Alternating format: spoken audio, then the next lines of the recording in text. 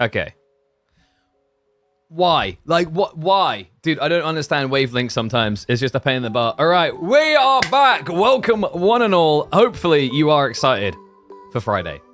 But I wonder, are you excited for Friday because it's like Friday and the weekend is here? Or maybe, just maybe, it's because it is the return of Midweek Muster. That is right. We are back in action. It has been a decent length of break, actually, since we last had one of these. But KPMM is back to itch that scratch you've got on the weekdays. Oh, this is going to be a fun one as well. We already have a stacked week number 1. You'll notice the return of a lot of familiar faces. B, Wham. You've got Numidan, Demu. So many different people in the Anatan, Voldemar. The list goes on. A lot of Volda esports boys. But you might also notice some new signups. Who's this guy? I've never heard of him before. Recon? Recon? I don't know. Well, I'll just have to see him in action maybe a little bit later today, or maybe across the weekend. Yeah, that's right. He's back. And we've got a pretty stacked roster, actually. I think we have a lot of people that like actually rank pretty highly in the pros, right? So like it's not even like we got a little bit of a light weekend. We are back into full swing with a great start and a great series to start us off. That is a bit chalked on Red Darksider's name. He needs to have a smaller name. I'm going to have to change his name to be our Darksider?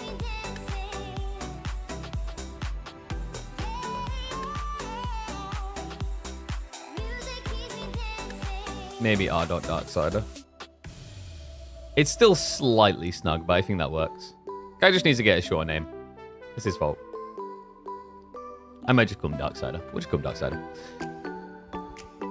Let's leave it that or RDD, which is more confusing. But yes, we're going to be starting off with good old Red Darksider. What just happened to the chat, by the way? Wait, what? I'm sorry, what? Why is the chat tiny? Chat got moved. You guys got D-ranked. You have sizing issues. I hear there are pills for that. Alright, let's get you guys sprang back into action. Where you belong. Okay, there we go. Yes, that's right. KPMM kicks off again today. 40 weeks, $500 a week. We've even got our reigning champ from the end, Wham, still signing up. Anatan versus Darksider is going to kick us off, but we've got plenty of series coming. We're going to be having a look in on Mim Micah versus Jif. That's going to be an epic one. I think Recon Mahodo might have to wait until Monday. We've got sort of series and Demu series that we'll have a look in on a little bit later. Voldemar Jondo will be happening a few hours. That'd be pretty cool to check out. So quite a few decent ones actually happening today. Quite excited for this. Anatan versus Red Darksider shouldn't be that tight of a game, technically. But I thought it'd be cool to start off with because it kind of represents this whole idea of like actually bringing people in and giving them an opportunity to get better, to practice, to train. Because Red Darksider, like he approached me in Germany at the Garrison LAN, where he thanked me. He was like, "Yo, this is a dream, right? I get to play against people that I admire. I get a chance to improve, a chance to get better that I otherwise would never have." And I was like, "And do you feel like you're getting better?" And his immediate response was, "Yeah. Like every time I play, I feel like I learn a lot." And I was like, that is exactly what we were looking for, right? We're trying to be anti-gatekeeper here. We're trying to get more people access to the path if they think they can do it, right? And there's only one way to know for sure if you can get a taste of it. And quite often people can't. So I think we nailed it with that. Like I'm proud of what we've achieved with it so far. Gate opening, exactly, dude. I hate gatekeeping in esports. It's actually one of the biggest negatives holding back esports in general. I get the desire to have like Marine Lord and Beastie and whatever in these like big tournaments, right? And it draws viewership, have Faker, so on and so forth. But at the end of the day, like esports began humble grassroots. And without it, without that grassroots element, without a logical feed through, it'll die on the vein. That's always been the reality of it. And we've seen this time and time again with these big leagues that just flop dead because they get too pricey. They gatekeep because you can't get in unless you can get on a $20 million team. And then eventually no one cares. So yeah, big shout out to people like Red Darksider who aren't like an accomplished pro, but will come and sign up because they know they're getting a lot of value out of this. And so do the players. They establish people like Anatan, right? Like this matchup might not be as meaningful for him for learning new things, but also maybe he experiments with something a little bit different. But it's also money on the line every single week, right? I'm proud to say that we've almost doubled the prize pool in the first iteration of KPMM, which is incredible. And we'll only go up from here.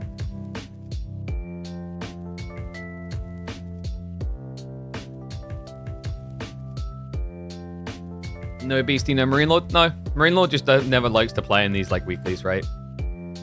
And Beastie, I mean, it is what it is.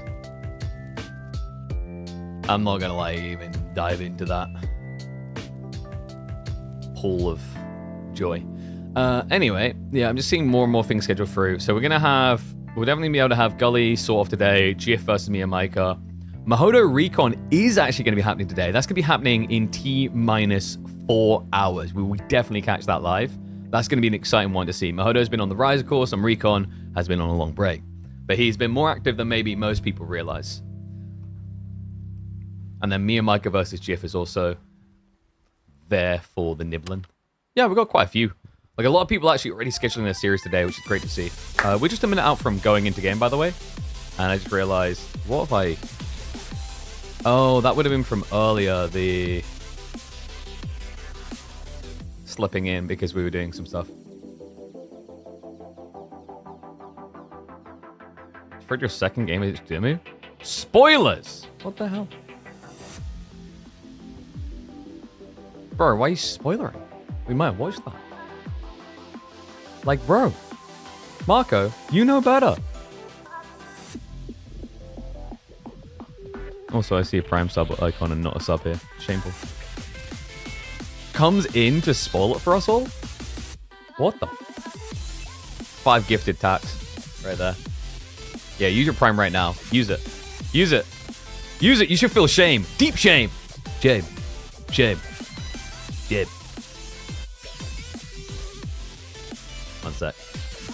I need to pause. Position. For the intros. Alright, let's turn the music off. Let's get ready to go.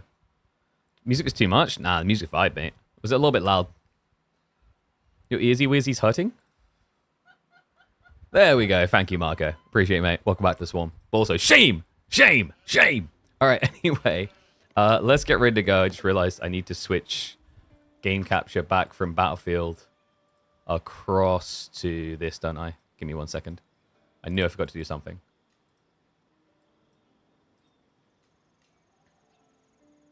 You feel like Cersei now?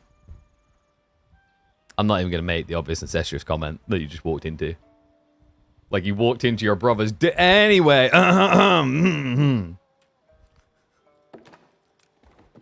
We are back. That's right. It starts now. The official beginning of KPMM Season 2. And we're already into our first series. Welcome back, one and all. Welcome back to the channel. It's been a while. It's been a wait. But we are finally here with the return of our weekly circuit. For the next 40 weeks, we have got daily action for the weekdays between upcomers and highly established players. And, well, we've got one hell of an established player, Volta Esports Anatan, who's had a great 2025 so far. Not able to thrust a trophy, but always nibbling the heels just outside of that conversation of top 3. Red Darksider on the other side, a community member who has been grinding his heart out to try and improve and has learned a lot. Red Darksider has actually signed up for a lot of KPMMs. He's qualified through to be able to play in a lot of them. The interesting part is actually rank-wise, he's been improving as well, by the way. Like, I talked to this guy in Germany, and he said that he loved the KPMM, right? That he was so thankful for its existence. And we talked a little bit about how it had helped him improve. And he really felt like it had made the difference. And I gotta say, it kind of shows in his ranking, right? Like, his season, he's off to a great start. He's actually 769th in the world. Previous season was like 1200th. You go back to Season 8, which, by the way, was like, you know, you think when KPMM began, Season 8 is like a little bit in that area and before. You know, he was down in the rank 3,000, 2,000 range, and he's been kind of climbing up again, which is great to see. Anno is definitely going to be quite a big challenge, though. I don't think he needs any introduction to the channel, but I'm going to do it anyway. Volta Esports Anatan, I don't think he's actually ranked on this account. In fact, yeah, he hasn't bothered to play ranked at all this season. Season 10 was the last time this account got an active rank, and that was set 22nd place finish. Pretty good. So we did get the Spimmin opening, by the way, and Red Darksider, I know he's a little bit of an Ottoman fiend. He loves this Civ, and this is a great matchup. Even on a map like Dry Arabia, the logic is meant to be like Ottos historically have done quite well against Japan, with a lot of their openings around like Spear into Sipahi play. So I don't know if Anno really wanted this Spimmin massing, but he's got it, and it's a little bit weird the way Red Darksider has done this, going into the racks, I feel like a lot of players on the Ottoman side have shifted away from this to more of a passive generation build, right? Where you just get the early military school, you get 2 free spearmen out, maybe you harass a little bit, but otherwise you just chill. But this is a hard commitment, man. So he's challenging Anatan to a micro battle, basically. Also very difficult when you consider that his defender's advantage, right? Like Anatan should have same, if not more spears on the defense if he wants to hard commit. It doesn't look like he's hard committing, by the way. Instead, he's not convinced there's more coming. The scout did just discover. I wonder, does he just actually ignore it, though? He's got 2 on gold, and also the scout... No, Red Darksider. Oh, come on, man. This is like a crow seeing shiny objects right now, man. I can't believe that. That steer away by the scout is huge, because now Anatan should have enough time to gather the gold for a tech up. That's rough. That's actually brutal. Small differences make the mile, right? And now the spinman will go to get the blocker in. That should be enough gold gathered. Almost. And hello, shout out to Initialize in the chat. It has been a while since the Race to World first Diablo days. That was ages and ages ago. Hope you're well, my friend. Anatan looking pretty well and swell here, though. Able to get what he needs. Gets back to base cozy. So, now with the tech up coming through, the obvious expectation would be to go into Yuumi. But in fairness, if Red Darksider gets a competitive tech timing, that's beneficial to him. Yuumi versus Sapahi is a horrible situation to find yourself in. And Sapahi have been ruling the feudal age in recent times. Glad to hear it initialize. I mean, AoE is on an upswing in my opinion. AoE 4, off to a great start this year. I'm looking forward to the DLC we've got coming later. I'm hoping it's going to be as big as Salt Ascend, which was the most successful DLC in the history of Age of Empires. Yeah, quite the big flex there. It's counterattack from Spearman, by the way. Anatan, he hits across the map. Ooh, he's going to get that one, right? No, the A-click. The A-click, I think, shifted them over. That almost looked like he was going to get the 5-person surround, which, like, 5 is a very easy number to pinch a villager entirely. Red Darksider does dodge the bullet. He's a little bit slow on his reaction, though. He's busy microing his spearman, so spent a lot of extra idle time. But Minimum Address is now going to be on the way. This is going to give him the food burst he needs with a better gathering rate to start going into those aforementioned Sapahi. I mean, the aspirations might be big, but the goals align, right? Like, Stormgate just came out of the early access, and I think it had an okay launch day, but nothing crazy, right? It didn't smash big numbers, unfortunately, for it. So there's, like, Stormgate is not really doing well. Like, I'm just looking at it now. It's got less than 100 people playing in the directory. Then you've got the story of, like, StarCraft 2, where there's just a giant question mark dangling over the future. It's all grassroots now again. Whereas for Age of Empires 4, there's, like, direct developer support. Same with AoE 2, actually. I think Age of Empires is actually in a prime position to become the growing RTS for the next few years. And at the head of it, I think 4 makes the most sense. Got a lot of love for 2, but we talk about this a lot on this channel. Like, the problem is when you're dealing with a legacy, there's a lot of people that'll buy into that legacy, you know? It's a great game. But also, your goal is to try and find new players. And also, if you're trying to absorb other communities like StarCraft 2 players, you know, we've heard this from people like Marine Lord when he tried to, like, go competitive in AoE 2. It was way, way too much of a high hill to climb. So AoE 4 being a fresher game, a newer game, having less permutations that you now need to learn is actually, like, a good sign for getting players across from other games.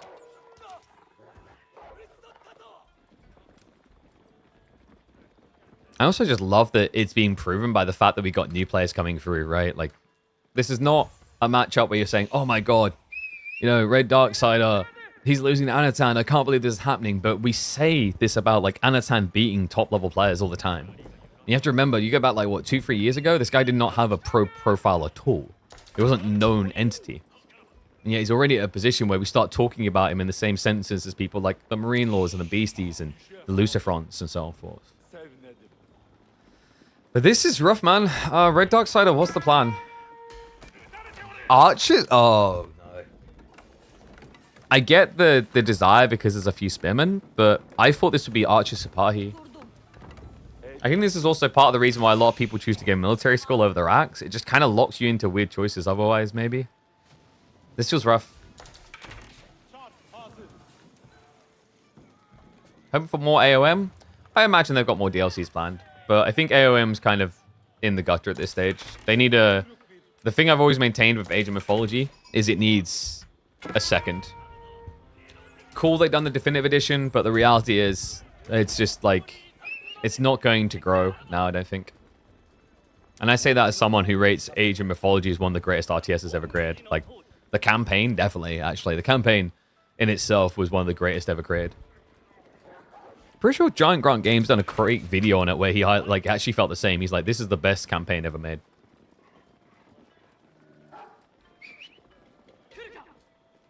Red Darksider. Oh, no.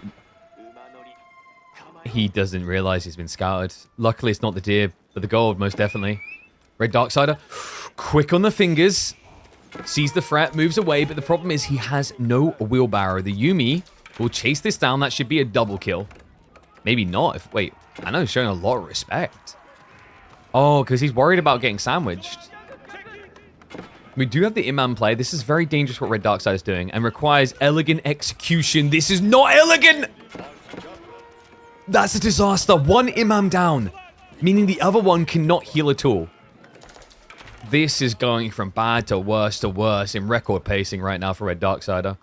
That was gruesome. I think he used Select All Army, and Imams don't get selected on the Select All Army, right? So you need to manually use them. You want to put them on a control group as soon as possible. Otherwise, that type of thing happens, and this as well. Oh, there's nothing going his way. Red Darksider is going to lose 5. He doesn't even react to it, and GG gets called.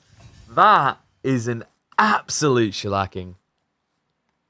Man, kind of a rough one, guys, but this is a little reminder of what happens. Like, when you go up against these high-level pros, they're going to try to stress test you on your attention span, and unfortunately, it seemed like Red Darksider, at first, he was able to keep grips of it, but that low attack, there was something attacking the north side gold while that hit was happening on the deer, and Red Darksider lost track of it.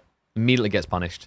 And another reminder, if you want to plant your base into the map like this, where you go out to the external golds and the deer, that's where you're going to need the wheelbarrow. In fairness to Red Darksider, I don't blame him for that. He got harassed off of his gold. He went out for gold, right? But going out for the deer as well may have been a little bit ambitious that early on.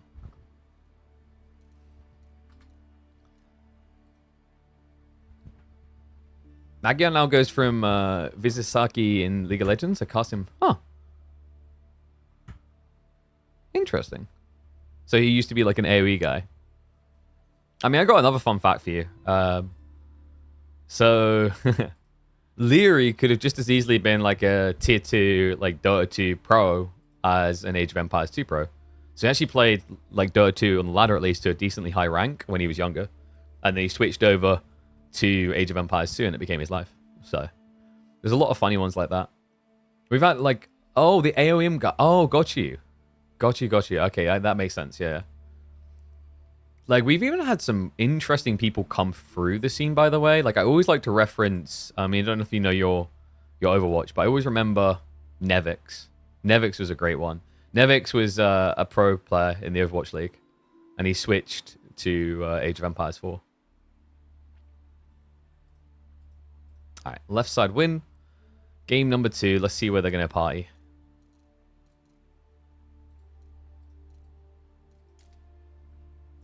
So G2, Frisian, so he chooses his home map, which is to be expected. Most people are going to do that in this situation. He has got Lancaster, but there's a Biz reaction, and I think Byzantines, oh man, they mean business right now.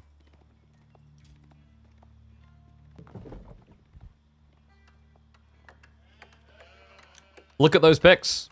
Right now, you're tempted to say, hey ho, wow. Look at that. An unknown is going to be Anatan, but I would warn against gambling that way. I'd be careful if I was you. Because in game number 2 of this series, in which Anatan is already 1 game away from winning, Byzantines is a beast.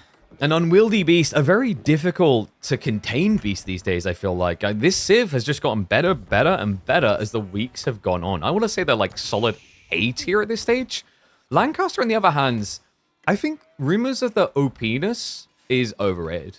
This Civ is like not actually as broken as people try to make out. It is as annoying as people make out. In fact, it's more annoying than what people make out. And I think that's where people really sometimes get confused on their takes on balance. It's bad balance because it's not fun to play against. It's not bad balance because Lancaster's broken. And we've been seeing that quite a lot recently, where like Lancaster's win rate I don't think has been as incredible as it was led to be believed like 2 or 3 months ago. Like you go back to the previous S tier tournament, not the most recent one, the one before, I think EGC Master Summers, there were some people speculating like in the qualifiers that it was going to be a really strong pick. Was it a strong pick for stomping lower seeded players in qualifiers? Most definitely. Was it a king amongst kings? No. Your efficiency sucks? Well, I've got an easy way for you here, Initialize. Like, I don't know if you're talking AoE 2 or AoE 4 here. If you play AoE 4, it's easy, mate. You just build the systems. Yeah, the system's like very interesting. Because I remember, was it Beastie who said that you need a PhD to play the Civ when it first came out? And then in reality, it doesn't really feel that way. I feel like there's other Civs that are more complicated or confusing to understand. Maybe even like a Bastards feels almost as confusing to figure out, because obviously there the management of economy is a lot more dangerous and greedy. By the way, open-wise, you seen what's happening here? He's guarding on the berries. Anatan does not want to be forced into a Hippodrome strategy here.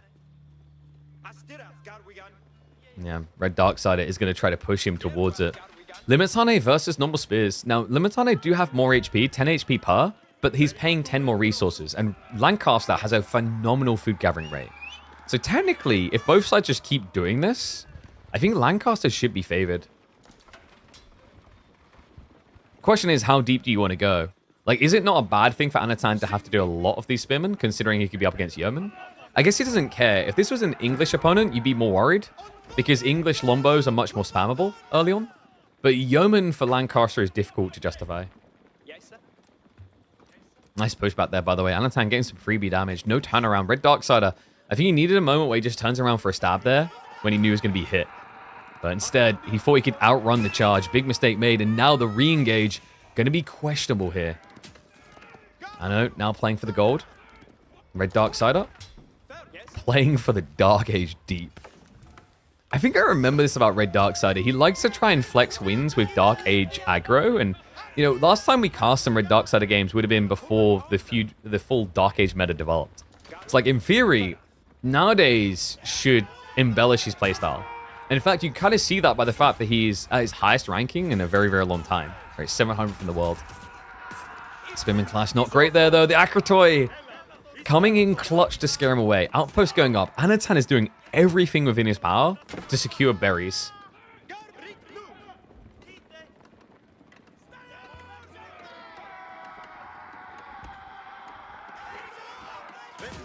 Spinman line should actually just be able to hold now. Like, I don't see red breaking through here. No, because you'd have to go after the villagers, and on 7 base damage, it's not going to be quick enough. So yeah, Outpost is going to go up. He sacrificed a few Limitane, but Garrison comes through, and that's going to equalize and favor Anatan in the trade. The chase down, even getting a bonus kill there. This is brutal, man. Red Darksider isn't too far away from an age up, mind you, but this has been expensive. If he can clear these spears without losing more than 2 of his own, then it's kind of still a decent exchange, because although your opponent's eventually going to get berries, he's now built an outpost, right? That's a very expensive investment this early on, folks. 100 wood, not to mention the fact that you have to build it, and they inherently take a long time, right? 1 minute by default, but obviously had 5. Yeah, here we go, Grand Winery coming through. Red Darksider, I think he forgot about gold. Yeah, he's overgathered. He didn't shift people over earlier. And you can see it on the macro. He's at 500 food and scaling. This is a rough position to find yourself in, because now that the Grand Winery's been locked in, you might be wondering, okay, why does he not just build more spears in the meantime? Because now Anatan is likely to play Lombo. And the worry about Lombo here, the reason why Lombo is going to be so good, we've seen Lancaster actually hates playing against English for that type of reason, is like Lombo rush plays is feasible. But even more so is this defensive map. The defensive nature of Phrygian Marshes, where it puts you in a corner, means that your opponent can't really be outmaneuvered or flanked as easily. Red Darksider, he's trying to get creative, and I gotta respect this. We've got Abbey of Kings coming through. The other problem with going for House of Lancaster's greed choice, the Lancaster Castle, is you could spam up manas, but they're not going to protect you very well if Anno is playing Lombo contract. Because Lombos are phenomenal at reaching in underneath the mana defenses to kill you. Yeah, like that's the trade-off you have to remember with House of Lancaster. Like, these manas, they generate a lot of resources. But the trade-off, of course, is that there's no garrison slots. You can't keep your villagers safe. They get sniped very easily.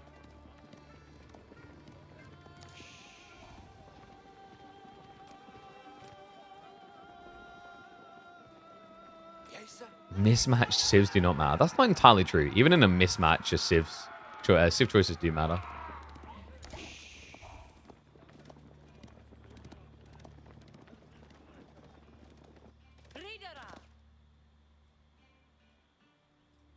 So Anno is on the stone now. Triple worker. He's making up for the lack of assistance because he had to go mass spears. And so ballsy as well, the way he done that. Like, I feel like a lot of the time you just don't try for this Limitane outmassing. It's just very difficult to achieve. But Anno trusted in his micro. Red Darksider looks like he's going to trust in the all-in. We have got 2 additional lords queued up already. He's looking at Handfist send it. Berries are being gathered on, so we're going to have Longbow mercenaries soon. Probably more spears as well from Anno. Needs to scout what his opponent is up to. We said Yeoman isn't very easy to do, but there's a potential for it. If you think you can actually trade out without losing Yeoman, then it's scalable. Like, usually the issue is even though Yeoman are fast, it's very risky. Very slow to get to critical mass as well. And it's going to be very difficult to justify when there's Lombos coming out. Could Red Darksider do Hovelar? Hovelar's a very intriguing prospect, guys, because if you go up to max Lancaster Lords, your Hovelar health is basically that of a Horseman, but you're only paying 90 resources instead of 120. Sadly, it looks like he's going to be going the Yeoman direction. And I really do mean sadly, because I feel like every time I've seen someone try to do this Yeoman mass against Lombos, it just doesn't work. Also, this sets up perfectly now for Anatan to add in Horsemen, which you can justify with your economy leaning into olive oil already, right? Because you're going to have all this extra food because you're primarily just floating Lombos. Because you don't really want to build more Spearmen now that your opponent has got Yeoman. And we can already see that stables coming in the back. Fishing's an interesting idea. Unfortunately, it's seen. Oh god, it's going to happen again. The good news is Lombos are really slow, so you probably get an early warning. You'll see him coming. I'm more worried about the Horseman opening, though. Like, if Anatan just hides the Horseman, goes up to 5 or 6, gets Expilatores, he'll kill probably 2, 3 of these workers, and he'll get paid 30 gold per kill. Remember, Expilatores is the tech that gives you +2 damage, which is almost a 25% damage increase for Horsemen. Only against workers. Did you guys know that, like, that tag works for fishing boats as well? It also means that Expilatores Horsemen are actually very good at killing off Knights, Templars, Pilgrims. A little fun detail if you're having to deal with KT on land and hating it. New outpost coming up. There's no dive here, surely. He might try for it. He's only got 3 Yeomen on the front side, but they are tanky. An extra 11 HP. We march up from both players. Anatan needs to pull the villager away. Neglects to do so in time, so Red Darksider will be the first to bleed the economy of his opponent here. The Lords, they're doing a good job tanking up. But it might not be good enough. No, the Lombos are just so good here with the double damage against these spears. Makes quick work of even the bonus HP. And the idea is, like, at this rate, it'll just be Lords left, dying to Longbos and emplacements. I think Red Darksider needs to steer towards economy. And he seems to agree. He's got 5 on the stone right now. This hasn't been harassed yet, but guys, it's happening. Expilatores is coming in 5 seconds. The Horsemen are already rotating. He didn't wait for the 5. But 3 is going to be pretty impactful. 2 hits to kill on these workers. And Red Darksider, man, like, he didn't build an outpost. He could have built one around here to get vision on both ponds and gather them. But now he's going to have nowhere to run. This is brutal. We've already got Anno now extending out towards the deer. No vision from Red Darksider. He doesn't know about this at all. He's about to discover the ponies. Red Darksider. Where's the reaction? He pings on the front side. Doesn't realize. Dive comes in. That's 1 worker dead already. He starts to move away, but that's already going to be a double kill. Easily free. This might actually be 4 kills. In fact, with the pathing. No, that's 5. That could actually be 5, unless the spears get hit quick. Yeah, so it looks like spears will save 1 life, maybe? Still, that's 4 kills, and reminder, Anatan got paid 30 gold for every single one of those. Nice rebate, right? You get paid to kill the enemy economy, the absolute dream. Kind of feels like the type of tech that Mongols should have now that I think about it, really.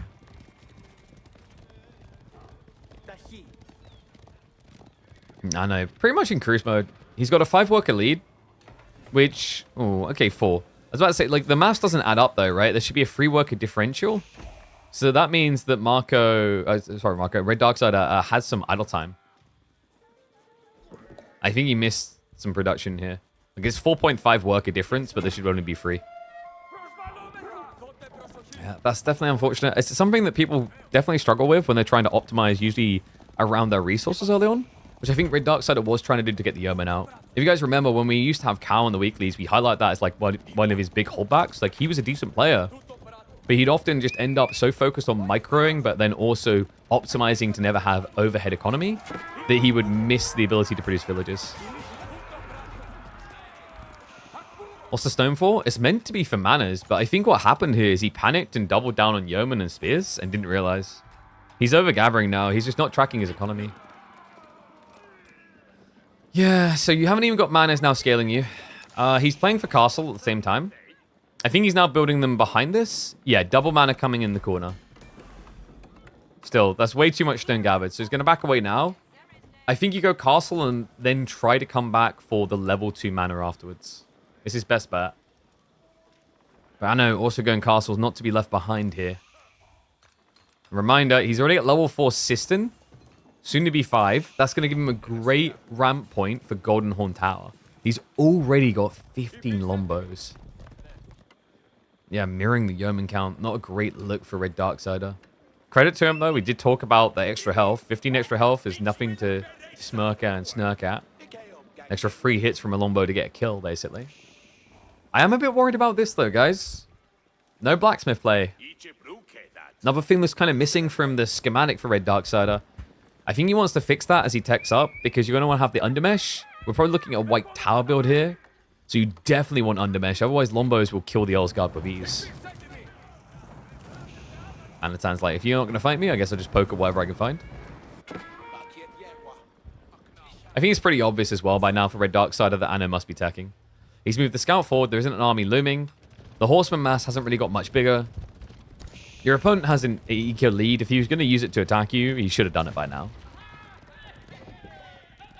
Still, has to be the defensive landmark. So why would he go white tower here over going for the King's College? I think part of the logic is he's maybe still thinking he has a timing here around Earlsguard. But without the undermesh, I disagree. It's also possible that Red Darksider is just going to hunker down now. When you go Abbey of Kings, you kind of do normally go white tower follow-up. Just the logic being you don't have a defense otherwise. So it might be that we just see him mass out on manas now. But he hasn't moved out for the rest of the stone. I'm also a little bit curious as to why he didn't just white tower here. Was he that paranoid about his positioning? He must have been. I mean, you could argue that he's going to tap this gold fairly fast, so why would you lock in 2k when you can lock in 4k? But this is more retracted anyway. Also, Red Darksider has food issues, guys. Because he took so long going into manas, he ran out of sheep. And wait, he's going 2 TC now? Alright, this is chalk. That's... I don't think this is the map for that. You're playing very defensive and it's becoming very obvious.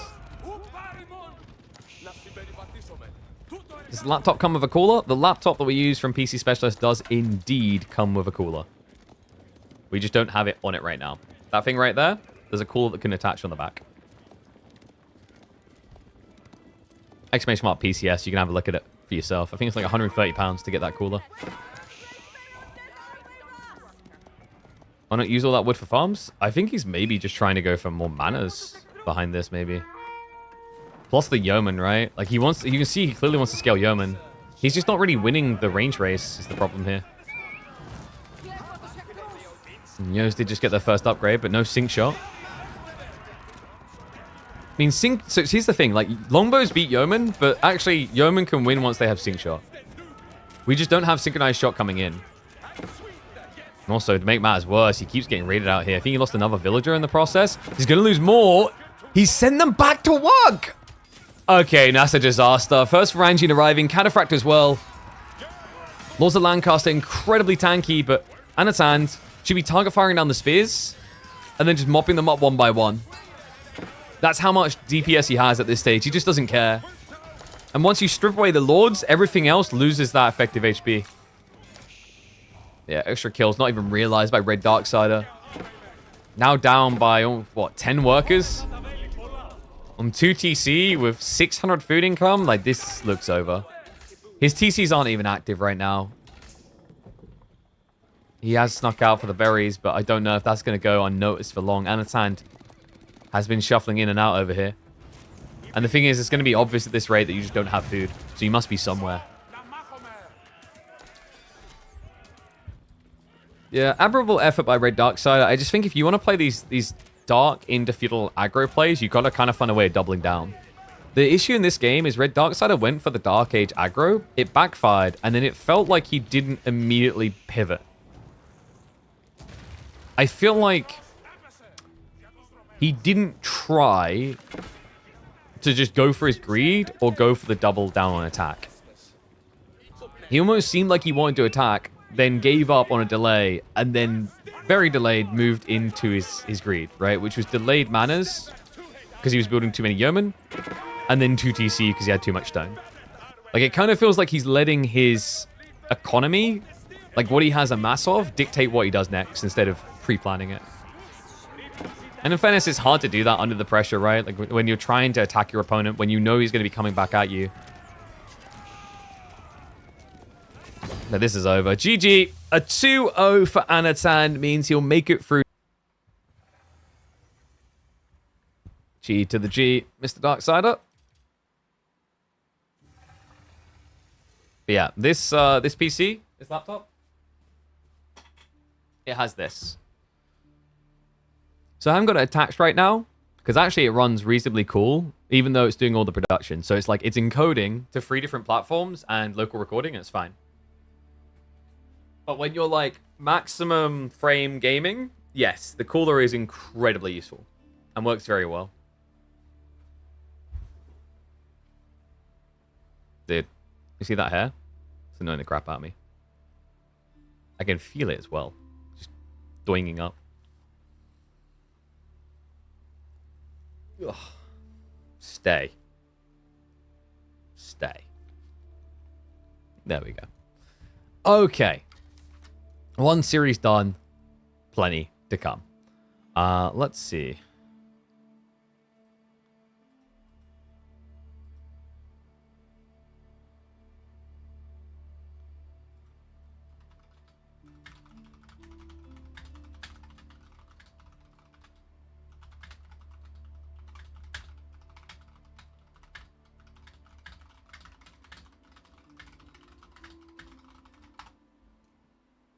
Love that KPM, but look at that positive attitude.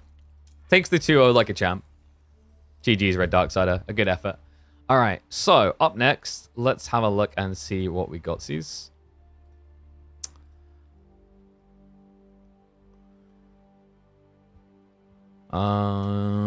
So we could probably do. Let's do the Mim Micah versus Jif. If I can find the draft. There it is.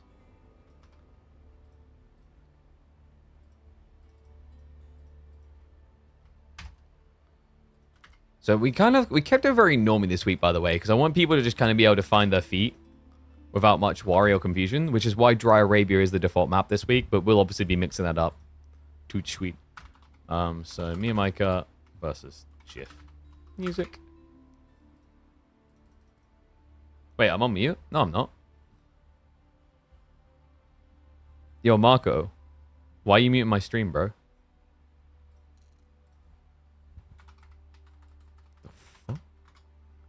Today's not your day. Yeah, dude. What the hell? He mutes me? Oh, KP, I'm a really big fan of the content. And mutes me! Ah, dude. Disgraceful. Disgusting. Can't believe it. Alright, guys. So this one I think should be quite close, though. I'll mute you. I think we're just going to have to ban you. We got your sub out here. We don't need more from you. Jesus. Alright, anyway. Let's get ready. Game 1 is going to be Delhi versus Sushi. So, Delhi for Mia, right? Yeah.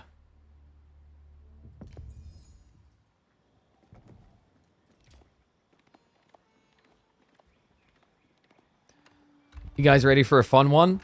The $20,000 tournament has started! And we are into the round of 32, and it's already a bit sweaty here. Mim Micah versus Jiff Music, two very high-ranked players on the leaderboards, are about to clash in a best of 3.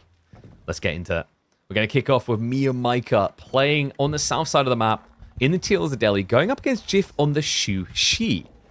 Interesting matchup at the moment, actually. I think Shu-Shi, have we seen them pivoting away from Pro Scouts more recently? I feel like I've seen some people like not throw out Pro Scouts when they're up against Delhi, just looking to get some units out. It just feels very weird to me because like for Shu-Shi, your units are typically going to be like, what? Chuganu plus something else. That's your ideal situation for long feudal. Meanwhile, for Delhi, they love going Ghazi. I think that that's already an element that puts Shu-Shi in an annoying spot, is that Delhi's premium feudal unit completely counters yours, right? And that's why often we see Shu-Shi just try to skip out on the age, but that's a delicate phase of the game. If you let the Delhi take control of the map too quickly and get free sacred sites, they'll mirror the castle play. And also, by the way, if we're talking castle on castle, I actually prefer Delhi for the Lancer spam because of the honed blades. Raw damage is better than raw attack speed. 20% attack speed increase should equate to 4.8 damage, but fights don't stay still that long. While plus 3 damage from home blades is just plus 3 damage. So even if the fight is moving a lot, when you club, you club. So let's see how they both want to play it. Looking at the spawn, that's not like terrible actually. That might be the full 72. Yeah, he can get 72 food and 25 stone out the gate, which for Dry Arabia in particular is really good. He could also go over here for the double gold if he's thinking some like PS. But I prefer the food. The only issue is it's fort spawn, so if Delhi go full aggro, you're not going to get much out of it, right? The disturbance of peace will occur. How's it feel to say $20,000 instead of $9,000? I feel like I was happy with Eva, and I'm kind of like Dr. Evil. You know when Dr. Evil was like, I want $1 million, and then he realizes that's not a lot of money. He's like, what? $100 million, and they go, that's still not a lot. $1 trillion. Okay, so next time we're gonna need 200,000 in sponsorship. What's better, supervised stable or scholar inside stable? So I think the interesting thing there is initially supervision, but as you burst forward, the scholar feels better. In this matchup in particular, actually, I'd say like the scholar feels better because for Shu-Shi, they sacrificed a taxman, sacrificed a villager rather to build a taxman. At least with China, you don't lose out on villagers building extra imperial officials. So that's a very big difference. If this was Chinese versus Delhi, I'd actually favor the Chinese taxman. But because it's Shu-Shi versus Delhi, I much prefer the scholar military efficiency rather over supervision. When it becomes 300% supervising, it becomes better again? Agreed. But like, that's a long way down the line, right? You have to navigate towards that first. And I feel like I've seen some Shu-Shi players tripping over this castle rush recently. At least against Delhi. And by the way, I would expect, if he is rushing castle, this to be the Mount Lu Academy, the one that gives the supervision buff. Because Shaolin monks just don't really feel like a great idea if Delhi's playing longer feudal. Because when you try to move out with this 200 food resource unit, there's going to be probably 8, 9 Ghazi waiting to receive. So you're just burning resources at that stage. Players realize that like the counterplay to fast castle Shu-Shi is just to block relics. Shaolin monks sound and look scary, but can be swarmed easily, right? So the counter reaction coming out of Shu-Shi players more recently has been, okay, that's a problem. Why are we throwing away 200 food every time we spawn one of these guys? Why don't we just put that food into active Lancer production, secure the map, and get our relics slightly later? By the way, he did go for it. I don't blame him, man. On Dry Arabia, getting 72 food just feels so rare. Does mean he's going to have to think about posturing to defend his base. Mim Micah hasn't invested in the first building yet, but that's coming in a second. I wonder, is he actually a blacksmith first boy? Some people like to open the blacksmiths and then follow up into the units. And yeah, Mim Micah is one of them. The idea behind this, the theory behind it is pretty cool, is if your opponent's going Chug, you'll have undermesh in time. The negative, of course, is if your opponent's going pro scouts, you're not actually blocking them at all. And looking at the macro, this is definitely pro scouts. Food is very valuable in the early game. Early and mid game, actually. Remember, food tends to be the thing that is going to dry up first. Between gold, wood, and food, on maps like Dry Arabia in particular, you always run out of food. Which is why I've always rated playing on berries with the Meditation Garden much higher than any other choice. It's nice, actually, that he got the stone as well, because that lets you get some hand cannon slits. It also means if this pulls forward into Castle Age and you go relics, by the time that relic war is over, you're probably like, what, 12 minutes in the game? Generating 25 stone a minute. Like, you're going to basically generate probably 225, 250 stone by the time you think about a second TC. It's pretty nice. Think Sushi can beat Delhi in Feudal Age? I feel like it's... I don't want to say it's impossible, but it does kind of feel like an uphill battle, though, no? On a map like this, anyway. I get where you're coming from. If you're playing like a very linear map, maybe? Something like... Cliffside? I think Cliffside has really nice choke points. Actually, I'd say Cliffside's better for Delhi, no. Maybe something like Coastal would make sense for what you're describing. But Dry Arabia is quite wide. Like, trying to block all sacred sites with Chuganuing, not so easy. Yeah, we do have the first Ghazi approaching, but a good start for Jif getting the goodies home.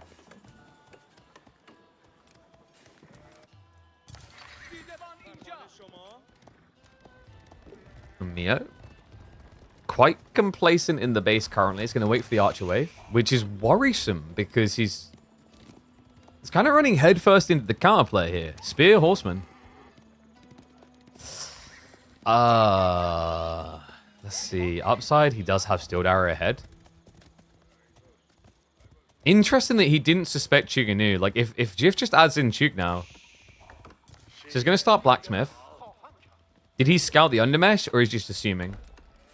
Okay, it looks like he's just preempting. I'm a bit surprised by the Blacksmiths without any information. I would have expected this type of play if you were going to transfer into Chuganu. But we don't have any archer range yet. He does, however, have 4 on gold, which kind of suggests that he might be going for it. Neo on his way for the first slash. He has not waited for the archers. No, he's going to march in with the Ghazi on their lonesome. Jif can't really use the Stealth Forest to his advantage here. Why did that... Wait, why did that sheep switch? You guys saw that, right? What? Huh? What? Wait, did Jif click to, like, Dono? I'm confused.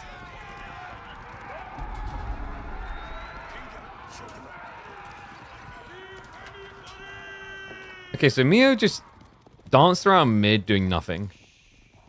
He's locking in the sacred site as this is happening, so it's not like he's not getting anything out of this at all. He hasn't revealed the archers yet. I'm confused by that sheep. But the scholar, wait, he bails on it! The archers, they didn't move in position. Guys, he hasn't captured that sacred site. Mim Micah has no gold gen. And he's up against Pro Scout gathering. Oh, this is bad. This is really rough. If this decaps, he did at least get the south side. Okay, so that's something. Double Horseman's now going to intercept, though, so we'll lose the Scholar. But the other 2 sacred sides are locked out. Jif is not allowing it. And he is surging Horseman now. Makes sense. I think, like, Jif just wins with Horseman, right? Because if your opponent's playing between Archer and Ghazi, there's no counter to Horseman at all. Meanwhile, yes, Archers counter Spears, but Spears counter Ghazi, right? And Horseman kind of mirror out against the Ghazi, but can ignore them. I don't know. I think Mio's got, like, the softer underbelly that he has to be worried about here.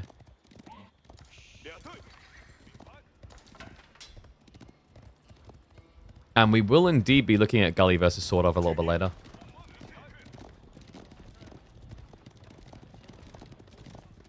Plenty of series to cast today. We'll probably also look to maybe play some Battlefield in the evening. So you guys can have another chance to get yourselves a key.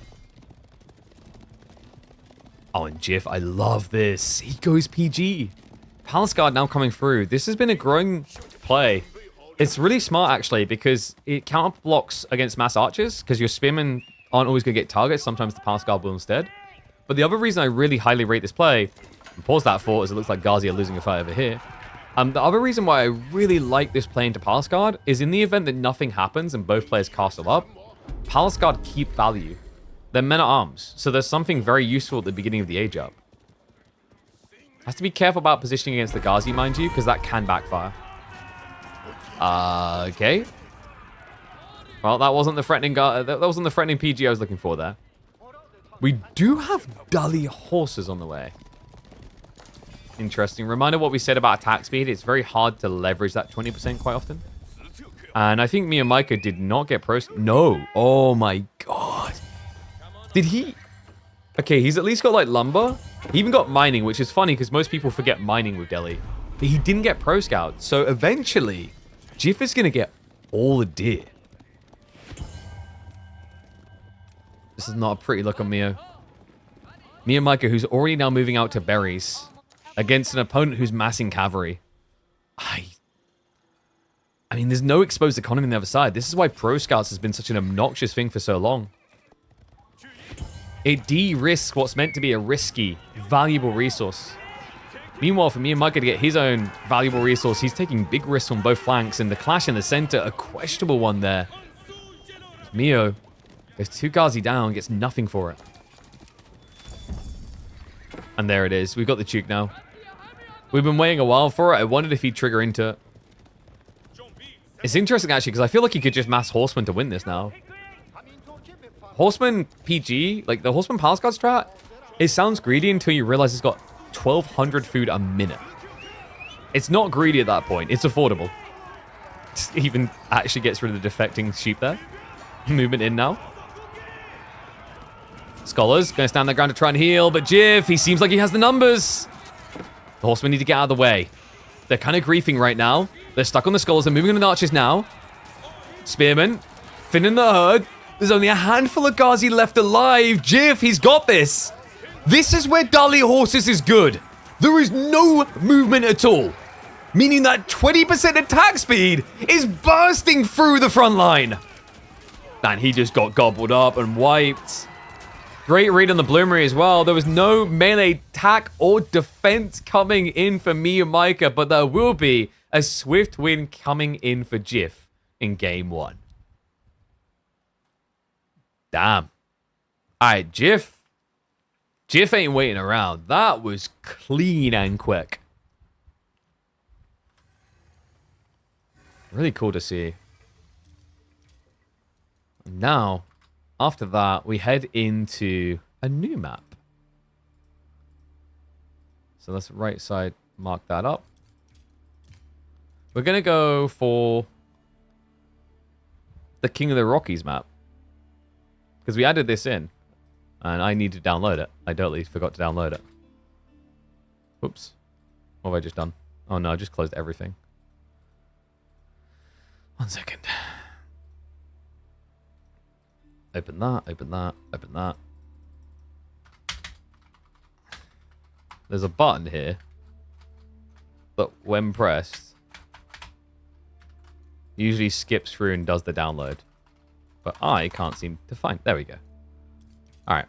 1 sec. I need to download the map. I could have sworn I downloaded it, but apparently not. But yes, guys, the King of the Rockies qualifiers are happening at the end of the month. So, we thought it'd be cool to put that map in so that people could practice, experiment, etc. Jeff got all the best saves, but Mio got HRE, and people keep telling me Lancaster is broken. Are you admitting Lancaster is not broken? We'll do predictions on not this series. We can definitely do predictions on the Recon series.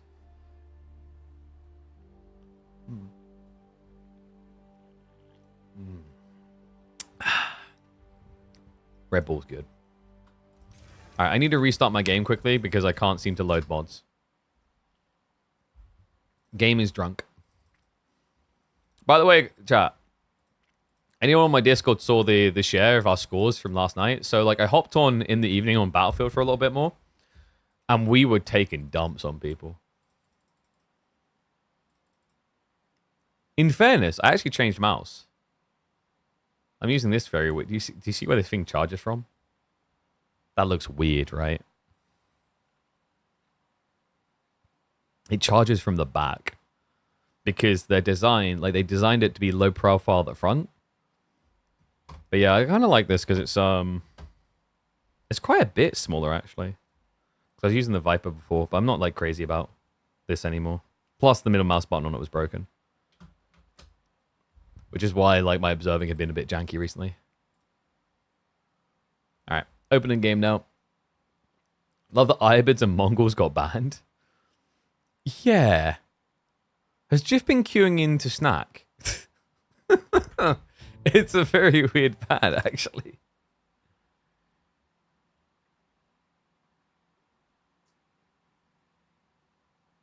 I am like, I'm stroking my chin as to why Mio did not ban Chinese, though. I think that's outrageous. I think Mio values Mongols way too highly. Because he always picks it. It was weird he didn't pick it this time, actually. Like, banning Mongols over Chinese is crazy to me. And the funniest part is, like, Jif kind of knew it? Suspected it, maybe? I don't know. Alright, let's get this map downloaded. So, Front Range is the name of this. I don't think this has actually been added to... No. And apparently Cal's on holiday. Okay, I don't know. I don't know if Cal's watching right now. He just needs to update the system so we can manually add, like, map names if we want to. Because the system has some flaws. Like, for my format, I can't... To the map selection pool, I can't, like, necessarily define... Actually, no, I think it's fine for that. But, like, not being able to just add in your own maps or whatever is a bit annoying. Same with UI sleeves, actually. His old system let you do that. So I don't know why he changed it that much. But anyway, let's get ready to go.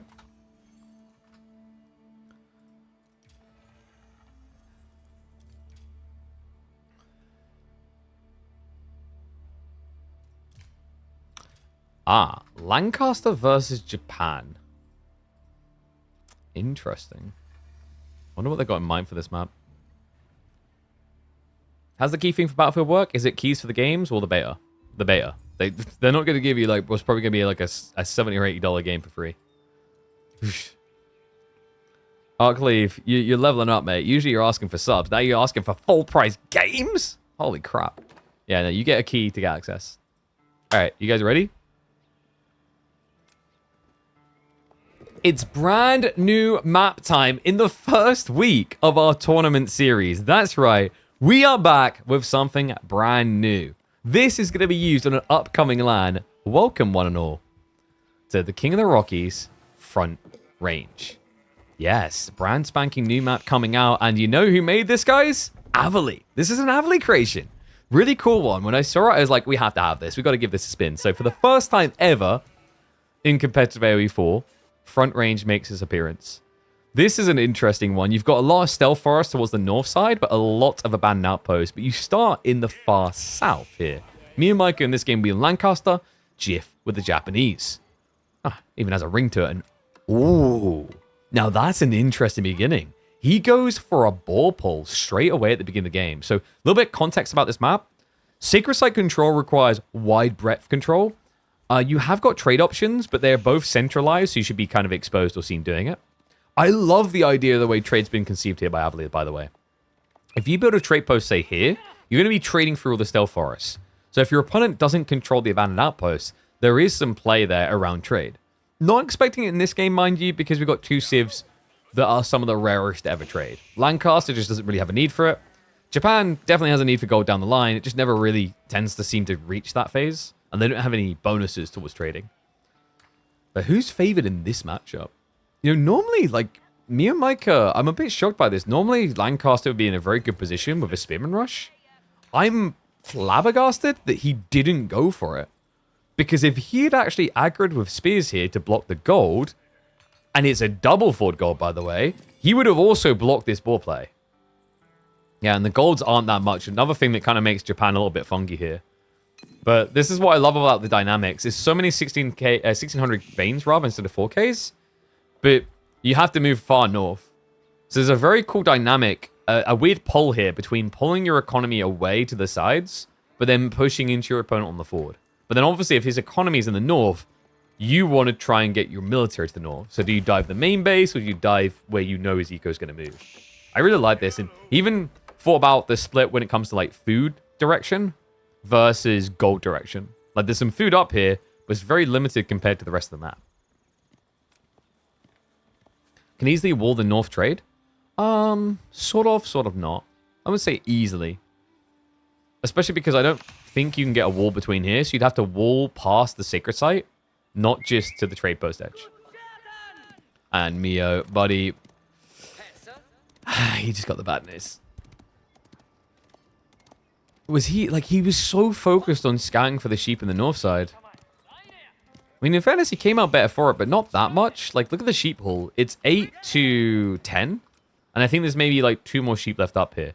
This doesn't seem to be, like, a food-dense map for sheep. It's more about the berries and the deer. Yeah, there's, like, a decent amount of deer here as well, right? 20 plus the small stacks are free, so there's 20... yeah, 26. So just too short of, like, Dry Arabia. Looks like a bad map for Malians. Finally. Didn't know those existed. Yeah, I don't think Malian players are going to be, like, shedding a tear too much about that one. I think Mali does okay, you know? They don't really need more maps where they're very, very, very good.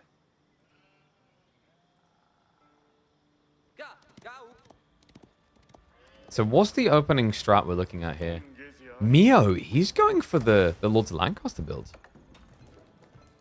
I mean, I saw him build the Abbey of Kings, but he's adding in more. I thought this would just be like one Lord, a little bit of harassment onto the boar, and then you just choose greed. It's not. Meanwhile, for Jif, though, he's definitely looking at greed, isn't he? Look at the food and gold he's holding on to. We don't have that much wood gathering, so he's not prioritizing your production building. I think we might just be seeing an outpost. Yeah, it's already coming up. He's got an outpost on the front. He's also got the deer in range of the TC. Just a lot of food to work with there, actually. And then the berries were kind of backward spawning. Or to the side, shall we say. So kind of harder to reach. Yeah, that ball made the world of difference. And look at the respect shown. Straight away, just gets out of there before the Lord can even think about getting a lick in. Gathered most of it as well. 800 left on the ball. That's a pretty good gather. He didn't get Tawara, which is a little bit surprising. But this is because Jif is optimizing that castle timing we talked about. Yeah, this is a castle rush into an attempted cheese. And I don't blame him. Mim Micah with Lords. Unless he can find a timing quickly into Rams, I don't know what you do here. He's building manners behind this. So I guess he's scaling. My worry is when the Mad Samurai come in, what's your answer going to be? And this map is front range. It's a map that Avali created for the upcoming King of the Rockies.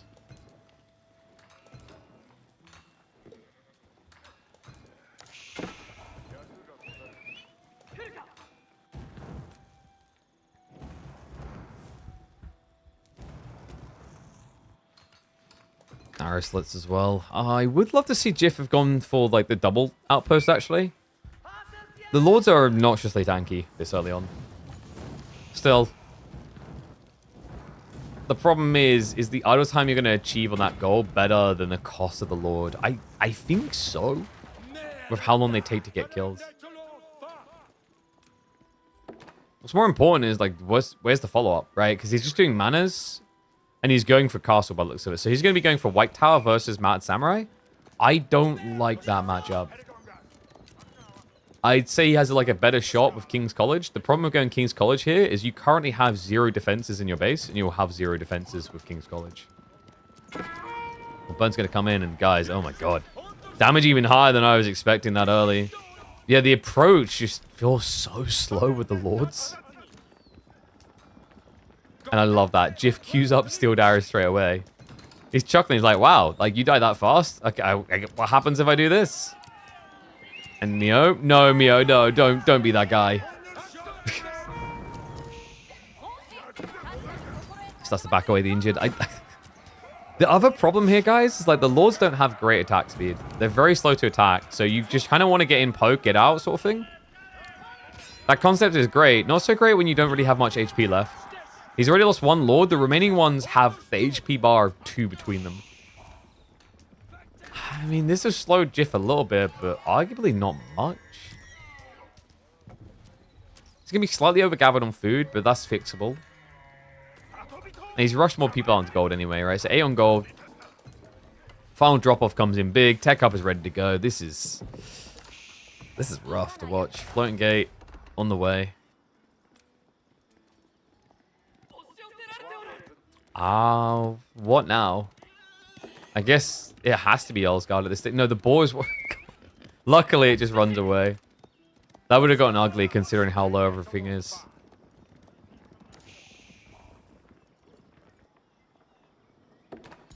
And nicely I did Rivtor. He did indeed cancel Steeled Arrow. Plus the drop-off timing made it look really weird. I wonder. Yeah, Mio just realized if he has to move north, he's going to be seen. So he does decap. That's very important. Because at this rate, he might need to sneak out somewhere safer for food. Because this is the predictable area, right? All the food on the south side. And wow, does he look to secure it. It's going to be a white tower drop. Secures the gold. Extra stone, but most importantly, it's going to be the deer and the berries because this game, Mim Micah is already down to 1 sheep and eating berries. Meanwhile, for Jiff, he's still got a little bit of runway here, right? He's got the triple deer, which is beneficial to him. He's still got 3 sheep, and the Kura storehouse is coming in clutch now. That's the big difference. Kura really does make the world of difference in these situations. First 2 Mount Samurai just got queued up. And Daimyo queued as well. So the Abandonment buff, as well as a quickly produced Knight to go alongside the 2 existing. A little bit ambitious with the Shinto. But Mio doesn't see a thing because his scout isn't here. No, he's far, far away.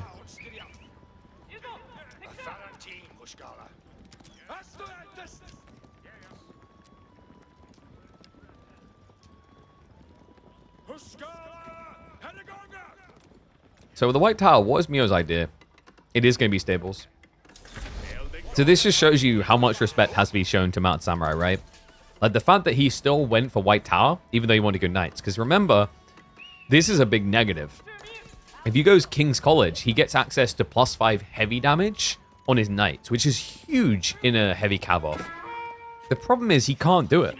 If he'd chosen to go for the greed choice, the tech landmark, he'd have no protection on the golds. Mount Samurai would just kill him. The only way he could have achieved that is if he was prepping Spear ahead of time, which he never intended to do. I think part of the reason why he didn't want to as well is like if you prep Spears, Japanese love any reason to build Yumi. And man, they are getting easy kills here. The Lords aren't even trying to fight back. And that's just wasteful, right? Like having the Lords that far uphill, now your Knights don't have extra HP. Now your Earlsguard, they don't have extra HP. Not as much as they were gonna. He's at least queuing up more Lords, but these are 160 a pop. So you're pretty much sacrificing 2/3 of a Knight every time you have to build one.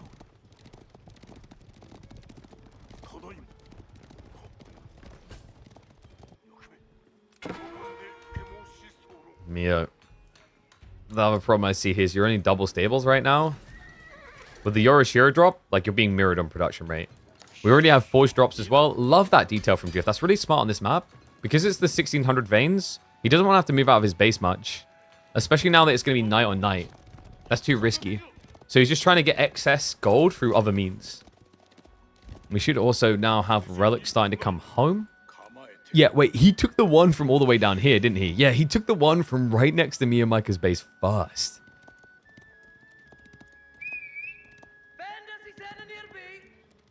This unbalanced map spawn. In what way? You mean the relics, maybe? The relics are a little bit janky. The gold's a bit fun. I'd say the gold veins are the weird one. The center area is, like, not great. Over here, you've got, like, what? 5 versus 5. You could technically, like, categorize this elsewhere. I'll probably ping Avley about this. I think this needs to be, like, refought. Because this split is definitely weird. The cliff's done some weird things for sure. Other resources I think are fine on balance though, like berries, D, etc. Nice now with the dive in. Hello. Mio. Oh, he's getting good kills. Only 2 in the end, though. And the problem is you just revealed your hand. You'd think Jiff was going to come home. He's not. He's reinforcing to defend. And he's now going to move in for his own counter-offensive. 3 worker kills achieved for Mim Micah. Can Jiff get more? It's tricky. Right now, Mio has everything around the White Tower. Not something you can afford to dive. Still, even though you got these 3 worker kills, keep in mind that Jiff is on track to have 4, maybe 5 relics this game. Yeah, his position quite desirable by comparison, because the problem for Mio is like this is a gold rush between the two. And Mim Micah is almost out. He's down to 200 gold, and then he has to move out to the north side. Maybe those vein spawns are going to matter. I mean, he has a few to work with here. It's just a case of whether he can even reach them in the first place.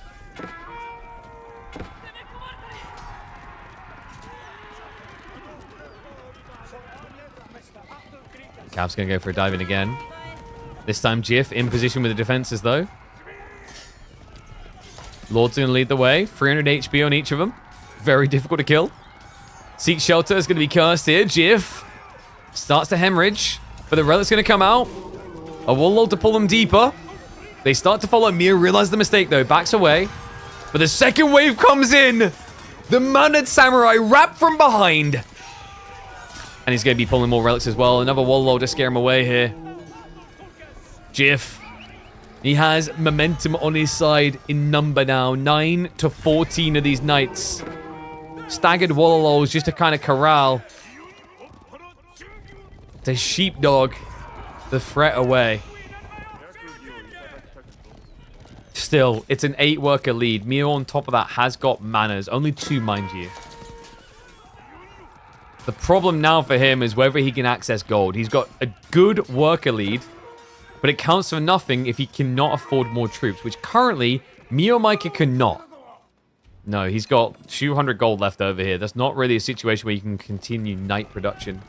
So he now needs to move for excess resources. And this will be the excessive area. I mean, maybe the gold difference is going to matter in this game. And like, if this was your gold spawn, maybe you could justify building a castle in this area. You're not really going to build a castle for less than a 4k vein. Rack spam now. He's switching spears. Oh, no, dude. That's like the worst thing to have to do now. The problem with switching spears here, guys, is your opponent just lost a lot of economy. What would be the best thing you could do now that he's lost a lot of economy? Have to build the unit you get a good discount on. Remember, Yumi are very, very cheap. And a perfect counterplay now to Spearman.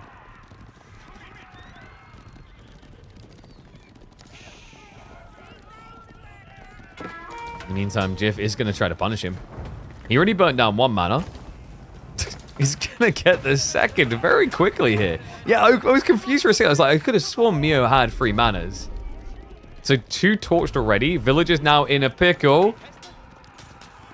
And Mio, the Spearman not upgraded. He never gathered the last gold. There's no veterancy. Yumi aren't required. Jiff can just roll him over. Roll him up like a carpet and then throw it on the bonfire. He goes after the manas again. This is ugly. Only wave number 1 as well. Remember, like, there's 18 knights in total. Only 13 of them here. Jiff has reinforcements coming, trickling in. At this rate, they won't even be needed, though. This Spearman just getting cleared up so easily. And now, with limited to no defenders left, it's just a matter of finding that economy. He's found the tree line. He'll steer towards it. The White Tower is the only thing you can't dive right now, but these workers are forfeit. And so's that eco lead that Mio worked so hard for. Only 1 mana. His opponent is going to have 4 relics. Maybe 5. And access to gold, which is more than you can say for Mio. He has at least now got what he needs for veterancy Spearman. The Jiff, did he do the Yorishiro drop? No TC Yorishiro drop at least. But wow, it doesn't even matter. He doesn't want to try to find the way back. GG called. A 2-0 victory for Jiff here. An impressive performance in the first of our 40-week esports circuit.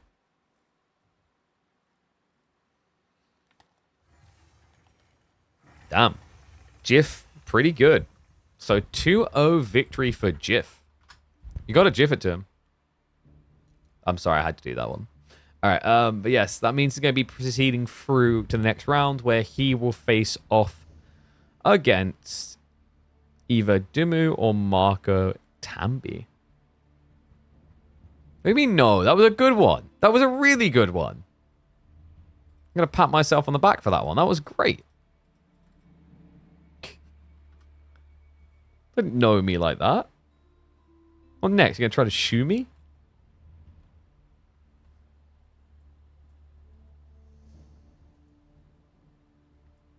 Let me just mark those up as well. Oh, my throat is really rough today.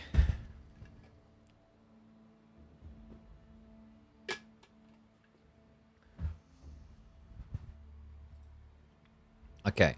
So, let's see what we've got up next.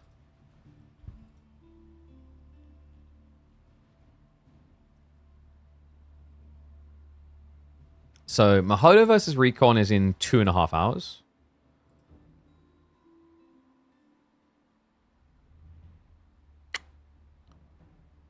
We could do Kiliadi's series against Zvezdos. Or Little Stars, it's translated. Or, actually, no, we do the sort of run, right? Sort of versus Gully.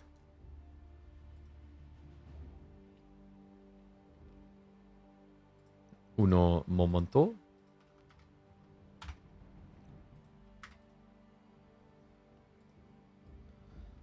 But we got a live series in half an hour, right?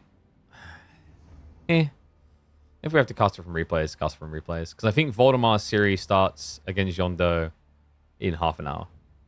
Yeah. Is this Gully guy? I mean, I feel like I just always watch him lose, so no comment. Yo, what's up, Pope DS? Thank you very much for the sub, mate. Welcome back to Swarm. I think I need to move the notification window up a teensy bit, don't I? To like there? Yeah.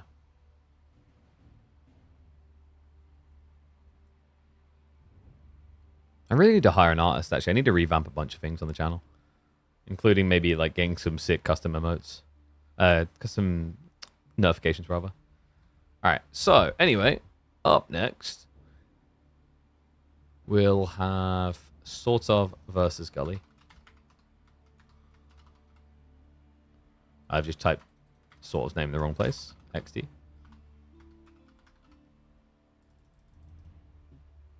Wow, no, Gully's name doesn't fit. Wait, how is your name classified as too long? I think these drafts need to be readjusted.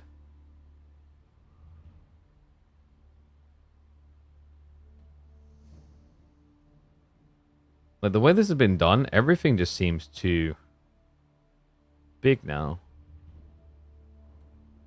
I'll just talk to Car about that.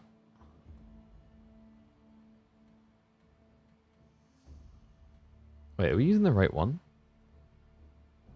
Maybe not.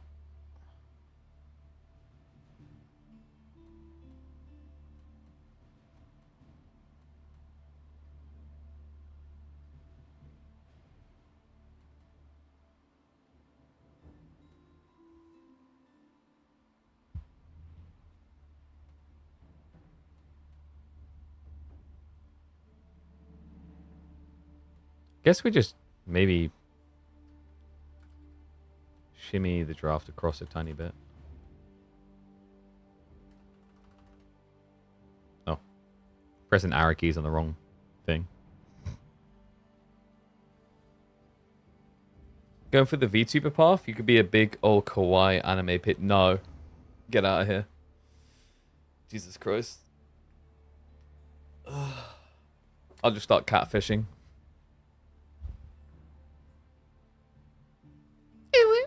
Okay, no, dude, we're not doing that. Be like, Miri senpai. All right, anyway. I've shamed myself enough. I've shamed my family deeply. Let's get on. Start catfishing, aren't you already? Hell no. I use this face to keep people away. Oh dear, do I need to remind sort of about there? Okay, but, to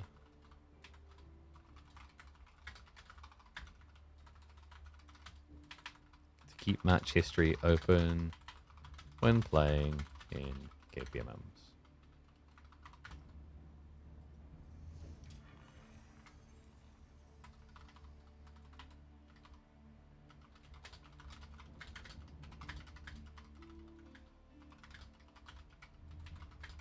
Yes, you're a good boy, Gully. People just need to remember to do this, because it's like... If, like, luckily no one was a problem for it big time before. But it's like, if people are gonna... Like, Dumu's data is privated right now, for example.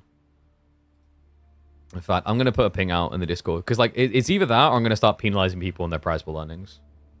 Which I don't want to have to do. Because it's like if I literally can't cast the games, why am I even running the tournament? You know what I mean? So it should be an easy thing to fix. I think people just need to be reminded.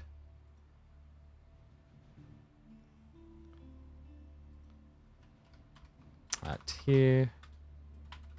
Actually, at everyone.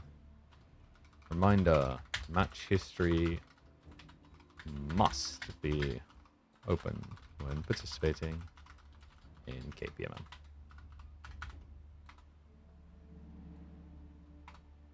Long time since I had KPM give it. Yeah, that's what I mean. That's why, like, I only do that. I would only penalize people if it was repeat offenses. That's why I just pinged out everyone to have a reminder.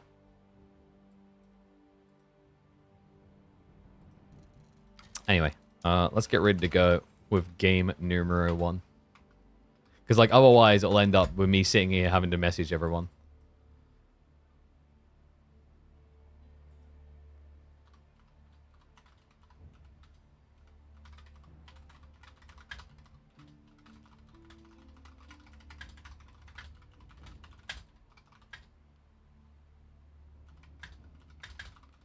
There we go. Good guy, sort of. He's like, I'll do it straight away. I was like, no, you're fine. Gully's got you covered. All right, guys.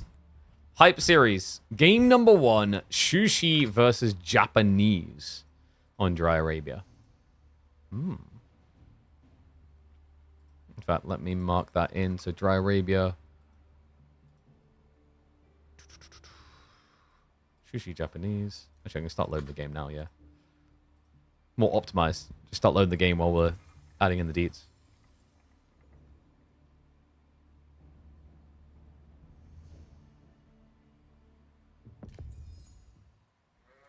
I bring the Wallolol to the stream? I'm an old guy wearing a long dress?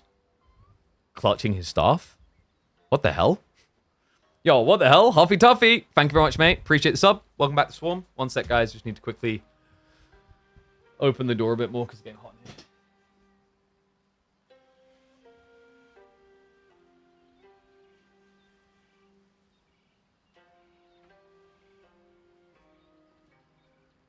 Alright, y'all ready for this? Would you ever consider putting together a tournament for lower leagues? You don't have to pay out and you can just cast finals? Maybe, but like the problem is there's still payout, right? Because someone's going to have to organize that. Like, my admins don't work for free, right? I have to pay my admins. So that's the only issue. Is like it's all good in heart and theory, but like somewhere, somehow, someone's getting paid or whatever, right? Someone's going to have to like volunteer to organize all that. It could be interesting, and then we could have like finals on a Friday. Maybe. I'm not against it. But I agree that it wouldn't be able to be paid. And that's the big problem. If it's not paid, then actually organizing people to even turn up is going to be a challenge, right? The reason it can't be paid, for anyone who's wondering, as we get ready for this game, is that if I pay people, then people are inclined to like create Smurfs who are higher rank than are meant for that tournament. Right? So you can't pay people is the problem.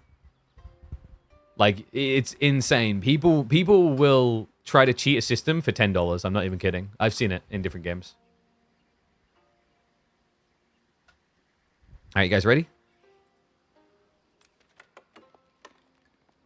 This scene can mean only one thing. KPMM is back. That's right, the perfect way to spend your weekdays. Whether you're watching the YouTube videos later or watching the streams live. 40 weeks, $20,000, $500 per week. And we start here in the round of 32. And we have got a banger, folks. This is going to be a tight matchup. Sort of versus Gully Deco. I think they're very tight in seeding, actually. Maybe like, I want to say, well, 18th versus 14th, something like that. Sort of probably a little bit better known to people, but Gully Deco has been persistent and consistent on his grind over the last year plus, while Sort of has been a recent resurgence back in the scene. And I've got to give him a lot of credit, actually. The grind has been real. This guy's putting in like 7, 8, 9 hours a day. Meanwhile, Gully Deco puts that much time into school. Wait, school's not that long. Oh, God. Is it? Hope not. Yeah, Gully, definitely a very capable player. We've watched a lot of his games. You would have seen him on this channel before. Japanese versus Shushi as an opener is kind of fun, though. Especially with Japan just finding so many new, vibrant builds all the time. Around 6 hours for school? Ah, but that's where you get scammed, right? Because you got to equate how long it takes you to get to school, how long it takes you to get ready to go to school. Then your lunch break, I think, is like, you're not counting the lunch within that, right? This is the scam of it, right? This is what I went through when I worked in a software company where the office was like 40 minutes by car away from where I lived. So actually, like in actuality, you know, all the breaks and the in-betweens, whatever, it's an extra 2 hours per day that you spend on your job. And that is when you realize how much of a sham and a scam 9-to-5s can be. Dry Arabia is an opener, by the way. We're using Dry Arabia in the first week simply because I want people to get adjusted to this format again. Remember, we're going to be doing this for 40 weeks. And every single week, remember, we change the default map. We have something different. So the map pool tends to rotate every other week. But, for example, we've got Front Range in there. We've got, I believe, Canal in there. Next week, we could say, hey, Canal's going to be starting map for every single series. So really cool kind of detail there. I think it's a great way of gathering data on new maps. It also makes people adjust to the environment. Not just, hey, I'm going to pick Dry Arabia every single game. Even though this week, we've kind of done that. Sort of. That was that was quite funny. He was looking for a better one. He was scanning through the area. He's like, oh, this sucks. He just goes all the way back. So a lot of wasted time there actually walking east and then coming back. Who's the underdog here? I believe Gully is based on seeding. And also on bench press. Sort of, if you may know, Sort of is quite a beefy guy, you know, like he could definitely bench a decent amount of weight. Gully, on the other hand, I don't know what he looks like. I'm just assuming he's like your typical scrawny, lanky twig teenager. In before Gully's like, actually, KP, I'm on the rowing team. And then we laugh when we discover like he lives in Bavaria or somewhere where there's like no real water. Why do you need to row, bro?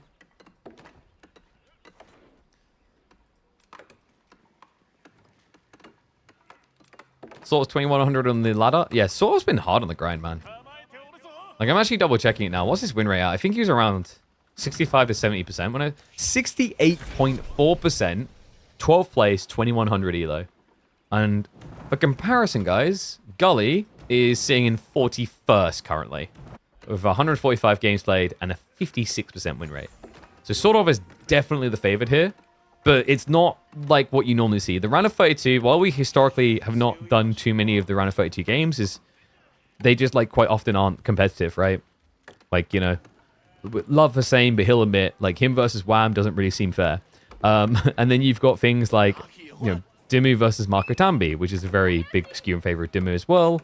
Or Anatan versus Red Darksider. Anatan is definitely the favorite there. But then you get some of these matchups, such as Sort of versus Gully. Voldemort should be favored against Jondo, but Jondo could take a game. Lash versus GUA should be very close. Myriad versus Phil's Bow could be an interesting one. Recon versus Mahodo is going to be a crazy one. So there's definitely some. Mim Micah versus Jif was meant to be the one in my mind that was going to go 3 games. Spoiler alert, didn't. Opening-wise, this is cool from Sort of. We've got Chug straight away. Okay, different approach. I was not really expecting this. But Gully, he already set up the racks. So it puts him in a predicament. Follows up with the stables now. But stables plus archer range for Chushi is pretty good, right? Like, you get the Chug, and then you get the buff production rate via the supervision for the horseman. Usually your blacksmith time is going to be better. I will give credit where credit is due. Japan, because they start with a blacksmith already, with the forge being their mining camp, they tend to do well on hitting blacksmith timings if that's their goal. The problem is if you become reactionary. Like, if you don't realize what's coming, and then you try to pivot into blacksmith play, that's where you're going to struggle. Sort of, at the end of the day, though, is still being a greedy mother ducker. We've got pro scouts. Yeah, pro scouts Chug opening is a little bit different, actually. Not what you normally see. Typically, you're probably imagining a few horsemen here to go alongside the pro scout play, but the problem is because Gully opened with a Rax, he's bait and switching on sort of. We've got one spearman, just one, and then a horseman switch. This is pretty smart.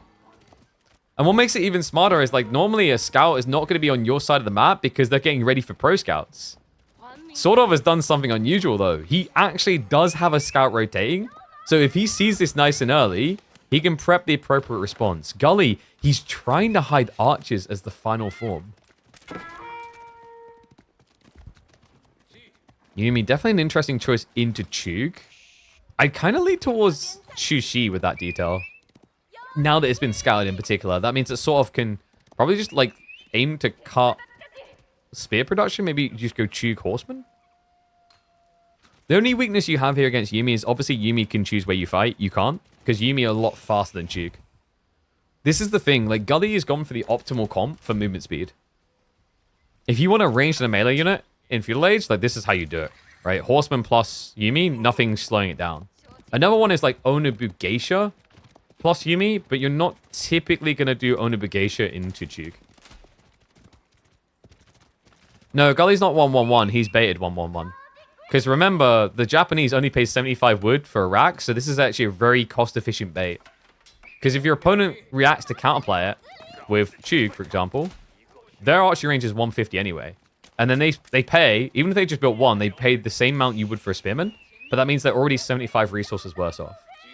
So that's the concept of what Gully's trying to do here. It's pretty smart. The problem is, sort of saw it. Like, he read right through it. He saw the archery range before it began. So he should have the appropriate response, and we've all experienced this on the ladder, haven't we?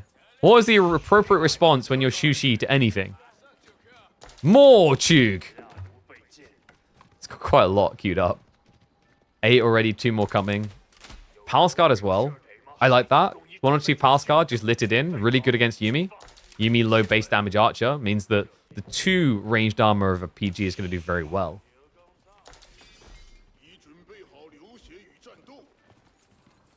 And round of 16s should be... oh, my brain. It's been a while. Pretty sure they're BO freeze. Yeah, round of 32, round of 16 are BO freeze. And then quarterfinals and semifinals are best of 5s. And then finals will be BO7. Third place match will also be BO5. Chug. Great opening trade for Sword Off. Yeah, ambitious of Gully to stand his ground there. I think he got overconfident because he had the undermesh. I mean, undermesh is cool, but if you don't have an army, it's kind of redundant. And this doesn't really account to an army. 6 Yumi, 3 horsemen is pretty underwhelming.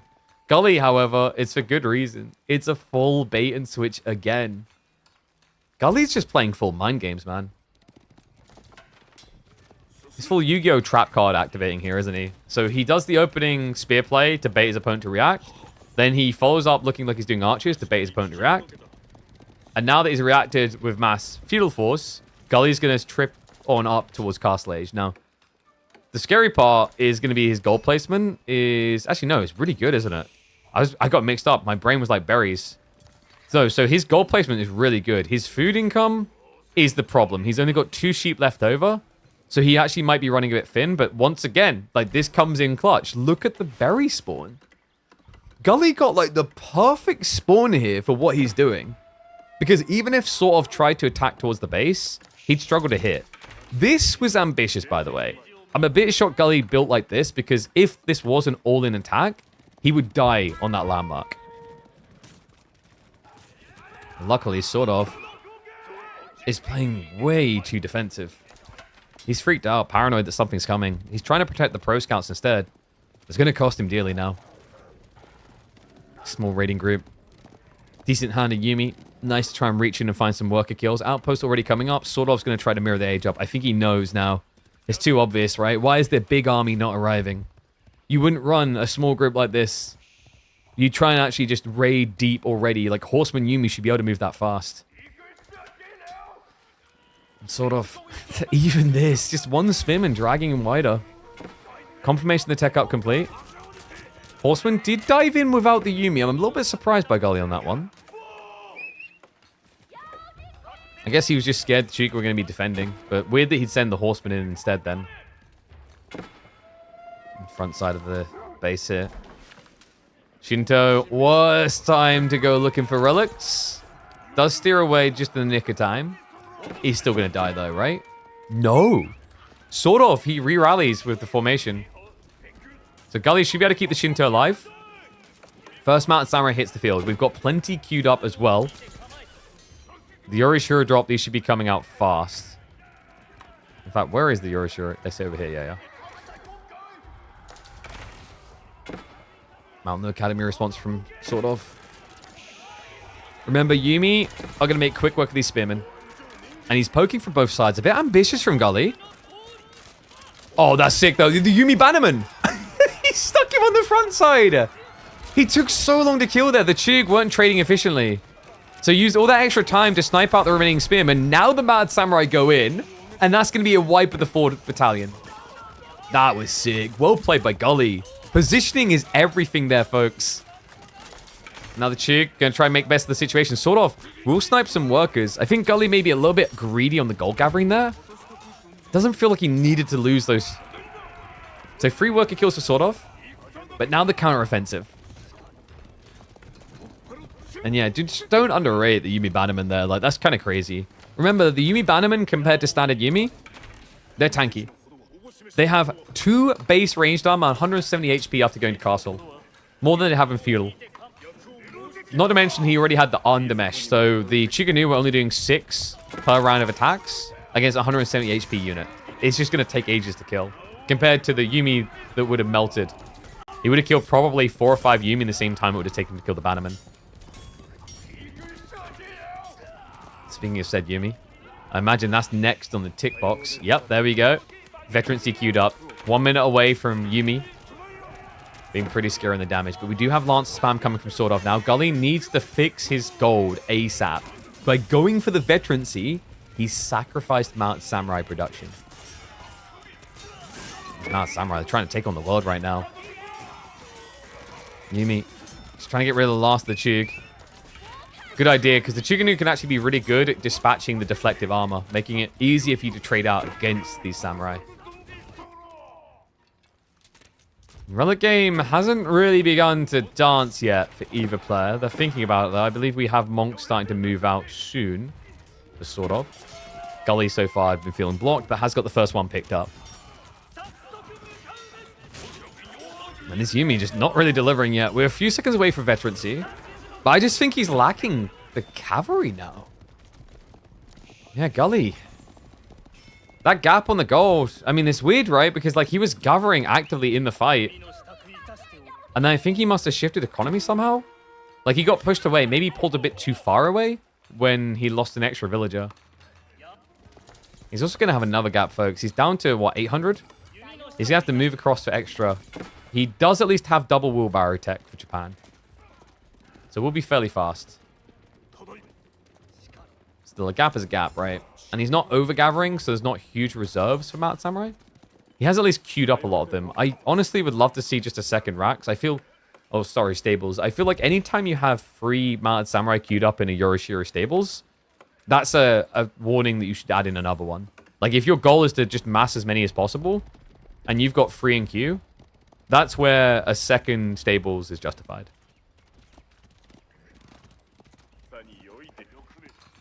He did Yorishiro the Forge, so respecting the gold suffering. Do love the Yorishiro drop in the TC. That means he's got Song Dynasty effect.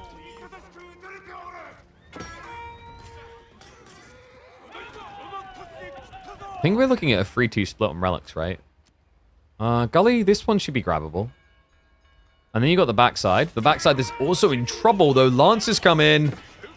And he's only got Yumi here. Uh-oh. Dully Horse is also good if your villagers aren't going to run away. So clubs down a few. A worker lead that is now building for sort of. A game that is getting no easier for Gully. Aye. Not just that, sort of switch is coming in. He's moving across into crossbowman. Has a good count at lances. This is a good time to do so. And reminder, pro scouts means he's got plenty of food to do this with. Gully, meanwhile, this mounted samurai strategy is struggling due to a lack of reliable food, right? Like, you've seen how he's been suffering on this flank. He's going to suffer again. Sort of. He's going to scout this because he's moving in for the deer. Some of the scouts, that's the good news. Bad news is you've got 7 workers on a 5 garrison spot. Lances on the back are at least going to get cleared. Sort of now gathering a lot of wood, by the way. He's preempting here. Yeah, oh wow, he's going 2TC. So I thought he was preempting for the song into farm switch. This is just a little bit greedy. 2TC this early? Maybe he feels like there's nothing he can attack anymore. Need more gullies. Hey, bring that back. We were going to eat that. No, I'm pretty sure you guys were on the vegan diet. Sort of. Like, he just didn't give a crap. He's just going to keep running it. Yeah, good time to back away, actually. That was good foresight by Gully to realize that that was getting dangerous. Gets out of there just before the Lancers would have arrived. That was about to get dicey. A bit Samurai poke. Nothing too major, though. Nothing that he can't shrug off. Ball's been sniped on the north side. Sort of playing wide on the map. I think he understands that his Lancer count is good enough that Gully can be mirrored if he flank plays and can be beaten if he goes on for a direct attack.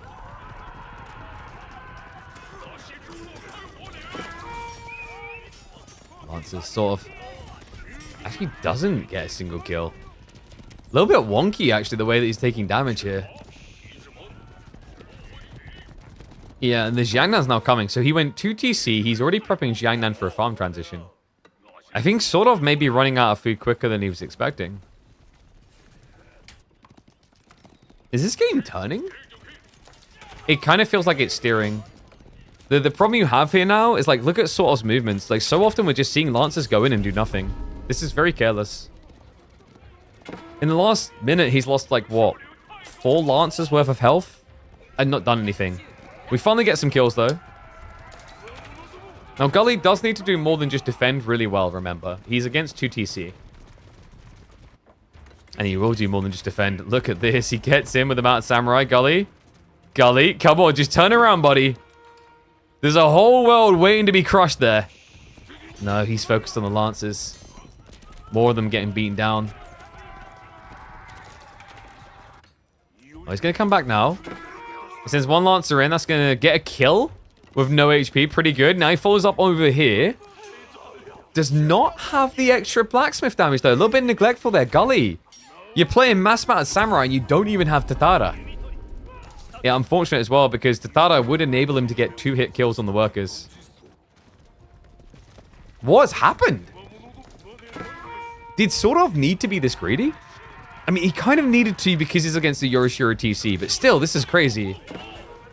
He's had enough of this crap. He's going to dive into the base. Gully, outnumbered on the defense. He's raiding Samurai. He's going to go down.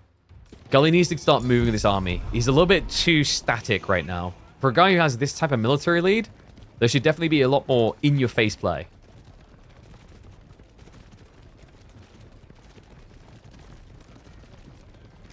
Still, I'm impressed, man. The Yumi have been doing a bloody good job against these Lancers.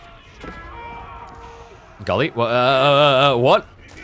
Wait. This can turn into a body block. This can turn into a body block. He just needs to move past. Move past. Here we go. Open the way. The Mounted Samurai come in. He lost a lot of Yumi for this, so he needs to get kills.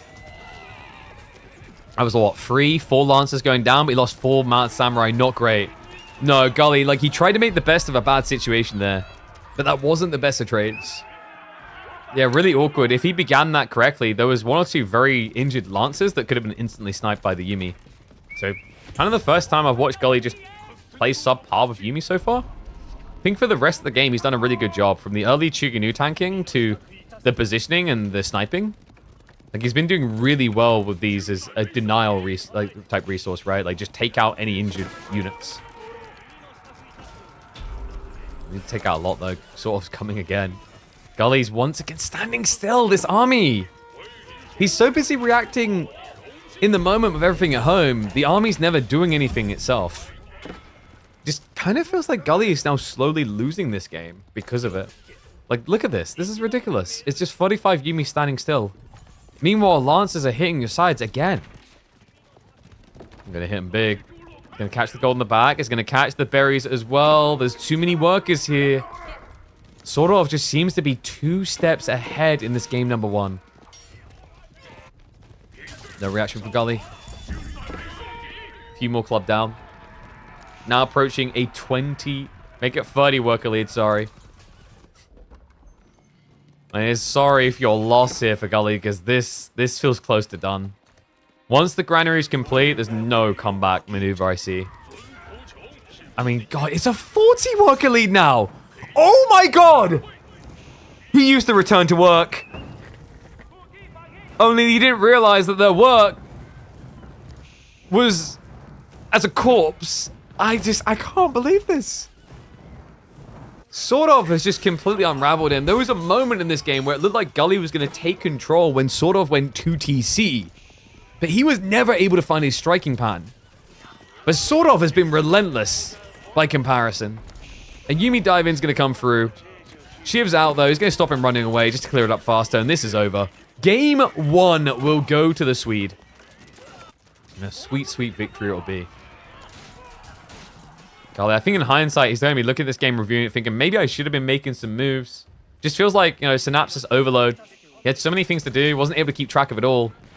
And Sort of done phenomenally well to take advantage of that. Just straining the limited APM of any human being. And again, it happens where he basically runs the Yuumi into melee range. But I have a feeling this will be for the final time this game. Chug and crossbow mixed in. Lance is munching down. And Sort of taking an early lead in the round of 32.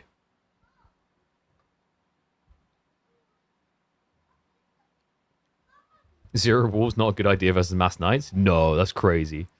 I think you also got like a false sense of security because of those earlier points in the game where your Yuumi were like cutting him off. I think that baited you a little. Hey, what's up, Aaron Paul? Thank you for the gift, for the bits, buddy. Appreciate it, mate.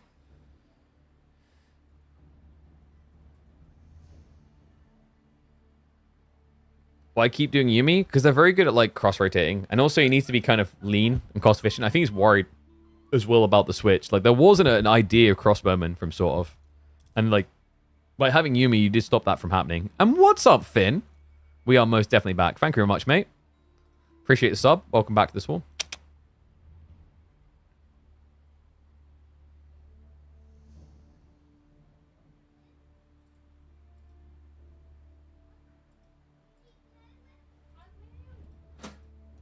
Okay. So game 2 looks like we're going to Gorge. HRE versus Biz.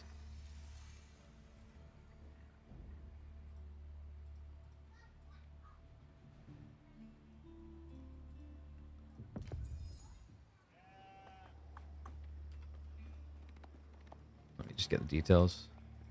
Why does this have like the map listing has double Gorge in it for reasons I cannot explain.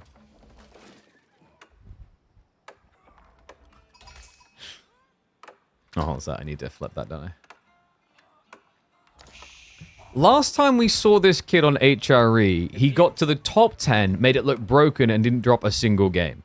That was over a year ago. HRE is very different these days. Yes, these days, there might be a different Roman Empire that is ruling all. Welcome back to the channel, folks, for the return of KPMM, Sort of leading in this round of 32 game and series. Only a best of 3. So, if little kiddo here, Gully Deckel, on his Xbox controller can't get a win, he's out. HRE is what he trusts in. The German lad picks the German Civ and begins with a German Blitzkrieg. That's right, we've got the Spearman Rush opening. And this is actually what makes HRE feel pretty good against Byzantines, guys. Byzantines are the most susceptible to early Dark Age Rush plays. And look at the spawn. Stone on the backside is at least a positive for sort of, but the berries and the gold most definitely are not. And we see the Rax reaction coming in, but it's a Rax reaction against HRE. Not an easy civ to do it against. You've got your system buff, sure, but at this stage in the game, they're buffing almost their entire economy by 35%. That's a really big deal for this type of push. It just allows the spearman mass to be much faster. And another reminder, the HRE, they also have this increased movement speed on their infantry in both the Dark Age and Feudal. It gets better in Feudal. 1.31 now. These will go up to 1.38 in the Second Age.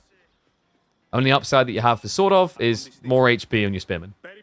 But more HP, like, it doesn't really matter when you're against more movement speed, right? Because, sure, I've got less health, but I'm able to move away from danger more easily. Or chase down injuries. You hate playing with controller? Then stop doing it, silly. Spearman. Gully? What the falafel was that? What? Did he just dive the TC? He did. Okay. Moving on swiftly. Gully's getting ready for the outpost rush, it would seem. I don't think you need more spearmen at this stage. And he's keeping, what, 4 on the wood? No, he's building more spears. Okay, he does cancel one out. I think that was mainly for the house, though. I don't think you necessarily need more spears here. I don't think he's even going to outpost rush this, guys. No, because he's in the Limitane, he doesn't want to risk it, it seems. So instead, Gully, he'll add in a few more spearmen, but the wood gathering on top of that should be for the mining camp, coming in about, like, what, 20, 30 seconds max? And then we'll probably see 4 pulled to gold. Actually, maybe 5 at this rate.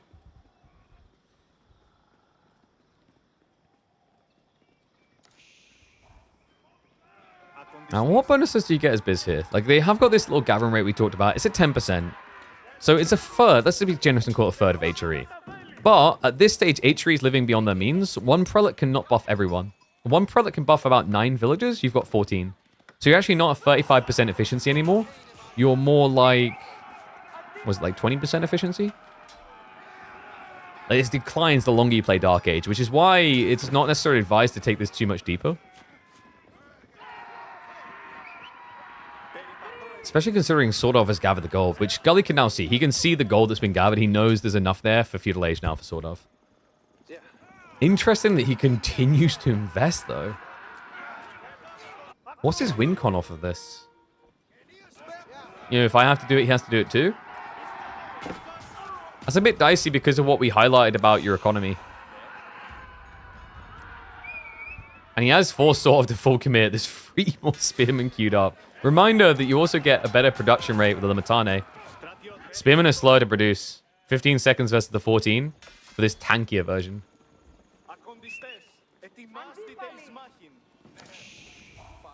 Has age up but not the hardened spears upgrade? That's true. But he's fixing that as well. This one worker, it's actually frustrating Gully to try and engage. Remember, he only needs 35 and he's got it. Ay, ay, ay.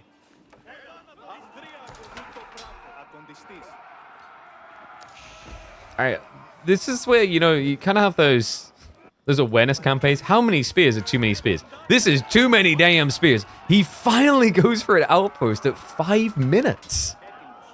This is a very heavy investment. So now it turns into a micro battle.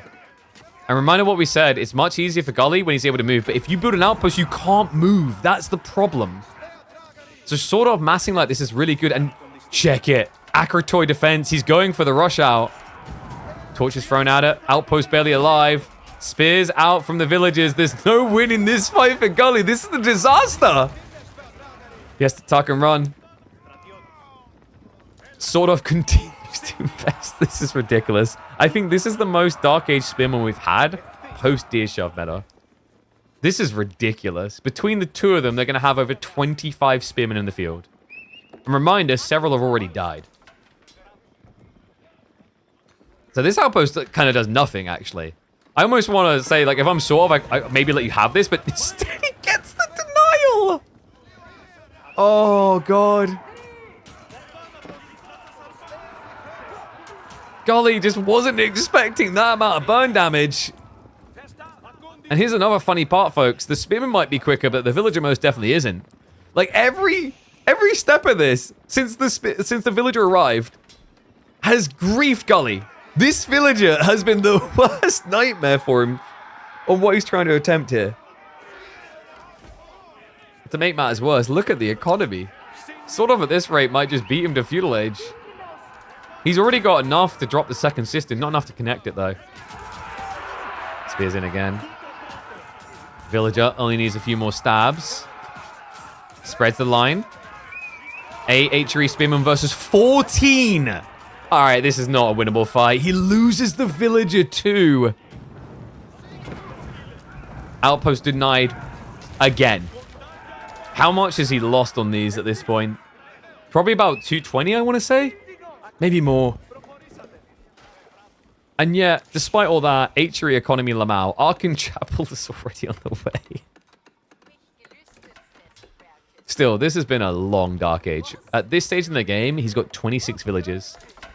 So he's buffing for about a third. So at this stage, he is about on par with level 1 system buff, if you think about it that way. This is a wild start. 30 plus Spearmen in Dark Age. Sort of is still producing more Spearmen, by the way. It's like, hey, this unit seems pretty good. I like it because it's straight to the point. Get it? Because it's got a point. Anyway. You guys ever realize that the helmets kind of make it look like they're actually just bald? They kind of look like Dark Age clone troopers.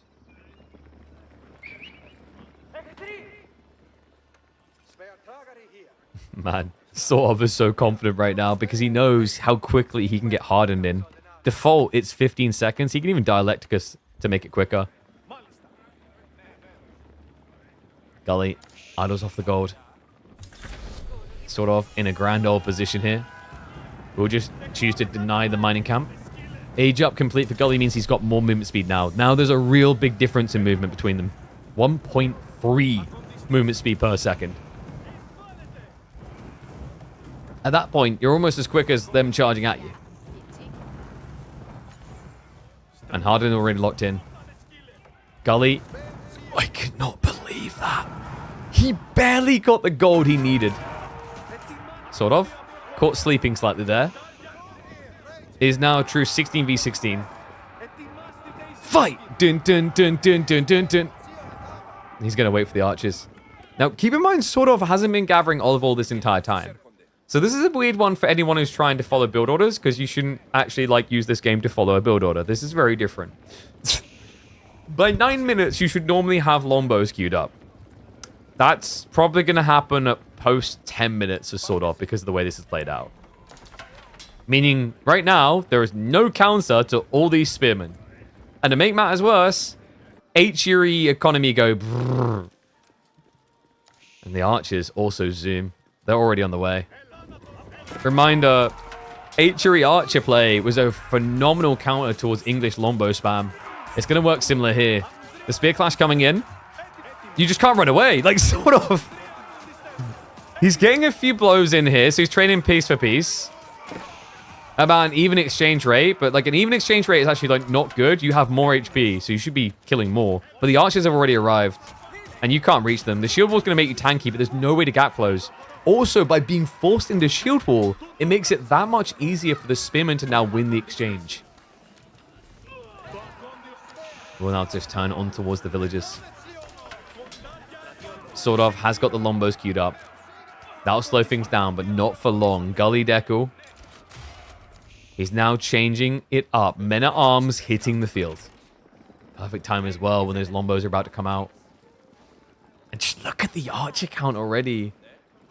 This is the brutal nature of it. Yes, for a long time, his efficiency was getting worse with the prelate, but the moment that he hit feudal, boom, we're buffing a lot of our economy again, right? 21 of it, in fact. Yeah, not the whole load, because the problem is he ran out of food. That's the problem of building over 20 spearmen in Dark Age. To just math that out for you, that's 1,600 food. Or 8 sheep.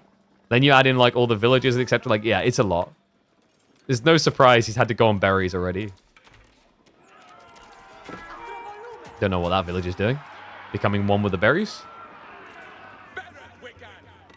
Sort of should already have a tower and berries. I think he was stretched on economy, though. He chose groves instead because he ran out of food. He will still have an outpost over here, though. I think in his mind, he thought he'd be able to gather the berries quick enough. But in fairness, it is a forward berry spawn, right? So you have a point. He torches again. Oh my god. He even does it right. Sort of queues up fortification. He's delaying this as well. That's nicely done. So Gully will have to retreat from this. We'll take a worker kill with him. Make it 2. But fortification in. So Gully will have to reset. Undermesh is now coming through. Sordov's already ahead. He has Steeled Arrow. Still, he's behind in other ways. The Archon is starting to get more farms added in here. System level is only, what, now at 4? I say only. At this stage, like, this is the interesting thing. Like, playing along Feudal is really good for Byzantines in this matchup, I think. 26% buffer compared to 35%. The 26% is going to affect your entire economy. Reminder that Gully's only impacting about, what, 2/3 of his economy? So his gathering rate efficiency isn't actually better than Byzantines.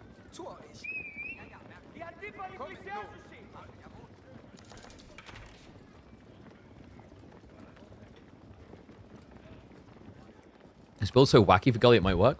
It's not even that wacky. Like, mass archers is not crazy. I think people just forgot about it. Archery mass archering is really powerful. And it works really well here because you know Sorov doesn't have much food. Because he built a cajillion spearmen. Just like you did. The difference is you chose archers, he didn't. So you've made your economy more lean on the wood instead of the food. Now the trade-off is you're seeing just how quickly this tree line is disappearing. Gully Deckel's tree line at this stage is disappearing quicker than the hairline of a mid-30-year-old male. It's getting pretty rough.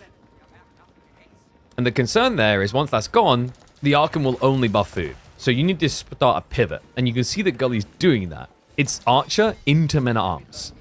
Because you're replacing all this wood with farms. Farms that will go on forever. This is the good old classic feudal HRE.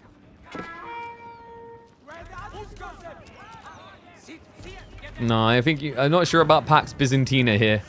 I think you might find the HRE a little bit too taxing. Second group of longbows got queued up. Why no ram, though? This is weird from Gully. Just one ram solves this problem. This is a really slow way to break this. Let's find the second outpost. Like, it's just, you've got to ram it, man. There's just so much in this area. There's double berry east side. Like, this is actually a really bad spawn for Sordov because it's all in one location. And he's stuck on the defense. Like, in these situations, you prefer to have a food option on north. And there we go. Gully, he realizes the error of his ways. That dive was not worth it.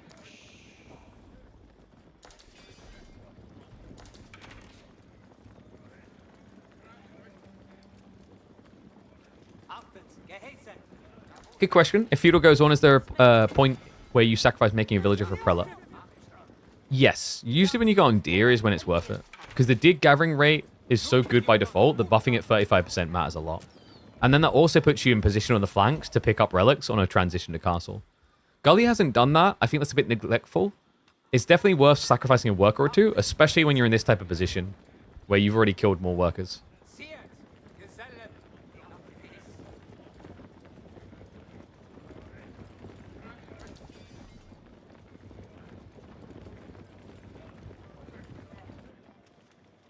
And we do have horsemen now from Sordov. Yeah, the berry access has really changed things up. This is the correct call. It does feel a little bit late, because Gully's already massing quite a lot of men-at-arms.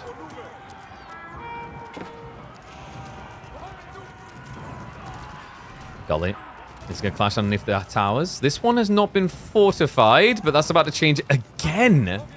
It just keeps happening to him. He has sunken cost fallacy as well. He's already done so much damage, he wants to finish it off, but this final tail end, this final third, is going to take quite a while. Sordov is worried, though. Yeah, he's backing off. So this might actually work. Arislet's just kicked in, however. And Gully will get kicked out of the base, but it's not for nothing. He's on his way towards castle. System speeding up tower upgrades is crazy. Welcome to Byzantines. What do you mean you don't like seeing them get their hands on a Mangonel emplacement in like 10 seconds? Totally balanced. I actually love the fact that Gully's still building a ram while teching. It's smart because then it makes Sordov not think you're teching. which keeps him in his base for longer. But Regnus is now on the way. Sort of was even thinking that there might already be a tech up happening. He was scouting on the flanks. He's going to break off with the horsemen. Not that many. He's going for the raiding approach. Expilatories just got queued.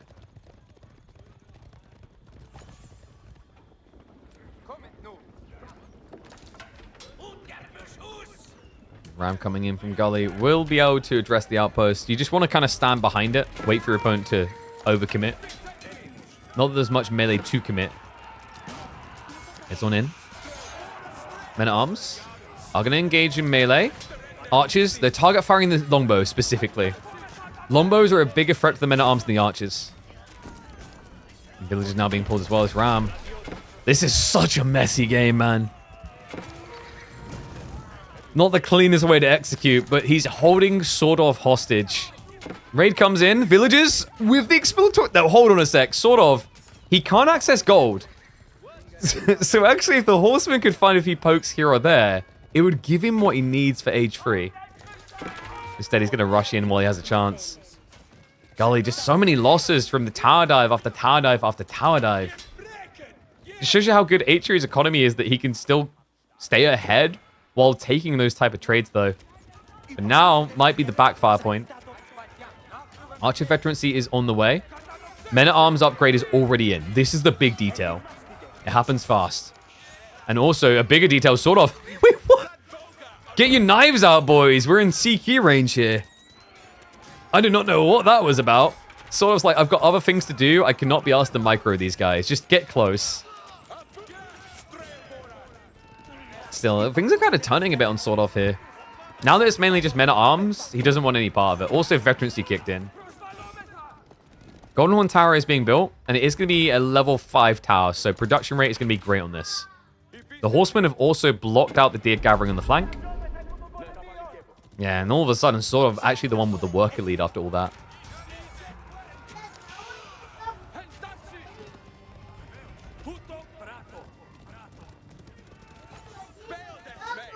I mean, Gully, the more he gets in the men-at-arms, the more worried I am for Sword Off here. Like, he's just been massing archers that aren't going to transition well. Freya, I'm working. Bye-bye, darling. Yeah, she likes to make herself known, doesn't she? I think she's swimming today. She's ran in naked. I'm like, well, that's going to get me banned on Twitch. I know, guys. We found a bigger baby than Gully. Freya's getting denied. This is kind of backfired a little, hasn't it? He's still got his men-at-arms timing in fairness, though. Like, this is the difference between Fast Castle and this HRE. The farm count. He's got 18 buffed farms, which means he can keep producing MAA. Sort of needs a crossbow mass now. And the gold being blocked on the front side is a problem. He might not get there. Villagers going down. Great strike there. Needs to be careful not to lose all the archers, because he wants to be able to snipe these few crossbowmen coming. Most of the army of Sort of is not in position to defend. No, he's trying to aggro on the other side. A blocker to the gold, maybe. Yep, the villagers are scouted, so Sort of. He doesn't quite see where they went, but he knows they were here. He's not imagining things, and... Oh my god! Sort of! He went back on the gold! And now he feels like a silver, down by 13! Gully finally gets the strike he's been looking for at the perfect moment. And the men-at-arms, they're winning over here as well. Clutch decision to also go into two-handed. No maces, doesn't need it, but the two-handed so impactful here against this comp. He just can't get any meaningful frontline out quick enough here to dive basically into the economy. Not that it feels like there's much of it left, being down 13 workers, and Gully already 1 relic home, map access now being attained. And with the farms as they are, he can keep going men-at-arms if he needs it. Wouldn't blame him for it. More farms coming in. So he's just taking this advantage to extend his eco lead. Why not? Village is not even reacting. Sort of. I don't know what's been going on here. I mean, I think Sort of was like 7 hours into his live stream by the time he had this series. So maybe the fatigue of the day adding in a bit, but it definitely feels like this relentless, constant battering of this gold eventually just led to a slip-up for Sort of that has given Gully the game.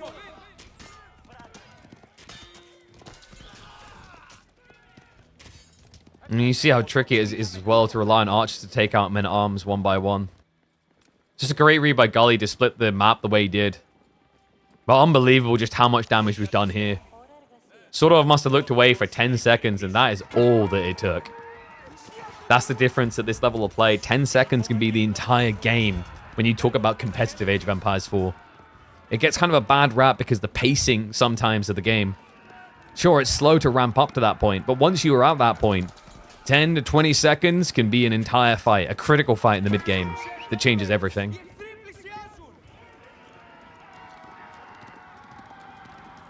And the crossbow amassment behind this. Love the horseman detail as well. Just an extra chase onto the Lombos. And reminder, always, this army is not quicker. The men-at-arms will always gap close this. Lombo crossbows are slow. It's going to be a reset. I wonder if he considers heavy maces. I think instead Gully's just discarding the idea now. It does seem like a full switch. Yeah, spearman, crossbowman, horseman. Spears are... Okay, I'm glad he cancelled. It was a misclick. I was about to say, Spears is very weird against Lombos, as Lombos is like probably the best counter to spearman play in the game. Even marching drill spears. Now, sort of needs remarkable exchanges here, by the way. Even exchanges won't do it because he's so far behind on economy. Crossbows. Oh, he tries to go for the snipe.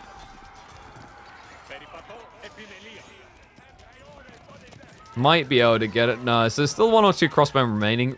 Gully's willing to lose the archers if it means getting more expos in the field. It's still dicey because the Lombos, like, this is the thing about Byzantines, right? When they play Lombo contract, even if that's all they've got left, Lombos are really good jack-of-all-trade units because they can kill men-at-arms at a reasonable pace and they counter crossbow play. But yeah, Gully, he's being the greedy mother ducker, isn't he? HRE with 4 relics on Regnants, why not? He wants Imperial. I mean, he had a choice. He could have reinvested. He could have tried to out-micro a StarCraft 2 masterful player who has years and years of experience in the RTS sphere. Or instead of being ego-chell-oriented, you could take the more logical path. And I kind of respect that, actually. I like that he done that. So instead of it being all-in aggro, he plays the greed. Yeah, because what does Sort of do now, right? Like, Sort of's options would be to all-in attack you when you've got 4 relic in towers, probably, fortified. Or he goes 2 TC. If he goes 2 TC and you do Schwabia, you're miles ahead. I like this ambitious monk that's been ignored. It's not going to matter. The relic's just been picked up. That would have been comical, though. And the Schwabia was set up on the gold. Yeah, so he has the defense. Gully, correct mind about this. In the base would have been a big mistake. Because right now, like, when you go Imperial, guys, the biggest problem that Fast Castle, Fast Imperial HRE builds have is they never have enough gold. Obviously, it wasn't Fast Imperial. But the idea is if you lock in the 8k vein with the village printer, with the Love Hotel, remember, you produce villages very cheaply every 7 seconds. This is the place you can afford losses, and this is also the resource you need most. Yeah, and also, with the way this has been setting up, your farm should be probably the safest element of your base layout right now. Although Sordov's going to try to make him uncomfortable there. The horseman amassment is real, though. Makes sense, Sordov. 2/3 of his army are counted by the ponies. Villagers rushing up the outpost, rather. Crossbows dove onto. A little bit of a weird sacrifice, but Gully, he opens the floodgates to move on in. Wraps in with the horseman. No elite tech in yet, but he needed to do this. He cannot allow them to reach the farms. And he's sniping down the Lombos real quick here. The palings, irrelevant from Sordov. Didn't achieve anything with that move. Just killed him even faster. Great move by Gully. Risky if that had led into a cataphract dive onto the farms, but he knew with Schwabia, you do not give a duck. Because you never duck in village account, not with this type of build. And Sordov in a grim position now. People saying that's bad from Sordov. You need to make these type of moves, though. It was either that or 2 TC, and he didn't feel like he could do 2 TC quick enough against Schwabia. This is what HRE does to you when they go Schwabia. Schwabification forces you to attack. You have to, because if you can't oppress the village account early, it snowballs. Remember, with Schwabia, this is the crazy thing about Schwabia. A villager requires 1 drop-off to pay for itself. Wheelbarrow plus pushcarts means they are dropping off 21 per. If they achieve one drop-off in their life, they have paid back a positive exchange on their investment because they're only 17 resources. And agreed. Tower upgrades the other thing. Like, by the fact that Gully was building the tower here, it kind of forced the reaction. And here's the thing. Like, I think a lot of people misinterpret HRE because of historically what they would do. The cannon emplacements isn't why HRE dominates with outposts emplacements. It's spring emplacements. Spring emplacements with relic drops do like 54 damage per shot. At that point, even your cataphracts are sweating a little. Speaking of the catas, then when the horsemen going again.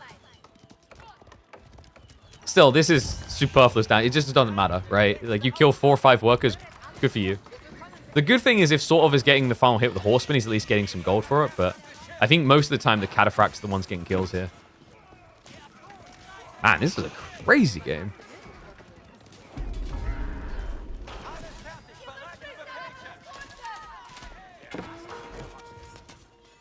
It's moments like this I kind of marvel when I watch the villager raid and I just watch the villager count go up. Meanwhile, any losses for sort of are extremely painful. He does have protection on the gold, so that's not going to get raided. But he's got a long way to go to try and recover this now. And the problem is, with no pressure on Gully, everything is coming through. Elite crossbow upgrade. He's already got the elite horseman. I would not be surprised if we get a university soon. Biology should be #1 priority here. To just brute force your way through with horsemen. In fact, wait, is he switching back to men-at-arms? I guess to counter the Limitane?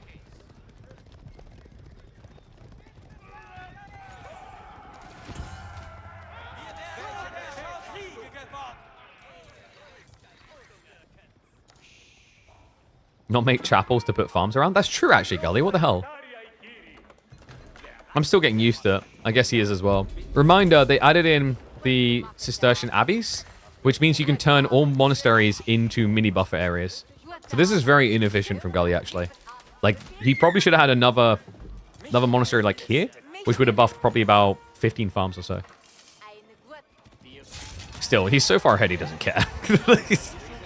Military count favors sort of for now, but he's playing quite wide with his eco still. He doesn't have walls up, and this is mass horsemen. Oh, wait. No, is that the cannon? That's the cannon. Uh-oh. Well, there's a lot of villagers here. If the Lanchnet can get in... No, that's not the swing he needed. Longbows are at least sniping. Horsemen are moving across, but it's just irrelevant damage. Like, who lost more in this dive? Gully or sort of? With the cannon shots coming through, I kind of feel like it's sort of. Like, he killed, what, 7 or 8 villagers at 17 a pop? If you kill 10 villagers, that's 170 food he spent. This is what makes Swabia just so good. Swabia is the I don't give a duck landmark. The Lamau, what are losses?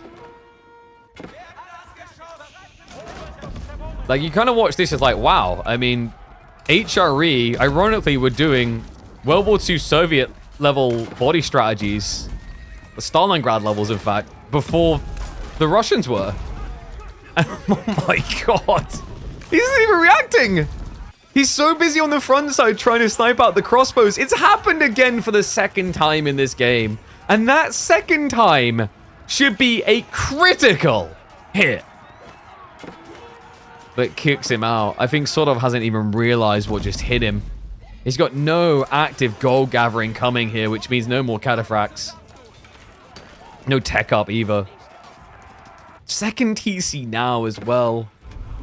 He's only got 29 groves. By comparison, Gully is sitting up at 53. 53. Gully also somehow has free sacred sites. How is he the one with free sacred sites when he's been pushed in his base constantly? Ridiculous. Alright, we found the negative of Swabia. Housing. Gully, buddy. But people don't just live on the streets. Mate, you sit here playing video games. You should know better than most. You need a house. He really needs a house, actually. Wait, is he just going to win this pop blocked at 160? I mean, In fairness, sort of is at 105. So I was like, I've got so much gold, man. Just need to kill more villagers. Yo, did you guys realize that did you guys realize that Byzantines defy the logic of alchemy in this matchup? Your opponent spent 17 resources and used exploratories to get 30 out of it. Do you know what that proves? That proves that sort of is a heretic. That's witchcraft. Alchemy is the law of equivocal exchanges. And exploratories doesn't do that. So yeah, there you go. Sort of. We're going to have to burn him at stake. We might have to rush, though, because I think Gully's about to beat us to it. Hand cannoneer switch is coming in. Elite army tactics, biology, like, it's all there. Welcome to 4 Regnit's Relic free Sacred Site gameplay. He's only generating a casual 940 gold a minute. Yeah, it's like, that's not much. This is a tiny bit. So ridiculous. I can't believe they haven't been decapped. I mean, he just can't. The only reason that sort of is kind of competing on the fights is because everything goes into one position. Maybe a small group to raid, but like nothing to stand still on the site. Oh, look, guys. He got all this gold. See? Look. 17 resources into 30. He's a heretic.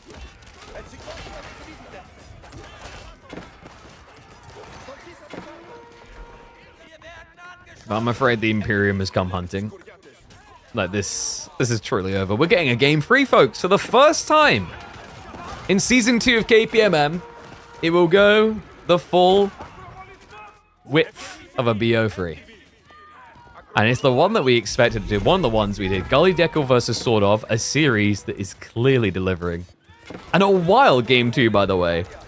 Like, is that the most spearmen we've seen in a KPMM starting game? It's definitely the most spearmen we've seen in the last 2 months, I want to say. 30 plus spearmen in the field in Dark Age. You do not say that often. Especially in a game involving the Byzantines. But yeah, I think Sort of is just processing what's happened now. There's no coming back. He's probably talking to his stream about what exactly happened.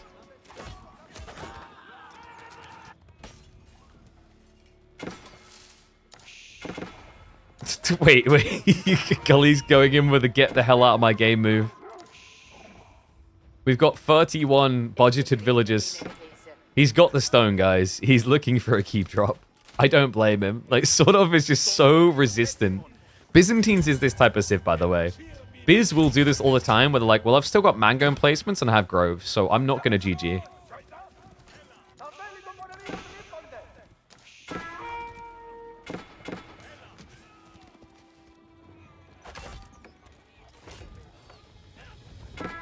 Where is he going, actually? Like, oh, he's going... Ah, yeah, he's going for the 8k. I mean, there's nothing actually left of this 8k. It's down to 1,700 gold. I don't think he realizes just how much Sort of has gathered off of this. It will block the next 4k. We won't even get to see it. GG gets called. Let me know what you thought of this game. Absolutely wild Dark Age between the 2 Roman empires.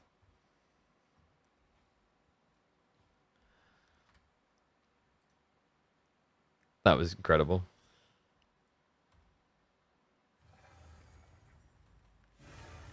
What do we call that one? I feel like that's what someone like something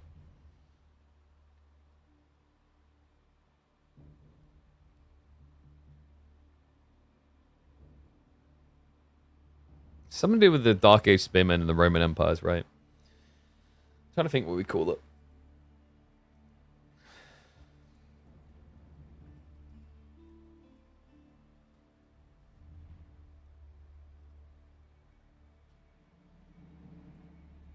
Romans love their spears.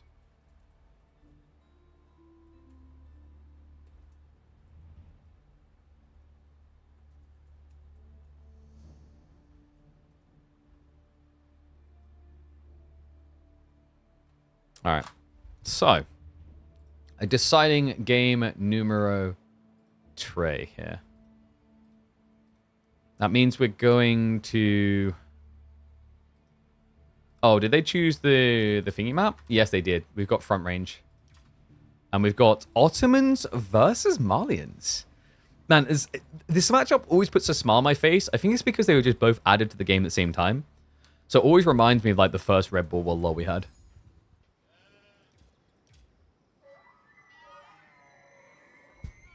Turn the laptop a little bit. All right. In fact, give me 1 sec. We're going to hop in a second. I just want to double check.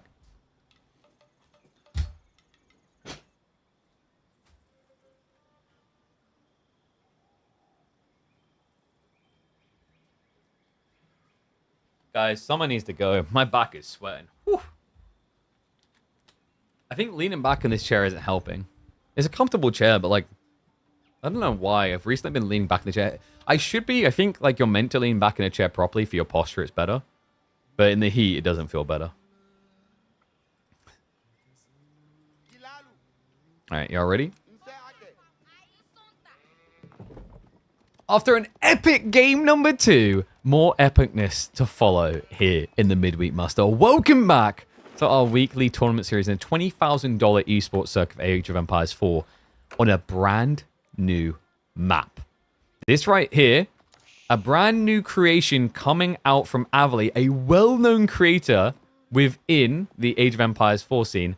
This right here, his latest creation, which is going to be used on a LAN later this year, Front Range. Oh, this is going to be a fun one to decide it as well. Ottomans for Gully Deckle up against Sortov on the Malians. A matchup that I actually think has been pretty good for Ottomans a lot in the past. And a curious choice by Sortov to go into Malians. Malians is a civ that usually looks for these pit mine plays because it generates gold by placing houses. But do you know something about the pit mines, guys? They're small. No, it's not. It is. They are very small. That's a problem. Picking Malians for this map is a little bit surprising because you get less houses around the pit mines than on a standard map because the 4K veins are all the way over here. And there isn't many of them. No, in total, I believe there's 3 4K veins on the north side. So the design of this map by Avali was intended to stretch you north and south between quick access to your opponent versus gold access as the game goes on. Pretty even spawn as well. We had one earlier that wasn't as well balanced, but this one looks pretty reasonable overall. Get the same amount of houses? I think you can get... Isn't like 1, maybe 2 less? Maybe I'm imagining things. It's half a tower, right? I think it's 1 more you can get on a medium vein. And then I think it's like... Is an extra 1 or 2... No, it's more than 2 extra on a big vein. I'd have to double check, but I think it's slightly more. Ever so slightly. Also, can we just agree they look so... They look kind of pathetic, but I also kind of feel like on the small veins, the pit mines look more logical. You know what I mean? Like they look right. Instead of the medium veins where they just look like they're overcompensating. This also, for anyone who's OCD, this 100% looks right. 107 on a normal gold vein? Oh, you might be right then. It might be the same. Oh, but this is sick. This has been the evolving of this matchup, by the way. This matchup that was, I think, pretty Ottoman favored for the outpost rush. This changed everything. This outpost on the gold in range of the TC. The logic here, guys, is after this, he'll drop a mill and then he'll gather. I do, by the way, think Sortov was a bit greedy about this. Building all the houses. Most people, when they do this build, they build 2 less houses so they have the timing on the outpost. Still, it's going to work out. Oh, this is even better, actually. Dude, he can build a mill here. Now, someone's going to go, of course he can, KB, or here, right? But the thing is, normally this play, guys, you don't build a mill here because there's deer or berries. Normally, the way that the Malian players have been countering the outpost rush is they would build an outpost and then place a mill and then drop a few sheep off. The idea being that your villagers can garrison to protect. This is a pretty big investment from Sortov, though. He pulls the villagers. Double spear dive, Gully. I don't know if he's really respecting what he's up against here. No, like this is pretty rough. Well, he dives way too far. However, Sortov does the same. Spearman will get the stab. So 1 worker down. Outpost at this point, there's no point cancelling it. You might as well just commit. And it is what it is. But the Spearman, they're all going to die. So Outpost will get denied. He lost all spears. He did get a worker kill, but guys, your opponent had a pit mine running the whole time. Gully just didn't have anything. Negatives for Sortov. He might as well be used in a remake of a famous Austin Powers movie because he loves gold. The feel of it, the touch of it, the smell of it. And his food is somewhat lacking. So there's definitely some catch-up. It will allow Ottomans to move ahead into the feudal ahead of time. A Minaret Madrasa is really nice here. Remember, it's going to give that burst of food so that he can start ramping into things such as Sipahi.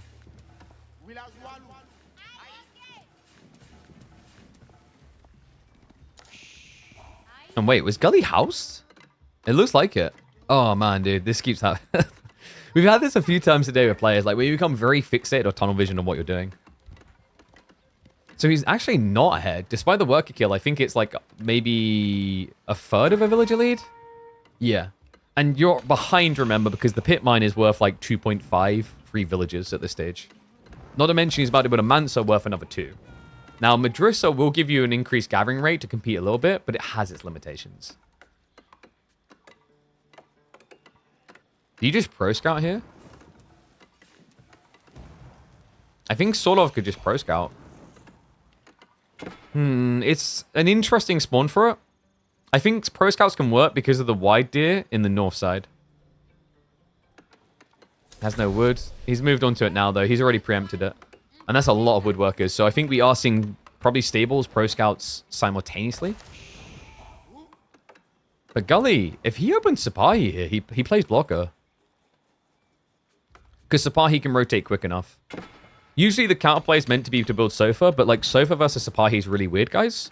Because for a start, Sipahi, when you build a lot of them, they'll always be able to attack quicker than the Sofa. Because the front line, like when it gets too big, everyone's scrambling over each other, right? But Sipahi attack over the top. The other interesting thing is that they both play Mass Cav. That's where the meta is ridiculously powerful.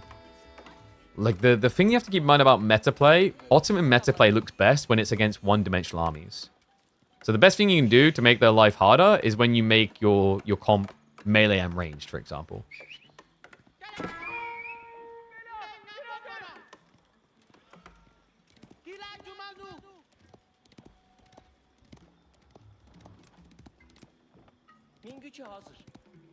And there we go. Sipahi on the way already. Military school as well. Stone being gathered for additionals. Meanwhile, Rancher's already from Sordov. He is not going for pro scouts. No, he reinvests into the cow. I guess he just doesn't trust the width of the map. We did mention Sipahi is a brilliant interceptor here. Yeah, I think he's just too freaked out. Because the options are really wide, and they're weirdly divested. Like, the 7 deer is big, but it's in the far north, and I don't think Sordov scouted it. No, my god, he doesn't. He hasn't scouted it at all.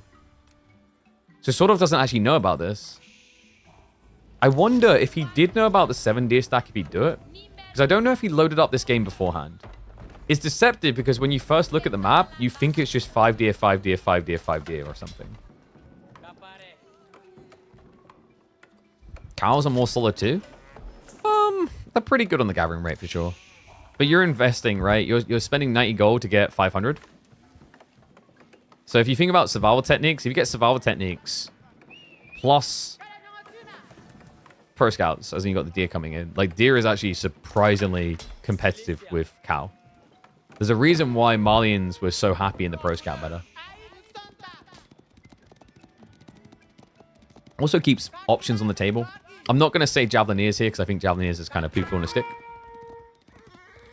In fact, I think we've seen maybe in total 1 Javelineer game since they nerfed that. And I don't think I'm surprised by that. I think Javelineers is just kind of a rubbish strat, really. Yeah, for those wondering what did they do to Javelineers, they decreased the movement speed. So it used to be 1.38, now they move at 1.31. And if you remember, Javelineer strats was all about all-inning with 1 unit type to overwhelm. It just doesn't have the same impact anymore.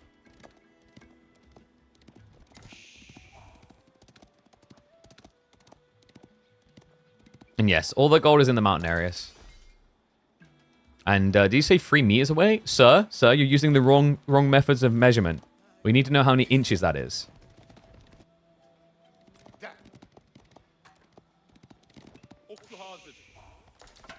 Got there with the 1-2 comp. Sort of's going to be fine here, though, right? You just kind of hunker down. Like, Javelin plus Donzos while scaling Cow means you don't have to come out. I am a little bit worried, though. Because the problem here, guys, is, like, once you reach Castle, you're going to want to start flooding Sofa. And you only have 3,200 gold in your base. Sounds like a lot until you're, like, you start flooding Sofa. Because you'll have a lot of food, right? So maybe, this will sound a bit weird, but it might be the type of game where a Malian player has to start trading down the line his food for gold.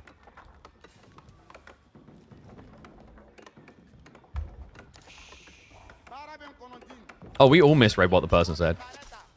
I thought he was trying to measure like 3 meters away from the base. I'm like, how do you come up with meters in game? Like, is a meter like half of a screen width?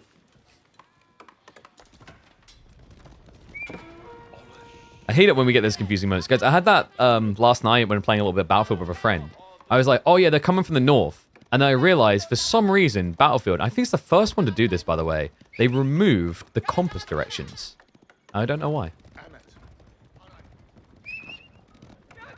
Shout out to AoE4 for having the compass. Nice little N for the north.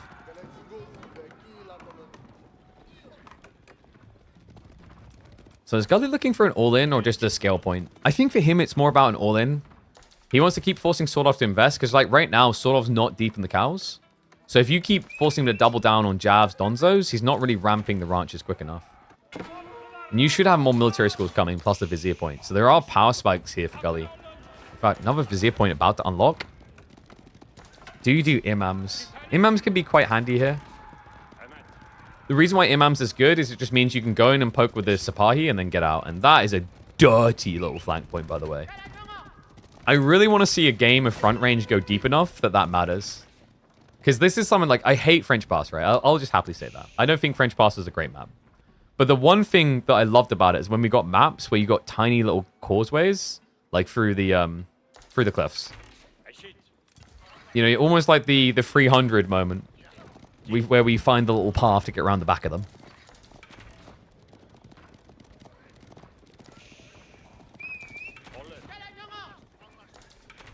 More ranchers coming in now from Swordov. But Gully's ramped up production quite a lot. Gully just revealed it. Swordov is also playing out onto berries and the deer in the corner.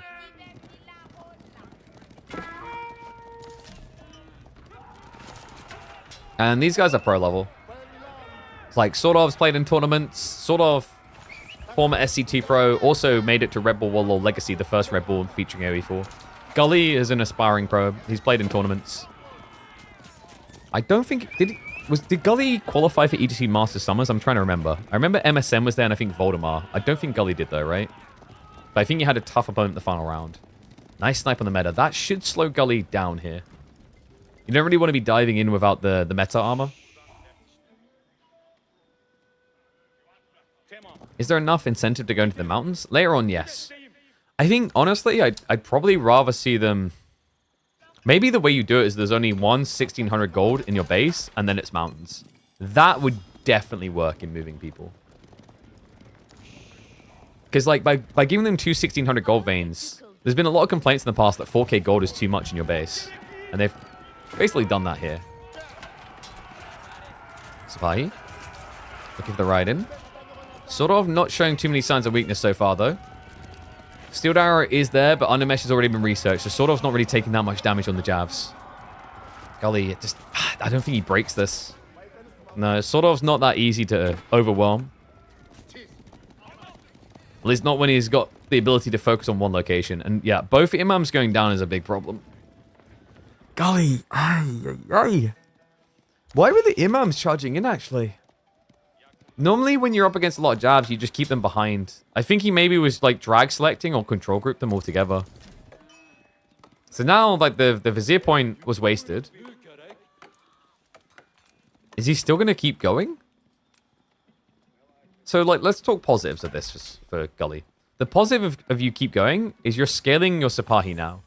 Sort of's actually not scaling the next point. When he gets Castle Age, the Javelins are going to be losing value. Donzos will keep it to block Sipahi. But, like, ideally, you know, in a nice world for Sword Off, he'd be adding in some Sofa now. Would be nice. But even then, I guess, like, his concern is, if you go Sofa, we've seen Ottomans destroy recently in this matchup because of the transition to Janissaries. Like, you're just held hostage by that detail, right? Like, most Malian strategies recently, when they go castle, it hasn't been as much something like Musafadi. It's been all about Cav. More so than I think it's ever been. It's been Sofa Flood. Well, I mentioned Musafadi. He has built some here. Maybe a misclick. I don't really think you'd want Muso, and I'm pretty sure he queued that at the same time as the Javelin, so it might have just been he selected racks instead of archery range. Like, Musafadi is pretty worthless here. They do nothing against Sipahi, they die to archers. Speaking of said archers. Gully. Oh, that's cheeky!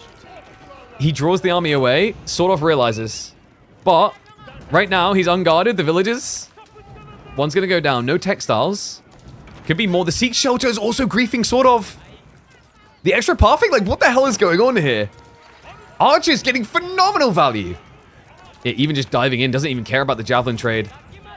A 10 worker lead now for Gully. Phenomenal strike there. The bait and switch was sick. Sort of realized what was happening, but it just didn't make a difference.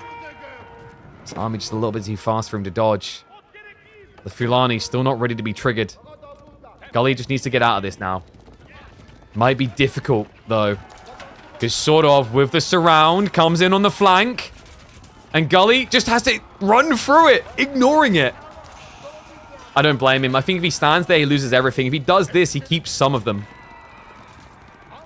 And the reason that's important, guys, like, that is such a crazy choice. Like, Gully, earlier in this series, it looked like he was neglecting his army with the Yumi and the Mount Samurai in game 1 running into the enemy.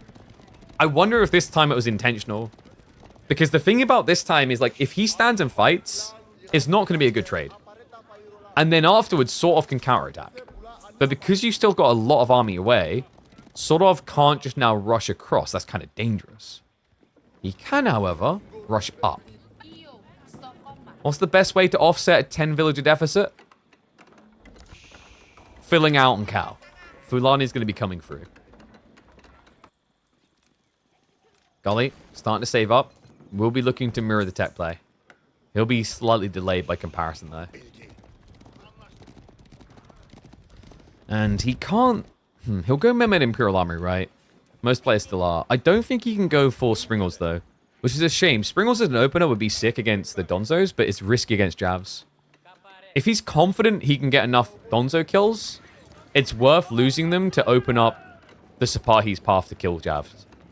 But like most of the time, people don't like building Springolds against Javelin because the extra range makes it very easy for them to just move in, snipe, move out. Mangoes is, of course, a bit funky, though. And that is... Oh my god, that is such a horrible looking pit mine opportunity. Alright, and this is why you don't want to pick Malians on this map. The real reason. There's just so many bad pit mine options. Gully? Okay, he does realize. Yeah, you don't want to be losing this Sipahi. It's your biggest upside with the age up.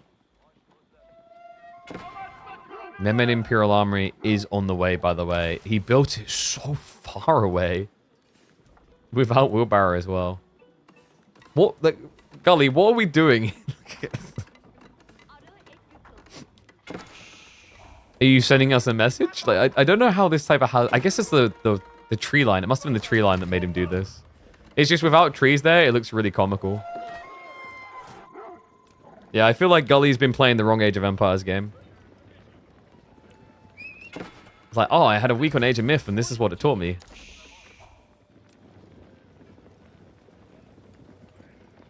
Sort of not diving in. I mean, he just had the tech up, right? Like, this is the point where you want to try and poke. Maybe? What's he waiting for? Sofa upgrade is in. Reminder what we said. Like, Sofa is not the win condition you think it is in Castle Age. Opening-wise, it's going to be good. Those losses, not so much. The reason why the opening will be good for Sofa is, like, your opponent can't really rush Janissaries until the Javelins are dead. But the dynamic that usually is meant to happen here is Sipahi will just wear down the Javelins. You'll be pivoting more into Archers. Then you trust in Sofa. But then your opponent just plays, like, Sipahi Jani. And normally, if you haven't got a good eco position as Malians, the problem there is, like, the Janissaries tend to trade out a little bit better. I'd say mainly because of like the siege that assists them. And speaking of those Jannies, that's exactly where we're going. It starts to actively queue them up. He doesn't have the Advanced Academy yet, so he's got a little bit of way to go before he can passively generate them. That's going to be important because remember, there's not much gold in your base. So Janissary spamming is very difficult to do here. So far? Oh, that's a brilliant raid. Gully does at least have Wheelbarrow. And notice he doesn't even try to fight. It's just not worth it. You'd be doing barely any damage per strike. Like, if he tried to take this guy down, he'd lose almost all the workers. Also, actually, probably would lose them all. Nicely done, though. Hides in the stealth forest. Sort of lost aggro. That's really good, actually. It was going to be probably 3-4 worker kills. Ends up being 1. Janissaries does get revealed. Knight is also there, now chasing the sofa, but this is dicey. He goes back out. He does have vision early, though. Wait, where is he go? Oh, he's trying to wall. And it looks like he actually might get it up because the deer's getting blocked now. Sort of isn't being flank raided himself. So now it's just a case of, yes, you're down by 9 villages, but you do have Fulani. The problem is the passive production. The military scores, the Mehmed, is keeping Gully competitive here. First man go out, switches over to Springs. Villagers. Wait, where's the gate? No gate! Gully, not like this. He runs away. Does the right thing. He was running towards the main army there. He's still going to lose workers because of this, and the clash comes in. Not many Jannies in here, though. He's only got 2 Janissaries to defend him. Mangonel's going to waste its first shot. Sipahi is starting to break in, though. He needs Spring or Stat. Donzos. Wait, what? There's only 10? No! Where are they? Well, the spy count isn't that big. Maybe a few of them could survive here. That would be huge. Yeah, he keeps them alive, sort of. He has to leave. Unbelievable. Just a bit too much range here. I thought there was going to be more Donzos in the lineup there for sort of. It looks like Gully sniped a lot of them at the beginning. Value play off of the... did he have the attack speed on or the ranged armor? Looked like it should have been attack speed. Marlin's S tier? I don't know about S tier. Somewhere between A and B. High B or low A. That's how I'd usually envision them. I think Marlians are a good all-rounder civ. There's not really many maps where they feel bad. Really weighs in on how you do your tier list as well, I think.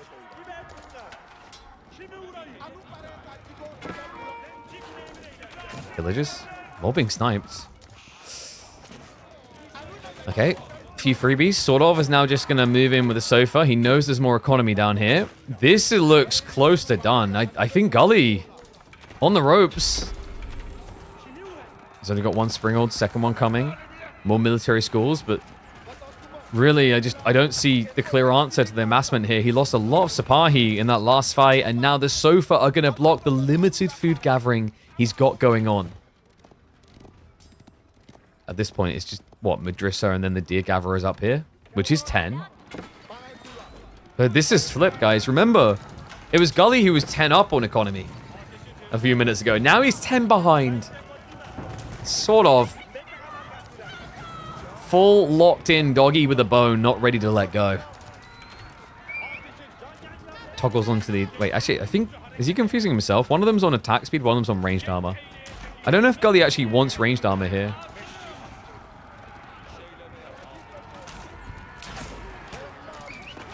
And guys, this is all pre-imported armors. That's now coming in. Desperation mode from Gully. He took the point. Janissary Company, the one offer to get the 10 Janissaries to the defense. Springals are going to be able to scare sort of away. The sofa are rotating north side. But the Janissaries are steering into them here. They do get bogged down on the Donzos, however. And the sofa run by. Uh-oh. More worker losses. And this is the never-ending point we talked about, right? Fulani is going to provide all the food he needs. He's got gold access up here in the weirdest of ways. This is such a weird map. Oh my god.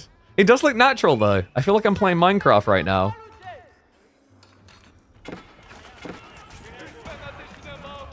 Another dive. This is over. A valiant effort from Gully, but I'm afraid the kiddo is going to be watching from the sideline. Sort of. Comes out the expected victor here. Now that game number 2 most definitely made him sweat.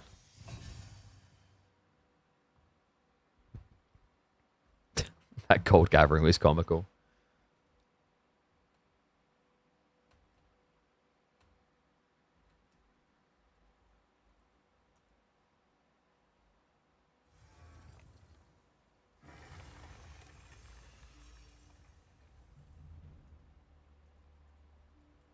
New map brings immersive mining. There you go. GG's Gully. Valiant effort, my friend. So, let's look at Le Braquette, as we've done a few series now. What I'll do quickly, guys, I'm going to update... Let me quickly update the overlay, because we have seen a few. So what have we cast so far?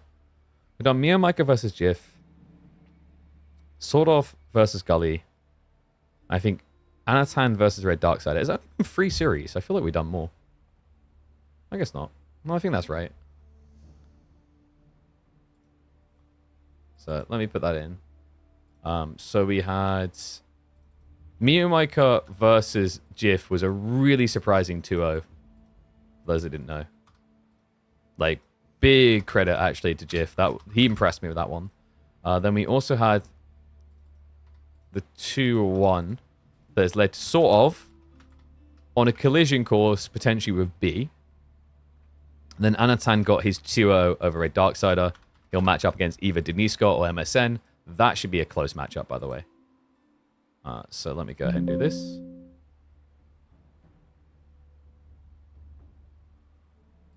Did it update it in the right location? One sec. Yes. So I done something different, by the way. I like that works. I've synced up my PCs now. So when I do Photoshop edits on the gaming PC, it pushes it through to the production laptop, which is really handy. You guys want more games, right? We ain't done yet. No. There's more.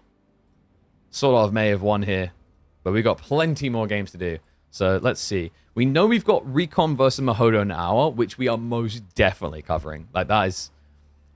I'm freaking excited for that. Yo, what's up, Samson? I see you there with the Prime sub. Thank you very much, mate. Welcome back to the Swarm. Remember, guys, Prime subs cost you absolutely nothing. You've already paid for it. But you should definitely be using them here.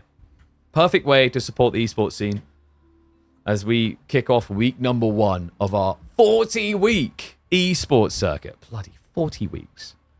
160 streams. I've got to get a life. Wait, what is this from Zvez?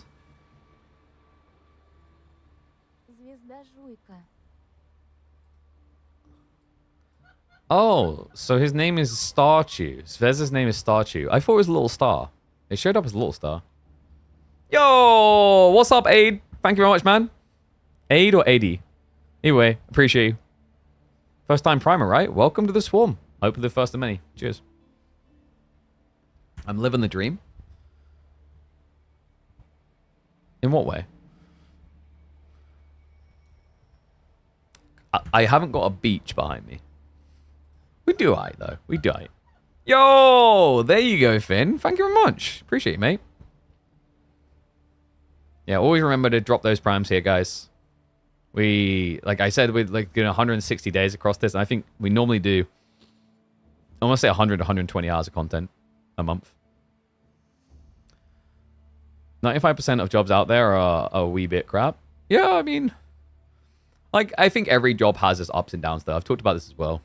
Like, there's definitely great positives about what I do for a living. There's also big negatives as well. It takes, like, a very different type of mentality for a start. Like, some I've talked to, like, you know, there are definitely things that are easier, for sure. But also, like, it's different than if you just go work for, like, a big company and you get a paycheck and you just do the minimum effort and whatever you get paid. Like, here you kind of have to bust ass. It's really different. So, next up, though, let's pluck another series. My brain forgot what I was doing for a second. I was like, oh, I need to go to the draft, so we need to get another draft. So, Zvez or Dumu? Should we do Dumu's series? Yeah, let's do Dumu's. Let's check in on Marco Tambi. It is Marco time. Yo, what's up, Pessimistic? Thank you, thank you. Welcome back to Swarm. See, it's good to remind people. This is what you gotta do, guys. When someone chats, you gotta be like, yo, did you remember to use your Prime? Start of the month as well. By the way, reminder, guys, you gotta remember to do that. It's gotta become a habit, like instinctual. You have to do it at the start of the month, every month. Because it doesn't automatically happen. There isn't a way for you to use it to auto-sub. That's the trick, by the way. Like, if you forget to use it here, you're letting Bezos win. They specifically and intentionally made it so that you don't auto-sub, so that they can pocket the money if you forget. Conniving mother duckers. Don't let them get away with it. Always sub to the channel. Again with the names. Like, I don't get this, man. I need to talk to Cal about this. Let me send a message because I wasn't going to forget.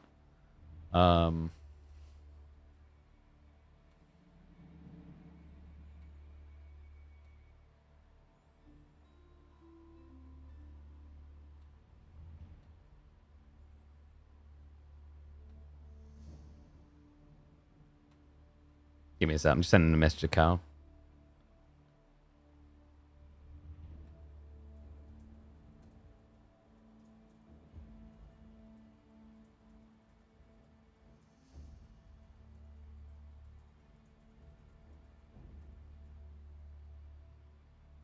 Have to wait 1 week. There you go.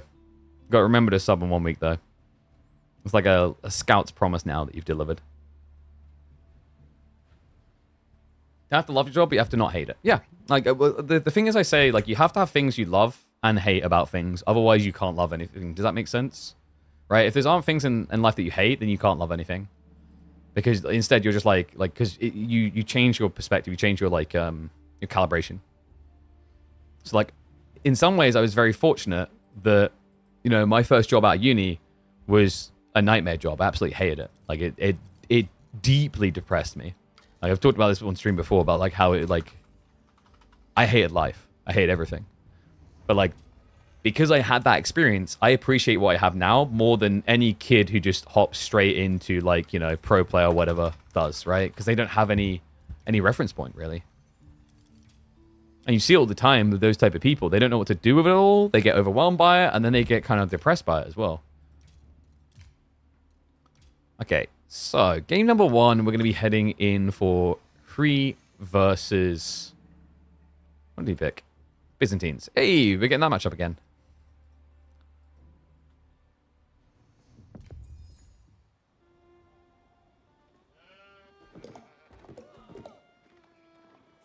Yeah, no problem, Paul. Appreciate it, man. Like, look after yourself first. Always look after yourself first. I mean, dude, it's like some people try to put it the other way, but I put it like this. Like, I don't want anyone to put themselves out of house and home trying to support me. But it's also like, if you wanted to think this in a more selfish way, it makes no sense to have someone bleed themselves dry, because if they bleed themselves dry and they go homeless, then they can't support you in the future anyway. It's crazy. What's up, Kenton? Thank you very much, mate. Welcome back to the Swarm. Alright, you guys ready? Hype it up! We are back! Welcome, one and all, to KPMM Season 2, opening week. We need to decide, are we calling these like Season 2 1, Season 2 3, or are we going to call them KPMM 31, 32? I'm leaning towards 31, 32. I think the bigger number sounds better, and also the alternative is really confusing. KPMM S2 1 is like... I mean, you'd have to have a hashtag 1 there as well, it doesn't make sense. But we've got Dimmu time, that's right. Team Liquid's Dimmu, one of the most consistent signups with the first version of Midweek Muster is back. In fact, guys, did you know Dimmu signed up for 30 out of 31 of these? The only one that he wasn't able to attend was the All-Stars edition, where it was over Christmas, so he wanted to spend it with the family, bless him.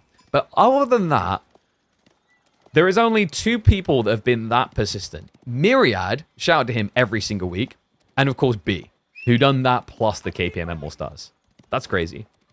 Old Time is bringing in some big commitment. His opponent, a little bit less known, Marco Tambi. This is the round of 32.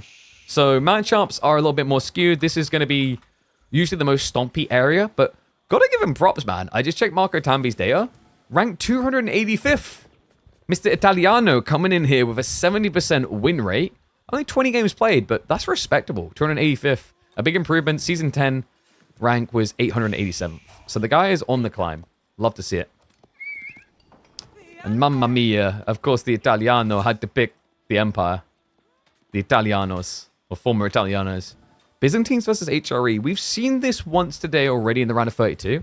I think HRE is really good for an aggro play. Dark Age Rush, right? Like you go for the berries, you go for the gold. This would have been a phenomenal spawn to pressure berries on. But Dimu didn't bother. No, he's gone straight up Arcanon. Thank you, I just realized my brain. Sorry, guys. I'm getting back in the groove of things. So, Deniska, shout out to him. He'll be playing later. Looking forward to that. Let me recap what we just saw. We saw no Rax Rush. HRE do this a lot against many Civs, Byzantines in particular, because they always want berries, right? The logic being is if you Dark Age Rush, you're usually on the clock to get value in the first 2 minutes.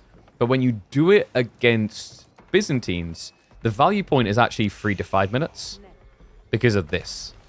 Dumu didn't want it. Is he going to fast castle? Archon placement's good for it. Sheep count is bloody great for it. He's got 16 sheep at 3 minutes as HRE. Alright, 1's if you think it's going to be an HRE fast castle. 2's if you think Dumu's going to aggro in the feudal age. I think this is fast castle. Because otherwise, why wouldn't you have Dark Age rushed? Everything about this reeks of fast castle. I mean, he's got 4 on wood, so in fairness, maybe not. Pro Scouts? Looking at the gold and the wood, this kind of feels like Pro Scouts. How interesting. I mean, Pro Scouts is phenomenal. With the gathering rate increase, it's ridiculous if you just map it out. So, deer gathering rate is 0.84 compared to sheep, which is 0.75. If you buff with the 35% on 0.75, you're going to see an increase of, what does that end up being? About, let's say, 1 food a second. But if you do Pro Scouts, you get deer survival technique. 0.84 gets increased by 15%. So you go up to about, what's that end up being? Like, let's say 0.95-ish? And then on top of that, you buff by 35%. So you're somewhere at like 1.2, 1.3 food a second. Archon Pro Scouts is nuts. And when he gets a spawn like this, I kind of can't blame him. Also against a Civ like Byzantines, who also got a wide spawn deer. Because remember, Biz don't go deer at all. They hate it. Yeah, this is pretty spooky. It's weird, right? Like, HRE, despite the fact they're not seen as, like, first ban material anymore, the fact that we looked at this game and saw 3 different strategies that he could have employed, does that say a lot about the matchup against Byzantines, or is it just an HRE in general? I'd say it's part. Like, HRE could easily do feudal all-in, they could do fast castle, they could do the Pro Scouts delayed. I think all of them can be viable against most civs in the game. At least 2 of those 3 options viable against most civs in the game. Byzantines, though, you get Dark Age. That's a 4th option. So just a lot of robust options that are super impactful against this civ. Tambi is going to be playing blocker, by the way. He's going to be going for Horseman opener. A little bit curious. Yeah, because like, this is a worrisome one. So Horseman opening does make sense against a lot of civs doing Pro Scouts. HRE is a little bit different, though, because HRE's got marching drills. The spearmen are really fast. Now, luckily for Tambi, it's actually going to be a meta arms beginning. Yeah, but if he realizes that he's up against Horseman, Spearman is an easy switch. And oh, yes, it is indeed time for the KPMM.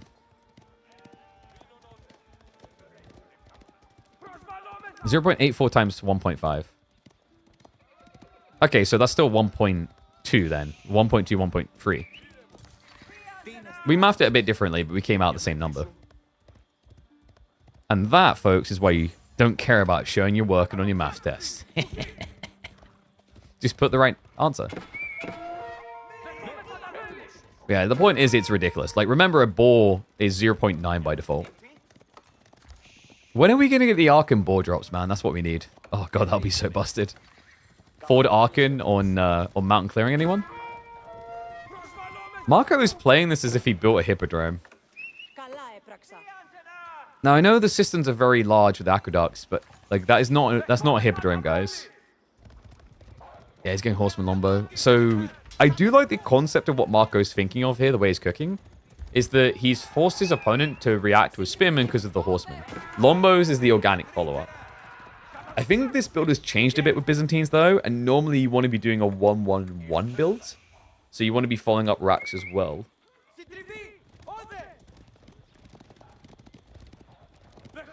Man, look at Dumu's economy. Alright, scrap 1-1-1. We need to get out of the age. Like, what is this? His army is bigger. Sure, a lot of it's scouts, but still, like, even if you take the scouts out, he's equal-sized army.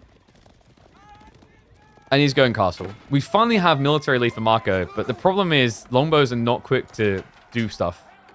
Right? Look at these boys. They're like me jogging. It's depressing to watch. We'll be there soon. This longbow's really heavy. It's made of mahogany.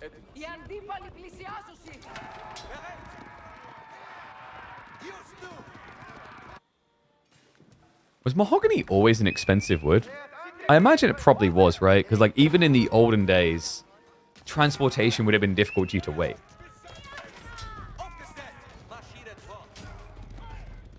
Chase away here. We'll be able to run down the men-at-arms. That's a nice start there for Marco. But he's heavy into horseman, man. And Dimu, I'm expecting like what? Do you just do a men-at-arms rush or are we going to be seeing a night switch? Spearmen are already blocking out the counterplane to the pro scouts. And he's got quite a lot of deer home already. What? How many corpses? I think he's got like 6 corpses. In fact, 7th one coming in, right? So that's 2,500 food. Let's say 2,000 because he'll have exhausted some of this. 2,000 food with a 1.3 food gathering rate. Which, reminder, is substantially higher than any normal civ would achieve doing boar. Like, Roos going on boar wouldn't get that number.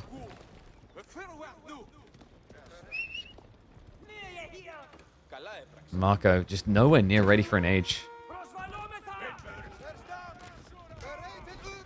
Always the beautiful thing with marching drills. Oh no, Longbows runs away. And it is men-at-arms. He's already queuing up additional. I like this. It's not the immediate, I'll beat you in the fight straight away, but the whole idea is he ramps up towards a point where he can overwhelm.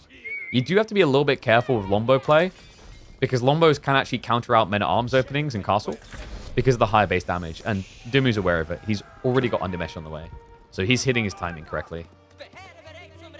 What's rough is because Marco's playing so upfield down the center, we're now seeing Dumu sneak the remaining 2 packs of deer.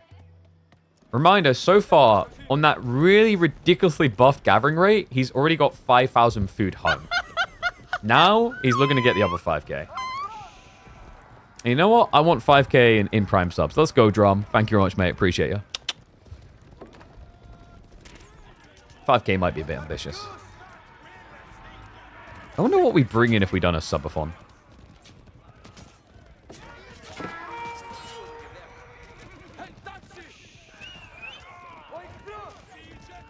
Men-at-arms. Undermesh just kicked in.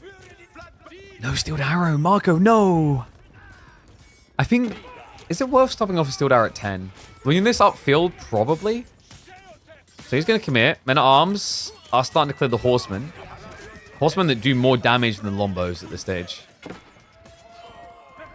Still, it's a stand ground moment. The problem is Regnits. Dumu already has 1 relic home. He's going to be getting more because Marco isn't blocking relics. He's blocking the army and failing to do so.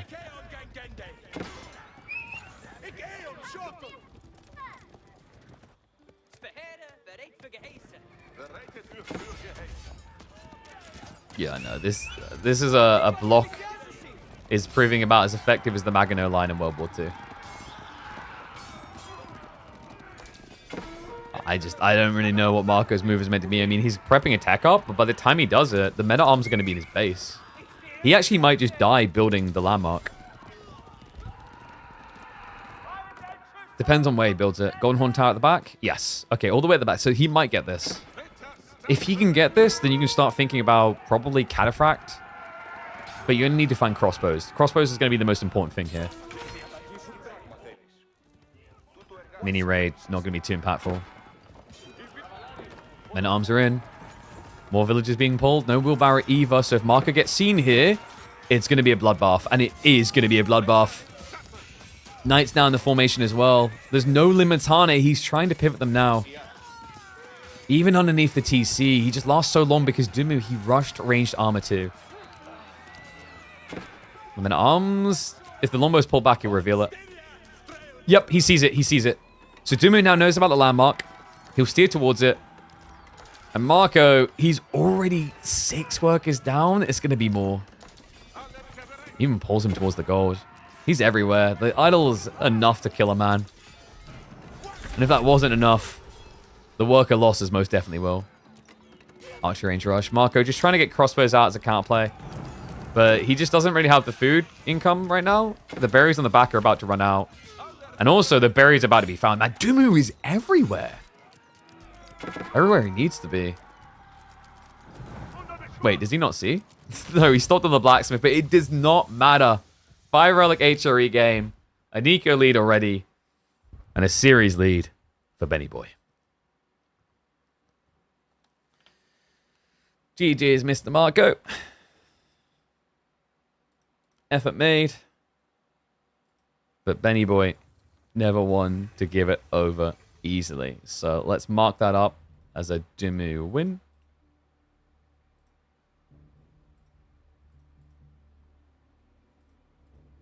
And let's get ready. G2 Frisian.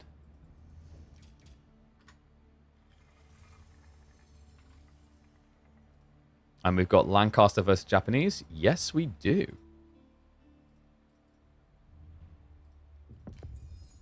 Yeah, 2 pretty powerful civs here. I think Japan in particular does really well on this map.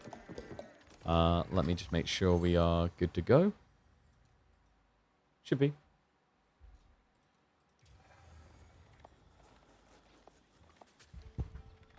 Yeah.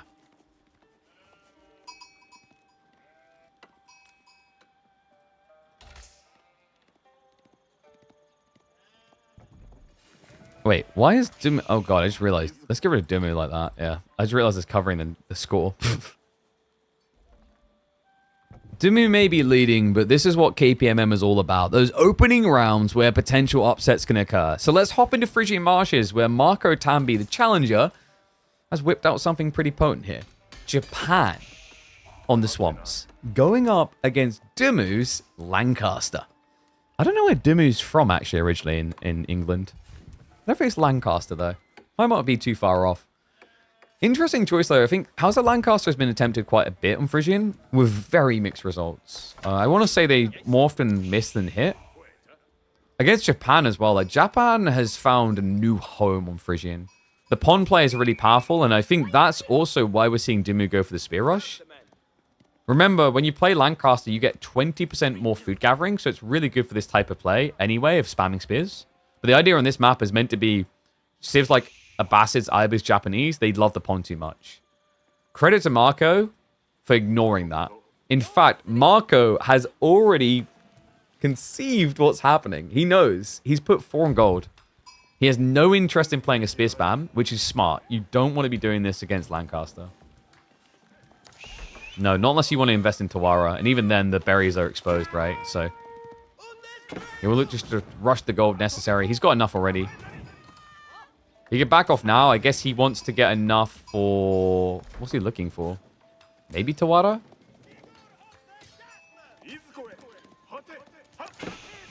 I mean, I'm trying to figure out what he wants. Like, it would be enough for hardened upgrade, but I don't think you want to be playing spears now.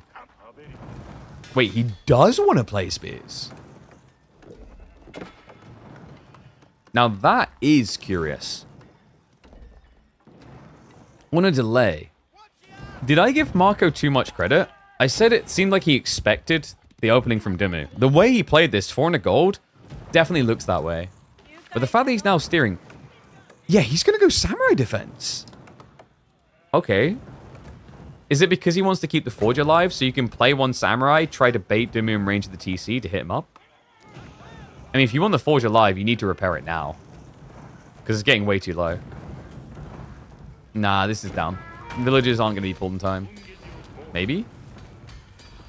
This is going to be tight. Villager just in time. Okay, so the Samurai strat, now spin and follow up. So the idea here for Marco will be absorb all shots onto the samurai possible, and then the spears win the fight. Still, he's kind of jumping the gun on said fight. In fact, he just got pinched. Yes, the samurai going down. Marco off to a rough start here. And this is why most people don't try to ego chow HRE.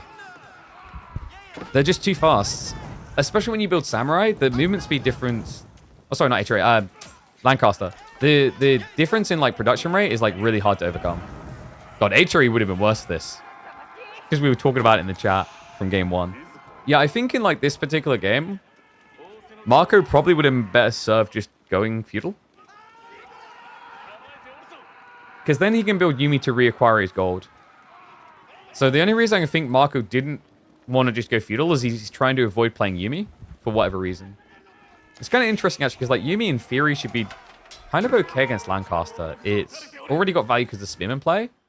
And they're very good at diving into Lancaster on these mana type builds. There's even a good spawn for actually because the stone's quite wide. I guess the issue is like Hobbler play has been seeing a growth in popularity. And technically, this is like Yumi is the best situation to build Hobbler in that I can think of in the game. Like, let me know if you can think of a better situation, but I actually think if your opponent builds Yumi, there is no better situation in my mind that you like choose Hobbler in.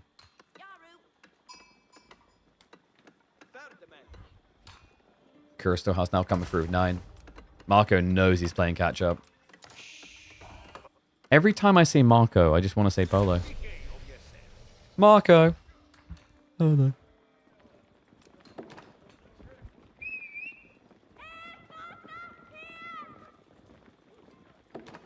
So Dimmu, just going to go into poke again. He wants to try and force a reaction.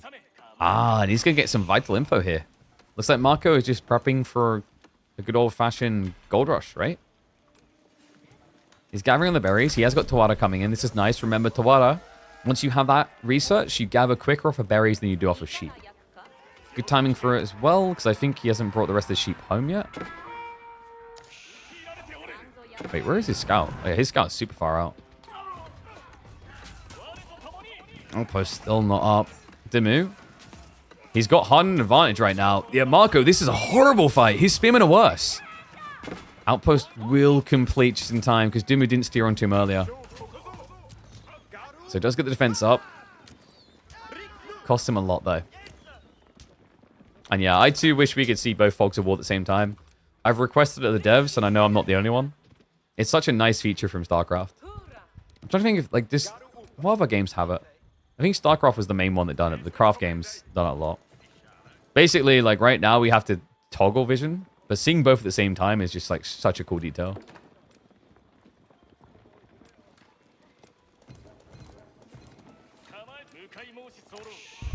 So what does Dimmu now look to do? Is it just going to be a standard mana spam? It looks like it. He's got the 3 coming in. No, needs to get the last stone for the 3rd one. But 2 to be completed. Marco did build a Bugeisha, which is a little bit curious. Against the Spearman, it makes sense. Also, if you're planning to go Yumi, it also weirdly makes sense. Because we mentioned the Hobbler earlier, like Hobbler would get destroyed by Bugeisha. Nice target fire there, though. I like that from Dimmu. Bugeisha is the DPS, but it's also not a very good tank. So just overwhelms, gets the kill. 1-for-1 exchange. Considering that the Bugeisha is meant to be the counterplay, Dimmu's happy with that. And it's also just keeping Marco at home. Not that Marco looks like he wants to ever venture out. Just look at the macro. Castle's on the way. Yeah, half of what he needs so far. Should be able to trigger his timing around like 9 minutes.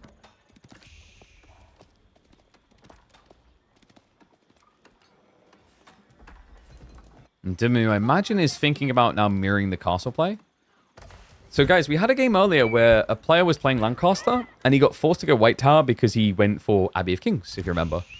I think this is the type of game where you could actually go for the King's College. The reason the King's College is very important here is if you get the +5 to heavy on your knights, you can just mirror heavy cav to beat Japanese. You can force them to go towards Onimusha. And that's great because on a mana build, that just lets you pivot into Yeoman. So we'll see if that's what Dimu wants to do, or if he feels really paranoid and goes white tower. But considering the tech timings, like, I'd be a little bit surprised if it was white tower. Second outpost now from Marco. Just shows the full intent if it wasn't already obvious to Dimu.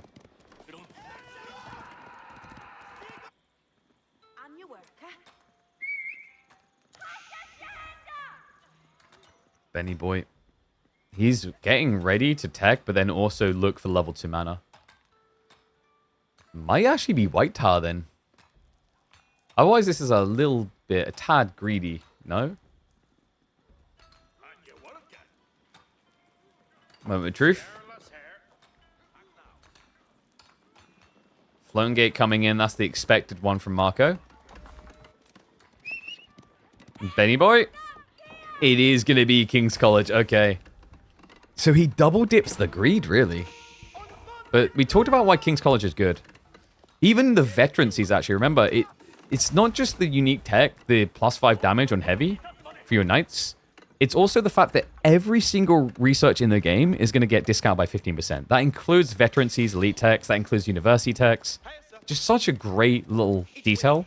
If there is at least one tech in King's College that's good, I think it's, like, worth exploring. The 15% is just a cherry on top. It's weird because in, like, some ways, I remember Kilyadi was saying this a few streams ago. I think it's Kilyadi. He said that they have the worst castle age choices of almost any civ in the game. And I kind of see where he's coming from, but I think it's more situational than that.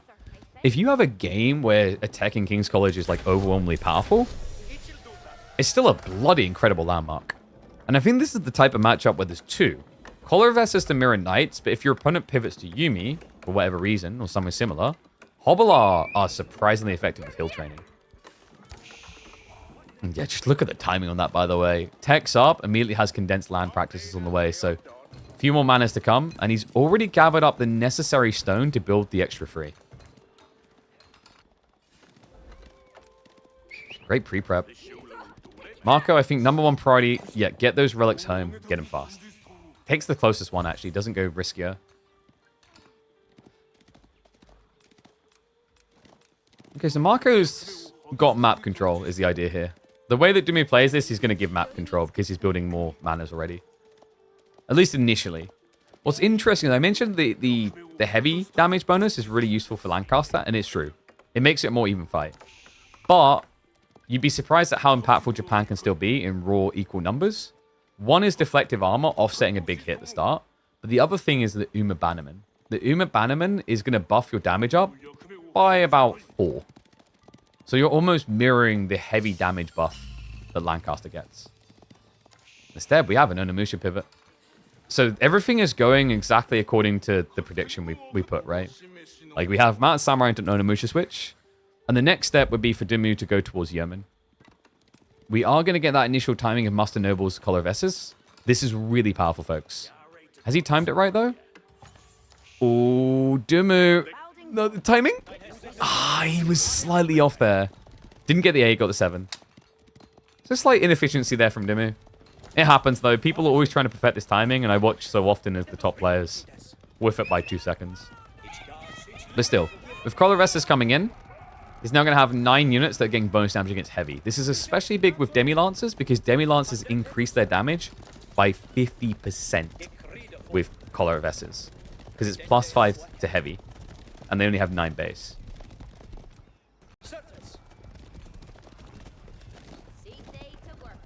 And now it's going to be more knights, but imagine now with the extra mana's in.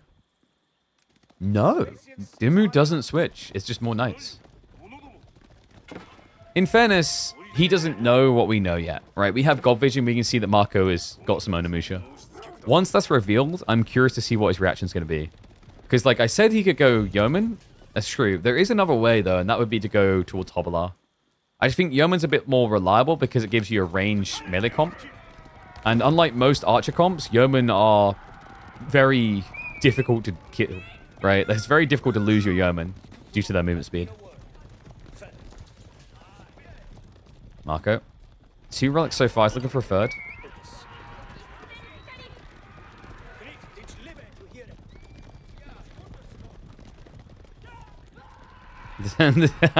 Dimu was suspicious. Well played. Finds him. Oh, there's a second one there. Doesn't peel for it, though. No, I think it's like a bit dicey because the Onimusha are chasing. Still, this is a lot of space for Dimmu. Sure, he's not doing anything, but he's also not losing too much by doing this. There's an argument that Marco is missing out on his timing. He's at least getting relics to remain competitive, but remember, the manas are working in... Marco, nicely done. He doesn't take the full bait. He sends the reinforcements into the enemy base. Textiles is going to minimize the losses. Love this as well. Notice that? Marco got Tatara, which means he free hits textiled villages. That's a big deal. Otherwise, it would take the fourth. Good pull away there from Dimmu. Send some knights home to defend, and you just see how good the damage buff can be there for the knights. Still, 3 worker kills for Marco. It's a good start. It's going to get better. 2 TC play out of Japan.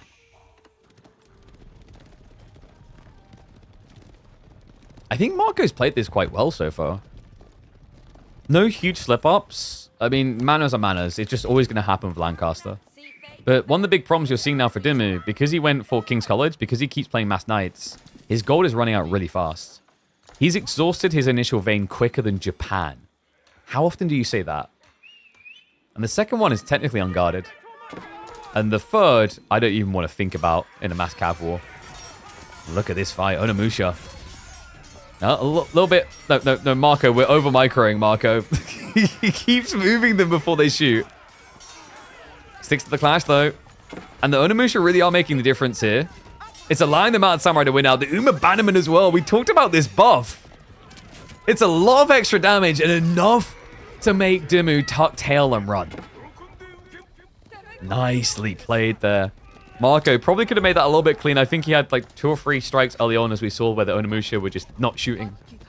But it shows you just how good the cavalry crossbow can be in the right situation. And a continued trajectory towards 5 relic gameplay by Marco. No, he got denied on 1. 4's still quite feasible here, though. Dimmu. Oh, he's switching to Hobbler. We were waiting for this moment, whether it's going to be Yeoman or Hobby, and Dimmu. Oh, no, Marco. Marco must see that. Yeah, he does, and he gets behind them, so now they're going to be running back towards you. Doesn't get a charge off. Unfortunate there for Marco.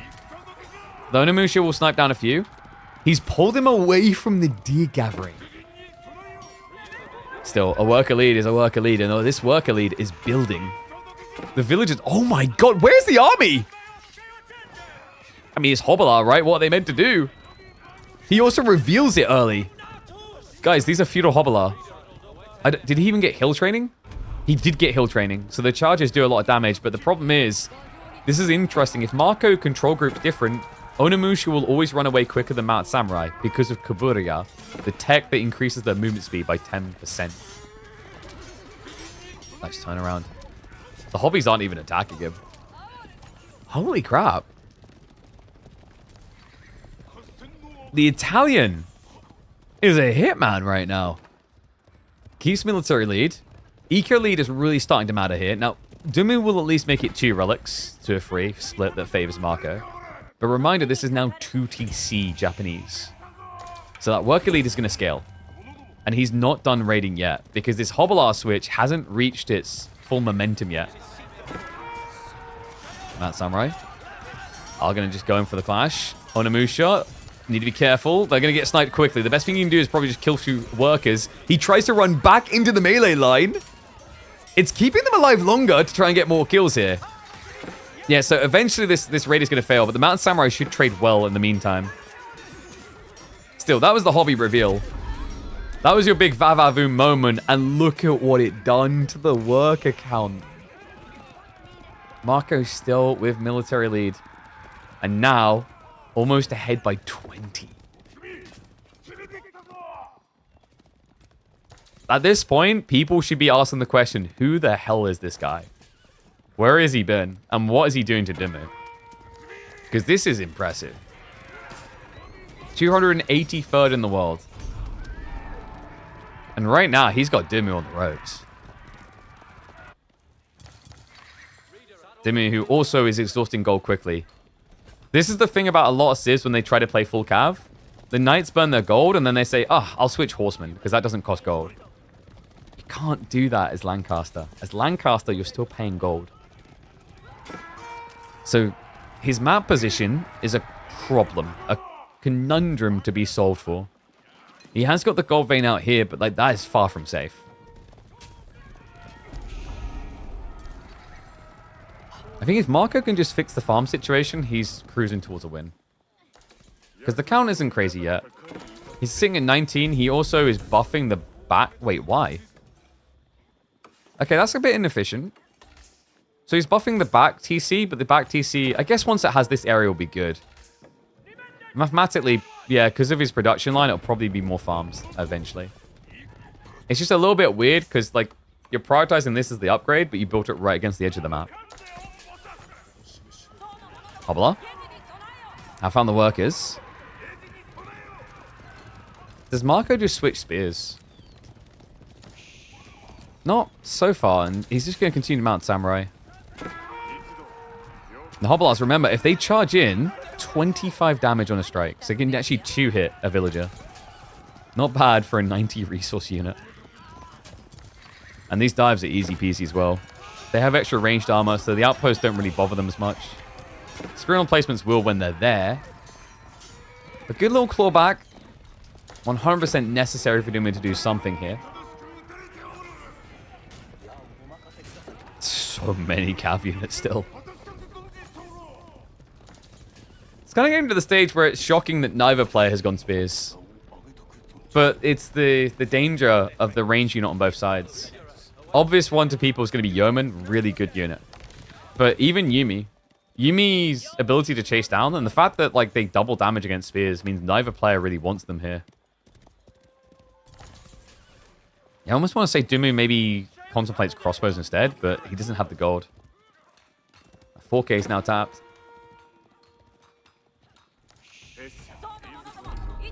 Dumu didn't go full mana because manas aren't his problem here. His problem in this game is gold. He will win or lose this game based on gold. Like, everything about this is gold. Mana's always nice to have, right? But, like, it's a lot of gold to invest in getting access to manas, and then resources on top of that. Not Samurai. Stand their ground. He's got the Abandonment effect, remember? Numbers are on Dumu's side, though, so Marco... Wait, no! Control groups? The Abandonment were not included. So he still loses extra cav, because the Uma could have got out there. One of the knights was too deep, but the rest could have gotten away. And now a military lead. Dimu. Double up. More farms are coming, though. While Dimu is playing limited resources. So we talked about gold as an issue. Eventually, food is going to be an issue, too. Because he hasn't got much safe fish left. He has at least got the deer here, though. Is Dimu's entire economy out of his base? Yeah, I think this is everyone at home. He's got 6 workers, make it 7 in his base, and then everyone else. Oh my god. This is really scary in a game where it's cav v cav.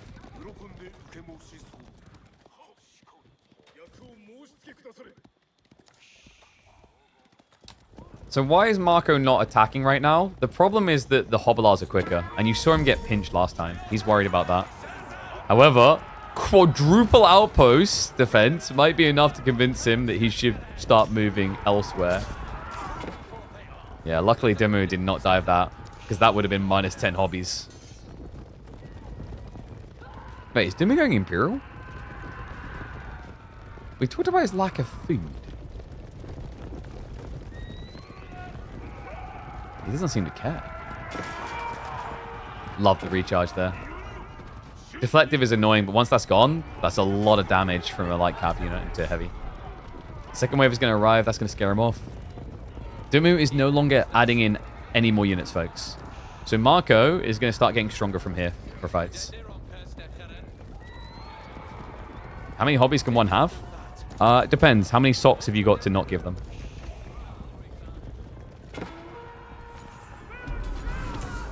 You think Marco needs to be more aggressive? I think like at least 1 or 2 knights, yes. You don't just need to send everything, but there should be like trickle rating probably. Especially now that he's got so many farms set up. Like, this is crazy. He's up to 40 farms. Hobby's now looking for the dive. Spiritual placements are in, though, so that's going to be painful. Still, this is achieving what Dimu needs. Like, he's going to get to the back farms. He's going to force idle time. These guys will die, but he'll get his age up. And because the enemy army is all the way in their own base, I think we're seeing Wingard. There's no pressure to go Berkshire here. Normally, there would be on a counteroffensive, but that's the thing about Wingard that makes it ridiculous. He's going to tech up, and then you can just build into the garrison command, which spawns 8 spearmen every 30 seconds. So he'll have the protection. Does want to have a rack set up ahead of time, though, with upgrades. And yeah, he hasn't got veterancy yet, so it'd be a good idea for Dimu to start queuing that now. You can definitely afford it according to gold. Good God. Yeah, after what we said about him having, like, no gold, he's desperately worked to fix that issue. 2,000 gold surplus. Marco's now going to find him there. The Nightline should be good enough to hold. At least against wave 1. Because Marco... Oh my dear... What? Free TC.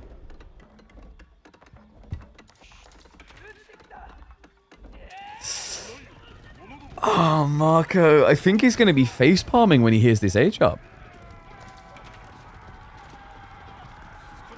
I wonder if it's seeming suspicious to him now that he's not seeing more army from Dimu. Well, don't worry, my friend, because soon you'll see plenty of army. Wingard will do exactly that. Boom. Tech up complete. It actually is going to be Earl's retinue. So he wants mobility. Earl's retinue a lot more pricey than Garrison Command, but in fairness, he didn't get veterancy for spears. He is, however, going to get elite for knights. And Demi-Lancers, like, I guess the cool idea about this for Dimu is they're auto-upgraded anyway. It's going to cost him gold that he'll eventually not have, though. Group of knights in the back of the base. Going to be a dive onto them. Marco. He's got the second wave coming in, though. The villagers need to get out of the area. They're being chased. They get the short bows out? Wait, what? I love this. He just ignores the army. He wants the economy. Second wave is now rallying over, but they're going to take some time to arrive. But remember, the Lancaster Castle offers no garrison. The King's College offers no garrison. There's nowhere for anything more than 15 workers to hide. Dimu, he musters the extra Demi-Lancers. Good body blocks just in time to protect the workers. Marco is ahead by 50 workers against Dimu. Double military. And with the access he has to the map, Imperial is easily feasible here. Dimu looks to stand his ground. That bonus versus heavy is coming in clutch here. And thank you very much, Aaron Paul. I appreciate the bits. Marco can't just finish him just yet, though. He's trying to prep up what he needs, though. We've got Onimusha coming. Mass Onimusha to clear Demi plus Knights also means a unit that can't be traded with. You'll always get kited. He needs to start shooting them down now. This is the point. You want to turn around with melee? Yeah. Hold the choke point, and then Onimusha clean it up. Villagers? What? Wait. Wait, Dimu, what? Did he come for the food? What has happened here? He's down to 38 workers. Oh my god, he's going to be down to 35. He's going to get found here as well. Marco, he sees all. He rules all. Dimu, he's got barely any army. This is actually happening. Marco Tambi, an unknown who has signed up a few times to the KPMM. Maybe about to provide quite the upset in game number 2. Numbers look good. He's got what he needs for Imperial.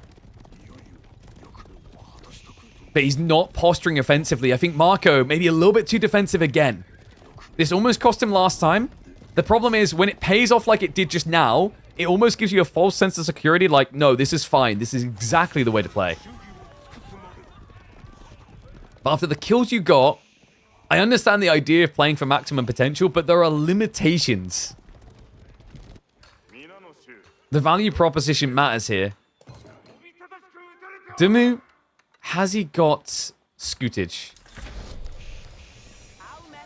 He has. So he's got gold gen. Still, active gold gathering is going to be important if he's planning to still play like Mass Knights.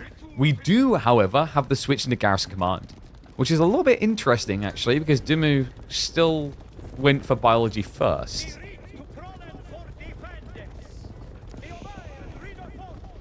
This is ridiculous. I can't. Like, this is 37 versus 111. You can talk crap about, like, pro-level player versus pub player and whatever you want. Still, even then, you can talk about House of Lancaster's 9 manas. Still, even then. He's outnumbering him everywhere, it feels like. Knights are going to raid into this area. But he already has the outposts up. Most villagers will be safe. I think Marco just needs to press the advantage now. Just get that military line pumping. Dimu's Demi-Lancers. The Dimu Lancers are actually doing pretty well. Like, I rate this quite highly the way he's played this. It's kind of interesting, actually. Because of the plus heavy in this matchup. To kind of compete with the Mat Samurai as a cheaper version. Still, this does look grim. Dimu is mass spears. Like, this is the stupid thing about Lancaster. Can we just agree? What happened to the unit count? Where did this all of a sudden come from?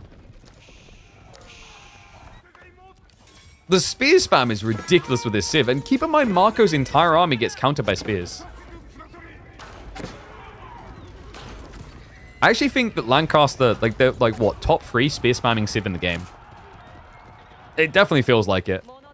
And what is interesting is actually Marco has better spearmen in the late game. So if he mirrors spear spam now, I actually kind of favor him. Because remember, you get Nagiari, you get the Bannerman aura to buff the damage with spears as well. Japanese spears have been kind of slept on for a while, I feel like. And these Sprunal placements, definitely not slept on though. Just feels like it takes forever to kill them though.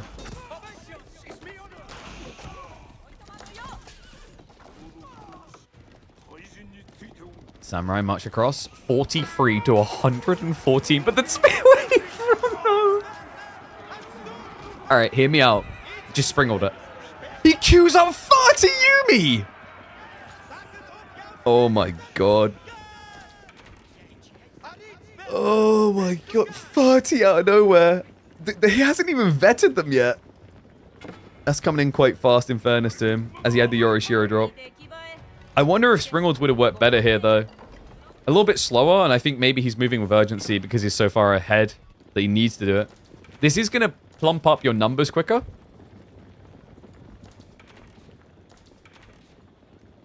And Dimu, well, he pretty much just sends everything out there. There's no one defending base. If the Mount Samurai go in now, they can munch down on what Dimu has left. Like, technically, you only need Yumi to defend against this.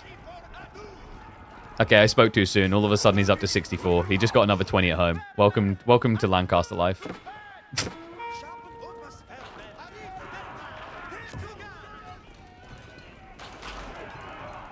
Spears. They'll be able to get the burn here. Outposts are not going to last long against this. Marco's going to start losing some workers. The Knights have to engage, but that's not pretty. You don't want to be there. The Yumi? What are they doing? No. They lost the target. He clicked on a unit instead of A-clicking. Get in there, boys. There's work to be done. Yumi to the clash. They're vetted. Not elite yet. The flood is real. This is the ridiculousness of Wingard. More spears. More spears. More spears. He downloads spears harder than people download around from those scam websites. He's moving in now with the Mount Samurai. He's going to look to raid again. Dimu. The spearmen have been blocked. They've been shuttered out. But the defense wave is good enough to hold the Mount Samurai down. This game, how is this not just over? Hobbler now elited.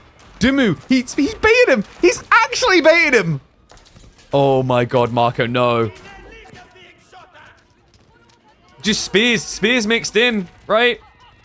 We talked about the Japanese spears being just as good, if not better, than Lancasters. It would have solved for the spearmen, just not as quick, but it would have protected him against what comes next, the Hobbler. And remember, he's got Scootage. He can afford Hobbler spam.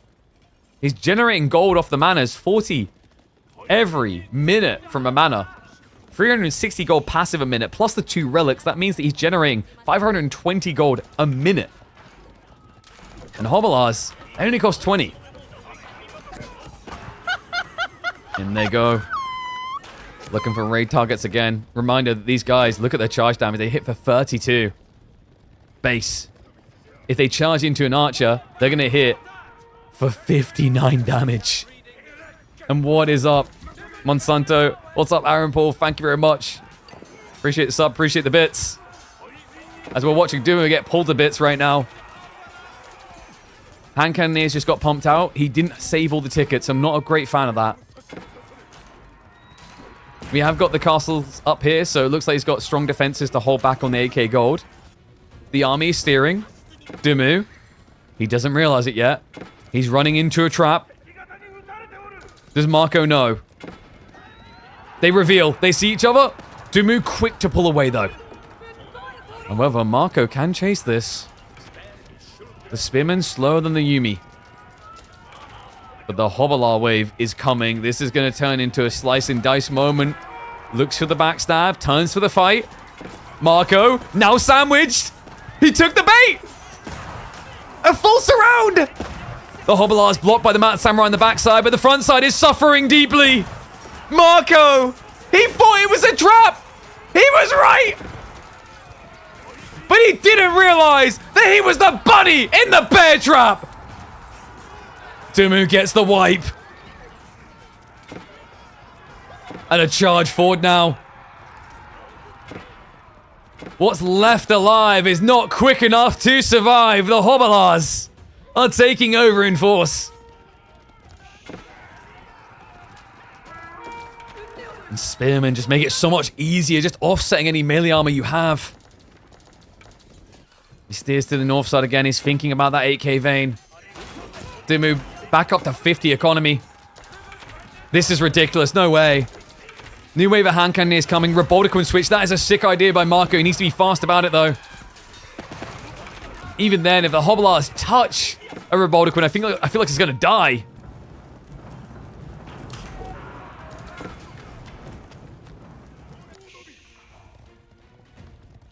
Dumu. He's creeping into those farms again. Marco does have food reserves, so not the end of the road. But end of map control, it feels like. Third TC goes down. North side might be a challenge. There are cannon emplacements up here. But the rest of the game looks like a challenge for Marco to try and figure out. 52 to 111 economy. And you find it hard to bet on Marco.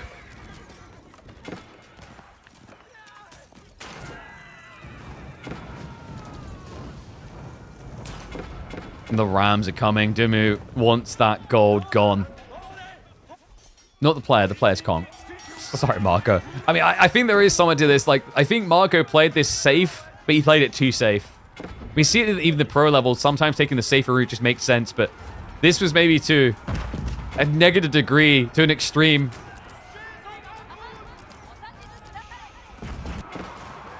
Sandwich again. Marco, for the second time, he's not even trying to move. He's dead again. This is over. Like, this looks done. The Rams are going to start moving in. No, I'm unguarded for now, but, like, I just see Marco falling further and further behind on military, and Dumu still has got room for another 30 population there. Villagers charge out to try and deal with the threat. Unable to do so. Marco is going mass robotics. What? What is this game? Remember what we said about Hobolars? If they can touch you, they will kill you. They will hit you for almost 60 damage before reduction, and you only have 10 melee armor, which means you'll die in 5-6 hits. 5 hits. But, in fairness, if there's enough Robotiquins layering the fire, the Hobolar should never reach. This is going to be a true test of Hobolar versus Robotiquin. If he uses them, no, not like this. This was the plan, man. This was the plan. What plan? He's like, I don't know, man. Roboticons are just like a vibe, you know? No, they're just looking terrible right now. And look at the size of this army. 130 military pop. Ah, your heart breaks for Marco. He'll know it as well. Like this one, I don't want to say it was in the bag, but he looked like he was Lord and Commander of the fleet. But that fleet has now sunk. Marco from 120 eco down to 85. Dimmu with the miracle comeback at the first week of KPMM. Unbelievable game.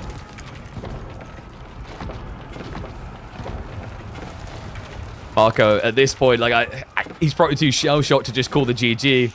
No one wants to go out like this. He'll try and trust in the Robotiquins, but it's hard to trust them at this stage. They just can't protect it. Like, they can hold one screen space, and you need to defend 5. I can't believe I'm about to say this. Dimmu has got the villager lead. Dimmu actually has the villager lead in this game. Unbelievable. Not just a villager lead. He's going to completely dismantle what little is left of Marco. Absurdity. So it's going to be an expected 2-0 from Dimmu, but make no mistake about it. You came in this game 20 minutes ago. You did not think Dimmu was going to win. Yet he defies all logic and gets the dub.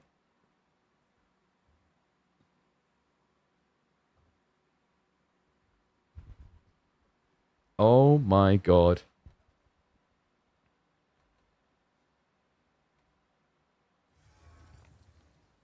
Random player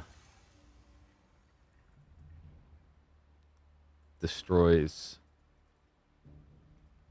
AoE StarCraft Pro.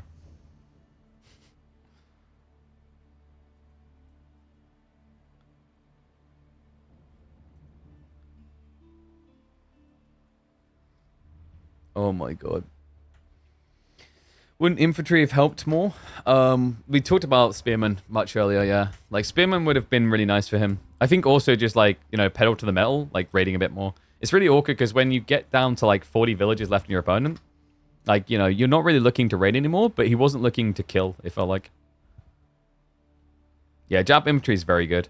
Like, I think so many people get caught off guard by this switch. As soon as you see the massment of Spearman, you kind of freak out. And it's so quick, like to really emphasize it, it's every 20 seconds, 8 new Spearmen are appearing for Lancaster.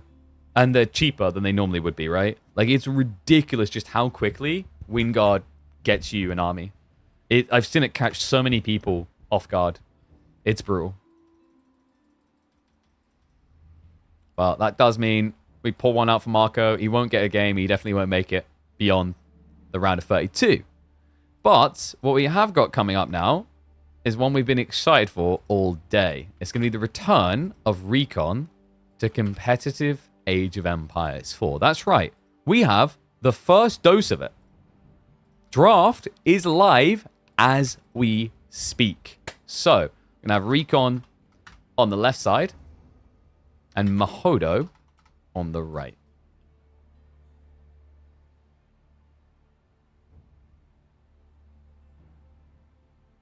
Yeah, go for it, Marco. Shoot high and shoot him down. I believe in you, brother. Oh my god, what an incredible one. I mean, I think you made a few fans with that one. You know, like, anyone who just focuses on, like, the throw or whatever they want to call it, I think that's wrong. Like, the fact that he even got Dimmu to that position in the first place is bloody impressive. Out of an unknown, right? Remember, guys, Marco isn't someone who's been turning up to, you know, EGC tournaments and going top 8 or whatever like that, right? He hasn't been making the playoffs of S-tier tournaments. He hasn't been appearing on LAN. He's just a guy enjoying some Age of Empires 4. And he almost had a nice accolade added to his name there. So, next up though, Recon Mahodo draft. Looks like Mahodo, he loves Roos, man. Always loves Roos. Have we got the Iber ban? Oh, we don't have an Iber ban. Recon's going to yoink that. Recon is like obsessed with IU. You guys have seen the snack account, right? The snack account is Recon, and he has been spamming the crap out of Ibid. He's actually ranked 10th in the world right now. Recon's also been spamming Malians, by the way. Looking at this draft, I can kind of see Mali. Yeah, Mahodo. I was about to say, like, Mahodo loves Malians. We've seen him play a lot of it in the past. So do you now go for the IU? You've got, like, what, Mongols maybe for Malians? French into Rus or Japanese, maybe? French is meant to be quite good against Lancaster as well, right? I think arrogant's the wrong word, by the way. Be more confident. Arrogant, like, when you say to someone to be more arrogant, it suggests that their confidence is misaligned, misinvested. Arrogance is definitely not the word you're looking for. Yeah, be more confident. Believe in yourself. No, I'm not going to sing that. Anyway, so we do get the Ibid final pick. Dry Arabia is going to be map number 1, remember?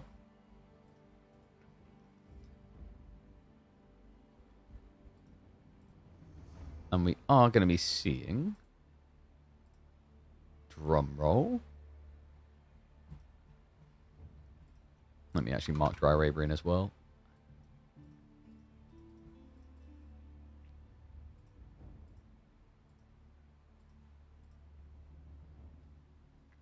Stone walls from Recon? Whoa, wrong Recon, dude. This is 2025 Recon. He just aggroes. Like, Recon, so I think Recon kind of got a bad rap. Like, before he left back to Age of Mythology, he was becoming quite aggressive, actually. He was practicing a lot of aggressive gameplay.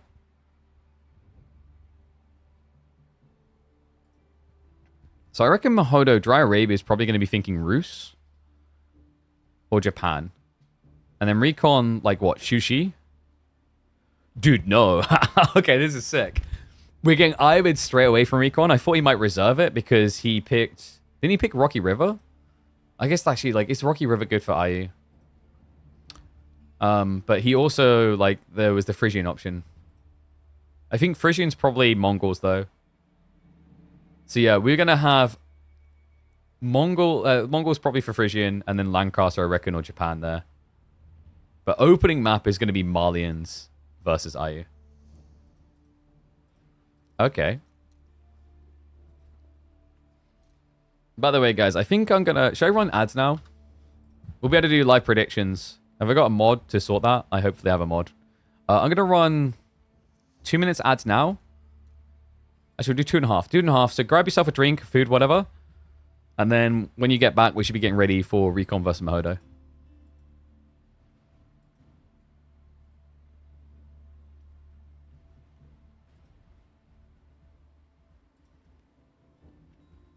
Oh, hell yeah, man.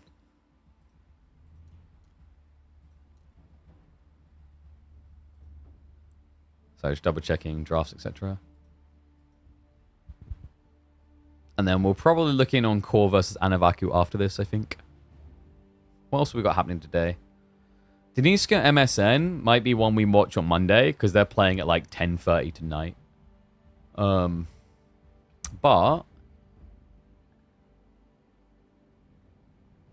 there might be like...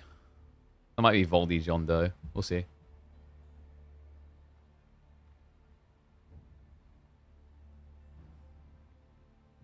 You picture him as a nerd, not in a bad way. You just called him a nerd. Not in a bad way? So rude. I'm still weighing up whether we go to Gamescom. My business partner might be convincing me to do it anyway. I was like trying to be reasonable to them. I was like, I mean, if we don't have like enough meetings like lined up, it's going to be a waste of money. He's like, I think it's worth it. I'm like, oh, okay. The challenge is if we do so like also if we do Gamescom, we'll like obviously not. We'll have to have a pause on KPMM for the week of what 16th to 16th to the 21st. And then I'll probably like get back and stream on the weekend. I don't know. We could make up for that though, like because I think qualifiers for King of the Rockies is on that weekend, so we could like go live on that weekend and cast the King of the Rockies games. to make it up to you guys. Because, like, if I go to Gamescom, it's also, like, it's good for our roster to find more sponsorships, but it's also good for ourselves to find more sponsorships, to deepen the relationships with people we talk to. Maybe get some people to come in and sponsor KPMM so they could, like, double the prize pool. Well, double will be a stretch, but maybe, like a 20-30% increase to prize pool. Don't sleep on Ibid, watch Marine Lord. Dude, don't sleep on Ibid, watch Recon. Recon's been a monster with the Ibis at the moment. I think in like the last week or two, he's put in 50 plus games on IU. Guy's ridiculous. All right, guys, we're 4 minutes out from live.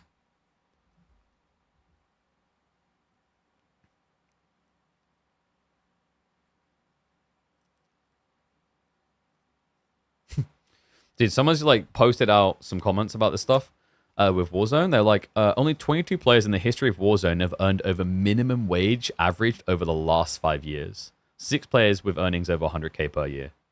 That's wild. I mean, we're kind of the same though, right?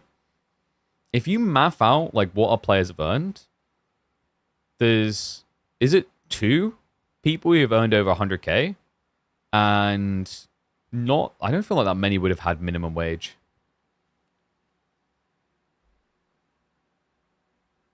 Esports, man. It's a grind and it's a love. A love that beats you over the head repetitively. While you scream, no, please. Stop. Sorry, I shouldn't say stop like that. I was tempted to then follow, stop it, Ron. Stop it, Ron. Stop.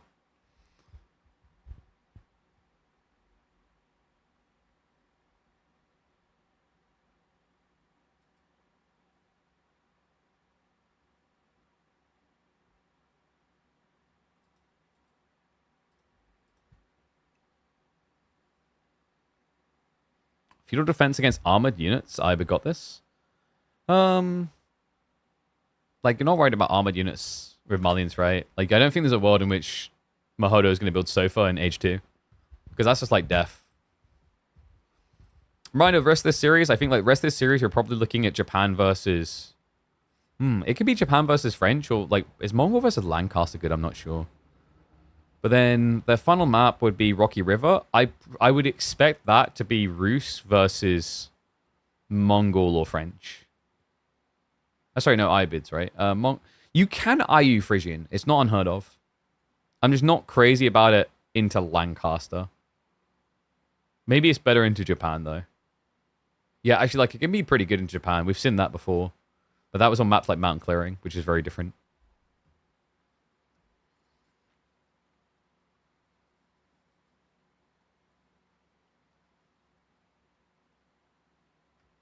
Wait, Mr. said he's considered trying AoE4, but it's not safe. What does not safe mean? You mean to get back in? I mean, the problem, like, this is the problem. Like, if someone's going to invest a lot of their life into, like, trying to compete in something, the money on offer needs to be good enough to entice them, right? The problem is if you inflate the money too much, it's like... It's like, you just grow beyond logical means. It's what we had at release, if you guys remember. It's like AoE 4's prize pools got too big for the size of the scene, and it just didn't make sense. So they had to come down to recalibrate. It's like, look how we struggled, right? Like, we had to get 9 grand in sponsorship from Microsoft to do what we done. I wasn't going to pony up 9 grand myself to risk that, right? It wouldn't make sense financially.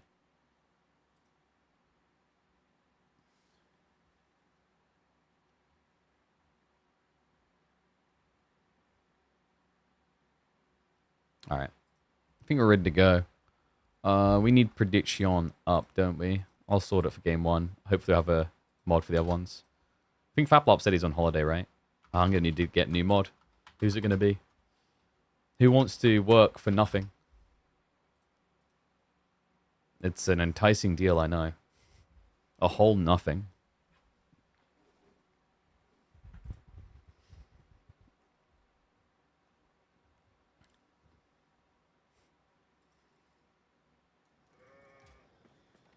The $20,000 esports circuit has begun, and it's already big enough to attract Age of Mythology pros from the tippity top back to Age of Empires 4.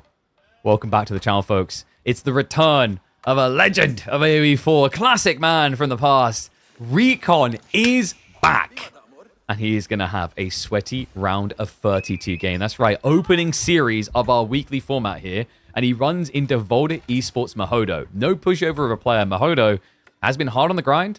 And I think he's been seeing good results. It hasn't converted into big tournament wins yet. But Mahodo has been reliably in the top 50 or about there for the last several seasons. Season 8, 66th. Season 9, 49th. Season 10, 45th. He's currently 76th with only 35 games played. Very formidable opponent here. And a really cool matchup. Recon has been fiending the Iabids upon his return to Age of Empires 4. A lot of creative builds coming out from this man. One in particular that has caught our eye and might catch Mahodo's ire is going to be the Master Smiths build. I wonder if he tries it here, actually. Master Smiths against Malians would be kind of interesting. I think it's a good stress test because, like, Malians' fuel is very strong off of the 2-unit comp.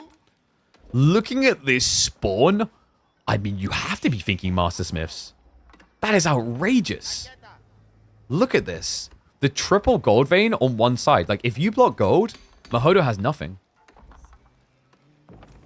Unbelievable. Recon, does he know about it? No, he scouted his own side first. A little bit curious of a choice, actually. I think he got forced to do it because of the reaction of Mahodo. It's weird, though, because why did Recon not just go for mill? This is kind of inefficient, no? Sheep is a lot worse gathering rate for these type of civs. Remember, when you play as Iabids, Abbasids, Delhi, like, you get a huge buffer to your gathering rate on berries. It makes it better than sheep. So, definitely surprised. The moment of truth is quickly approaching. Mahodo should be just standard Manta, as you'd expect. And look at this spawn. If he's thinking Pro Scouts and this is Master Smiths, Recon might toast him in like 12 minutes. Because Master Smiths is insane. You end up saving like 1,000 resources if you go Master Smiths, guys. It's really, really, really good. And dude, it's happening. We're getting it. It's a Master Smiths build. This is a nuts tech, by the way. It's the only one that very blatantly, clearly pays itself completely back in Feudal Age. There's no other tech choice that does this. What do I mean by this? So, for a start, you're going to obviously save on the Blacksmith techs. Blacksmith techs that equal 175 resources each. That ends up being 700 resources saved. But it's not just that, guys. It's Military Academy 2, which is like 350 more. So you end up saving 1,050 resources on tech. It is nuts. Not just that. It's not just the fact you save 1,000 resources on technologies. It's the fact that you get them the moment you drop a Blacksmiths at H2. That is what makes Master Smiths low-key powerful. Mansa. Already on the way, Mahodo. Nothing unknown about this landmark. He is rotating around, so he'll eventually discover what's happening. Sheep haul is going to be pretty balanced between the two. 9 sheep to the 11. But remember, Recon ate the sheep straight away, so he got a decent haul. And now he can shift onto the berries afterwards. And yes, you do get Military Academy in Feudal. This was a change that happened a few patches back. Which is just ridiculous, like if you think about it. Military Academy is a 33% buff to production rates. It's not quite, you know, supervision or scholar garrison levels, but it is still very, very powerful.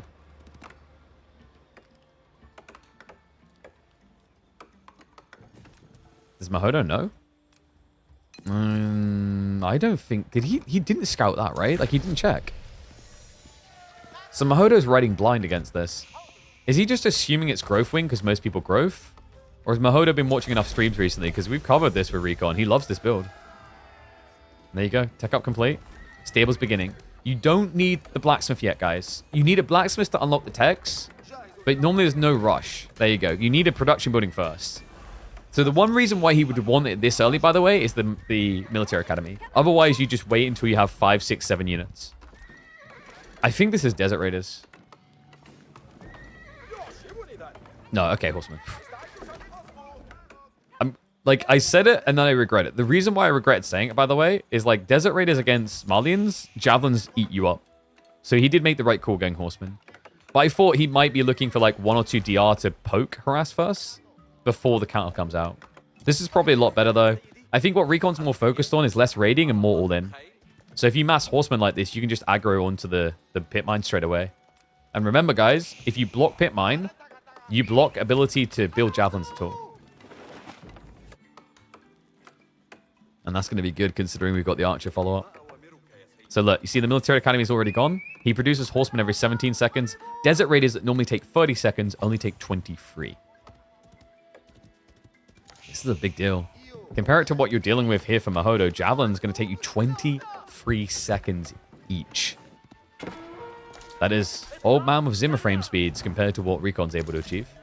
The only negative for Recon with this type of build is having enough economy to afford it. That's the weakness of Master Smiths.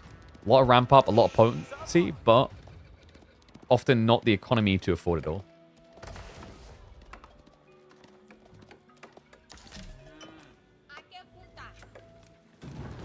By the way, shout out to Recon. I think he's made Ibids more interesting to watch for me in the last year than anyone in the game. The Master Smith's build has been marvelous. I think marvelous is the perfect word to watch. Doesn't he gold vills? That's not true. He's got ecotechs he's been getting.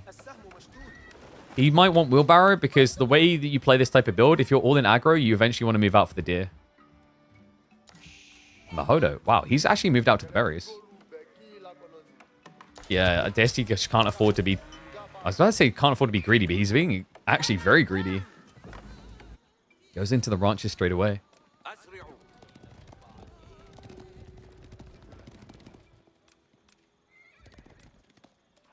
Mahodo needs to do some scouting to realize what is up against here. Everything is forward-facing. There's no secrets from Recon so far. He has scouted both the deer locations. He's moving out to them. And he has also got Golden Age now, so he's going to get the buff gathering rate plus the survival techniques. Really nice 25% inflation to your gathering rate. Yeah, which is going to be an extra, like, what, 0.2 something? So he's going to be gathering at over 1 food a second.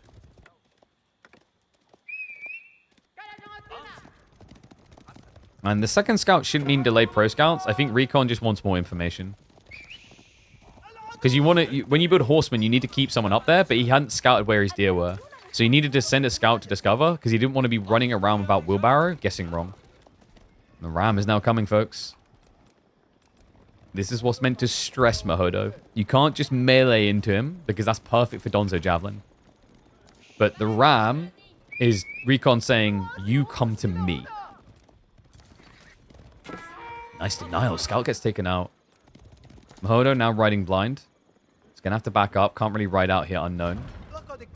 Does Recon wait for 2 rams? Usually when we see people playing against Malians, they go 1 ram and just go.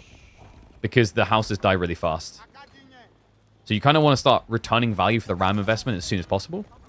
The only reason you usually wait for like 2 or 3 rams is because you think they're going to die too fast. For example, against the second TC. Because the kill there is very hard to achieve. Because the repair. But here, there's no garrison spots. And pit mine, I believe he just cancelled it there. Ram's going to move in. Javelin's pretty far back. We have got the outpost defense for Mahodo. So be careful not to overcommit. Remember, Recon, he's got a huge edge here. Mahodo is now only getting under mesh. He has no steeled arrow. Kill him on the houses. Recon backs off again. Donzo's getting a bit ambitious. Yeah, not worth it if you lose 3 Donzos to kind of tickle damage onto the ram. Remember, Donzos are 90 resources each. The ram is 200. I would weigh in a ram at like a 300 resource investment, though, because of the fact you built units that have to build it, and you're wasting time. So it is expensive to do what Recon's doing. But really not that far from paying off already. So I guess Recon's goal now is an overwhelm. He just wants enough horsemen to be able to flood in and pinch all the javelins. Delicate balance in this game, number 1, folks. Reminder, these are only single elims, so if you fall, you're gone. You fall eternal. Horseman? It's like, I don't get it. I've got Master Smiths. I don't feel masterful. I don't know, man. You took quite a few hits to die. Tricky part here is that Donzo's ranged attack has bonus against Cav, by the way. So very easy to start hemorrhaging horsemen. Ranch count is increasing. Mahodo is slowly clawing his way up. Recon. Is he thinking about castle? The macro suggests that the fort has crossed his mind. He just shifted 10 under gold. This is castle. He wants out of the age, and I kind of can't blame him. This idea was cool, but unless Mahodo went pro scouts, it's going to be hard to hit. 15 Donzo, 15 Javelin in Fuel Age is a very dangerous army. Yeah, the only way Recon would be able to win these fights is if it was like 45-30, because the defensive choke point. Like, it's the thing that always makes Malians one of the hardest civs to penetrate in this game. So likely Recon's going to be going Growth Wing. He's a really big fan of it. Like this 1-2 step Master Mist Growth, because it just inflates your economy straight away. Dervish is also a possibility if you're rushing relics. You do have good map control. But Growth is just going to give you that immediate burst to compete with Fulani. It kind of almost feels forced because you know it's Fulani. Why do you know? Because really no one does Farimba now. And there you go, Growth confirmed. This is interesting, by the way, that we open this series with Recon's 2 most played civs upon his return to AoE4. I think the other one is French. So he's been playing a lot of Ibids, but also a lot of Malians. Like Malians, I think his last 10 games in a row was Mali. A detail that I imagine Mahodo checked on his account. Because Mahodo was in here the other day. He's like, oh, so Snack is Recon. Like, yeah, turns out you ironically done reconnaissance watching these streams. Wait, what? Hold on. Is he TC booming? This late?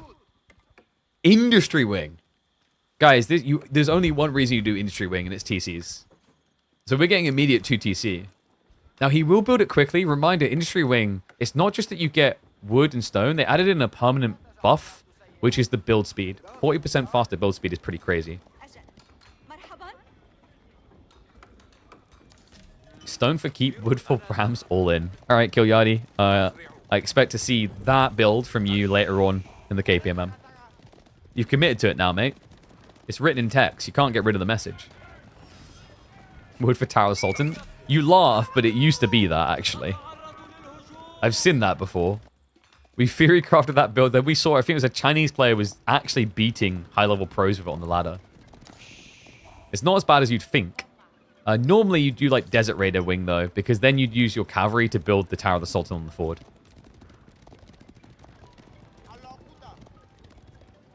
This gold spawn, though. Grief.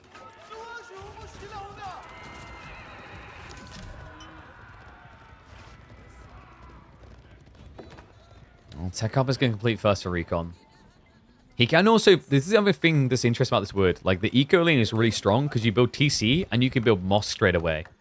So you can be 2 TC inflation and Relic Rush simultaneously. That must be what he's looking for. It's not! Wait, what? Double Manganique! Alright, kid's cooking. I say kid. He's in his 30s. He just kind of looks like a kid. This is it, man. This is Recon final form. Gone are the days of defensive hide behind walls play. Kilyadi right now is feeling threatened. He's like, my title as aggressor may be at risk. Still has 400 stone and isn't using it for a TC. He invested the remaining wood into the moss, so we do have the play now coming into Dervish. The Manganique shots. Remember, folks, really important thing. Incendiary is low-key OP. Right? Overused term, but like it's important here. Manganiques don't really miss. They partially hit, almost always. It's like a kind of a mini nest of bees type effect. Please kill the wolf. Recon hasn't realized yet. We do also now have Sofa coming out. Recon. Just A-click. Just someone, please, someone. Just defend yourself. Okay, villager's gonna die to that. Wait, the camel, come on. Okay, at least he's picking up relics. The Manganiques also are great at killing Malian pit mine areas. For the love of God, kill this. Okay, there we go. They've responded to my commands. Camel Lancers are dealing with the wolf. It's dead. We had to look away because I don't want to get sued by PETA. Ass Camel's on the way. Which just makes the sofa choice by Mahodo a little bit surprising. Zero shots. Just as effective against Donzo as they would be against Javs. By the way, the Donzo threat is starting to feel quite low. The damage as well is just adding up. He's trying to snipe the Manjaniques now. Scenario shots are coming through big. Toll Outpost is not going to fortify in time. One of the Manjaniques is one hit from dead. The damage is ridiculous, though. Oh my god. The amount of dead. It's a slow and painful death. Double Manjanique. What a timing. This is the build, man. Master Smiths into industry wing. When have you ever heard that and not thought the person was memeing? When you watch a Recon game, that's the answer. Mahodo's doing a good job of getting some relics at least. The remaining feels like it should all be going to Recon though, so probably 4 relic IU. He's like, hey, these Manjaniques are pretty good. Adds in the third. Even brings the villagers 4 to repair. And why not? They've been worth the investment. And remember, the Camel Lancers, they've just been scaling more and more and more. Mahodo's army looks pathetic for a Fulani. And it's not even a full army. No, he's lacking. He hasn't rallied them. Wait. Yeah, he's just got extra cow coming over here because of the fights. Forward outpost now from Recon. Wait. He saw that, right? I don't think he did. Okay, so the Imam's actually going to sneak out. The Recon's going to slide in. Siege onto the infrastructure. Goes straight after the archer range. So for a raiding, but Camel Lancers are there to mirror it. Still, it's going to cost him. Yeah, the villagers will die to that. But he needs to find more punishment. And guys, look at how close he is to the Fulani. He's slow rolling this. He doesn't want to run into the melee. But Ram's being built as well. Scout is going to see the relic coming home. Maybe just send a few archers to get that kill. And now the move comes in. Villagers move away. But the cow cannot, guys. The cow die quite fast, if I remember correctly, to Incendiary. He's targeting houses as well. He's looking for the pop block. Mahodo doesn't have much space, actually. He's going to have to spring into action here. He doesn't pull the archers forward, though. That's one Manjanique down. Lancers start to spread out.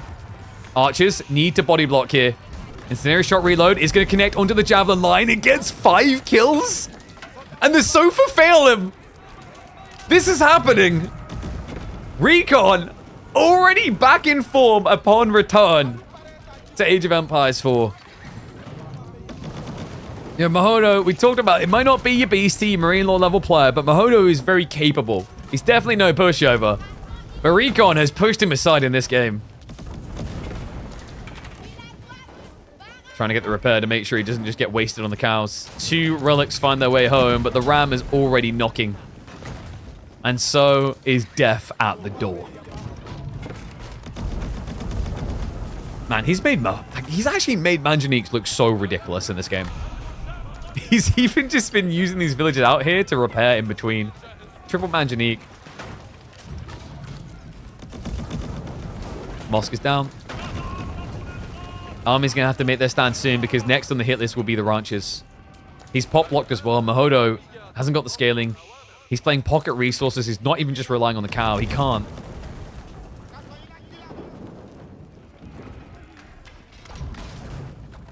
Just keeps on repairing. Villagers. Oh, no. That you'd think that this is an overextension, but like Mahodo's army isn't really big enough to get the Manjanique kills easily. It's Crown back to base, denying the food. You just see how good that spread is. All these houses, low HP houses. It's just... Manjaniques, I don't know. I don't know if they're not my favorite unit, because like I own a Big Asia from Storm's Ascend, my favorite. But they're up there. They just look so cool.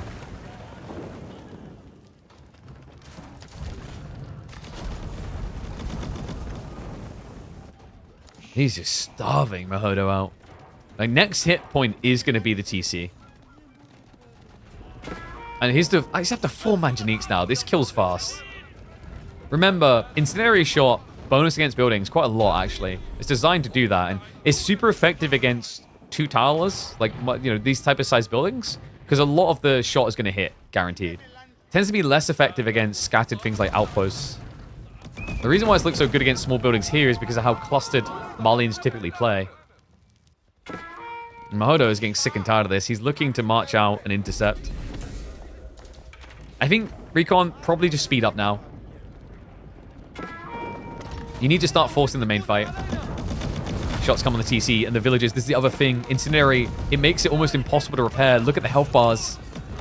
He's going for the kill. He's going to force him home. This is it. Recon is waiting no longer. He milked the map for almost all the food. This is his final form. Town center on fire. Fulani almost down to half HP. Into the choke point he goes. Spread damage is a problem. Recon knows Mahodo has to come to him. TC dead. Fulani almost gone. Mansa will be the only thing left between Recon and victory. This is a landmark win condition waiting to happen. He's got the Dervish on the front side. The relics are on the ground. He can pick them up and look to force a Wololo. The AoE healing. Like, this is the thing. Over time, Mahodo's health bar disappears while Recon's just refills. As it feels like he never left Age of Empires 4 at all. Game 1 to Recon. Bloody clean.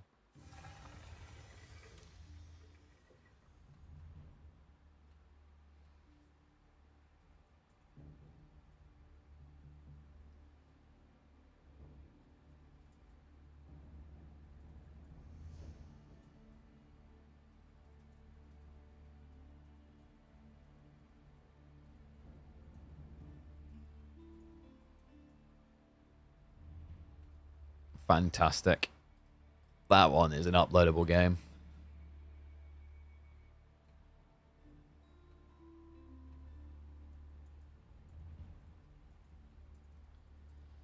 Whew. All right, Aaron. Thank you for the bits, mate. Appreciate you. Also, enjoy your Counter-Strike. Thank you, thank you. All right, guys. So, mark it up. Recon leads the series. Up 1 game. Next up. Where is Mahodo again? We're going Rocky River. It's going to be the Rus-Mongol matchup. I think Rus are pretty okay here. Unless you are too greedy with like your hunting cabin placement, maybe. So mark it in. Rocky River. What a great game 1. All right, 3 minutes until we're in game. I'll probably run ads in a sec so you guys are safe from them.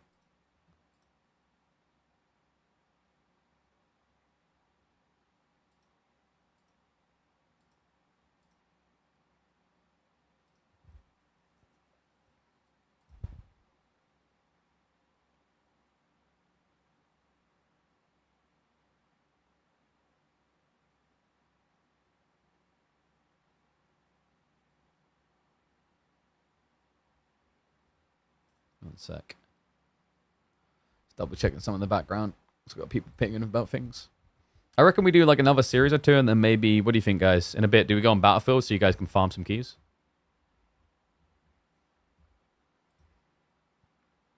Get you guys your beta keys. So, I think after this, we said we have like, is it Core Anavaku is on the menu? And then...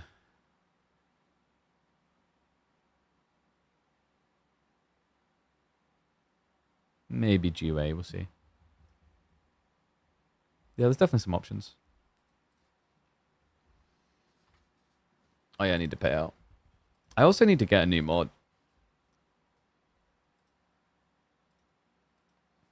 What a game 1. Oh. Maybe I should create like a mod application. I'm a little surprised Twitch doesn't have that built in. I mean, I guess it's such a lean thing. Like, it wouldn't be used that frequently. It would be, like, not worth their time. Holy crap, though. We've had some great games for Round of 32. Don't you think, chat? Some of these games have been incredible for the, like, the round that's meant to be stompy as all hell. Like, even if this is a 2-0, that game won. Mwah! Chef's kiss.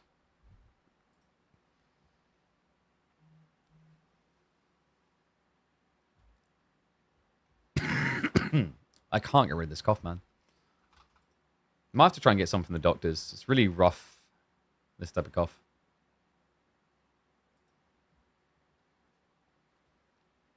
Oh, we've got about ads. Crap. Oh, I couldn't anyway. Already auto-ran. Lol. Probably already had already auto-ran. That's usually what it does. It knows... So, like, Twitch tries to, like, run the ads at the end of the games, I think. And agreed. Great start to the KPMM. Decent viewership for a Friday as well. Hopefully we keep going up from here. I always said Friday is like kind of the weak one. I'm trying to think of ways of embellishing it. I might like... I think I might finally start committing to Friday as like the variety streaming day. Where we check out some other things. I think that's cool. Like I said later, a little bit later, like we might do some Battlefield. But I reckon I'll probably go eat, come back, cast another series or two, and then like do some BF. So like at least 6 hours a day of like AoE content, and then some Battlefield in the end, maybe. We'll see how it goes there. Alright, guys. Let's get ready. Need to do predictions quickly. We need to flip score in game. Add predictions in. You guys are gambleholics, of course. But of course.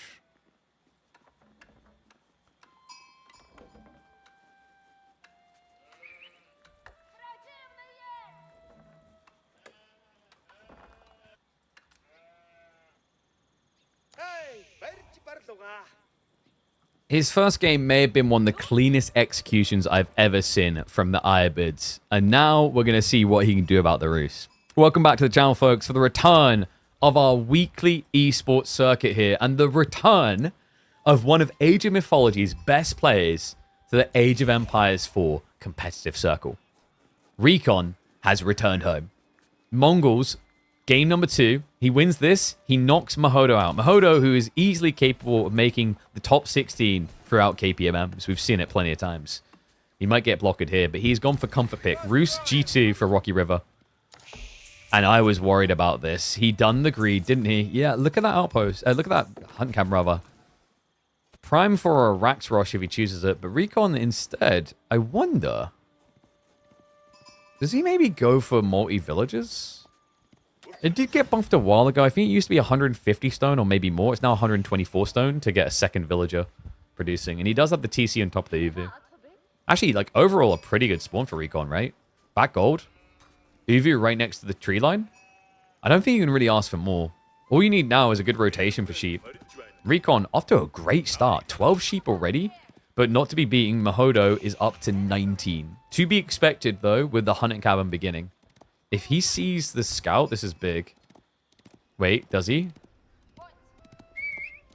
Recon? Oh, Recon is actually going to snatch past. No, that's huge. He trades out really well there. Recon is going to get his hands on the extra sheep over here. That's a big win. So 15 sheep now to 20 is great for Mongols up against Roos double scout on this map. And there's still some sheep over here. I think those are going to get caught by Mahodo. Yeah, I think overall, considering it's 2 scout versus 1 on the way Rocky River is designed, like, this is decent for Recon. And he needed it as well because the deer placement isn't really that close to his base. Boar is leaning the same side as well. But compared to other civs, Mongols have a really hard time securing these resources against raiders because you can't wall. But that is old school. And that's kind of a signature for Recon. Recon might be responsible for building Silvertree more than most people who've been active in Age of Empires 4 Pro scenes, right? Like, it's ridiculous how much he does this. How interesting. Yeah, this is getting spicy. Silvertree. When was the last time we saw Silvertree, folks? It's been a second, right? Like, you have to go ages back to find examples of Silvertree reliably. I'm wondering if maybe this tricky trash panda can bring it back as an anchor play. Something that the Mongols used to do so regally, never do these days.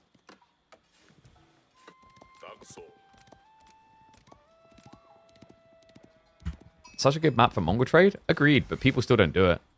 I don't know, man. Like, I'm skeptical as to whether this is going to work, because the thing you've got to keep in mind is that Rus fast castle is scary, and so are horse archers. Horse archers are great at killing trade. That's my worry, is that as great as trade is on this map, you have to think of how good is your opponent at stopping trade. Rus have answers in both feudal and castle. They have feudal knights, or they have castle age horse archers. Step 1 of going for that castle age is use the pro scouts. We should see him getting the trade out soon. Remember, he went double hunting cabin, which guarantees he'll have the gold necessary to be quite lean and efficient about this. There you go, the buy the ticket. Pro scouts on the way. 4.5 minutes into the game. A nice timing here. And Mahodo should be looking for the extra food drop-off to just start getting into the extra scouts. Silver Tree to Magadai? My concern is, like, are you going to be able to scale Magadai quick enough versus Horse Archer? Also, the problem is your opponent can add in a few knights there, right? I don't know, like, I haven't really been a fan of trade to beat Pro Scouts in a while. It's just very different points of return. Like, is Pro Scouts better than trade? Yes. Long term, no, right? Like, once trade is online, you got like 20 traders, granted. But you have to get there. I do like this beginning, though. It's going to be double pump Keshik. I much prefer that over double pump Trader. Double pump Trader is too greedy. Recon, actually, like, credit to him, he was always really good at understanding this about Silver Tree. Silver Tree isn't just a default, it's an earned. So instead of just building traders straight away, he earns the right to do it. That's the idea of the Keshiks. And that also allows him to now play counter, or at least blocker, interceptor, shall we say, to Pro Scout's beginning. Mahodo already now reacting with the racks, but I believe we already had archery range on the way. Yeah, so Recon, he can start ramping into double production archer quite quick here. Remember, his stone gen is much stronger because you go from 70 stone a minute to 100 when you go H2. Big jump. And the scout is looking for it. Wait, is the scout looking? No, the scout is looking for the deer. Right? No, he actually does suspect it. Ah, this is annoying. You're going to have to pull the Keshik. It's interesting because he didn't find this deer, so I thought he was looking for that.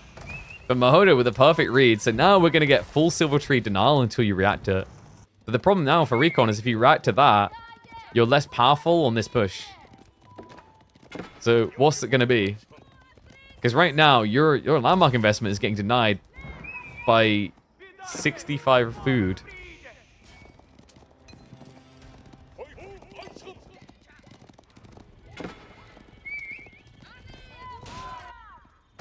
Come on, man. Keshik's coming. So remember what we said. This makes him a little bit weaker on the approach. Because that's 20% less Keshiks into your push right now. And it does feel like Recon is invested in this push. Archer production continues. Keshik will scare away. Silver Tree can now be packed. Or rather, unpacked. Still, Mahodo is getting deer home. I think he's got 3 homes so far. He needs to switch over. I think he just realized he's been gathering on sheep. Not great. Gathering rate difference is huge there. Hence why his timing feels a little bit weaker. Recon, do we have a deploy? We don't. Like, I think this is a bait Silver Tree. I genuinely think this is just a full bait Silver Tree. Which is sick. This is exactly what Recon and Mister were known for back in the days. If you guys remember, we used to have the trade trick. They would do a double pump of traders and then not build any more. The idea is your opponent would then overinvest to counterplay it. And then you just come out miles ahead. Pretty genius. Less valuable these days because, as we saw there, the reaction was just a scout. Because, like, you're not going to force Rus off their timing. But I think the idea for Recon is that Mahodo is going to open horse archers, expecting to be up against trade that he needs to stop, and then discover too late that it's actually just archer all in. Which is crazy, by the way. Sacrificing your extra range with Khan Hunter for this is, like, not something you'd expect. Let's go defense for the high trade house. That, get your numbers in. Try not to vomit. That's going to be pretty bad, right? That looks pretty bad. Oh my god. He went here, but the Keshik were getting ready to dive. And also if the archers come there, he just dies. So he has to go for a trash high trade house, man. I don't know, man. I feel like 76 might be generous. It will be bounty level 2. Recon. No signs of letting up here, but it's tricky to dive because of the wooden fortress. Oh, the difference that 3 garrison slots make. Silver Tree has not deployed still. It is a bait. And now it's a dive. Keshik, so we move in. Forces the out of time, but he does not have undermesh. Archer's looking for the snipes. No worker kills just yet. The Keshik's going to fix that. He gets the connection. The spearmen look for the defense, but the archers, she better clear them. This is meant to be it. This is Recon's moment to shine. The archers are going to dive deeper, but they're already gone. They're all dead. The villagers are going to keep on running, but this doesn't feel like that many worker kills yet. A lot of idle time, yes. But is this good enough? Villagers, they go back to gathering. Wait, he sends them back to work? That was a bit of a mistake. Did he get another kill on the garrison? I think he did. The high trade house is being built right now. Recon. He doesn't know it. He's going to have to back away. But that's a 9 worker kill advantage for Recon. It cost him most of the army. But it's a good position to be in. Trade still not happening. Does he just tech now? Is it worth losing an entire army for 9 villages? It's a good question. Think about it a different way. You took away a third of your opponent's economy for your army. That's worth it. You slow down his tech timing as well. You also reduced his pro scout play. He only has 2 scouts left alive. I think the only negative for Recon is it would have probably been nice to have had undermesh. If he had undermesh, that dive still would have been going on this entire time. Because Mahodo skimped on something very powerful here. He never got castle turrets. I think if he had castle turrets, Recon would have just died diving the high trade house. The Recon, now in a dangerous position. He's moved out into that deer. And we are getting the horse archers. Because this is the thing about this bait and switch with the silver tree. It's cool in theory, but now your opponent thinks that you're trading. So what is he going to do when he thinks you're trading? He's going to go looking for trade. He won't find it, but what he will find is your deer gatherers. And you don't have deer stone. You don't have yam. And the low trade house, 86. How is that still 8? How? Can we just agree it's silly that that is 86? He had, like, these trees here as well. That's still 86 gold, though. Even at its worst, it still gets a relic. And reminder, guys, it's more than a relic because the deer, which is also now a safe 350 food per minute, also gives him 35 gold. Keshiks are guarding on the flank. I like that he just smuggles the really injured ones where they're not going to be looked for.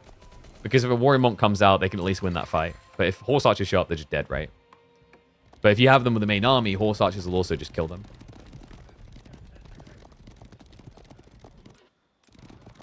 No tech off from Recon.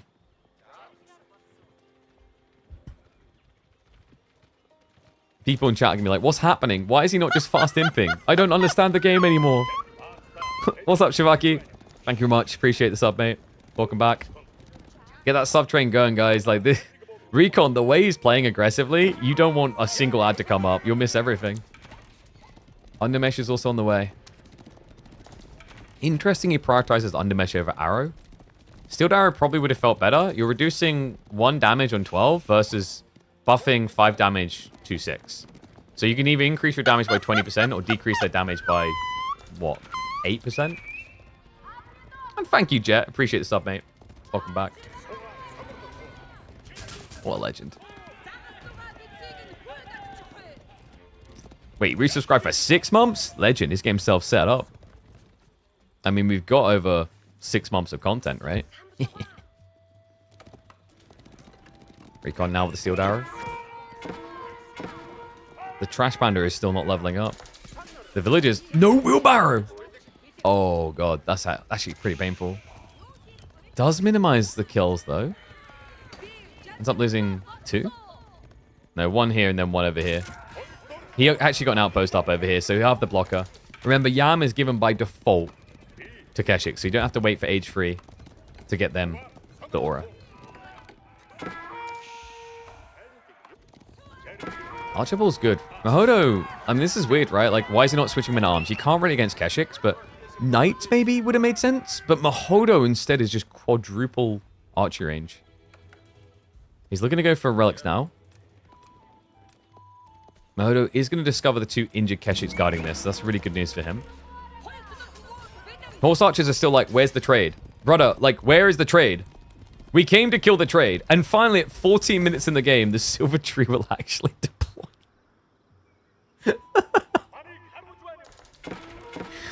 And now, at 21 minutes in the game, it will finally produce a trader. That's ridiculous.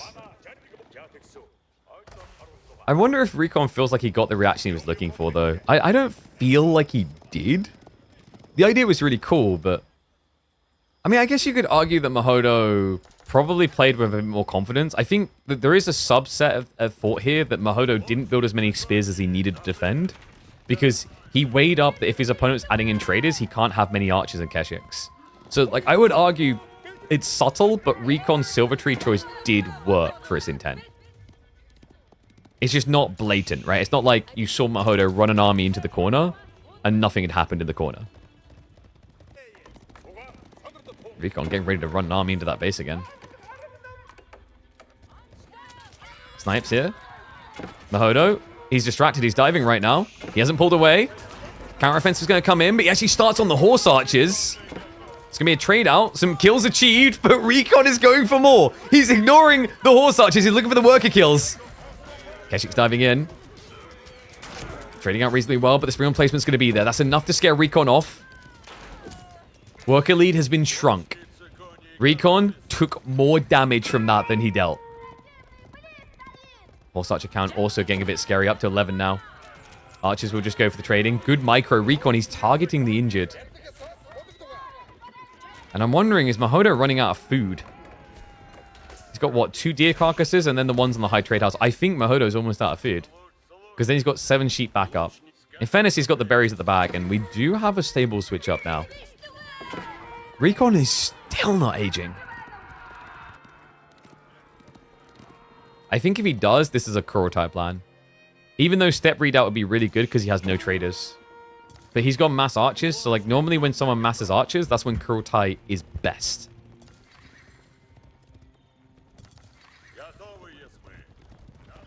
Recon, of course, did move out in that boar a while ago. The deer's almost been exhausted. He's going to have to come more upfield soon. Good surround. Villagers are in trouble, though. He's going to have to move them back. I'd actually love to see Recon try to find his way towards the fishing. The Gur can just keep moving around to keep you lean and efficient. This is a big army. We've got rams. Recon is where it began to unravel for Mahodo in game number 1. Could it happen again here in G2? The rams, the beginning of the Polish lads' fall. Polsach is just really not getting the kills that they need. I mean, they did earlier with the dive in the main, but these flank raids have been surprisingly ineffective. Let's recharge. So clears up that raid group. Mahodo now with the night switch. And you said he's got 2100 food. Well, that's where it's not going to feel like much when you start massing knights. You get a decent count, mind you, but Recon already has 20 Keshiks.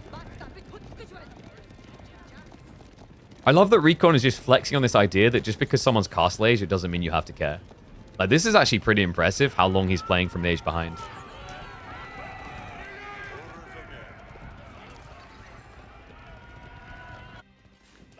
I can already just imagine Mahodo shaking his head at the way Recon's played this, because it doesn't feel like the way we've seen Mongols react. Most Mongol players, I feel like they'd be going for Deerstone, a few Magadai, and they say, fine, you can have Castle Age, but I'll have Imperial. We do finally have a trader. Bad, unfortunate timing there for Recon. The Horse Archer was waiting. Actually, wait, no, the Horse Archer wasn't doing anything, and now the dive comes in. Villagers again in trouble. The Seek Shelter is going to take them the long way to safety. They'll eventually make it, but there's too many villagers here. The eco lead is there again. And the Keshiks just outnumber the knights. Good idea. Recon, he resets. Now you can build rams. Keshik's trying to reinforce the fight. Did get caught with the horse archers backstabbing. Trader is going to be safe. The Keshik deals with the horse archer, and the Keshik reinforcements are there again. No Boyer's Fortitude from Mahodo.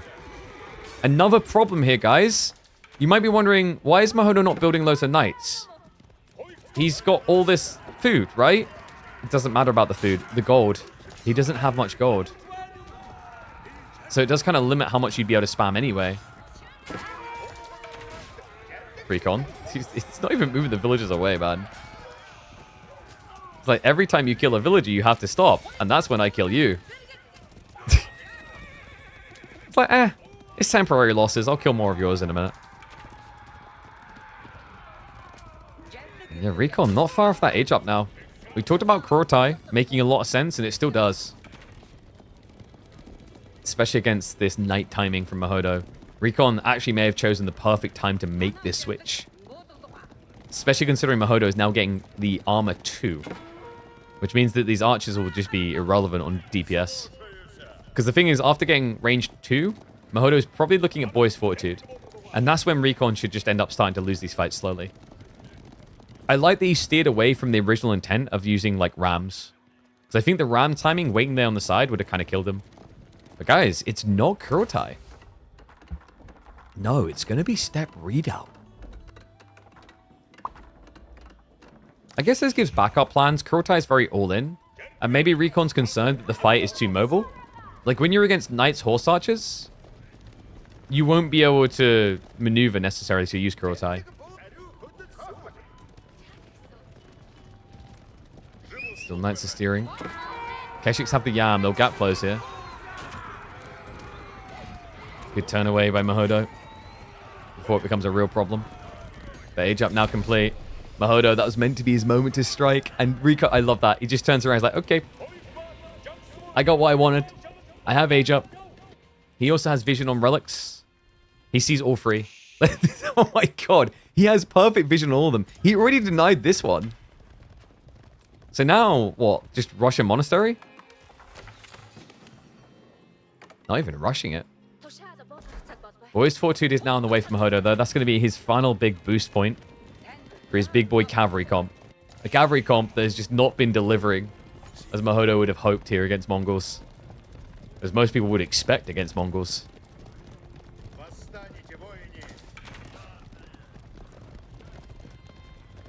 He's looking for that trade. Recon has scaled it a little bit. It's free traders. It's nothing crazy. And he's posturing veterancy plus the ranged armor. Just 30 seconds away. Remember, he's getting 50% more gold because of the step readout. So this isn't 17 workers. It's more like 25 on gold. Right, an extra 8 workers. So it's like he's actually quite a bit ahead. You do have some hitbacks there with the relics plus the high trade house. But even then, you've got to favor Recon's eco. Even though the food is weaker, the gold is making up the difference.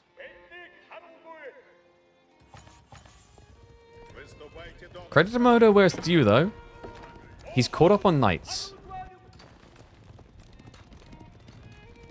Gold workers. We'll have to move away quick. Oh. There's going to be a chase on. Recon needs to steer back towards where the enemy came from. We'll lose a worker there, though. And Mahodo, oh, he's trying to make him uncomfortable. Good vision from Recon, saves his life. Relics also now being picked up. Even more gold gen to come. I'm impressed he didn't lose more with the way that Mahodo was finessing that. Still, Recon is at risk of running out of food here, guys. Despite how well he's played it, this could still easily backfire. Range 2 is coming in. So it'll actually start to do registrable damage to the knights. It's going to be like a 50% increase to his DPS to the knights. So armor's going to be activated. Good choice there by Recon. Just keep everything alive. Like in a game where you're running out of food, it's more important to have your units sustain than have them kill faster. The Keshiks. Are they dying a bit too fast? Maybe. The Knights. There's 6 of them left alive. He's going to have to back up here. He's got some more heavy cav coming through. The outpost on the side is not going to be good enough. Recon.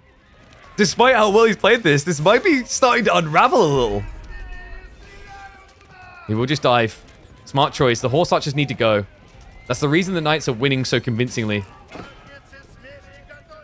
And Mahodo, have you noticed what's just happened? Where's his production?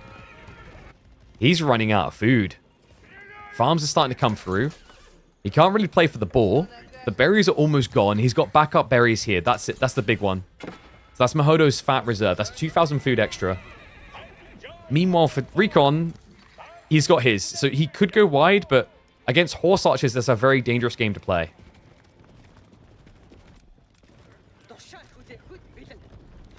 Archers are bad against armored heavy cav. You clearly just haven't shot enough arrows. Yes, oh my god, what was that? Mahodo? What was that?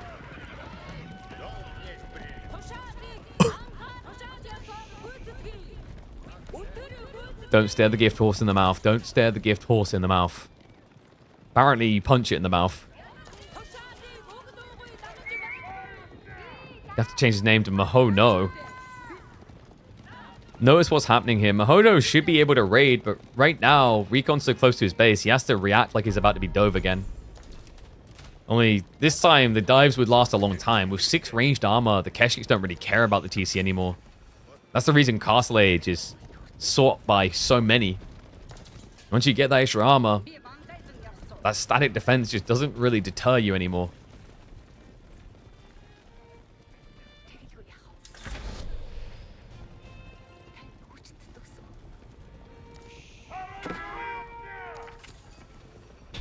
They have a stare down the center.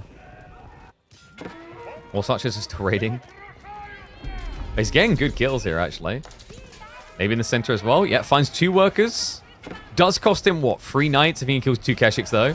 But the Yam... Mahodo's starting to lose this game mainly because of Yam. The outpost aura is where Recon is dominating.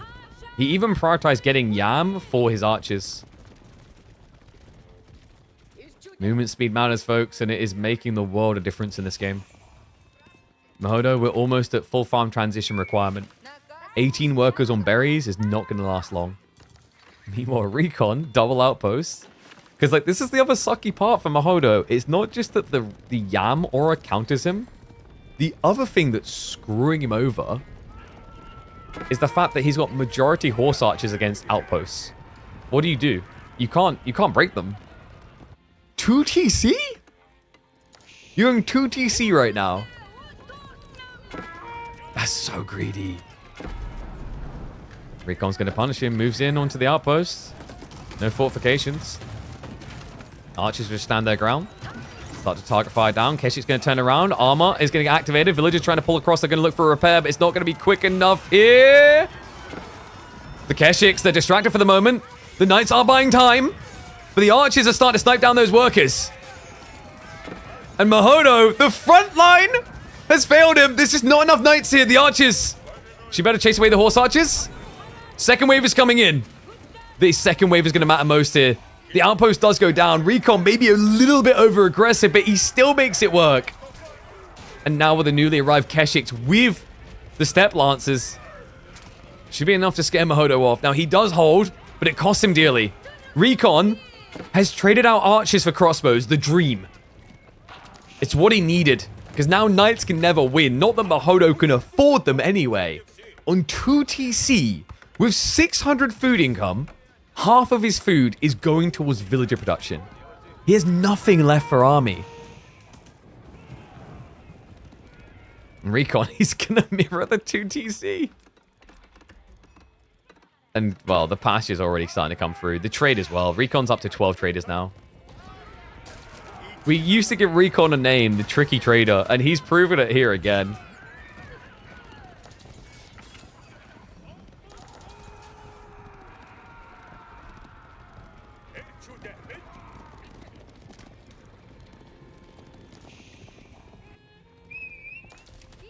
Horse archers are going to at least rotate, but Recon already sees him coming.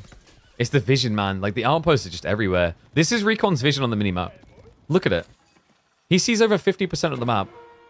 How do horse archers raid like this? And that's Mahodo's vision. That's just, oh, that's horrible. He sees nothing. I think this is actually like a masterclass on how to execute Mongols as well. Mongols are weak when they can't see things. They're strong when their opponent cannot.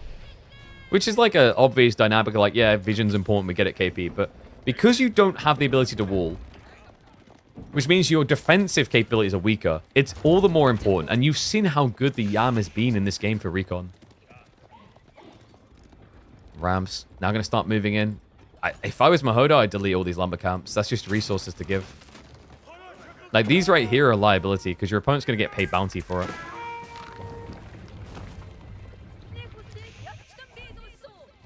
He's still trying to find a raid target. Meanwhile, Recon just farms. 50 resources for 50 resources. Archers.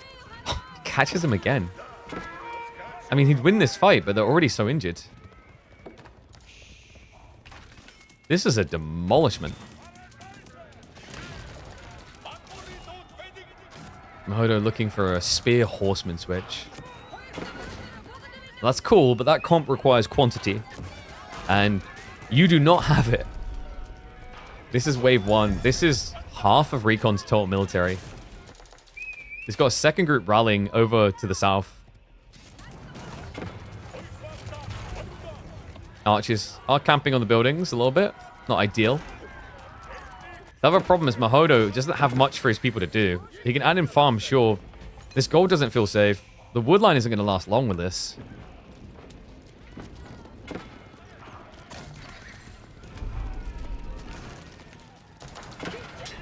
You're going to call it raiding comp? Going to call it bounty? Yeah, I mean, well, you have like term raiding in AoE4 anyway. It doesn't make sense. The game should adapt to us. Let's be snobby about it. Mahodo, nothing seems to have gone his way in this series. A rough card to draw to run into Recon on his return to comp play.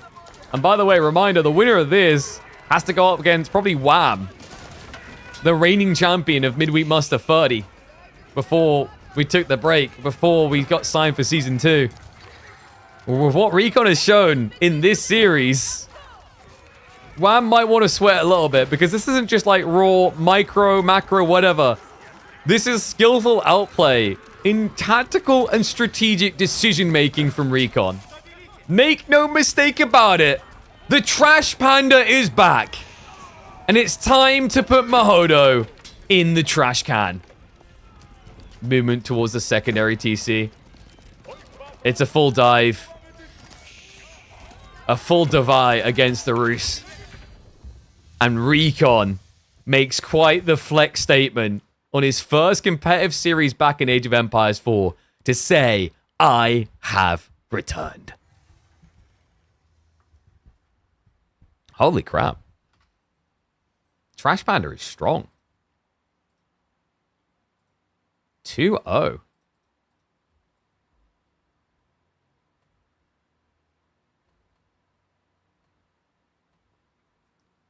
What do we call that one? I think it's the Silver Tree bait, right?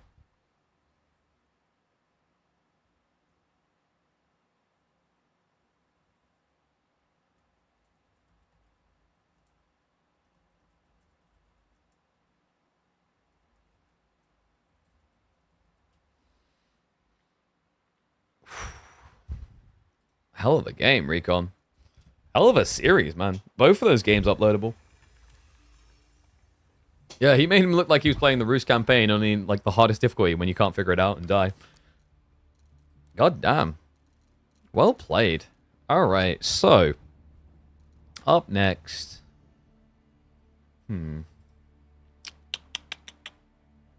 Recon ever win a major tournament? No. He's done like semifinals. So if you guys remember the EGC Genesis, the very first event actually, he got top 4. And he even took a game off of Viper, who went on to win the event 4-2ing Mister. And I think like one of those games that Viper won was insanely close. Like Recon almost won it. But Recon is like he's a decent player. Always has been, right? But like the thing is, when he moved across to Age of Mythology, he improved his positioning, but he still played second fiddle constantly. And what I mean by that is Age of Mythology El Renado, second place to Mister. Genesis Retold, third place after losing to Mister. Wrath of the Gods, the event at the end of the year for Myth, second place. The Clash of Immortals event this year for Myth, second place. So he definitely improved compared to what AB4 was like getting in performance-wise, but still. And in fairness to him, like in Age of Empires 4 Legacy, he got a 5th to 8th finish, so he made quarterfinals. So yeah, Recon's always been decent, for sure. I think people kind of forget that sometimes. All right. Do I eat now? I should probably eat now, but we can do more, by the way. We're not done. I think we'll do... Do you guys want Core versus Anavaku when we come back? So we've got Core versus Anavaku. The Vornamar series maybe as well. And a little bit later, we can then do some Battlefield 6. So you guys can get beta codes. So what I'll do is I'm going to go eat now. But we'll leave the stream up. I'm going to leave a game for you guys. An entertaining game for you guys to watch. What should we have for you guys?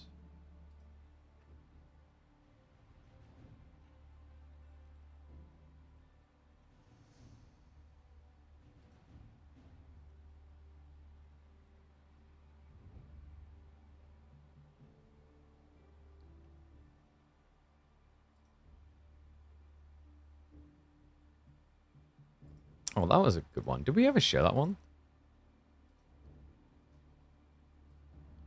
Louis MT versus Scatterbrained.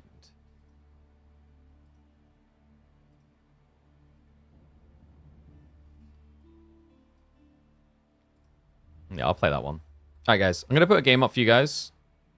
Really cool one, actually. And then... after it, we'll be back to more Midweek Musters, okay? So enjoy the game. I'm going to go eat. Then we'll return. More reviewings for you guys to enjoy. Okay, so let me go ahead. We want... which team do we want? Is it display cap only? Should be display cap only, I think. Yeah. Enjoy. I'll be back soon. Far off. I haven't seen a Mongol player try this yet. Yo, this is crazy, one and all. Welcome back to the Midweek Masters. And for the first time ever in the semi-finals, it is my pleasure to introduce you all to 3D Clan Scatterbrained.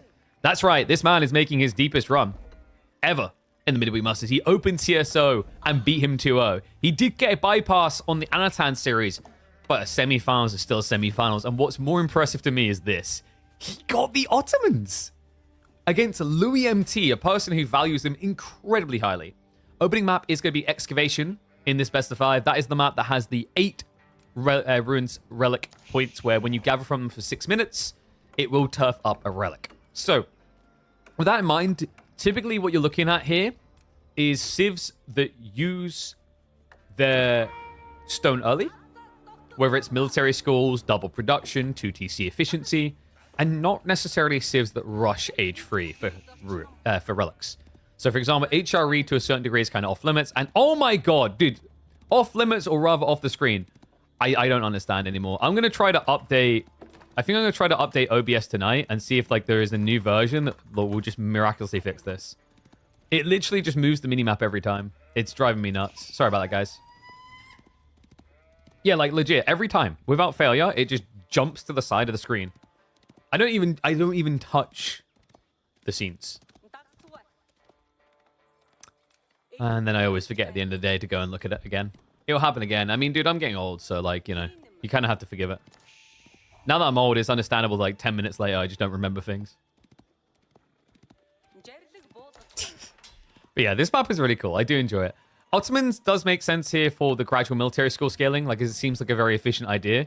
I'm curious to see if this is impactful as if you'd save this for something like Enlightened Horizon, where you would have the Merchant Camp Wolf meta, which Ottomans are kings of. On the other side, we have got Louis MT just doing the standard Mongol Open. I think Mongol have remained the most popular pick on this map this week, followed up by House of Lancaster, actually. Now, the interesting one is actually like on the other side of the bracket, and we'll probably see it today as well is that B likes to pick a Bastards here. Sounds very wacky, but he convinced me, man. It looks pretty damn good.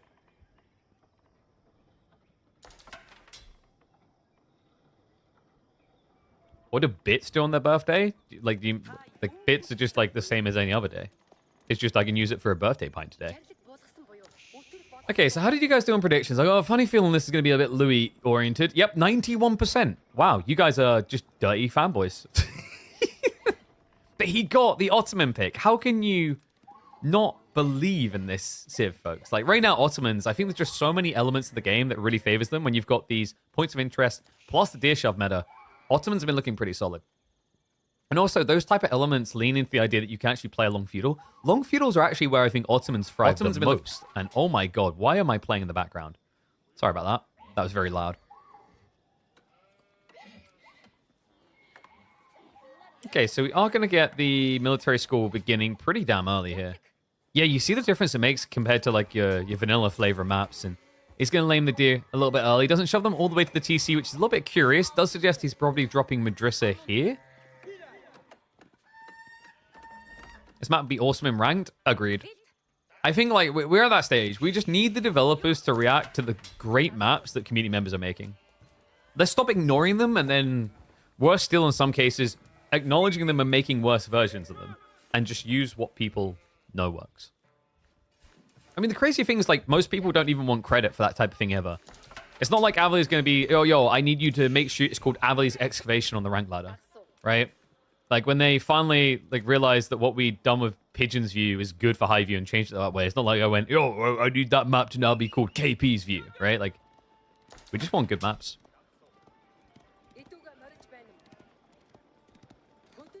This map is bugged? Pilgrims couldn't get on the sacred site?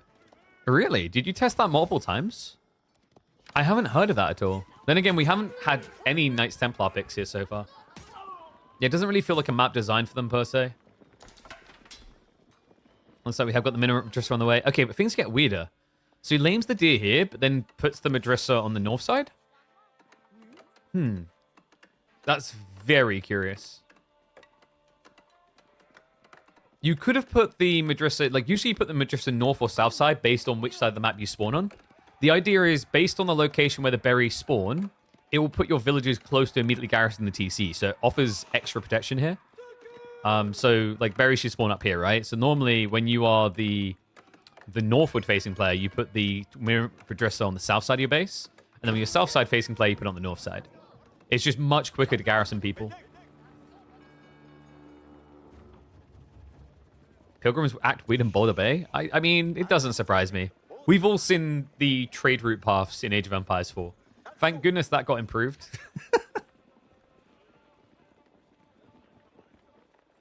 Okay, so a lot of spears from Louis, by the way. Does this prove worth it? I mean, the Forgotten Ruins have already been abandoned, so Scatterbrain is happy to actually just stop at enough stone for double military school, which just makes sense, right? Like, when he ages up, he can only have a second one anyway. So overall, like, I quite like Scatterbrain's position. I feel Louis maybe slightly overblobbed here in the spears. It will be a good counterplay into Sipahi. But your opponent's almost mirroring spear count already. Now, the Vizier point, he should be quite feared. Yeah. Ooh, whoa. Hold on. Scatterbrain, he actually goes straight into the Imam point. Now, this is interesting. This is a leaf right out of B's book. But the timing is quite surprising here. He hasn't done anything to justify it yet. Normally, like, this type of Imam play, I think it feels a little bit better to wait to see what your opponent's going to do. But maybe his paranoia is if he's going to march out into the map, waiting to see what his opponent's going to do would mean his army would be at the enemy base and the Imams would be at his own. So, like, they just wouldn't be able to help him.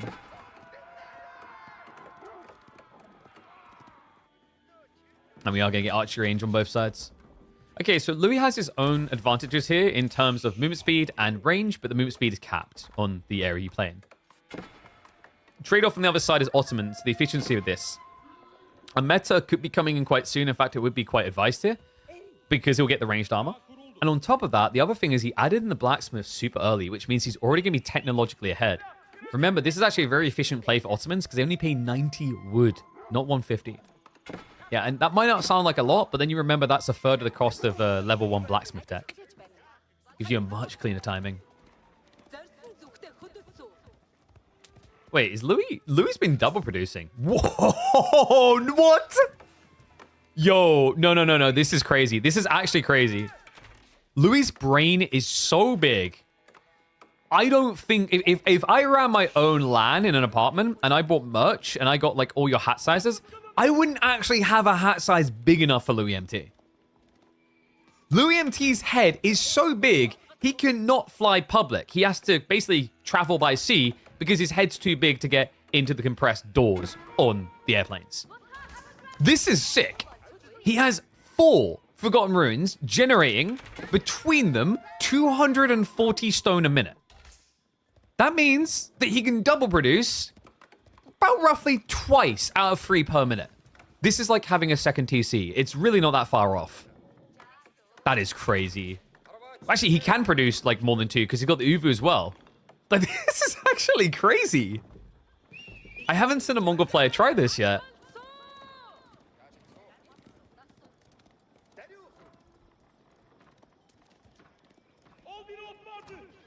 I honestly, like, I've seen a bunch of different ideas on this map. I think Louis' brain might be the biggest, genuinely, with this one. I wonder if this would be better than Bees of Acids. I mean, Bees probably sitting, waiting, watching this right now, going, oh, well, that's different. Because most people pick the Mongols here to add in more military units. What he's doing instead is putting the onus upon Scatbrain to do something. And that's smart, because what did we say is his edge? His edge is his aura, and his aura is attached to his base.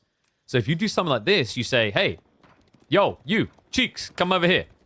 He can't just sit there and watch you, right? So Scatbrain even has to choose greed himself by, like, castling. Whereas we can see he's choosing aggression.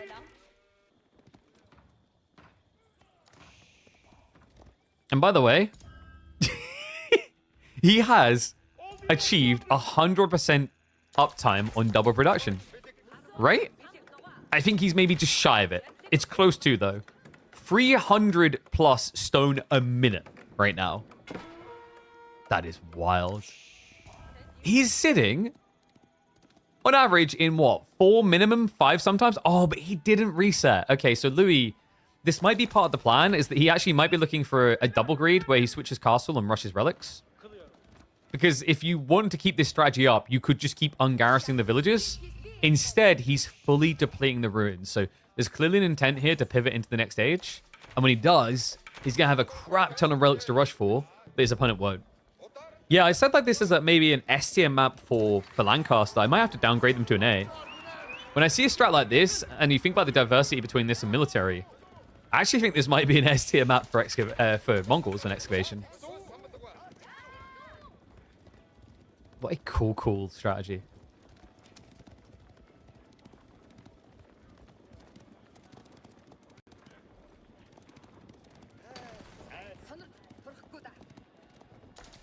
Okay, so Scatbrain is sticking to the age, I guess. Which is smart in a way, it keeps Louis here, but there is a paranoia. If you both keep scaling archers, Mongols win. Because what's going to eventually happen is there will be a tech, right? Because your economy is just getting so big. If that tech happens, Kurotai. So Scatbrain, there's a very specific timing in mind he has to be conscious of. And we have got another Vizier point to work with, and he is actually just going to go for the safe Anatolian hill. So he gets the sheep. Nothing too big here.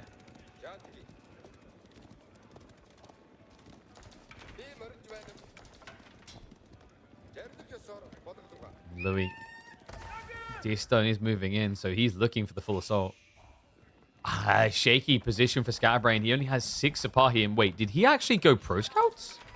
No, he just feels a need to build more scouts for some reason.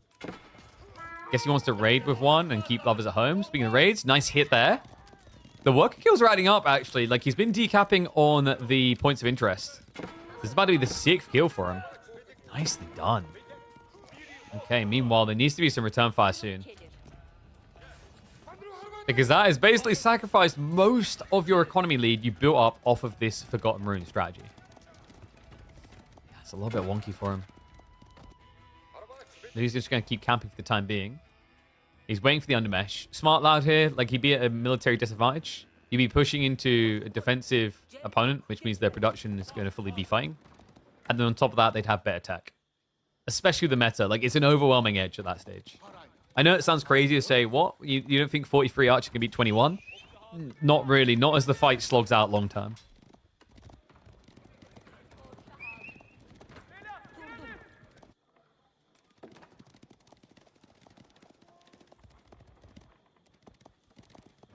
Louis actually, is he going for the gold? Oh. Okay, so he's a little bit paranoid that Scatbrain's trying to skip out on the edge. This is smart then. Look at the gold veins. They're all slap bang on this screen. The other ones on the north side are super far out the base. And he'd know if he goes there because he's gathering from the Forgotten Ruins over on this side. Oh, this is wild. Deerstone is going to deploy. Oof, good cart, man. Scatbrain is doing a great job with this Sipahi. A little bit of an awkward terrain to fight on, though, due to the cliffside. And Spears, that actually comes back to bite him in the arse a little. Louis MT needs his Sipahi going fast. Archer's going to start trading out with each other. He essentially lets the Spears in. Sipahi could try to engage here. The Archers aren't even taking out the enemy Spears first. Backstab comes through. Louis MT. He's looking a bit overextended, actually. Spears pretty much gone. Sipahi looking good. Scatbrain, is he going to do this again? For the second time this week on Excavation against a Chinese pro. It's looking good right now. Archers are following this up. The Deerstone Yam aura is about to be gone. He actually doubles down into it. But the Sipahi have got his number. Louis MT, army to be wiped. Value in the Forgotten Ruins is depleting, which means his ability to remass may be a little bit weaker here. Scatbrain, he also has been farming up a lot of Vizier points along the way, so this just benefits him with the longer feudal now. The Sipahi count is going to look to reinflate. Does throw away the last few. Imams were not able to remain alive, so Scatbrain definitely took a hit there. But considering Louis MT's position in this game, like economically, the fact that Scatbrain takes fights like this and now finds himself, I'd say, ahead from an influence standpoint is crazy. Yeah, especially with this strategy that Louis had. I mean, I saw it, I was like, wow, this looks gigabrain. Incredible. But Scatbrain, just like he did against CSO, when he picked a Civ that did not matter on this map, obviously this Civ does matter, the stone's useful, but the concept of I don't care about your big advantage that seems logical has once again come into effect from Scatbrain. This map feels like a gimmick. Every map could be seen as like a gimmick in some way.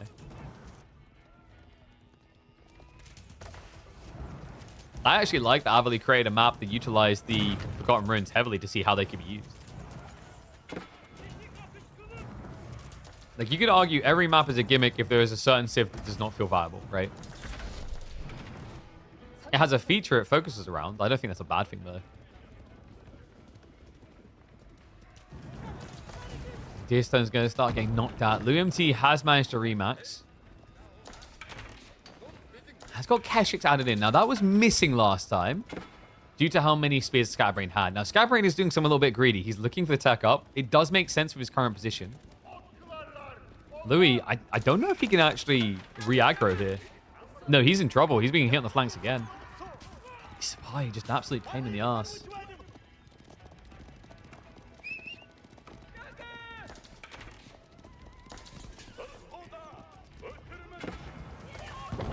This stone is going to be gone. Okay, so Louis MT will not have an aura to push up with. I think trying to tech could make a lot of sense for him, but he probably senses that he's going to be weaker on his timing here.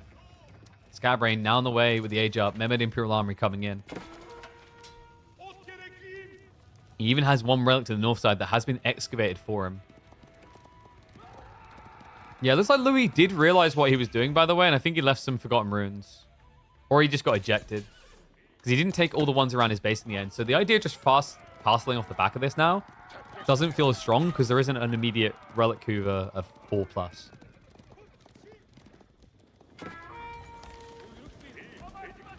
Actually, he's knocking on the door. Looks like Louis will find a single kill.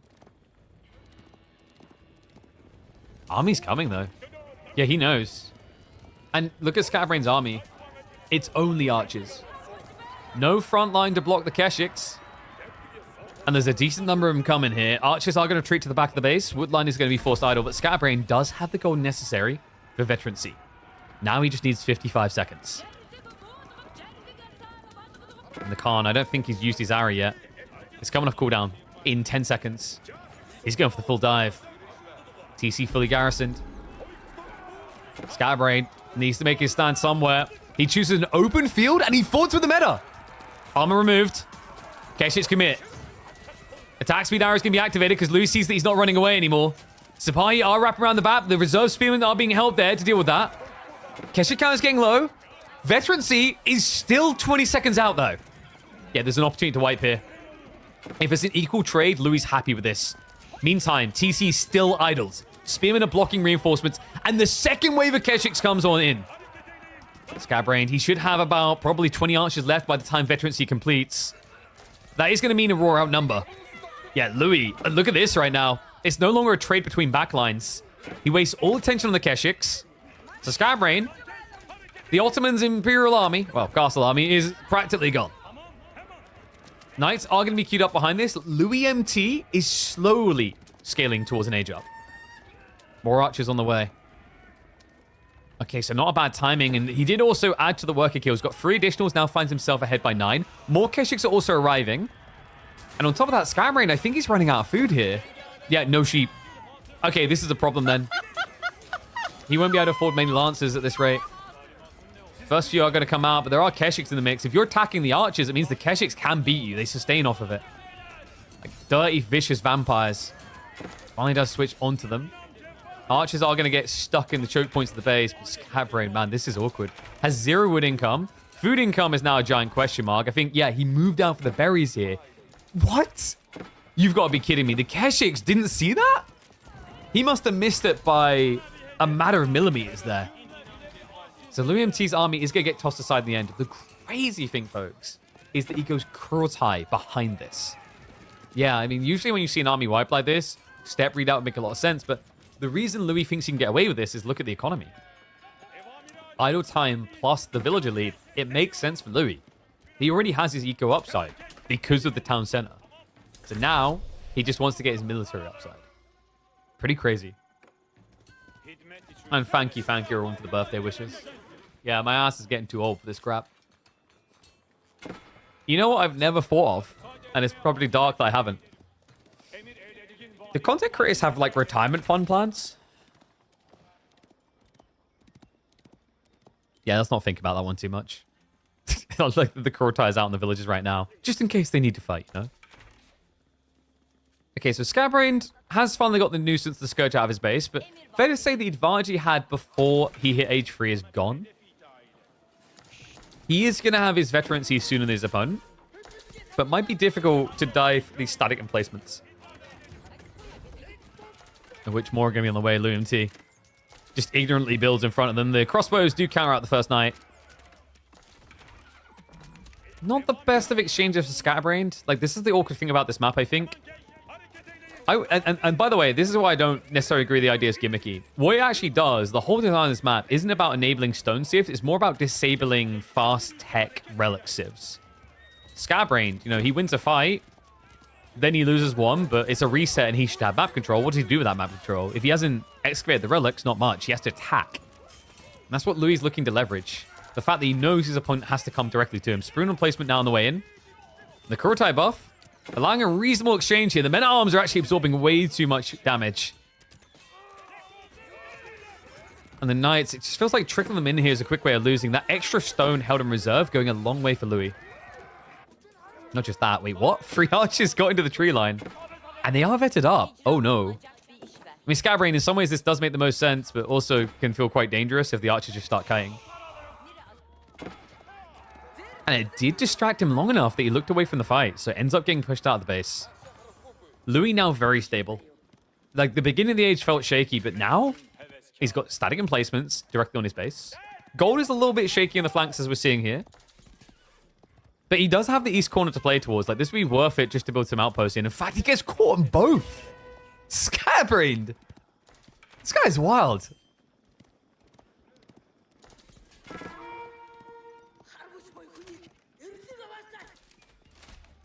All right, 1s if you think Louis is going to win this. 2s if you think Scatbrained is. Because every time you feel like Louis got a clear edge, something happens. I'm really impressed by Scatbrained this week. You know, we said like the CSO 1, game 1 felt very earned. Game 2 felt like I'm not sure what CSO's plan was necessarily. But like this opening game against Louis MT, who is one of the most consistent players to feature in the grand finals for Midweek Muster. And in G1, it's fair to say it feels like he's got him on the edge a bit. Oh, did I say Fablop? Did I say to Fablop? Thanks for the gifted sub. Thank you to Fablop, and also thank you to Camian for 5 gifties. Legends. Always appreciate the support. Makes our content creator journey more and more feasible. So what's going to make a win feasible here for Scatterbrain? Crossbow plus Springald. Yeah, makes sense. So Louis MT, he must be sensing that's coming. It just makes sense after you reveal the men-at-arms. He's going to keep scaling his own crossbows, which can be an edge here. Remember, he has got, with the Khan Hunters, included an extra 0.75 tar range. Can't really afford a horseman either. The pasture setup isn't there yet. He's now fixing that. And remember, Mongols received a quite noteworthy buff to their castle age. It's just subtle if you don't play long castle. But they now do have the monastic shrines available to them in the castle age, which means he can buff the gathering rate on all his pastures. He does already have a monastery up. Yeah, here you go, guys. Monastic shrines. It's not too bad on pricing either. 325. I mean, it's definitely worth it by the time you have, like, what, 4 or 5 of the pastures. I think that's when it just starts to feel quite justified. And this chip damage is adding up, though. Scatterbrain has reduced the lead that Louis had down to just 6. Mangonels are definitely parked, camped inside the base right now. And Louis, it just feels like the answer would be horsemen, but where do you ever get the food for that?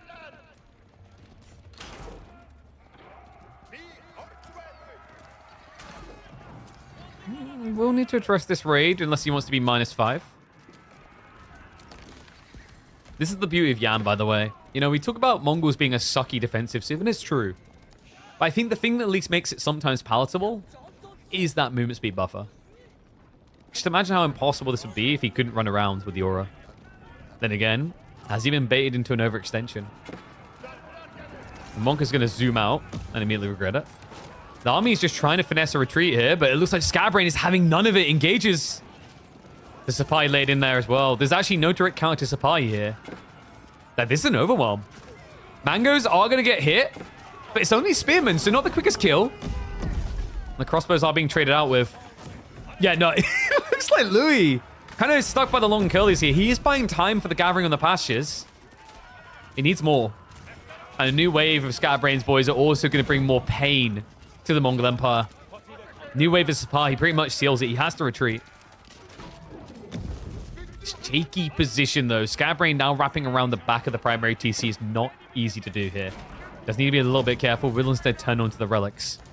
Military score count is still only 2. What? He went military campus, but he never added in an additional one. Yeah, this is just raw push power. That's crazy.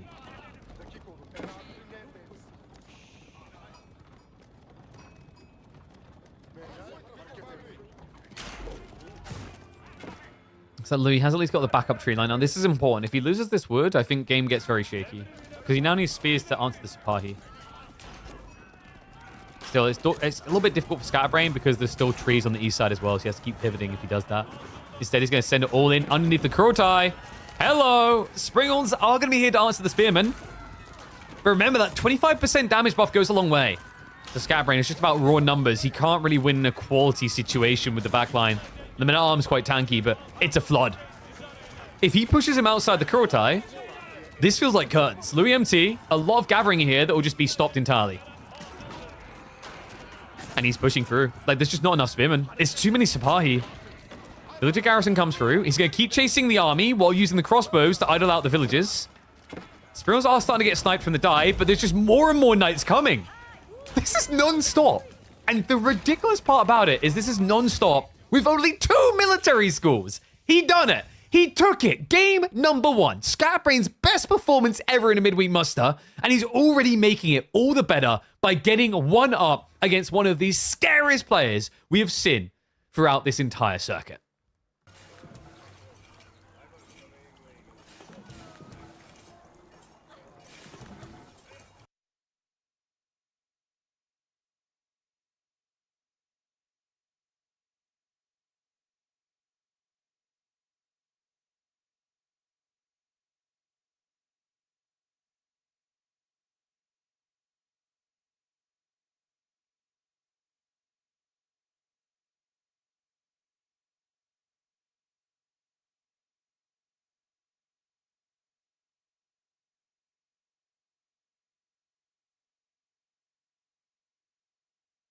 I'm back.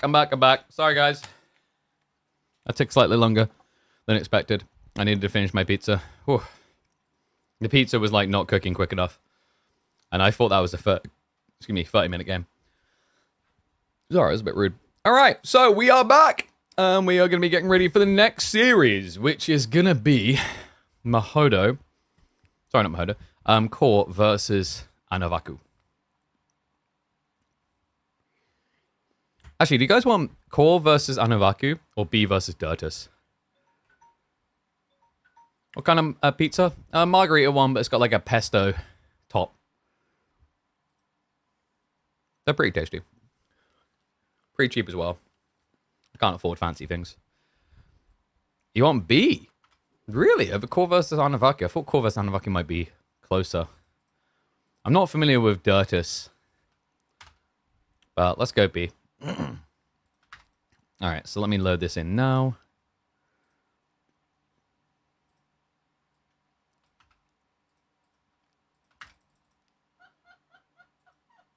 Yo, what is up? Jack Leo. Oh, I missed that as well. 10 subs for KP. Well, looks like your wish is my command. I got bribed. I'm sorry. At that point, anyone who's like, yo, I want the core one, you're overridden. Money speaks. Have I got a higher bid for court? No, okay. All right, let's get ready to go. So, draft-wise, that Japanese pick, man, always come through. Interesting that we're going to be seeing a Knights Templar ban on both sides because Canal actually got picked by Dirtus. Default map, remember, is going to be Dry Arabia. In fact, are we loading? Yes, loading, correct. Man, I feel refreshed. I even ran out without shoes on to get back in time. Well, sort of in time. Kind of in time. Who is Dirtus? I'm unfamiliar with them. I think this is the first time we've seen this person. If they're the one that I'm seeing, they're Conk 1. Which would make sense, like, in terms of seeding. They'd be on the lower end, right? But we can have a look at them. So let me see. And besides, even if it's like, even if there's a risk that it's a bit of a route, like the cool thing is B usually does very creative strategies, right? Which keeps them very entertaining. So, Dry Arabia game number 1. HRE versus Sushi.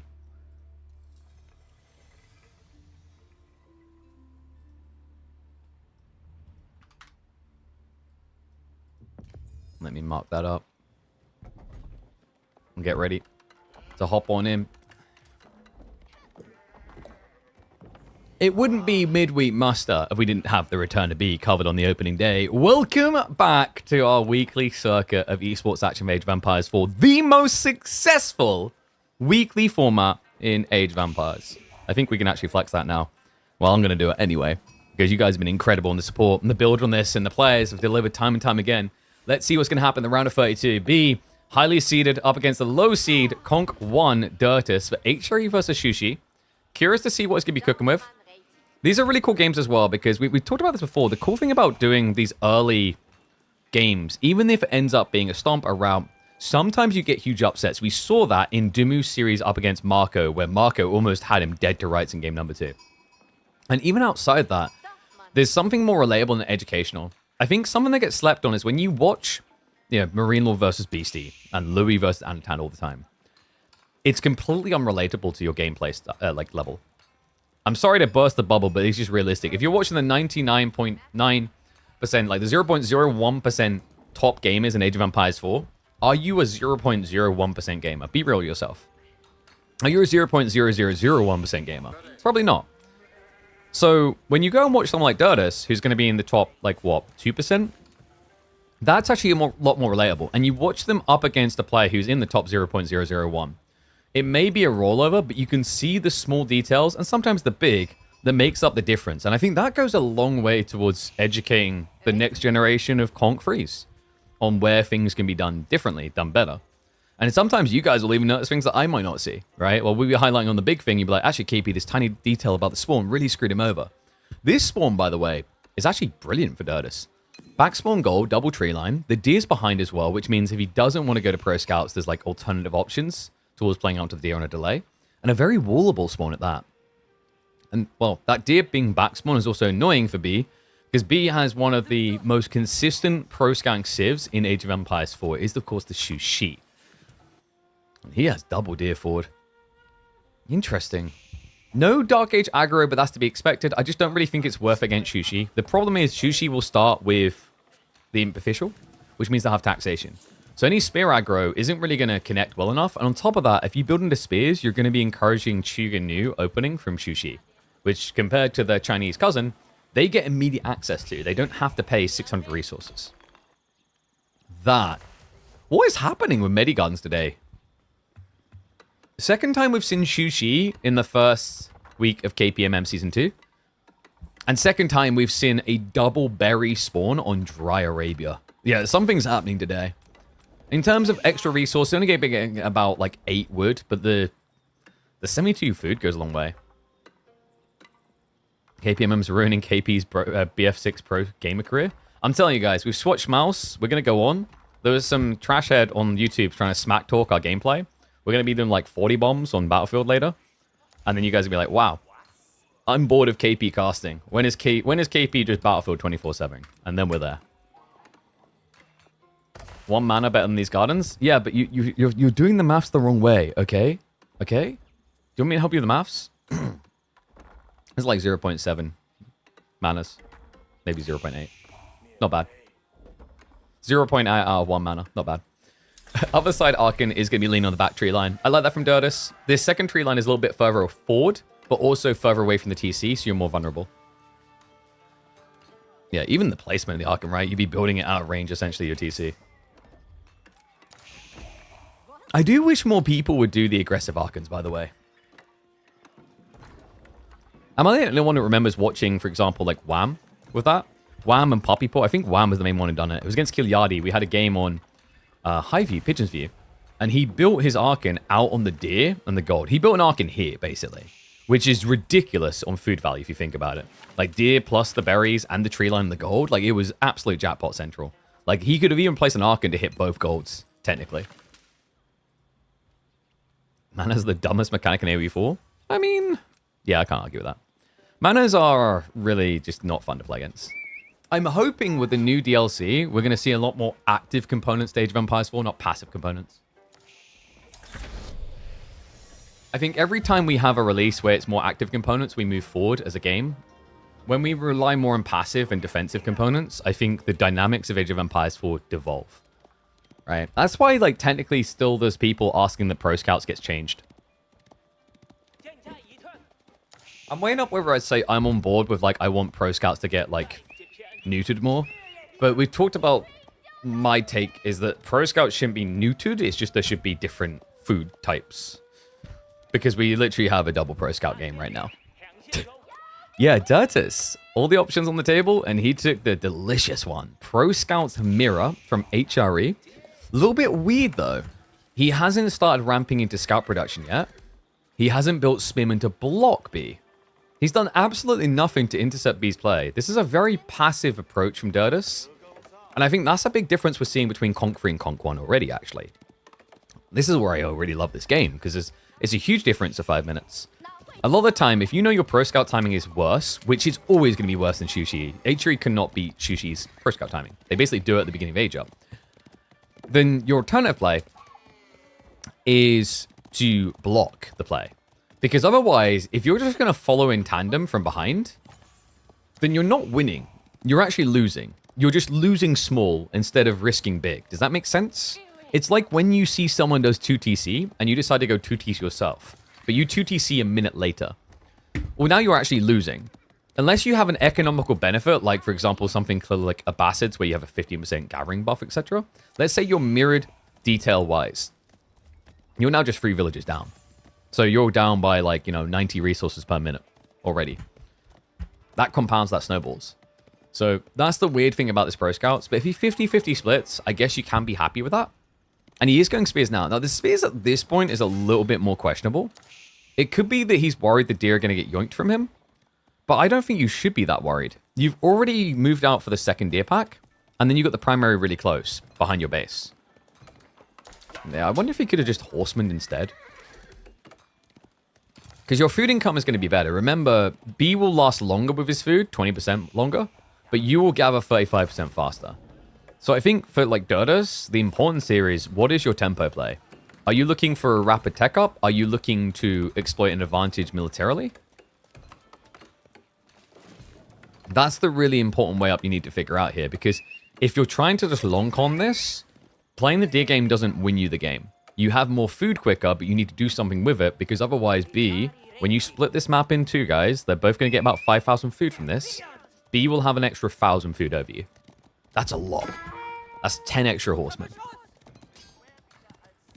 B, he's, I mean, he's not even going to build a single horseman, dude. We've just got Mount the Academy. Oh my god, Dirtus, why do people just hate scouting so much? I get the urgency of like wanting to pick up your deer, but the rough part for Dirtus is he's fighting a phantom right now. The enemies he's combating are in his head. They don't really exist in this game. He's building an army for an army that doesn't exist. This is brutal. So B's just going to level up and play what? Straight into Lancers? Dirtus does at least have Spearmen, but the Horsemen, the Archers are going to feel pretty redundant.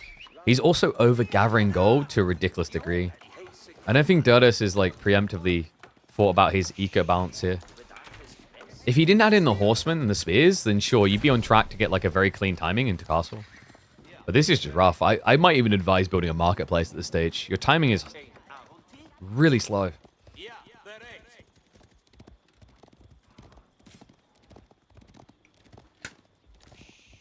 And he continues to invest.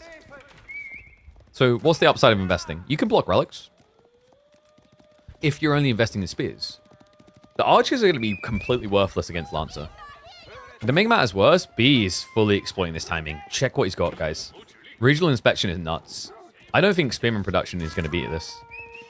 Dirtus' best move is just getting out of the age right now.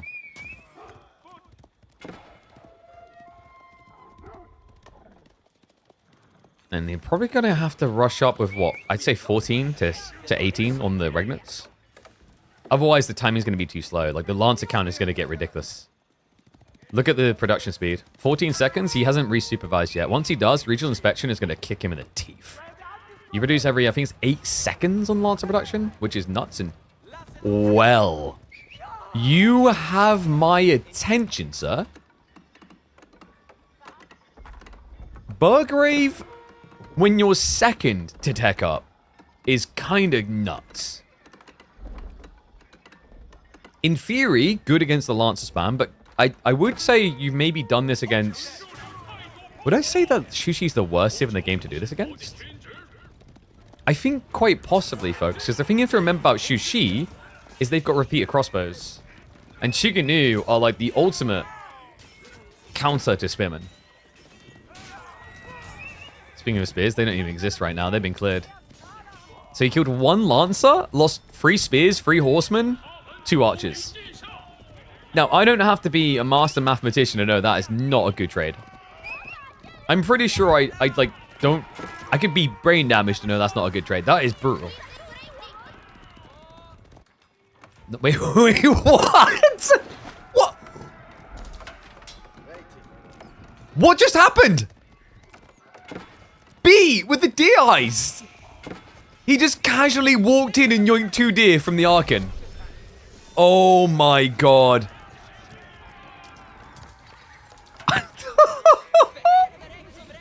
Wait, Dirtus, like, okay, he's yoinking, but where are we going? To hell, guys. We're going to hell. The Lancers are in. Shiv's out from the villages. Dear God.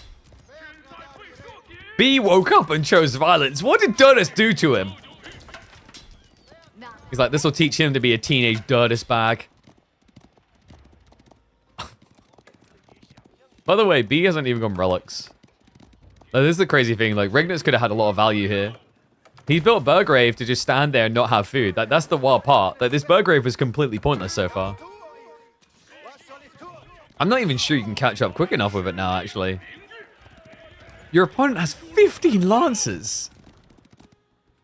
So you're going to need, what, maybe 20 spears at least? Burgrave's capable of that. Not with 101 food, it's not, though. We are going to get the injection now, so up to, what, like 700? He's out of sheep. He's only got the deer left. The deer's not going to last very long. So despite having this better gathering rate, it doesn't really feel like Dirtus has had a better gathering rate. Guys, he's been missing villager production just to try and stay alive. Like, he's in panic mode. Yeah, I think in hindsight for Dirtus, like, if you're going to produce units like this, you need to know what your opponent is up to. And if he's being disingenuous about his existence in the age, then you need to decide, can I actually punish him for that, or do I need to mirror tech up? Because what happened here is Dirtus played for age, had no person to fight. And then at that stage, he built what? Like, 3 archers, 3 horsemen. Both of those are going to be worthless. So the horseman's going to be 360 resources. The 3 archers, 240. That's up to 600 resources. The archer range is also worthless at that stage. That's 750 resources. That's over a third of your tech already. We can at least justify, like, the stables because you want pro scouts. And some spearmen are okay if you build them quick enough. But I think for Dirtus, he just needs to think about what his objective is and how achievable it is. Because in this game, the timing he imagined just didn't exist.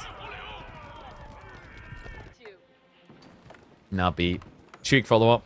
Perfect into spear crossbows. Everything will be disintegrated by a quadrillion bolts. That's right, guys. You have to wait until you're in Imperial Age to get 10,000 bolt stack. But by default, Chukanu has 1 quadrillion bolt stack. Very strong.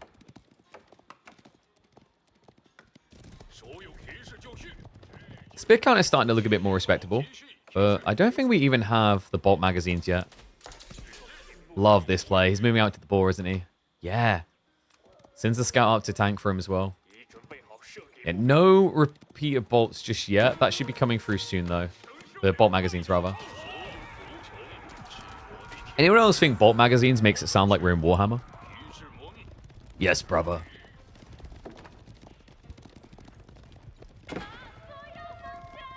I kind of deep down want another Dawn of War. But also at the same time, I don't want a Dawn of War because I don't want to get hurt. You know? It's a mixed bag. I feel like I can't trust it.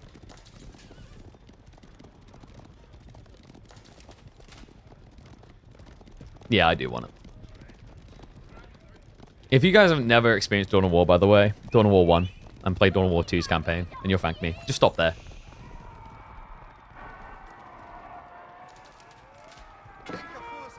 So what does Dirtus do now? I don't think you can mango here. There's too many knights. Crossbows is probably his best friend. It's just, how do you get enough alive? Spring placements would go a long way here, actually. Spring would be great for dealing with the Duke when the dive comes in, because it's going to be coming. Like, at this stage, B, he's already put on his little snorkel, his diving goggles. He's put the flippers on. He's like, I'm ready to go. So you know it's coming at this stage.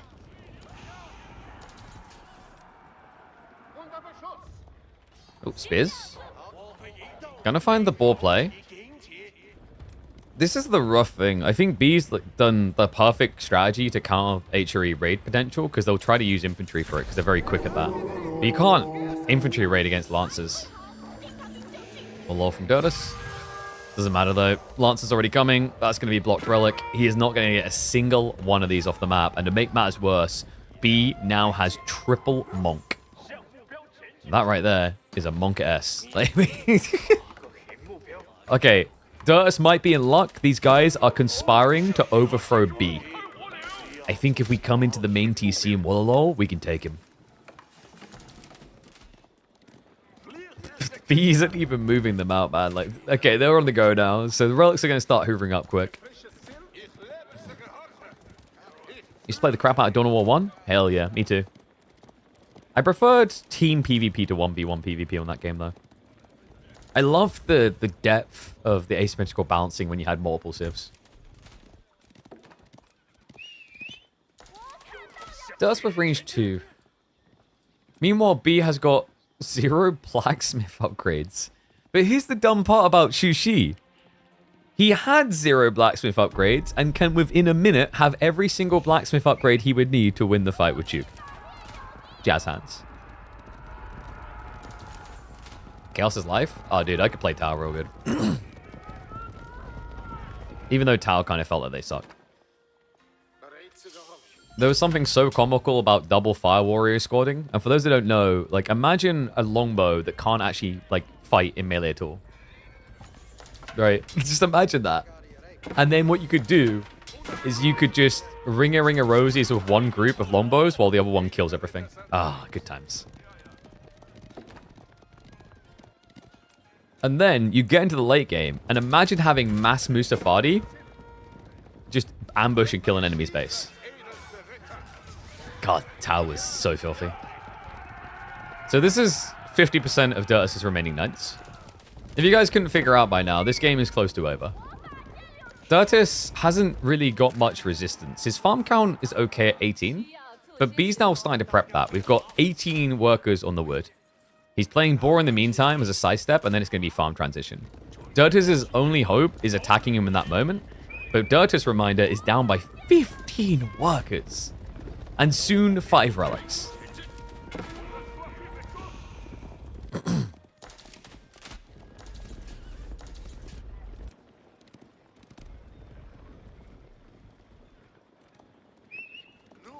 I wonder if Dirtus plays a lot of HRE, because he's kind of playing this the way I'd expect an HRE conk player to play. Like, minus the relics. Ideally, you want the relics, and then you just hunker down for an age up.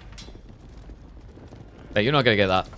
Look at this. This is a 50-50 army of knights and Chug.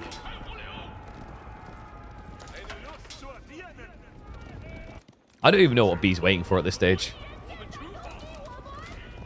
Probably pop block. Chug gonna start catching up. I think he knows now. He's like, why are you not defending? What are you scared of, little bro? Come give hug. Crossbows. Rather repeat crossbows. Start poking and prodding. He has got the bolt magazine, so he's got the extra range, he's got the extra damage against spears. He's going to bait them forward here into the choke points. This is perfect for Chug to win. They just need to start firing. One knight is going to lead the charge. I don't know what that villager is doing right now. He's confused about his existence too. But the Chug are going to cut this down fast. They actually counter the entire army of the HRE on their own. They don't, like, B could just have the Lancers leave at this stage. Good luck. The Lancers have not really touched anything. It's just the Chug. These are the type of games that make Conk 1s go on Reddit and rant about repeater crossbows, I swear. And you know what? I'm all for it. Lancer's now going to commit in. With the repeater crossbows, this is it. Dirtus just has nothing. The farms are idle again. For the second time in the game, a huge idle force on food. And an unrecoverable one at that. B will open up the series in full cruise mode.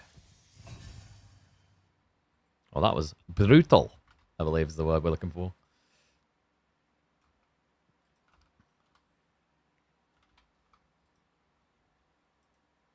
What's that? Grubby on AoE 4? Is he really? I don't think Grubby's even online.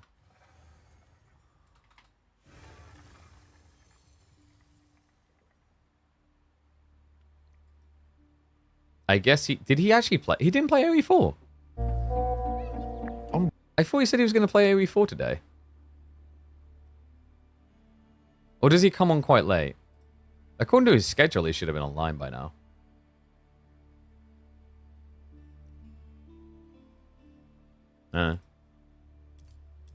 Don't look like it. Would love to see him come back, though. I agree. The game's in such a better state than when he last left it. I know that was a big heartbreaker for him. Like, the viewership was one thing, but the other thing that really kind of killed it for Grubby is, like, the bugs and whatever. But a lot of that has been alleviated, has been fixed. Anyway, game 1 win for B. Let's see where G2 is going to take us. Ooh, he goes to Canal.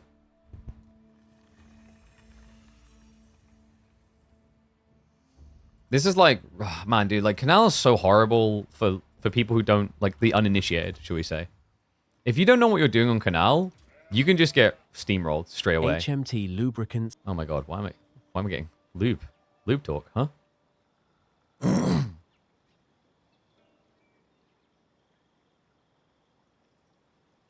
But anyway, let's get ready to go.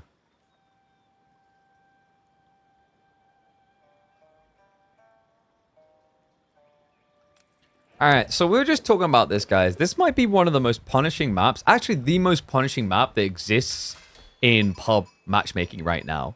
Canal.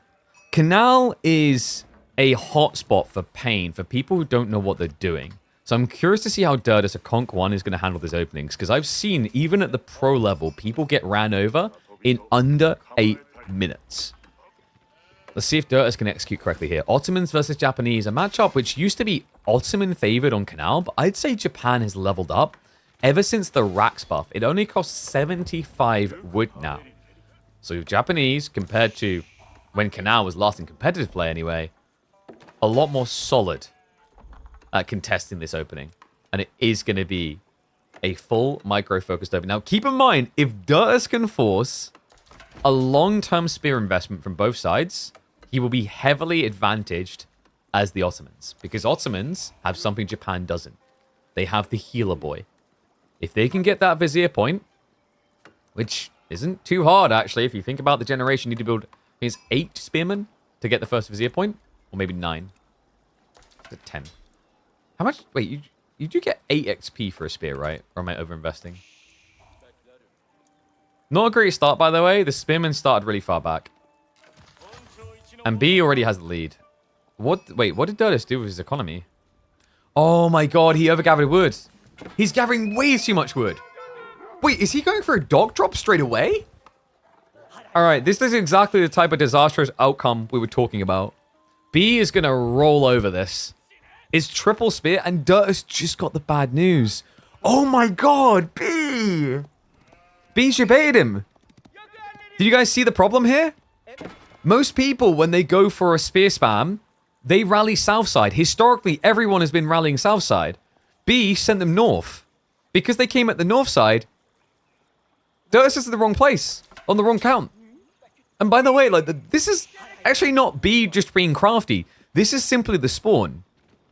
I've noticed Canal more often nowadays seems to spawn one player higher, one player lower. It has organically been shifted to naturally make you go on the opposite side of the embankment. That detail just destroyed Dirtus' opening.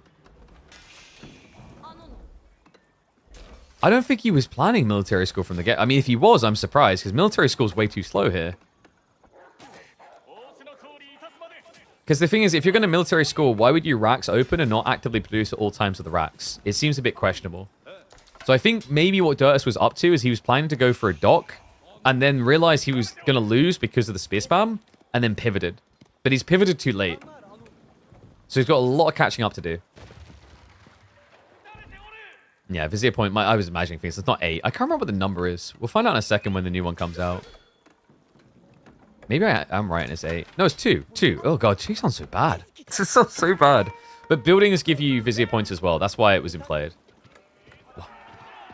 I'm trying to... Does anyone remember the math for how you get XP on vizier points? I can't remember if it's a percentage of the cost.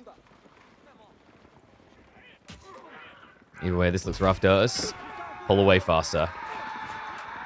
Not the fight you want. No dock drop. B is just spear spamming. Sheep advantage is with B, by the way. It's 19 sheep to 17. So he can keep this up for longer. Because although Dirtus could go for the sheep vizier point, there's bigger priorities. Ultimately, I don't think B wants much of a Dark Age stretch here. Because of the aforementioned vizier points. He just wants to stop this, and he's going to maybe catch it at the dock. Spears are going to charge in. Dirtus will start to pull away. B, this is quite the sacrifice, but one he's willing to commit to. Ring a roses. And a pocket full of dead. Gets the kill. Doesn't lose any additional spears. I mean, worth it. Not just that. Have you guys noticed the problem that's happening here? Dirtus doesn't have villager production. Oh my god. So this is now a game where there's nothing for Dirtus to really take from it. This is the final learn point that matters. You're pre-5 minutes and you haven't been actively producing villagers to the tune of a 4 villager difference. That's a big deal. At this stage, even after B does that type of weird trade... Oh, sorry, not 4 villagers, 3 villagers, because he lost 1, right? At this point, even though B traded poorly with his spearman, it just doesn't matter. Like, it's raw economics.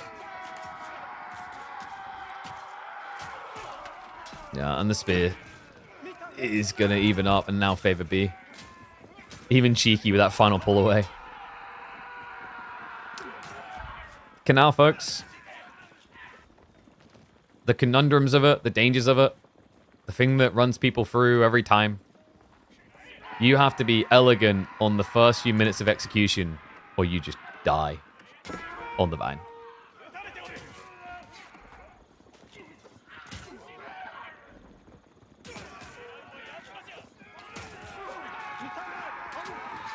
Did he forget Vils? He did. He's back to not producing. He's prioritizing Spearman production. At this point, actually, it's like not even just prioritizing. He just forgot. He's seeing about 150, 200 average food float.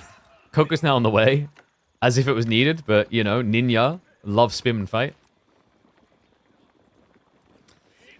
Well, up next, we will be looking in on the Core vs Anavaku set. I think that one's going to be a little bit closer. Core should be favored, but Anavaku has actually surprised people. You know, we've seen him get wins in pub games over people like Dumi, for example, so definitely capable of delivering.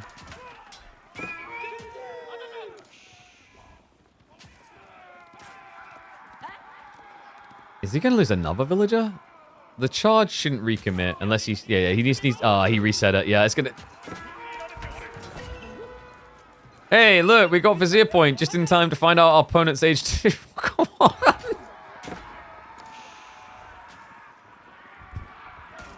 Canal.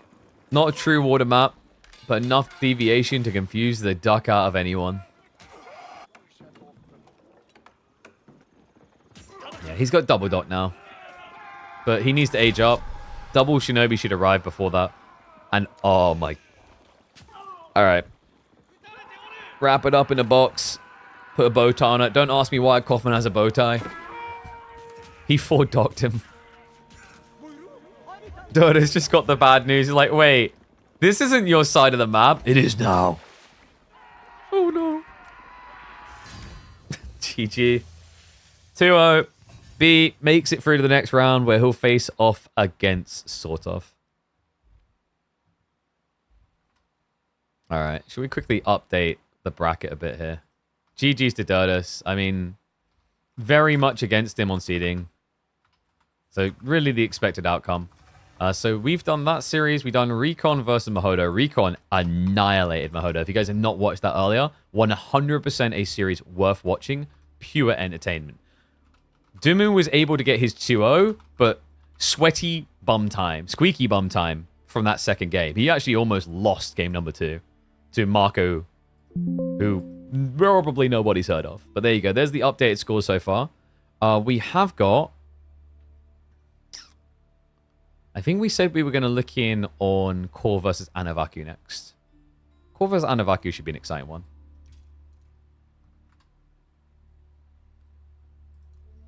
So let me get that ready.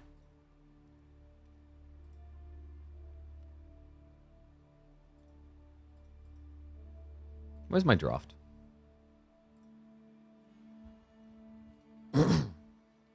My throat's rough. So rough today, actually.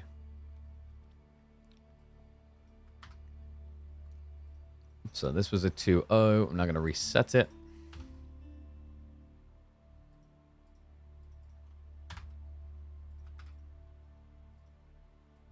So Anavaku is an Order of the Dragon specialist, if you guys remember.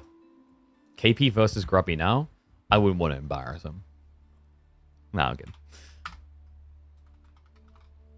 Chill. Why has it always got to be versus? Why can't we be friends? I miss Grubby. We used to occasionally talk. We got along really well. And then he left AoE 4, and we've never really talked since. It's heartbreaking. Guy seemed like a real G. Type of ambassador that I think Age of Empires 4 could really do with. So hopefully he gets a taste of the game and he just can't stay away. We'll have to see though. 1 second.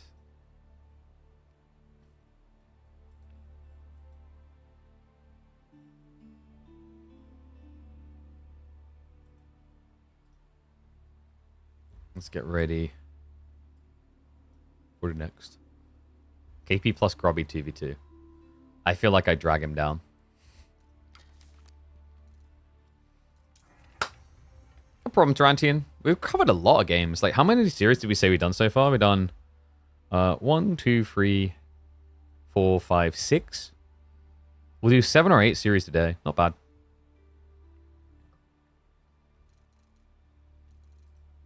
Alright, so let me go to core. There's so many cores. Can you guys stop pretending to be core? Holy crap. What the duck is that? There's just so many cores. I think there's like 25 or 30 of them. They've been breeding. Alright, game 1's going to be Japanese versus Biz on Dry Arabia.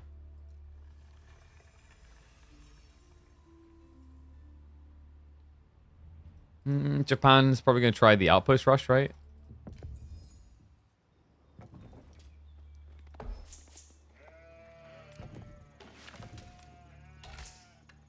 Well, there are many cores, but indeed there can only be one core, and we're going to be checking in on him. Welcome back to the Midweek Muster, folks. The return, Season 2, has kicked off, and we are going to be getting a dose of core. He's already joined in, going up against Anavaku, something of an Order of the Dragon specialist, and looking at the draft, no OTD. So Anavaku is apparently evolving. Yeah, opening game, though, is going to be Japan versus Byzantines. I think this is a good matchup for Japan because of the Dark Age Rush. We'll see if it pays off, though. The berries are a back spawn, not fully, though. They're accessible. Really, what's going to be important here is Anavaku scouting, and he's already rushing across, but it's been mirrored in kind. Core knows what he's up against. The question now is, does Core react with Limitane, as a lot of players have been, or will we see him simply just rush gold, pull away, and play Hippodrome? Oh, it's Hippodrome, guys. So the funny thing about this matchup is pre-Hippodrome, I actually favored Japan a lot. But since Hippodrome's arrival, I think this matchup has been going more towards Byzantines. The reason is that Horseman counterplays the biggest advantage Japan has in the Feudal Age, which is like Yumi. Now, it's not a perfect solution, don't get me wrong. I think it's not... This is now a 80-20 matchup. I think execution-wise, maybe like 55-45. It's tight. And we've seen as much. If you guys remember, Marine Lord versus Beastie, we had the Frisian Marshes game where Japan was able to win by biding their time. If Japan has enough time and scales into Horseman early, they can actually beat Hippodrome. The reason is when you get Uma Bannerman plus your extra melee tech, that equates to an extra 2.5 damage over standard Horseman, meaning you're only 1.5 damage behind Hippodrome's active ability Triumph, the one that gives +4 damage and healing. And the difference is because you're both playing Horseman, if you can force the Byzantine player to use Triumph, you can just run away. You'll take minimal damage. We'll have to see if Anavaku does try to play that. It's definitely a big skill execution type situation. But for now, he's on Spears. And Trip Spears could be effective here, especially considering he's already forced Akratoy. But he commits before it runs out. Not good. No, Core is getting plenty of a level off this. Not enough to trigger a Mercenary just yet, but not far away. And also, the Spearman already took so much damage. The final one harassed towards the gold, and that feels like a blunder. Dives under the tower, under the TC rather, takes a lot of damage.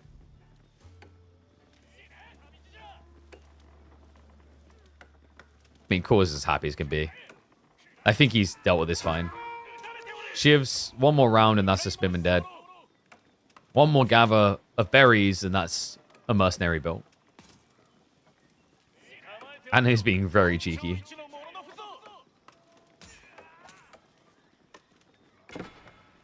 Get some range. Okay, I will give it to him. This has been min-maxed. But they are now dead.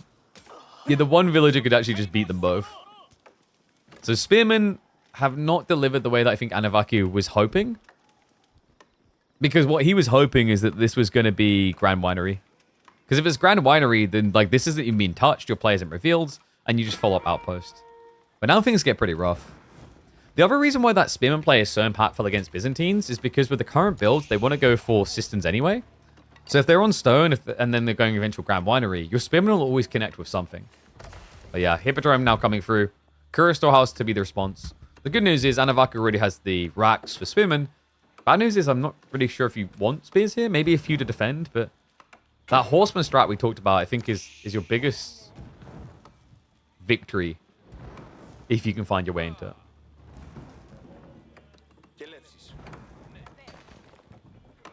Cool. How much food are we talking about? 18 sheep. 6. 6 versus 18 sheep. Core is cozy, man. This is pretty rough. And this is what happens when they start in the berries. They're taking out the risky resource first and then falling back to the safe one afterwards. That's ideal. The idea is meant to be earlier on in the game, your opponent has less aggro play, so less risk if you do this first. That's why, for example, it's already good enough for civs like Abbasids. They get a better gathering rate, but even if they didn't, even if it was a small increase in gathering rate, it would still be worth the play to take the risky resource first. Now stone being gathered. Scout's going to be moving across to Anavaku. Should get the read of the land soon. Just not sure what it's going to allow him to do here.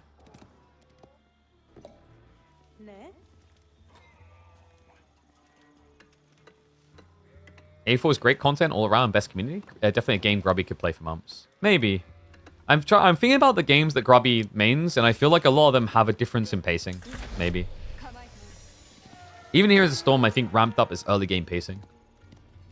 But maybe with the new points of interest and the current meta, it might be encouraging.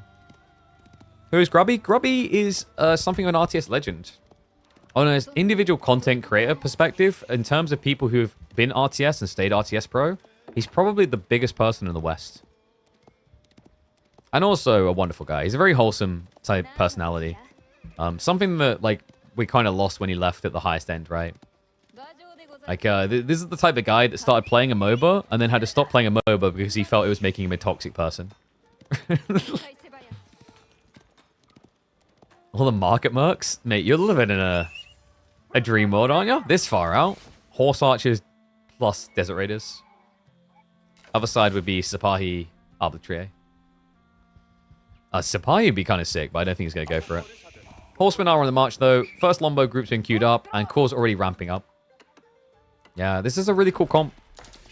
Yumi is probably the best thing Japan can do when they're allowed to do it in Feudal Age, and this handcuffs you out of both.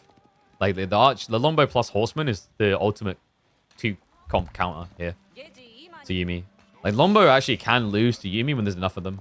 But the other catch is you have to run into the Lombo with Yumi, and you're not going to do that against Hippodrome Horseman.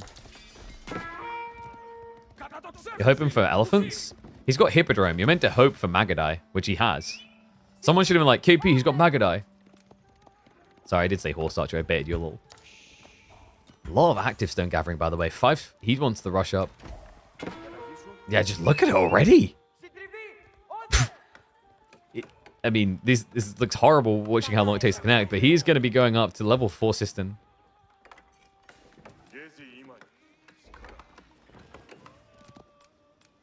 Hey, it's not on me. You didn't know your icons. Was it Crackety we done this with on like an event? It's like, what icon do you think that is? And he's like, oh, that's clearly Horse Archer. I was like, wait, it's Khan Hunter? Something like that. Yeah, some of them are quite similar. Hippodrome? Oh, cool. Really? He activated the nuclear codes that early? Okay, so Triumph is on cooldown. This is... I'm not going to say it's good news for Anavaku, guys. He's building Samurai. But this is meant to be good news for Anavaku, because now the biggest threat, the Triumph timing, isn't there. I'm just not sure about this Samurai strat against Lombo Horseman. I think Lombo Horseman should be able to beat it. He'll need to wait for some Triumph tickets, but with Triumph activated, Lombo backing them up, I'd favor Byzantines in that fight. Unless Anavaku's trying for some sort of transition into a semi-fast castle, where he masses Samurai. It's a cool idea. The problem is if you can't do something with the Samurai in the meantime, you just basically told your opponent that you're mass Samuraiing, and it gives him time to counterplay. So, probably needs to find a way of leveraging what he's done here.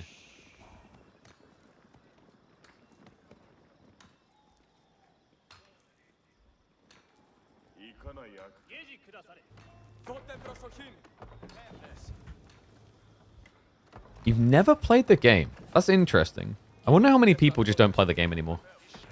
2 kids equal no time.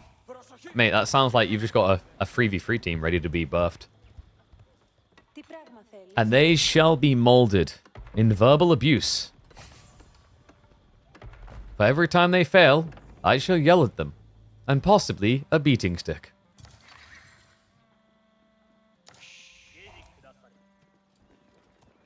Anavaku is looking for that attack point. Core is already preemptively walling the flank. And we're starting to see the horseman mass.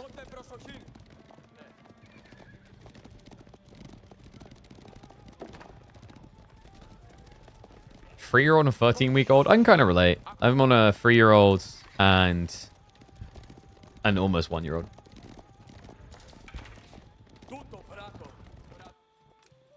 Luckily, this is my job. Not playing, watching. Sounds a bit creepy like that.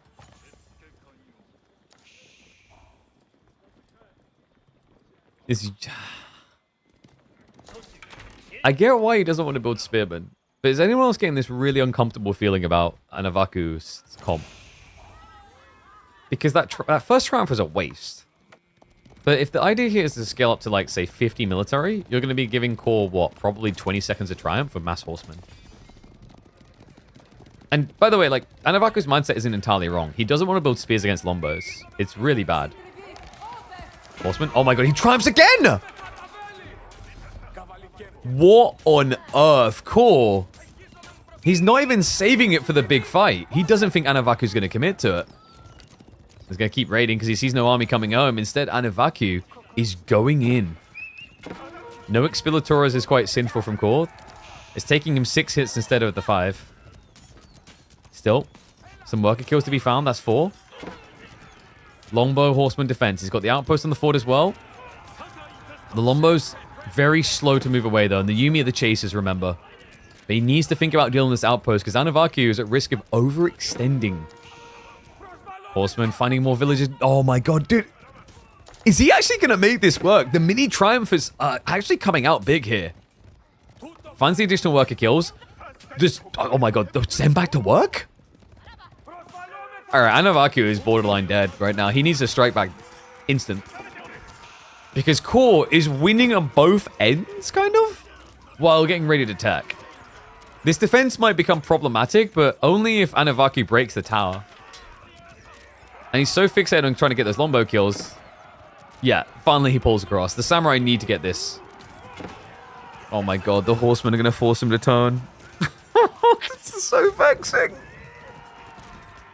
Anavaku has the idea, he just doesn't have room for execution.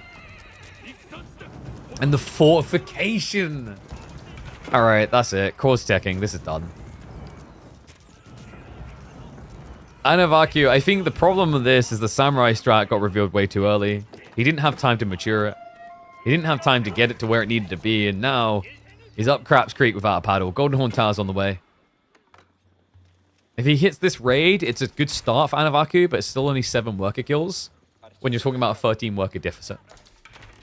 And you won't even find that, because the problem is the aqueducts are showing everything. KP for PM? Hell no. Have you guys ever looked at... You guys ever looked at, like, pictures of the PMs and presidents when they enter office and when they leave office? You can argue, like, 8 years has passed or whatever, but that's not what's happened. The job has aged them. Alright, my one value point is I have the best hairline in AoE4. Can we agree on that? I think that's fair. I don't think that's arrogant. I exist in a game where most people are in their 30s, so whatever. If I became PM, that hairline would be gone. I'd have no positive. Oh, you're right. He didn't actually connect it. There we go. Aqueduct coming in now. I like he gets the extra little slab just to be sure.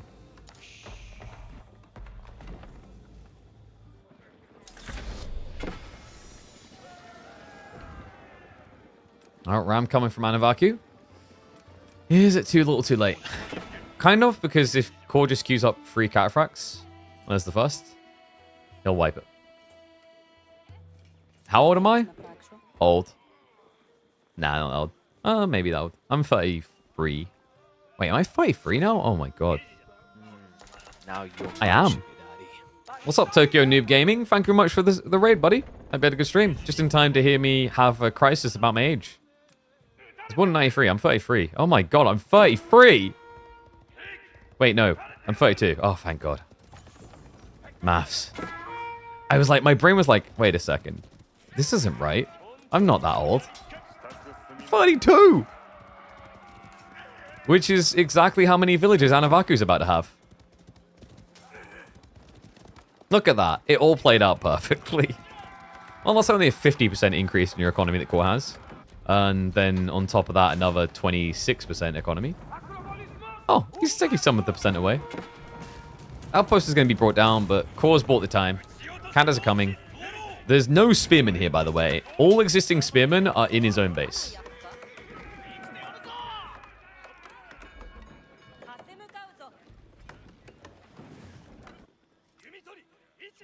Phyllis Burr, they asked me how old I am, not how old the person is I'm nailing. That was like a subtle reference of me banging your mum. Anyway, Lombos going to be coming in. Needs to pull a villager. Should have time if he does it straight away. And there we go. On the way. So we'll not lose the cistern. And the counterfract count is getting big. And scary.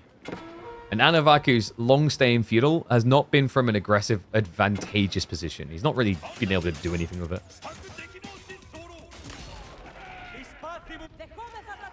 Whoa, whoa, whoa, whoa. Hold on, hold on, hold on. No accurate. Oh, there we go. Our boy Core done it. He pressed the button. So accurate activated. That minimized the losses. There's only 3 spearmen here, guys. And the trample comes in. Straight to the back line. Chases away the Yumi. Longbows with the backstab. No. All right. He's cooked. Like, ding goes the microwave. The noodle is ready. Put him in a pot. Munch him up, then put him in the bin. He's done. Anavaku is going to require a miracle to recover from here.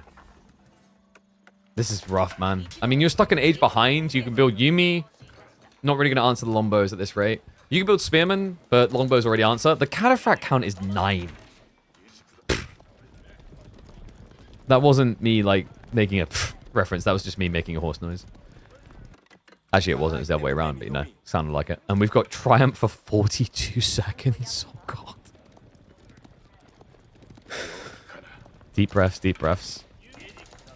Guys, it's only extra movement speed plus 4 damage and healing on a unit that has 360 HP. What's the worst that could happen? See? Stupid horses. They couldn't even trample correctly. Got stuck on the spearman. He's not even using Triumph. 404 core Triumph not found. I'm pretty sure if he just activates, the CC kills nothing. But you know what? That would be in bad spirit. You've already crushed his hopes. Actually, no, you haven't. Press the button. Truly crush him. Villages are going to find their way to safety. But we've got 38 of 40 economy idle right now. Good God. Stop it. He's dead. What? Well, they're coming now. There you go. 1.79 movement speed on one of the heaviest cav units in the game. I'm not fat shaming. It's just a reality. Anavaku will at least dodge death. But I feel like he wants to dodge this series now. If there was a tech up, if there was at least a tech up, you could maybe see a way towards Onimusha to counteract Cataphract over time. Not melee, because if you do melee, then the Cataphracts will just beat you down. But like if you have ranged cav, you can sort of kite. The problem is, Anavaku requires an age up for that to happen.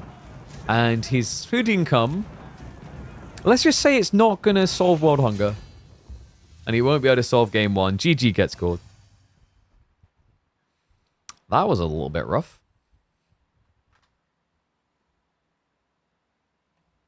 So, game 1. We'll go to core.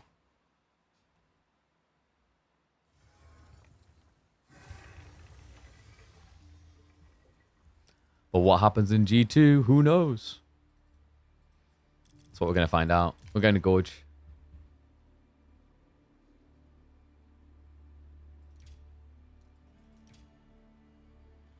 And what have we got? HRE versus IU. Oh, did I pay out predictions last time? I don't think I did. There you go, the Recon one. Man, that was 52-48 split as well. Slight belief in Recon, but understandably people are like, oh, Mongols should lose this. Okay, so game 2 is going to be Gorge, IU versus HRE. I think IU can win this. It's definitely not like a default win at all. But like for some Desert Raider strat, like maybe the Master Smiths build. I don't know if it works against H3 specifically though. I don't think that Anavaku would do it, but let's find out.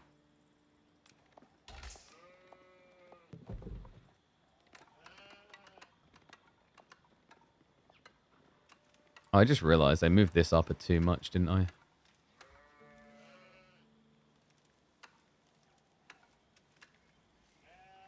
This should be here. Oopsie. Let me fix that and then we'll get to it. It's core watch time. We've already watched him win. It's time to watch him lose. Jeez. I don't know about that. Anavaku, the first game looked pretty rough for him. Maybe he'll be able to strike back, though. We hop into game number 2 here in Midweek Muster Season 2. Core already leading the series. Should he win this game, he'll book himself a day up against either SAS or Deep Shine in the round of 16. HRE versus IU. I think Ibits has some maneuvers they can make here. The interesting thing is if you can lean Desert Raiders, you can kind of control the map quite nicely. It's definitely not guaranteed, though, and even more so with this. Are you kidding me? Look at the spawn. Oh my god, Core hasn't even scouted this yet, and it's the right call. It's Berry Gold Forward. Anavaku can't touch. Question from NapQuest. Have you ever considered doing low Elo Legends type content? We have done it in the past. I don't believe it was overwhelmingly successful, but I'd be willing to be called out wrong there. We actually had like a series called, I think it's Bronze League Legends, we called it. And my goal is to revisit it at some point. It's all about finding the time that makes sense, though. I've always said that I just don't feel like the AoE4 content market has matured to the point where people seem to really want that content. And it kind of still feels that way at the moment. But yeah, if I have a look, Bronze League Legends... What was the viewership like? I mean, the first one we done was 2 years ago, and that got 1k views. And then 1 year ago, it was like 1k views. So it's not like insane burst performance, but it's not worse than what other things have done on the channel. The thing that I have noticed when we do things like low Elo Legends is that the live streams do notably worse. And that was one of the big driving indicators on not over investing in doing them. But cool. Double Spearman. He's going to stop there. Growth Wing's going to be coming out from Anavaku. And Core, I wonder, could this be a Minework matchup? I think Horseman Minework counters a lot of things that IU can do here. But it would mean you're going to be playing pocket resources onto Deer against potential raiders. Sheep haul, pretty good from Anavaku. 18 sheep. Core, he's already down to just 11. And I believe, yeah, the whole map has been scouted. There's maybe like 1 or 2 sheep maximum hiding somewhere.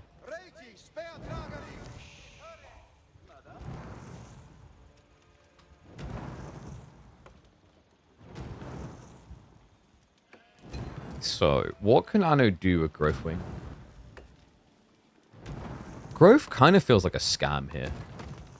You guys know why Growth feels like a scam? Core has got 15 villages right now. By the time they both tech up, Core's going to be at what? 19 villages? Anavaku will inflate by 3.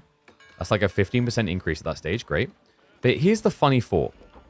Let's round it up for simplicity's sake. 20 villages. If Core has 20 villages in range of the Archon, that means that he has got an additional 7 villages.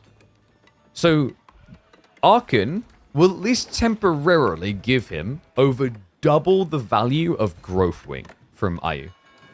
Now, Ibits will offset some of that advantage once they kick into the Golden Age Tier 1 for the 10%. But it still doesn't really hold a candle to HRE dominance on economy.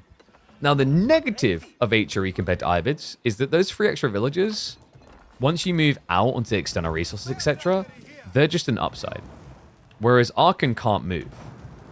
This isn't the Mongols, and they don't have pack-up tech. So once the Archon is placed, it'll only buff in that area. But it is a very big window that HRE have to play with where they will be buffing their economy that much. I think like the one upside for Anavaku here is that Core, he's got 10 sheep, and then he'll have to move out onto the Deer. And the deer won't be in range of Archon because deer shoving's dead. No one does it anymore. It just takes way too long. These spearmen are still going. Well, for anyone wondering if building the House of Wisdom early is useful, this. The +5 fire armor actually made this take forever. Oh, God. He does get rid of it in the end, which means Anavaku can't age up, but he's committing archery twice? And course going pro scouts, which of course means he's going to be building his stables anyway, which now means he's going to have the counter to archers. Alright, so Anavaku's probably going to want to add in a Rax. Probably the best way to approach it as well as being lean and infantry focused. Why is deer pushing dead? They nerfed it. So it used to take, I think it was about 7 seconds for deer's aggro to reset so they could be pushed again. It's now 2 to 3 times longer. So it takes, I think, between 15 and 21 seconds to now move a deer. Because if you push at them for less than that, like before 15 seconds, they just won't move.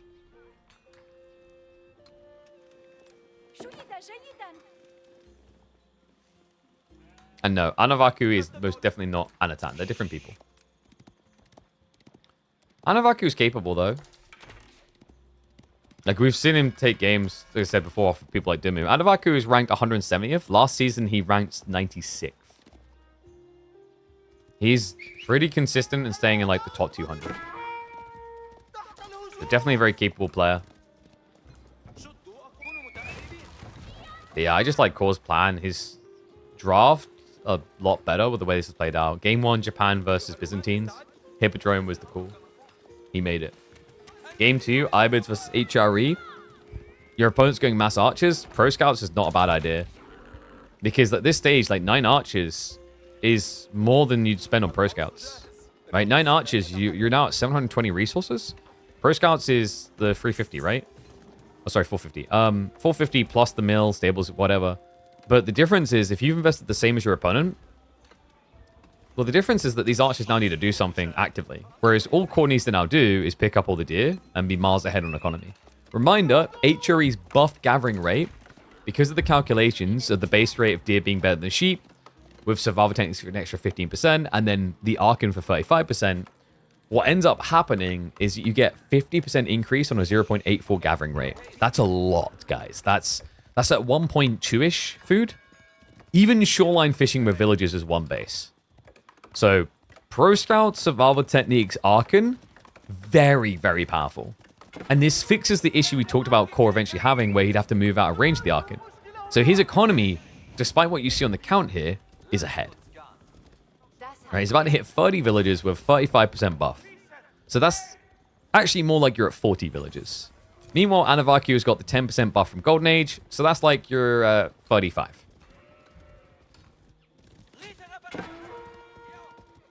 Doesn't paint a pretty picture, I'll say that much.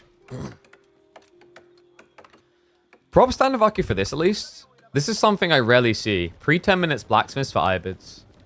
I respect him for this, man, because so many players, they have this idea of executing feudal at the highest level, and they neglect blacksmiths, and it costs them the first fight every time. Still, it's not as quick as Core. He's already had the blacksmith running. Steel Arrow is coming through. Undermesh already queued behind. So Anavaku will be fighting at a -1 advantage. That's Desert Raiders is kind of crazy, though. Into Archer Horseman? Like, Archer Horseman's actually the counter, by the way. Horsemen trade out reasonably against Desert Raiders because they get double damage against them. And Archers, of course, get pure damage because ranged armor doesn't exist for camels. Is the blacksmith so important? Absolutely. Both of them are scaling archers. Steel Arrow and Undermesh equate a 20% difference in DPS. Archers have 5 base. So if you give them +1, that's a 20% increase. If your opponent has Undermesh, you don't have +1, then like you're at a -20%, right? That's humongous in exchange. This is the problem. Like, sometimes when people see blacksmiths, they don't think it's impactful because they see +1/+1. It doesn't sound that great. But when you think about the base damage of your unit, that's when the math makes sense. When you also then think about the exchange, like, for example, +2 is a big deal in archers, because then against men at arms, they can do some damage. But without it, they'll be doing 1. very interesting way to think of the game. When you start to calculate percentages instead of seeing raw numerical numbers, you get a much better understanding of the importance of Blacksmith. Round play from Anavaku. Spearman are going to get some good stabs in there, though, and the archers are clearing out the Desert Raiders fast. Yeah, E-repairs. Like, trying to single ram an outpost is crazy. Anavaku is a madman. And this dive, questionable at best. The archers hold firm. Anavaku now falling heavily behind, and the horsemen, they were holding in the wings. They'll just come in for the cleanup. And that, folks, is the world of difference that Steel Arrow Under Mesh makes. He was a Blacksmith tech ahead the whole way through that. Anavaku's now just trying to cheese into mass camels. But Core's already got a decent amount of horseman archers to snipe them down one by one. At this stage, his archers, like, the Undermesh is going to complete. So he'll be doing 5 damage. But he'll be doing 5 damage times 12, which means he's going to be doing 60 damage per strike. And Desert Raiders die in 2 volleys. That's a pretty good exchange rate. Especially considering the Desert Raiders shouldn't be able to hit the archers, because they'll basically headbutt the horsemen. And horsemen kill even quicker than archers against Desert Raiders. Yeah, this has been like a confusing one, I think, in the early days of Ibis for people. Realizing that horsemen beat Desert Raiders, because Desert Raiders are meant to be anti-cavalry. But the problem is, they're also range tag, which means these horsemen do double damage. So even after they lose 1.8 damage, they still get a bonus 9 damage, because bonus damage doesn't get affected by debuff. Good intercept on the Pro Scouts, but Core is already on his way with the Regnants. And Anavaku, I think he might get forced to advancement wing here. Well, he doesn't know, so he'll likely, yeah, he'll go for the full, because he doesn't see the tech up yet. He might suspect it, but he doesn't have confirmation. Otherwise, I think you'd advancement just to try and have the timing, but Horseman exchange. The targeting from Core, not ideal there. A lot of heavily injured, but not dead. Starts to fix it at the end, though, and you see how kind of close that was. Numbers were definitely with Core at the start of the fight, but I think part of the problem is that was more of a stand ground than Core, like, moving, which is important because if you look at the attack speeds, Desert Raiders attack substantially quicker than Horsemen. So if a Horseman to win, you just need to kite a little bit. And also it comes down to, you know, pulling away injured. Is it that favorable for Horsemen? It's more that it's not that anti. Does that make sense? Like, you'd think that it's a wash. You are right about the 5 melee armor, but you're talking about 16 damage, which means that 11 damage is going through. And in return, they're hitting for 26. So it's like still a good trade, don't get me wrong, but it's not as good as most people thought it was because of the Horseman's bonus damage. It would be good. Like, this has always been the thing about Camel on Ease. Camel on Ease actually, like, these days is fine, but in the early days, it felt really bad, and the reason it felt bad is because bonus damage was unaffected. But the thing you have to keep in mind when you're doing these raw, like, Desert Raider versus Horseman numbers is it's disingenuous to match them 1-to-1 because Horseman costs 66% of a Desert Raider. So that's when the numbers get different. And that's also when the dynamics change because we said if you micro away, well, injured Horsemen can run away, injured Desert Raiders cannot. Now, this is all within a vacuum of, like, less than 10, right? I will say that much. One thing to note with Desert Raiders, there's a very fair point, and it's why people mass Desert Raiders, is if you can get up to 15, 20, 25, 30, the starter step ranged attacks wins a lot of engagements. Is Anavaku going to win the relic game? I actually kind of dig his position right now. Core is opening Knights. It's not about the Desert Raiders, it's about hitting the economy. Even though it's against a Camel Civ, this early on, there's no resistance to it. A little bit of poke coming in. And by the way, that detail around Horsemen being Desert Raiders, being capable of it anyway, is also why you often see people go for a few Horsemen of their own with Ayu. This is brutal, by the way. Oh my god. No wheelbarrow. First crossbows come out, but great strike. Gets to the 4 kills. Oh, also, other final detail, before we hammer it all the way home. Just look at the production rate on these. Horsemen are 23, Desert Raiders are 30, so you also escalate numbers quicker.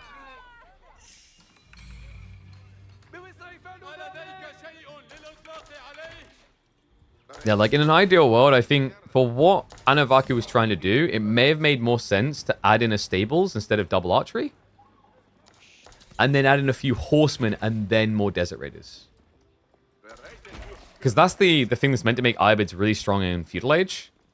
Is they can tick 3 different boxes with 2 production buildings. Because archery ranges and stables both can commit to desert raiders. That, by the way, is a very unique dynamic. Because it means if I build an archery range, you can't just build horsemen because I will build desert raiders. Right? Like, you have to worry about that detail. Or with stables, you can't just build spearmen because I might build desert raiders and kite you. It's not a quick kill, but it scales. I would be curious to see how Ibids actually perform at plat level for that reason. I'm not sure if Platinum Ibid players are really registering and appreciating that detail. Because when used correctly, it's actually so strong.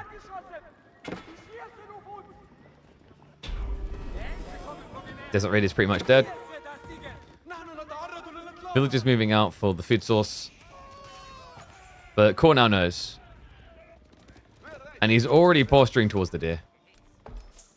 Not just that, it is going to be 3 relics in the end for the Regnants. So Anavaku done good to pull 2, but reminder that he went for the Dervish wing. So he committed a whole wing to try and get the relic advantage. And he did technically fail with that.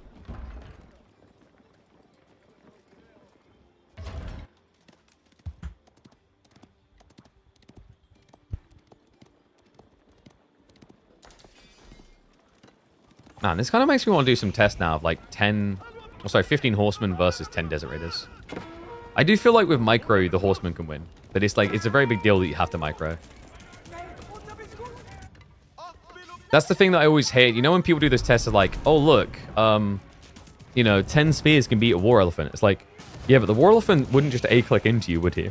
The war elephant would back up. Also, let's change it to be 30 spearmen versus 3 war elephants. And so on. This is the problem with just like looking at numbers on a sheet. A sheet doesn't tell the truth because it's not how people play. It's why me and Crackety always talk about like the Dali horses for Shishi with the attack speed. It's disingenuous. A 20% attack speed is often not going to be better on cavalry units than just a base damage increase. Because fights move, they don't stay still. You see the same thing when you watch Order the Dragon Gilded Archers, because Gilded Archers attack too fast. So you can't really move and shoot. If you move and shoot, you're losing attack speed. And Anavaku is losing his head fast. Beautiful hit there by Core. Snuck all the way in the back. Archers are now prepping for the full dive. Rams are moving in. He wants the 5 relics. The Gulam idea isn't great by Anavaku. Your opponent has so many knights already. In fact, he's already now prepping to switch into the crossbows. Nice wall up there with the mango. A prelate should now be on the way. Yeah, they're already in the neighborhood. Oh, come on. And the knights are just going to ride on by. The dervish, Anavaku's trying to keep it there so he can at least debuff the knights to protect the workers. It's just not going to be good enough. The mango not going to be alive enough to save the day. Oh, he protects on the final hit, but archer shots come out. And the relics have now been picked up. It's going to warlord to scare away the Gulams. Anavaku. Oh, thank God. But these now belong to Core. Property of Core. Oh my God. Okay, he just left. He's done with that. GG comes out. Core's going to get it. It's going to be a 2-0, and that means that he booked himself a date with Sass or Deep Shine. Realistically, it's probably going to be Sass, unless Deep Shine can dig deep and truly impress. Well, that was a bully. Can someone report Core for bullying? Nah, that looked pretty rough. Okay. Do you guys want some battlefield codes? Should we get some battlefield codes for you guys?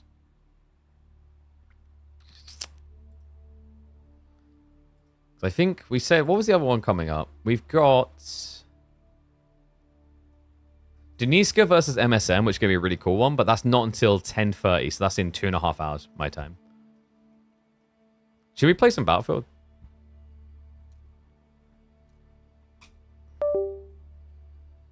Sorry, I'm just wirelessing my mouse. No. Give some people a chance to earn some keys so they can play Battlefield early.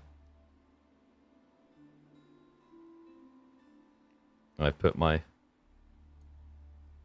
blocker thing the wrong way in. This mouse is so weird, but it works. All right. I reckon we spin up some Battlefield for an hour or two to round out the stream. Oh. There we go. So let me update the details. Do I stop the stream on YouTube? Maybe.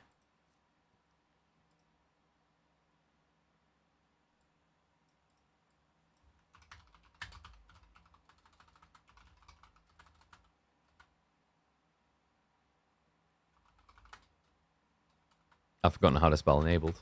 Lol.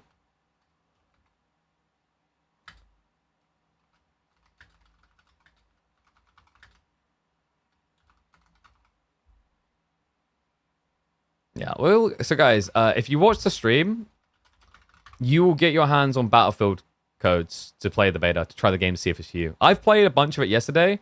I have my qualms. There's some things that need to be like rethought design-wise, but overall, really fun game. I've had a lot of fun with it. So I guess I can leave the YouTube up. The YouTube's just weird because it's like, I'm gonna have to remember to mark it back towards Age of Empires afterwards. We'll leave the YouTube up. We're gonna switch the category so that we are now on Battlefield.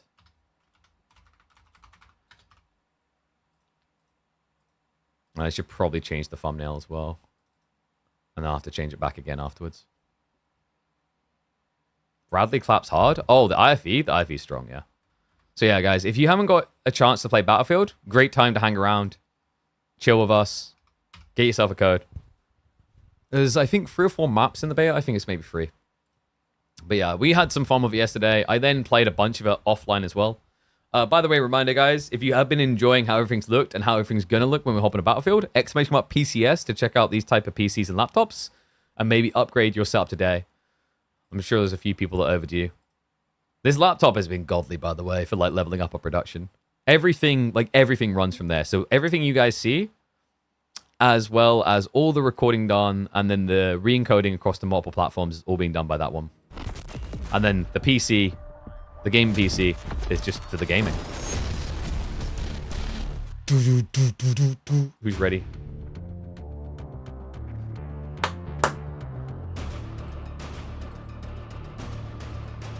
Oh, I need to update the kick as well, don't I?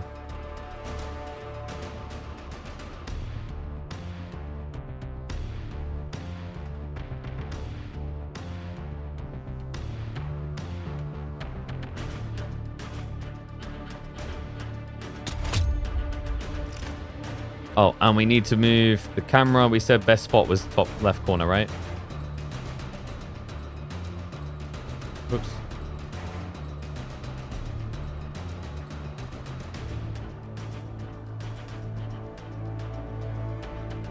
All right, who's ready? On Saturday, maintenance is going to take place in... I don't care. It's Friday. Wait, King of the Hill?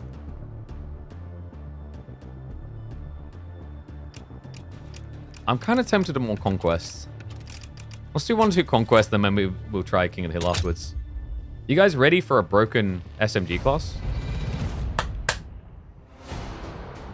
Is the game too loud, by the way? I swear it's louder than yesterday.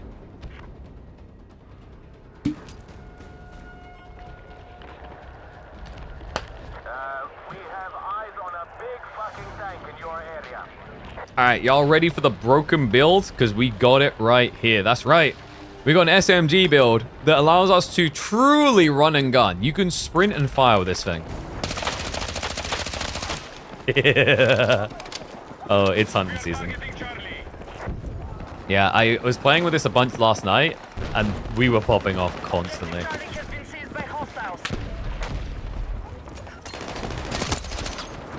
Nailed it. Whoa.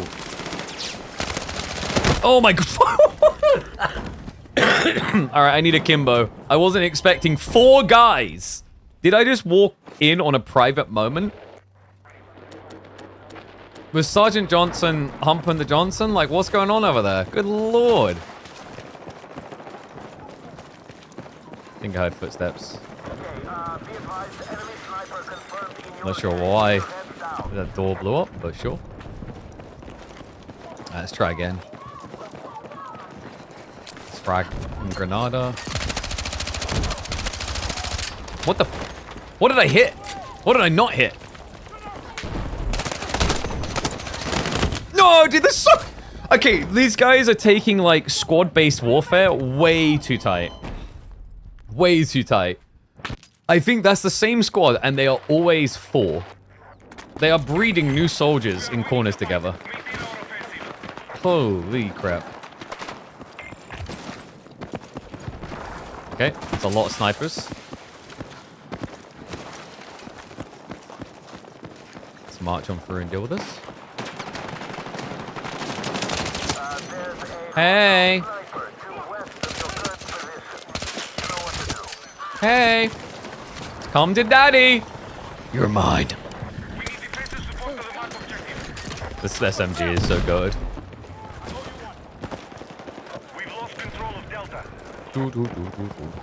Okay, so they're not this way. They'll probably be coming along here.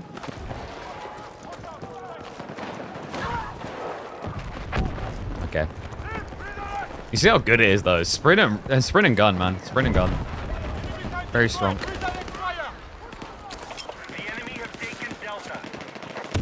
Alright, we go backstab.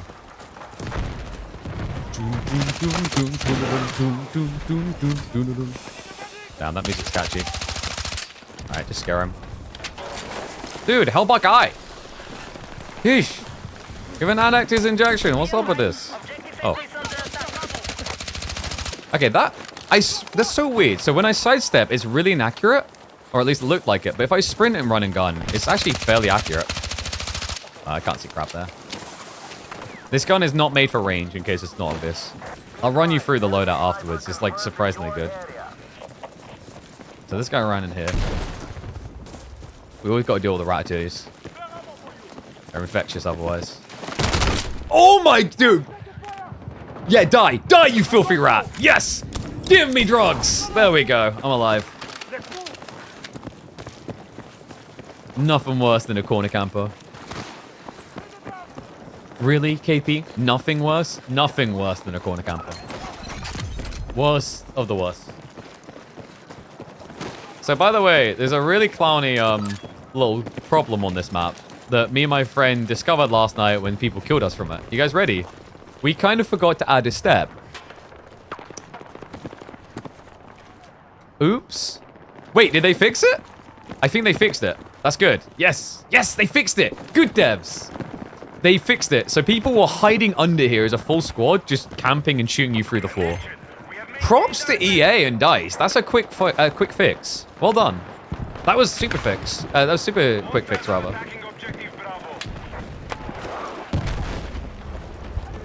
How's Battlefield 6 so far? A vibe, baby. A vibe. I'm enjoying it. There's some things that need to be, like, adjusted. Like, I think the netcode is a bit funky. But overall, I've had a lot of fun with it so far.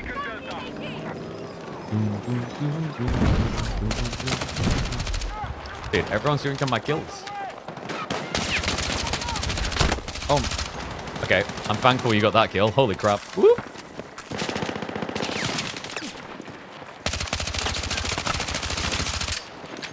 I gotta stop spraying that much.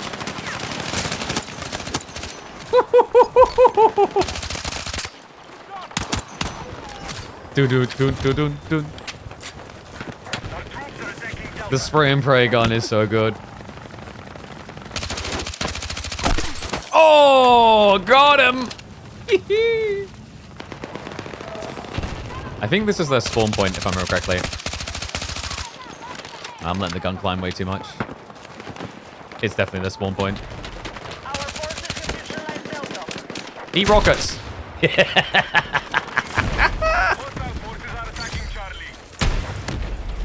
Oh, not even a hit marker that time.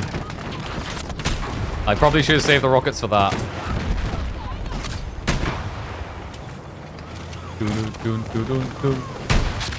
Boom! Dude, we are rocking up. Oof. I'm low. That guy, like, oh, no, that's just, I don't think that's someone, that's just like an effect from the map. I was so confused for a sec there. I think they've given up spawning at their base. And I don't really blame them. This one can't spray and pray. But I needed ammo, so... We have maintained our advantage.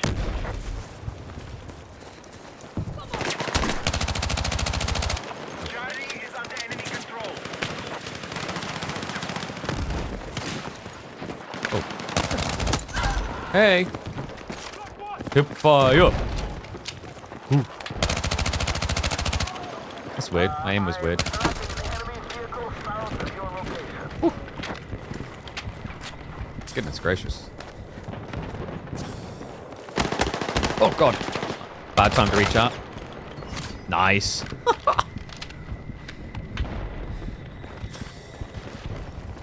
I want my spray and pray gun. I feel bad that I dropped it, but I was out of ammo.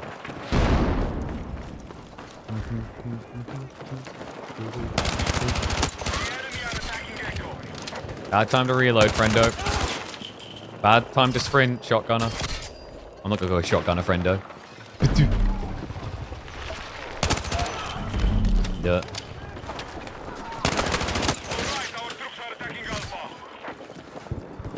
I spend too much time looking at chat. It's gonna get me killed. I need to neglect you guys more. It makes you want me more as well. That's how that works.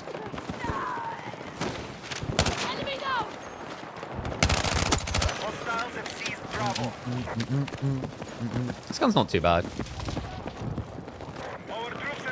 I think this is maybe an altered version of what I have for range.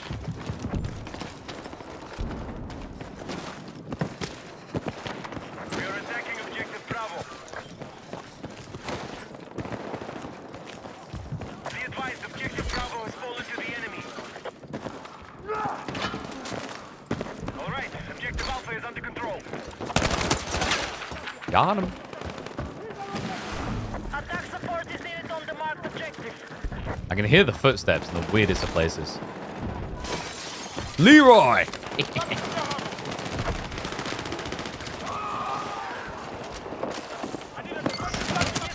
That guy was ambitious. Oh, grenade right there. I can't see crap. What the hell?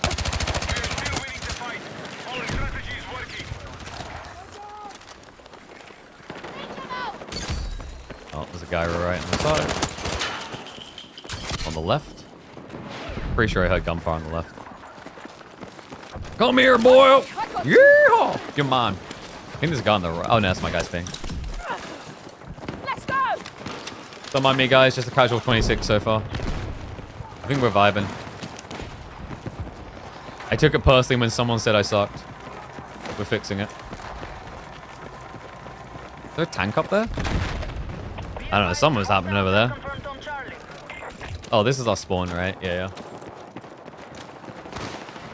You're welcome for the drops. Enjoy them, buddy. Dude, when you watch him like that, it looks like they just blew themselves up, I swear. It looked like they had a rocket launcher and then just detonated. Copy that. Shoot him in the groin a bunch. Oh no. Bad time to reload.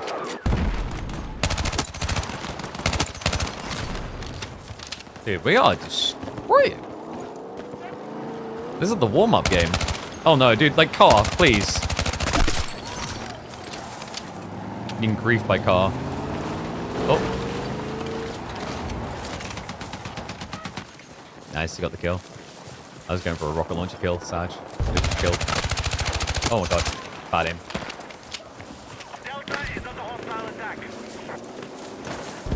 See, guys. Oh my god, he drilled my face off. I was about to say, the catch is you need to have a gun so fast that you can't miss quick enough. That's how you win.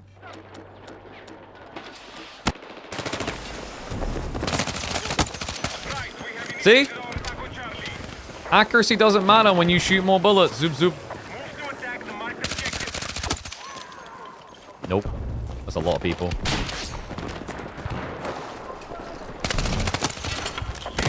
Oh, dude, what? I feel like he... I don't know. I'm just going to say, like, freaking something advantage timing. I feel like he shot me before he even started shooting. How to describe it? Basically, on his end, he's like a step ahead or two.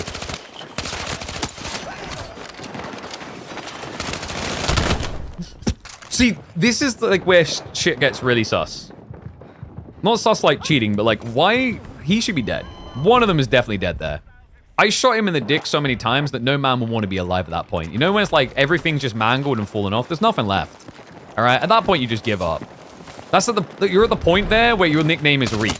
You know, that's your new name, your new existence. Hey, what's up, Jeeves? It's been a while. Be advised, hostiles are attacking objective Bravo. Trying to get the bus to work? There's no brakes on my choo-choo train. I mean, my bus. I thought about switching target there, but that guy didn't die quick enough. So they're downstairs, right? That they are. That's our guy. I think. Oh, that's our guy too. I was about to say, I thought I heard footsteps there. Where's the door? Brother. No door? There is a hostile tank operating east of your current position. Apparently that was too high, and I don't know how. Okay, this is my new home, chat. I don't exist. I'm a ghost. Booga booga booga. Huh? Did I just not get a hit marker on that? I'm hitting something, just not the car. Which is, I don't know what I'm hitting. It's very confusing. It doesn't matter now. Thing's empty, so I wouldn't even get XP, lol. Ah. He zigs.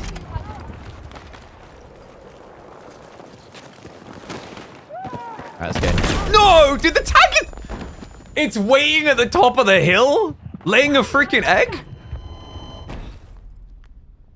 How do you get an early access code? You watch the stream. Watching the stream is how you get access. Drop a sub. Doesn't help.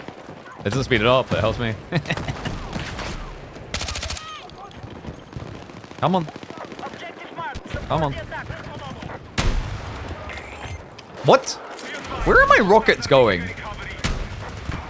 There we go. I feel like my rockets are going to the club without my permission. And, oh, dude. This is how it always goes. So, like, last night, I was doing, like, 7, 8, 9,000 damage to build, like, tanks, but no one else is. Grab me, I dare you. Nah. These medics aren't gonna medic. I'm just gonna go elsewhere. The tank is camping the crossroads, and no one's pushing.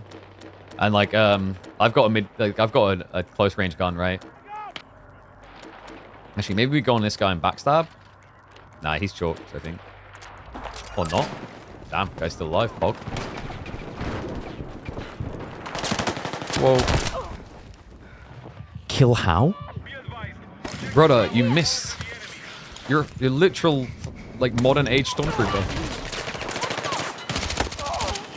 Oh my god. Dude, this is like chalk. I shouldn't even respawn on him. We need to get objectives. We're gonna lose the game because we're not actually playing obs.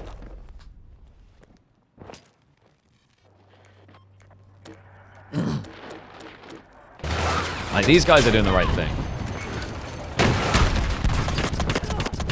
Oh my god. The worst part about IFVs is you taking damage and getting dragged back by them all the time. Ah, that was so greedy. I got the kill. I should have backed away because he's on the other side of the road, but I'm greedy as all hell. I like how I had, like, 3 deaths and I've just been feeding now. I mean, it's because I've changed the gameplay style to be more ape. And I don't need to be ape. Whoa, sniper. What the fuck? Is he just sitting there? Dude, he's just laying under the tank. Oh my god. We've got so many Ratatouille players in this game. It's breaking my heart.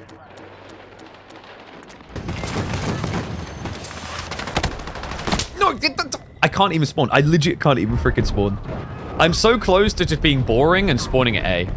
I think I'm just going to spawn at A. Like, I'm so freaking done with these back-to-back deaths because every spawn point is freaking horrible. And I say as I spawn in again, just instinctually, because there's no options this time.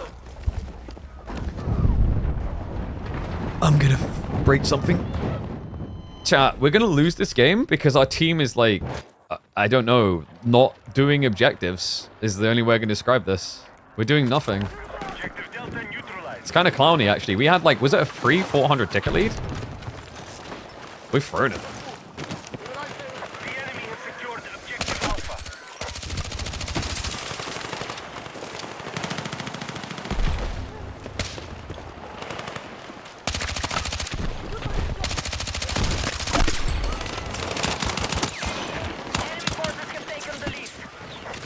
How am I not capturing? I just realized I'm not even on the cap point. Lamau? That's my guy. Alright, still one running around. No, you do. No, I ain't getting defribbed today. You little son of a. I respect the attempt, though, dude. I actually respect the attempt. Yeah, I think maybe we've still lost this, though. It's just too much capture given to them.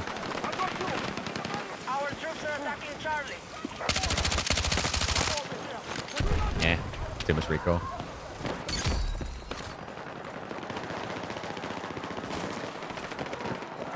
Like, I definitely think this is the biggest throw I've had so far.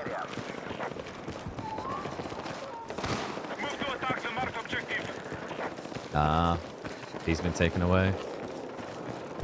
I don't think I'm going to be quick enough to get in there.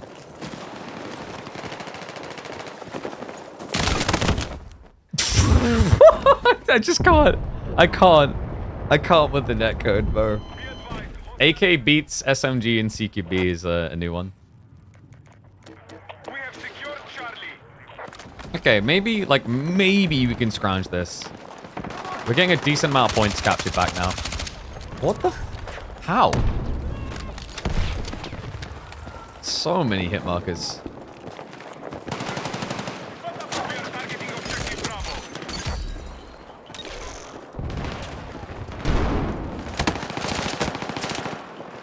Nah, dude.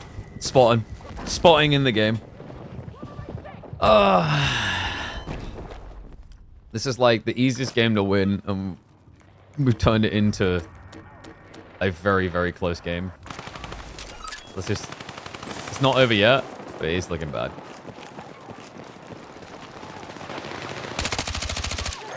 Dude, can I just get some kills? Nice.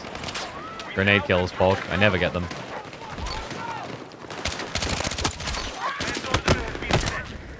Like, I'm genuinely rubber banding back when I get hit. It's like the 4th time in the last 2 minutes I've rubber banded back when getting hit. Alright, maybe 4's exaggeration. Actually, no. It's not an exaggeration. It's just been the longest rep. Well, we're keeping game tight now, at least. I instinctually reloaded because so many bullets. Yeah, you just can't use this gun at range. It's the most pointless gun once you add range into the equation.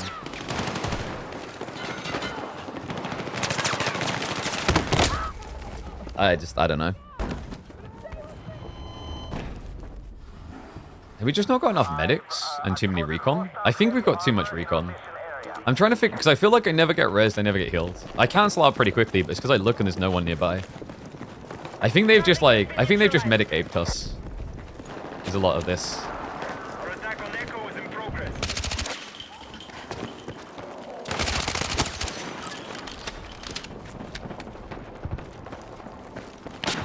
Enemy forces have captured Charlie.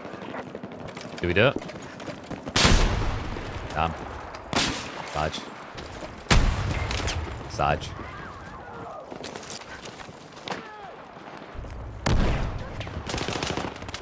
Oh, dude. They're camping every angle. That's cursed. Yeah, this is like the biggest throw I think I've actually seen in Battlefield. By myself or anyone else playing. Game was like ours. Okay. I died before he even peaked. Like, well, not died, but like 80% of the damage was done before he peaked. How often do you go 50 and lose like this? Oof. It's an interesting feeling.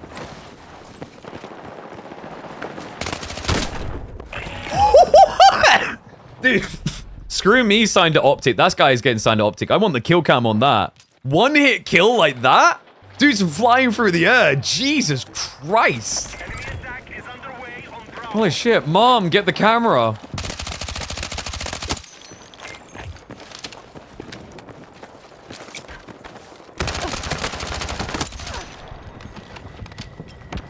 There's another guy. Called it. It's the same guy! He literally never misses! Oh my god.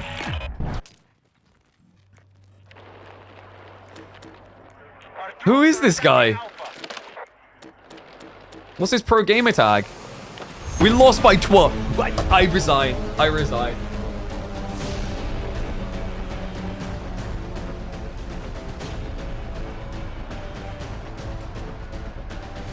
Are you not going to stream more AoE today? No, I said we're doing some Battlefield now.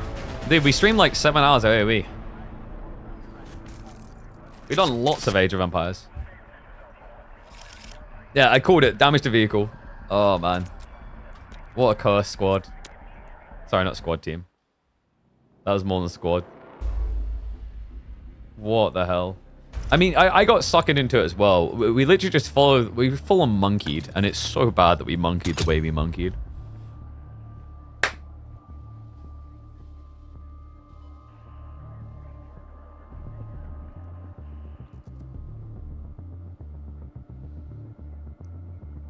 Apparently it's already cheats. Yeah, but I couldn't see him near the top of the leaderboard. So maybe he entered lobby late, but that was sus. That was super sus. I'm not surprised that there's already cheats. I never said that I was going to do the games at 10:30. I said we probably watch them on Monday, actually. In fact, I said that multiple times.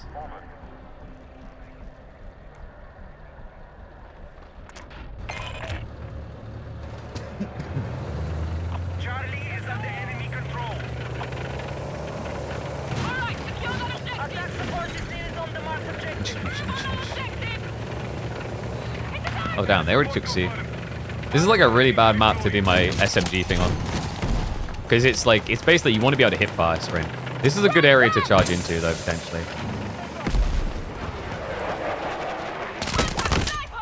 I had to double take. I just didn't believe for a second that that was a person. It looked so weird. Legend, yes. Good res, sir.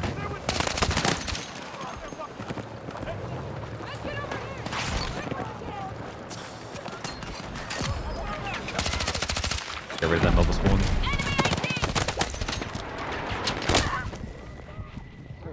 You guys just saw that, right? I'm like a million miles around the corner. The fudge? Sag. Let me spawn. I'm contributing, damn it.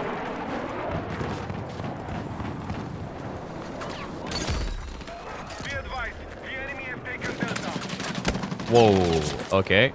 Anti-aircraft time. We'll get rid of that real quick. Got him. Oh wait, he got out. Almost got him. I shouldn't, like, there's no point. He's head peeking. That's good though. I was like, I want to kill the car, and he jumped out. Car's worth more XP, chat. Whoa, that tank is a little bit annoying. We actually need some ammo.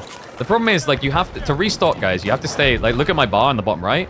You have to stay near, like, box for a really long time to get one rocket. Here's a crazy one for you. If you play Recon instead, they passively regenerate their C4. They don't need to be near anything. They just magically start, I don't know, pooping out extra C4. Like, they ate a really bad Vindaloo and some Taco Bell, and they're just brewing up, like, Semtex inside their bowels. I think that's how it works.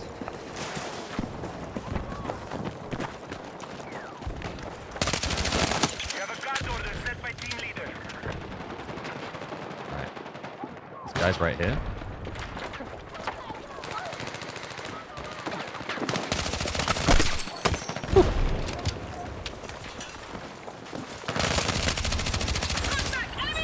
What's he doing? Oh my god, dude. I couldn't even see that guy in the road. I tunnel visioned hard. Sag. I'm running into like 4 people, so it's a bit rough. I think on average, a lot of Battlefield gamers play really slow from what I've seen. Well, you guys saw that, right? I don't even... I was hitting cover, apparently, but there was no cover. I think there's like some invisible wall issues or something in the game. I noticed that like last night when I was sniping on a oh my... Oh, The game let me spawn on him. Can I refund my ticket? Oh my god. I'm shocked that was a valid spawn. There's like 4 guys there. Well, definitely 3. I think 4. I think there's a 4th one coming in. Nah, we need more support guys though. I'm just always low HP. I don't want to play support because I'm having fun with my SMG gameplay. Whoa. Whoa, sniper, whoa. Should we try and snipe him with the anti-sniper rifle? Okay. I think my teammate tanked my rocket. I'm confused. Every time I pull out the rocket launcher, I am immediately filled with a deep sense of regret. I just realized we weren't even recording this game. Whoops, let's fix that.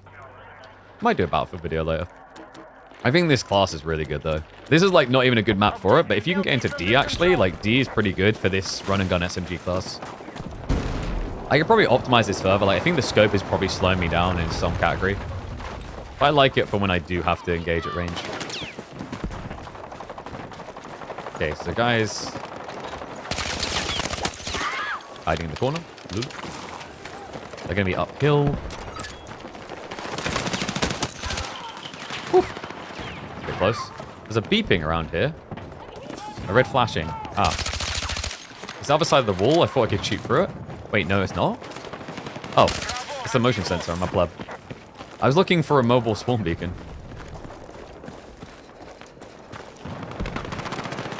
Right, he's just upstairs. Was upstairs. I'm like, I know I'm being aimed at by a sniper, but I'm like, this is a kill and we just move on. I should have sprinted at him, actually. There's no reason not to sprint at him. But like, my brain is like, this is such a quick kill. I don't need time. But it took a million bullets again. This is the only problem. I think, like, if they smooth out netcode, this gun will be ridiculous. Like, it'll be giga-busted. Or maybe it's better because of the bad netcode, because it's like you compensate bullets so much. It doesn't matter if you miss some, you know?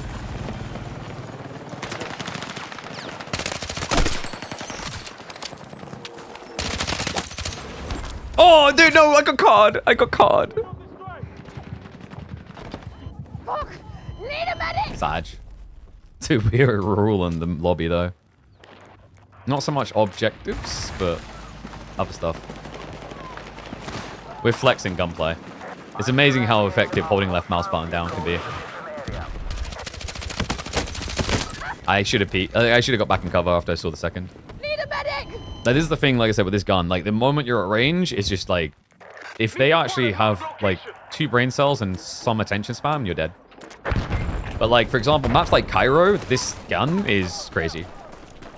Like, we're doing pretty well at 20 for a map like this anyway.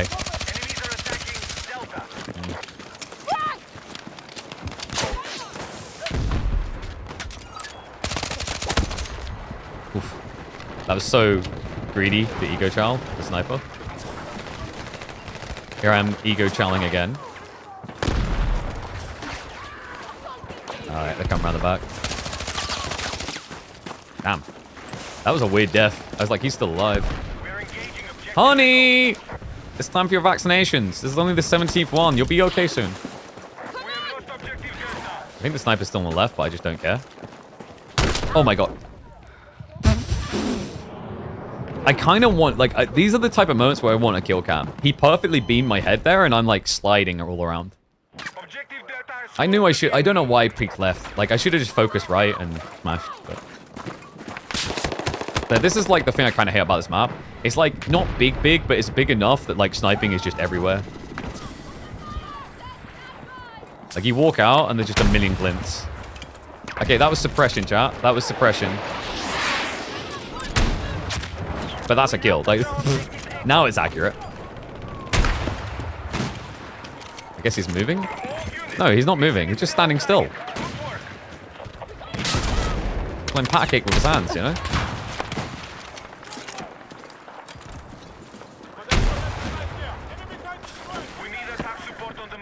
Alright. Screw this. Let's move in. I think I've just been spotted because I got shot, which is going to be rough.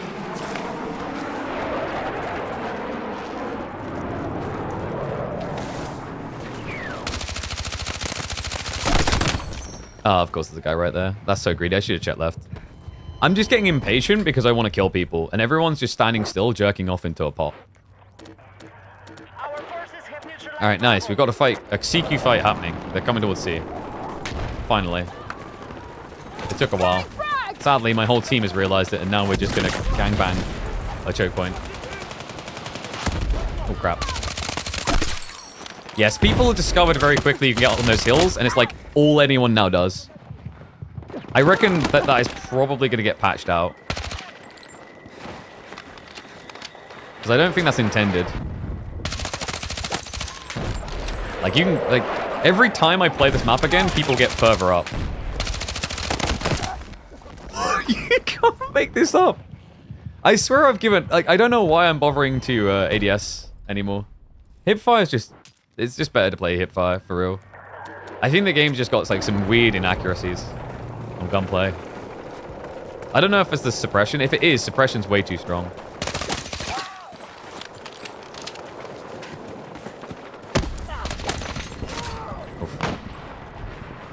This guy. Oh my god, dude. It's because I got marked from the first shot. Hardly anyone plays objective in Battlefield. It's funny because it's the best way to get XP if you're an XP whore.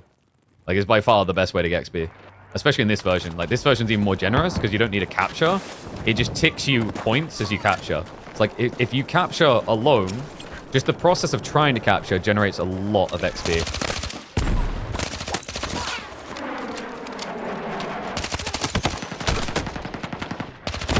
Nah, there's no winning that. I just don't have a team, man. It's not about playing objective, by the way. It's more about playing team. And the team is not playing.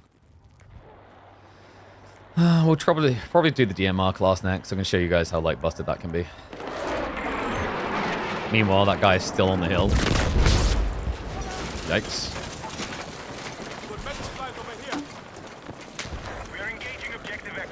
Playing the locked weapons lobbies, I think they're a lot better for people actually playing Battlefield Nocturne. Locked weapons? No. What was that? Oh, well, you can only play at your class? I didn't know that was an option. You do get bonuses from playing your class, by the way. Like, me playing SMG, there's a bonus effect, specifically, like access to from playing Engineer with SMG. And ow, oh my god.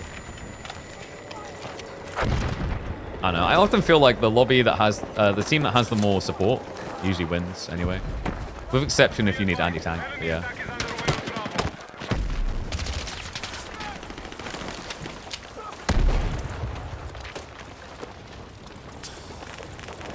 I'll wait for the heal. Oh no, dude. You can't make this up. Brother, you can kill me all you want, but there's no way your teammate is living there. He's coming to Hades with me. Alright, we're gonna high five at the doors of hell. Attention, move to attack the marked objective. Let's go.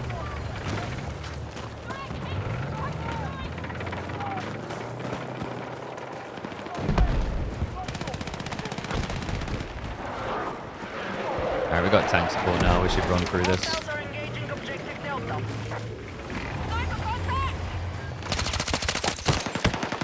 Oh. Oh my god, no, that's not the... Oh my god. That feature is like the most pointless crap they've added. So basically, if a tank is filled, you can hop on the side of it now is the thing. But like, if I wanted to do that, I just climb on the top of the tank anyway. That's what most people do. It is just, it's only going to troll you when you think there's room, and then discover last second there's most definitely not. He's definitely there. Yeah. Oh, wait, no, dude, there's another one? Oh my god, he's full on in the corner. Heal me. Thank you.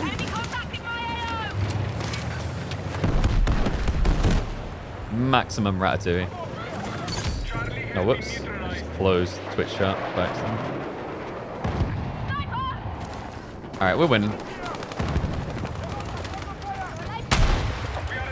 Don't ask me where that was going. Places, that was going places. Surprise, surprise, on this open map, the moment we start using tanks, we're winning. I mean, pretty much, actually.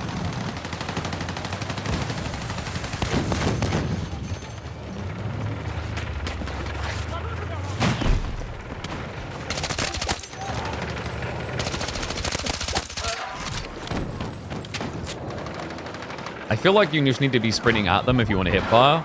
Otherwise, if you're side strafing, I think there's like lots of inaccuracy when you side strafe from what I can tell. Alright, Delta actually secured. Son of a gun. Oh, crap. No way, dude. No way am I losing that. Oh, you... I can't believe that. Final bullet.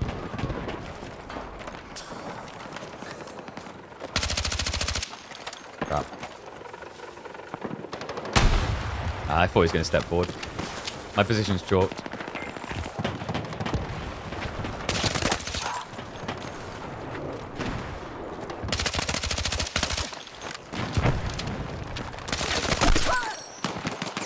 Objective Bravo neutralized. Ooh. Scary boy. Ah, dude, they're everywhere. I'm dead. Attention all units. Mission is still on target. Good work. I'm not dead. Loggers? He's still chasing? Ah, like 4 different people, man. I thought we'd get some support. I mean, we're Recon, though. Tell me, like, if you need to use this at range, this gun is still good, but, like, if you're in CQ, that's where it really thrives, for sure. And remember, this is, like, a very open map, and we're still destroying people like this. Apart from that guy who's sitting in the corner laying eggs. Jesus Christ, I didn't realize I was up against a chicken.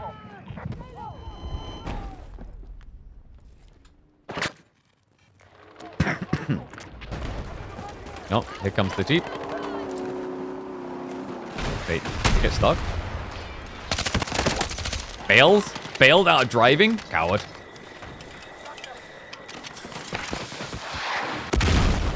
Okay. Kill secured on the empty Jeep.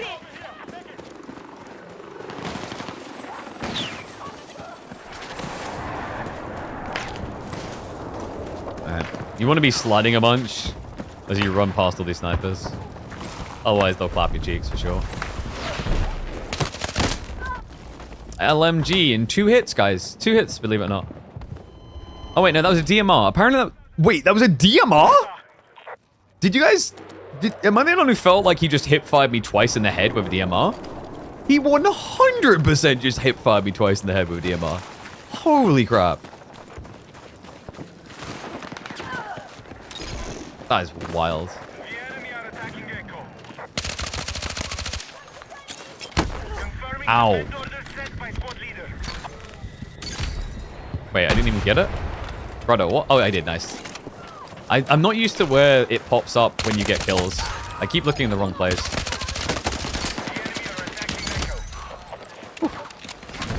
Oh, my job here is done. Salute.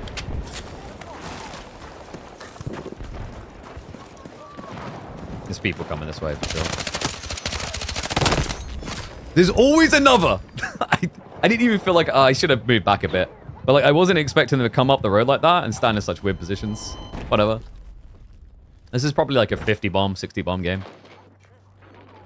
Decent.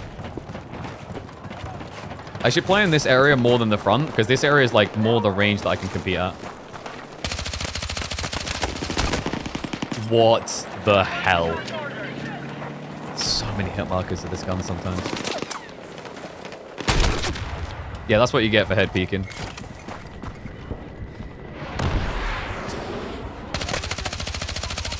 What?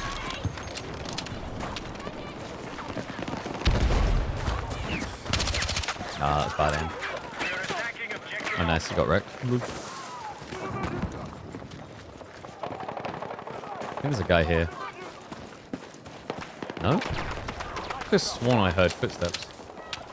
Maybe it's my own. I feel like sometimes your own footsteps come in really weird. Like, I think it's the echo of being inside or something. I'm tracking an enemy kilo north of your location. Be advised. I switched too soon. I'm like, I think I'm like 14 bullets in at that point. I'm like, yeah, that's enough to kill. So like, I just continue, right? And then I get betrayed.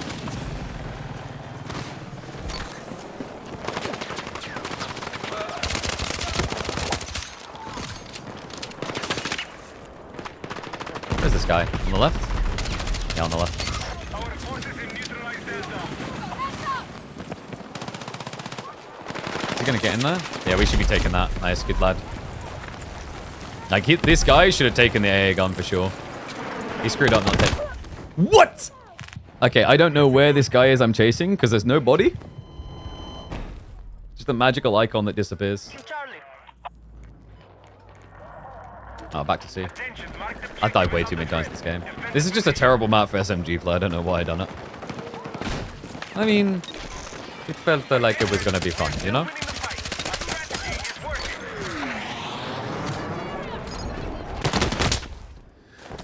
I hate that spot! There's basically, you can climb up the back, and everyone and their mum climbs up the back. Is my guy gonna res? Is he actually a medic? He's not. Okay, I got giga-baited.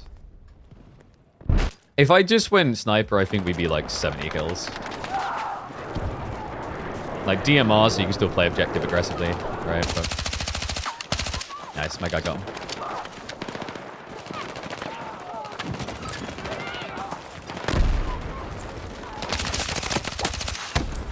Whoop. And spotting! Every time. I'm curious, if people in chat, like, one's if you think the game would be better if spotting was removed, two if you actually like spotting. I'm like, I guess for casuals it's probably nicer, but it just feels like you get robbed all the time. Like, if they want to spot, then they can communicate as a team. That's my take. I always respected Hell Let Loose more for that. Alright, we got a tank again, so we win.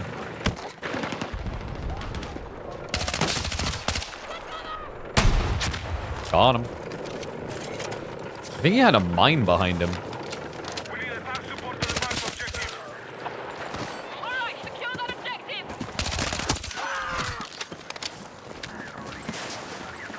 That's my guy. Dude. Freaking out. Those footsteps.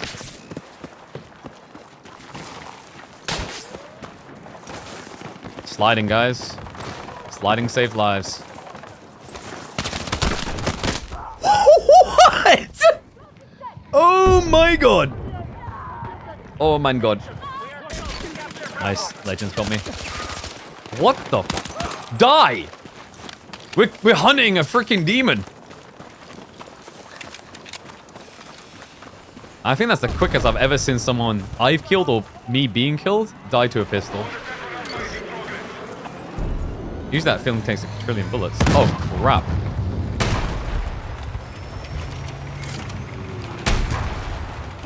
Hide behind stuff, hide behind stuff. Nice, he hopped out. Nice. Nice. Oh my god, that was bad aim. Let's not talk about that. I got lazy, I didn't drag. GG! 57 games. Salute! Alright. So that is the SMG build. Okay, I'm gonna run you guys through it now. It's super sick. You see, like, we can actually kill people when ADSing, but, like, we can also gun so many people down just running and gunning. I would say this wasn't, like, the best map to present it, so we might do one more of it, like, if we get Cairo. But, like, if you're on a map like Cairo, you can just send it down alleyways, gunning as you go. It's really reliable. Every once in a while, you go on ADS. Don't always just trust the default, but there you go. I'll show you guys. So, into the menu. So the gun you're going to want to use, if you guys want to try this yourself, I definitely recommend it. We are using the SGX, and if you use it on the signature class, which is going to be the engineer, you guys can see that you actually get improved hip control. In 1 sec, we're still in matchmaking, so let me leave that quickly. It's a bit weird. There we go. So, yeah, you get improved hip control, which is exactly the point of this build. So you come in here, what you want to do, customize. I go for the monolithic suppressor, or standard suppressor rather. It's just better so you don't get seen when you're running and gunning through tight quarters. I then like to follow up by having the improved aiming speed, just because it's better to get in there if you do occasionally need to aim. You can alternatively try to do the 8mm extended if you're playing at more range, but like it shouldn't matter. Like arguably maybe even fluid is better, but it's more expensive and we're capped out.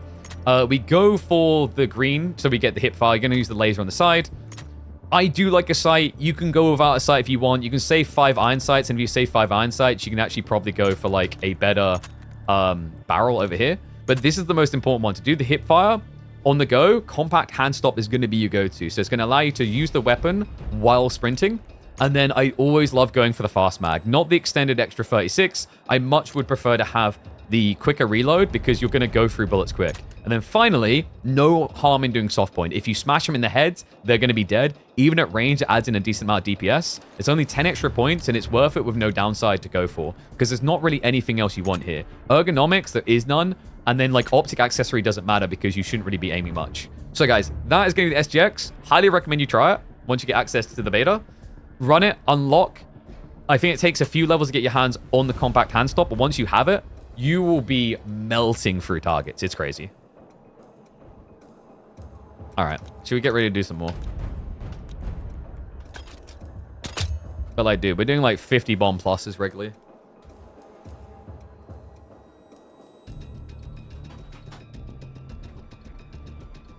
How's the campaign? The campaign, we don't know. This is beta. The game's not out yet.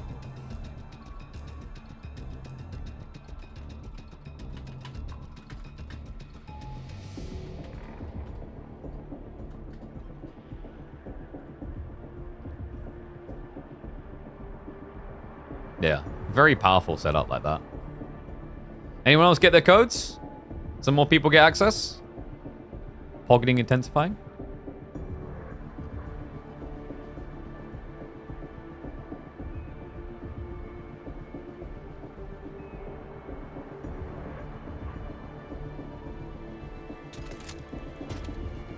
I could show you guys the DMR setup I run. This thing has like close to no recoil, probably as much no recoil as you can have with DMR. I was using this thing in like, what's the map called? I was using it on Cairo and destroying people actually. All right, DMR time. We've got ourselves a nice little pretty one here. It's going to be the M39 EMR with a lot of setup to reduce recoil, so we can just tap, tap, tap. Tap it like a wireless credit card, baby. Contactless.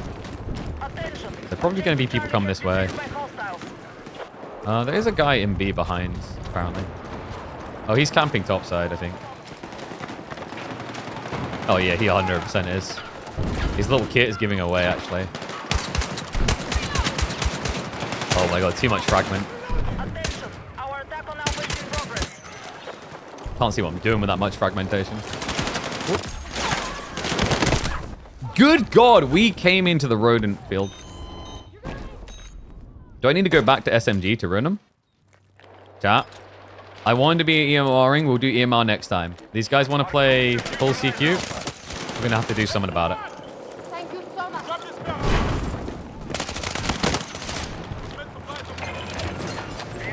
The enemy has secured the lead. I had to for the style points, even though I knew there was going to be a million people coming up that road. But, like, dude, you got to do it for the cool looking moment. If he'd been one hit, I'd look like a god right now. Instead, I just look fried.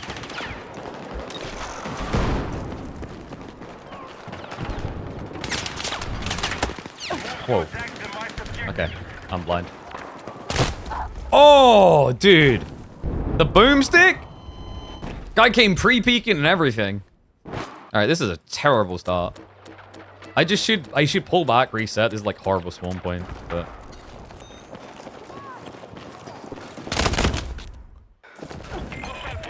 Can you just genuinely stop downloading porn while playing games? What the f... Did I just, like, get attacked by someone connecting from us?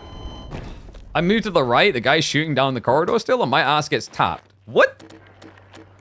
Alright, whatever, we've got range now. Now we can do our EMR. I already don't like this lobby. Because the hit rate is scuffed. Okay.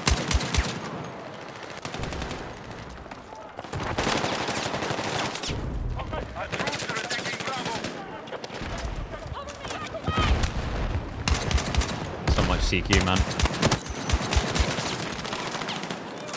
At this point, you might as well just throw them some confetti. No, dude, what the... We have, like, zero control over anything in this game. Oh, my God. I want out. This is like the most messy game, I think. Actually, no. The previous one where we had full control and then not, it was messier. But this is pretty messy. This is more messy than Lionel Messi.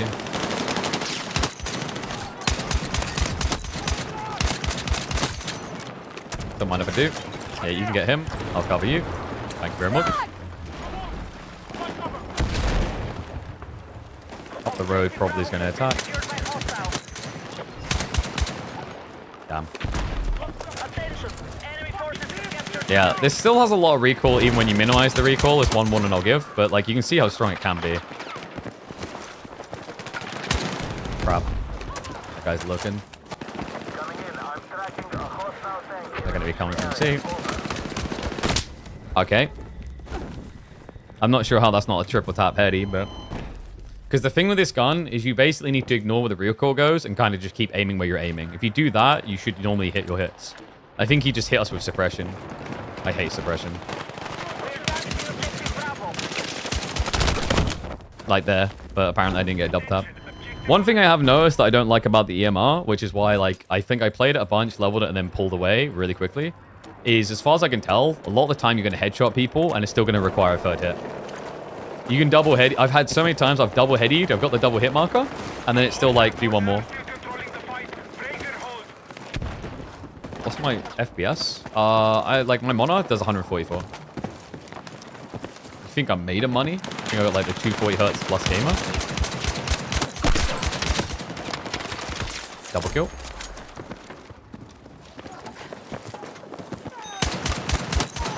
Nope. No resing. No, no, no. This guy right here. Damn it. Dude, can you duck? Like, I don't know. I feel like, I don't know. I don't know if I'm lagging, they're lagging what, but like the moment this gun has any ping is horrible. Maybe we go SMG. It's so sad actually, like in the late hours, the ping was pretty good when I was playing last night. I don't think it's my connection. Hard to tell, right?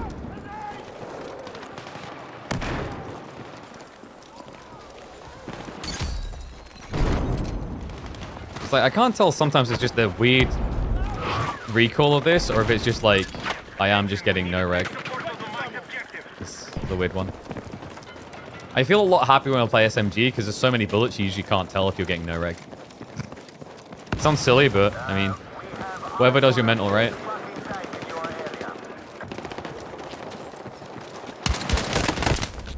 Like that right there, dude. I'm switching SMG, aren't I? Like we're not doing the cringe-a-thon. Like I'm actually like 2 seconds from leaving and finding a new lobby. Actually, that's way too inconsistent. Because I definitely lasered him. Like we smashed him with bullets, and then we got robbed.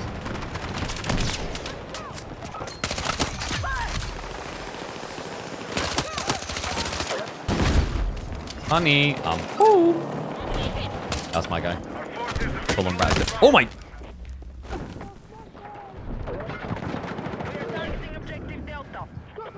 This guy got me. Yo. Edu pain. Edu pain. I am in pain. Edu pain. Edu pain. Alright, this guy's a pleb. He was like 7 meters away. He's a medic. And then he runs all the way away. Robbed. Ain't a team game if you're not fighting with your teammates, am I right? Missouri. Lol.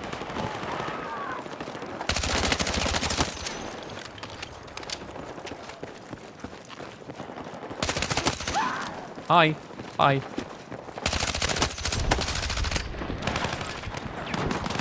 Nah, I wasn't gonna get away from that. There's too many people. Guy got a lucky snipe hit. I wish I could have a second SMG. I want 2 that I can hip fire with. Yeah, like, I don't need to be fussy as well. Like, 120, 140 frames is, like, good enough. Also, keep in mind, I'm focusing on, like, having nice settings over just getting better frame rate. Game looking pretty is important. He's in here, isn't he? No? Oh, no, he's right. Oh, he's right there, dude. I ran right over him. Lol. No comment.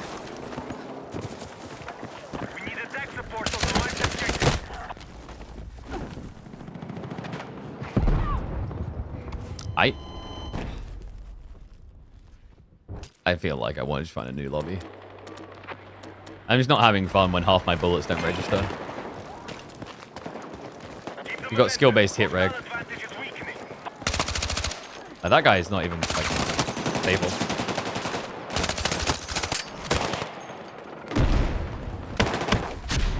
Nice. You got big. Followed. I shouldn't repeat, but like the healing in this game, I will say one thing like I have criticism for is it takes a very long time to kick in a lot of the time. Probably too long. I'm just gonna find a new lobby. I don't like I want to play Cairo. I just want Cairo.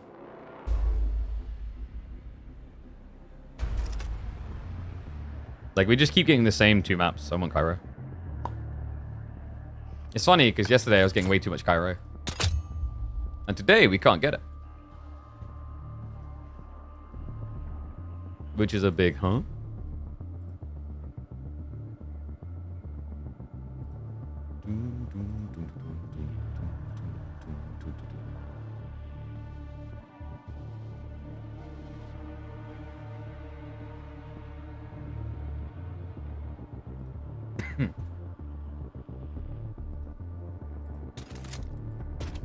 Wonder if there's anything else worth trying that I haven't tried.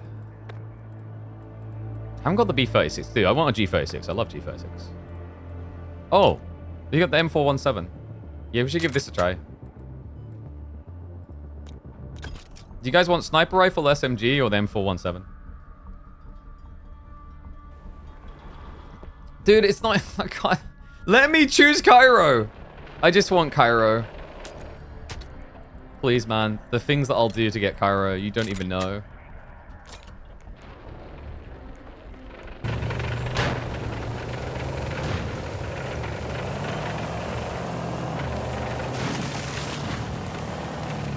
That guy's done. Alright, no drink flying, guys. Ooh. That's not bad for a carbine. I don't know, actually, it's hard to say. Like, with ACOG, recoil's always, like, a lie. The way the recoil works isn't, like, usually representative, because the sight's always a blur anyway.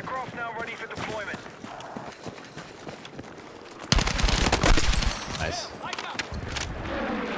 I think that was the only one. Yep. Mine.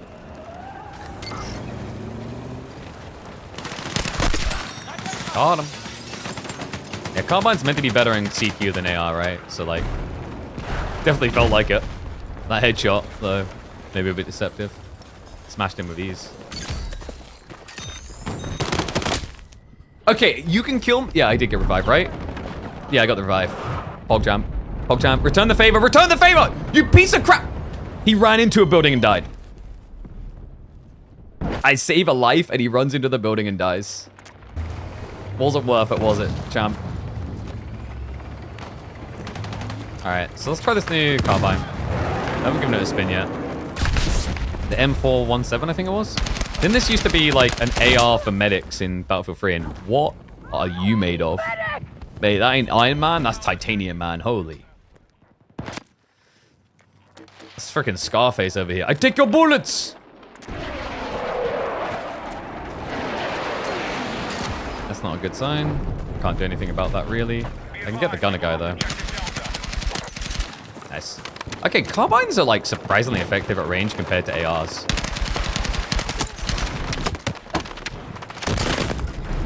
Oh, my dear God. What? Like, bro. Oh, it's a helicopter. Most people just don't bother with helicopters. Can people, like, not learn to fly those? I don't know, man. I kind of feel like I've been enjoying the gameplay of this Battlefield better because no one flies. Like, when you get someone who's really good at flying, it... Like, I remember this from Battlefield 4. It made the game the most boring experience ever. It just wasn't fun to be land. Because you had to lock-on kill them, and it's just boring to have to lock-on kill. And even then, if you're against, like, a good player, you never hit them. Bro, like... Can one of you not be in combat for 2 seconds? There we go.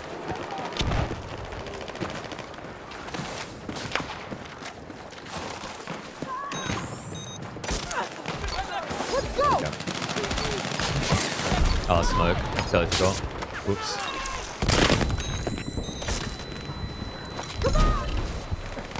Mate, I'm not coming back for you again, alright? You had your time to shine. no hits. No, rather no kills. Like a lot of hits. A ridiculous amount of hits. Oh my god, the heli... I'm just going to have to deal with this, aren't I? Is no one going to engineer up, please? I think he's playing at like a full vegan as well. Like he's super, super far away, and he's just camping and sniping. Which is how I hate watching helicopters play. I'm not paying attention, am I? I'm too busy nattering. I'm getting that rage quit temptation to just go find Cairo again. Or we do this, which just feels dog crap as well, but here we go. Alright, time for the EMR. Hostiles now control Delta. See what I mean? You just have to aim at the same spot, because the recoil doesn't matter. It's really weird with the way they've designed this game. And like the recoil on a lot of guns is kind of a lie. Not all of them, but most of them.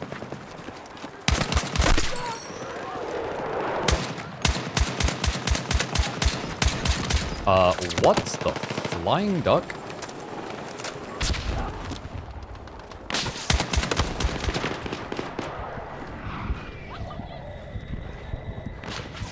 Am I being sniped from behind? Yeah, I am. And he kills me after I'm fully behind cover, laying on the ground behind a giant rock, and I can prove that because... Look! Hostiles are attacking objective Alpha.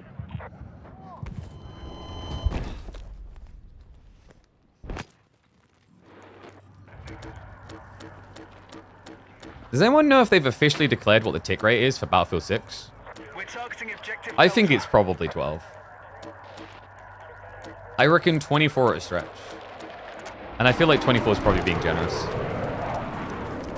Attack support You die around corners way too much in this game. Hostile forces have maintained control of the fight.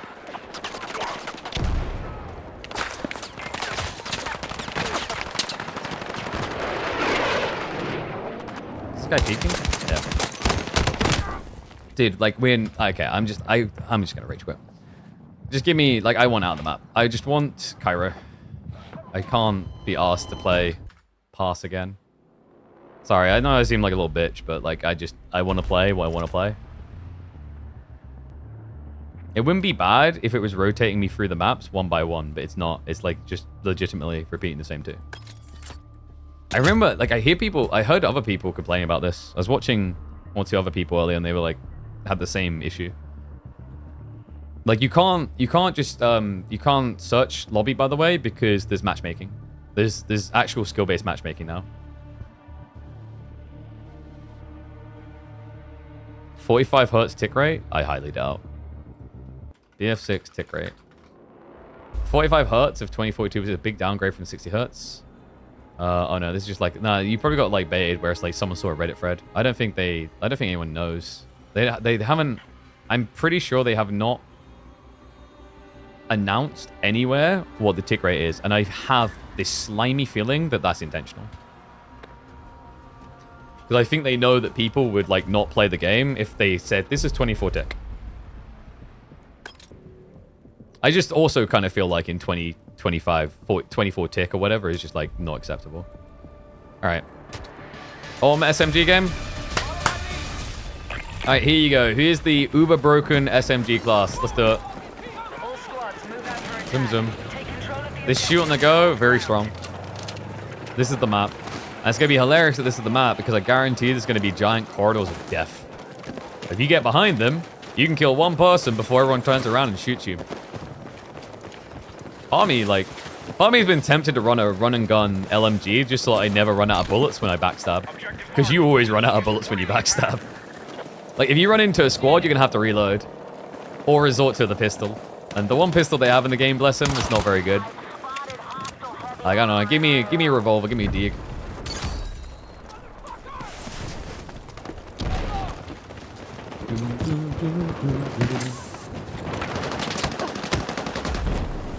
He's just shooting randomly in here? What the hell is that all about?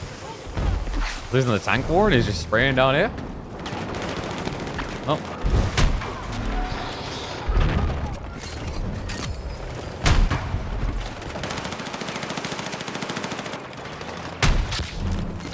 Nice. Got him.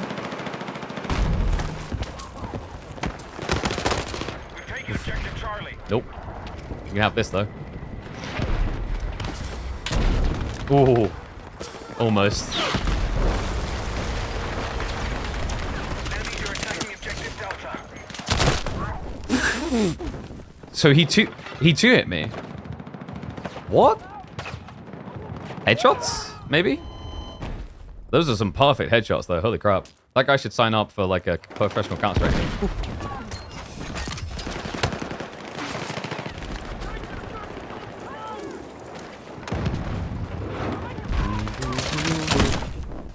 I couldn't decide. Well, I could. The problem was I began aiming at the rocket launcher guy, and then I turned to the other one. This is a shit start by me.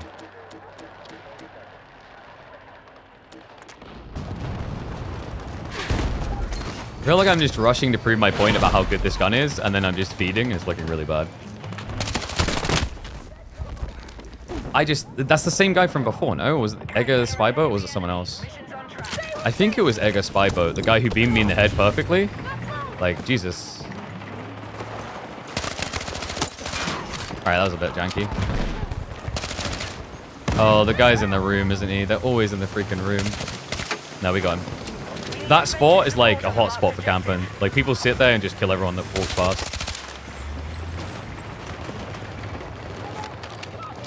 I think they're around the corner to the left here. Come to daddy.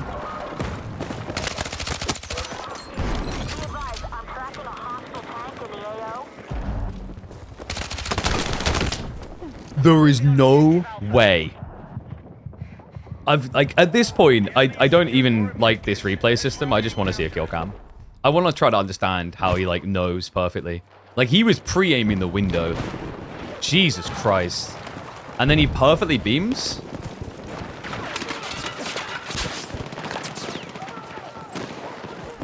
Enemies are attacking objective Delta.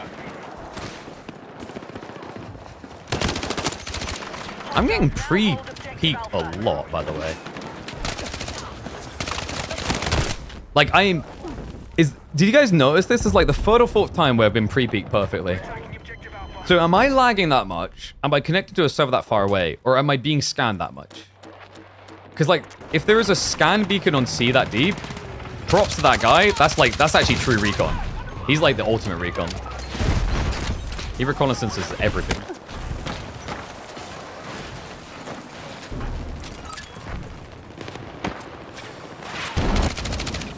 Be advised, Charlie is under attack.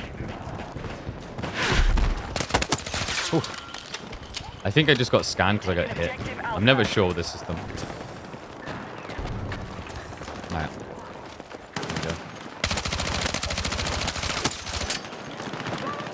Somehow I killed the other guy. Whew, good save, teammate. Well played. Well played, good sir. Well played. Thanks for repairing. We better get out of here before it... Oh, and it comes back now. No!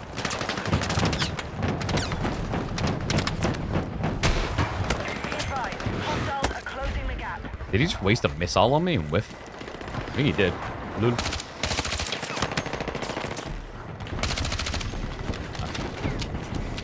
He still thinks I'm there, by the way. Oh, dude! I think I'm the only guy trying to kill tanks. This is how it always ends up, chat.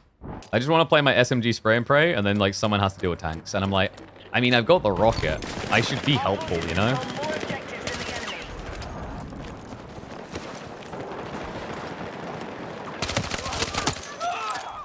Oh, shit. That guy's gonna come through.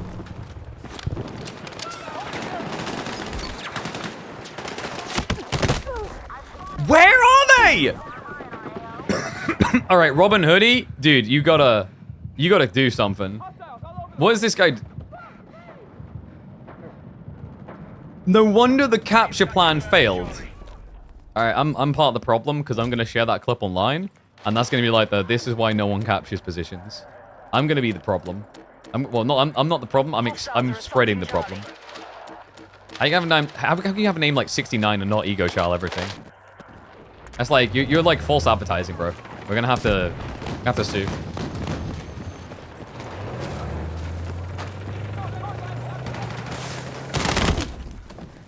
I'm just getting pre-peeked way too often. Holy crap. Thank you. Like, at least that I understand. He's like, he's looking to dive a corner. The other one was crazy, though. That's an assist?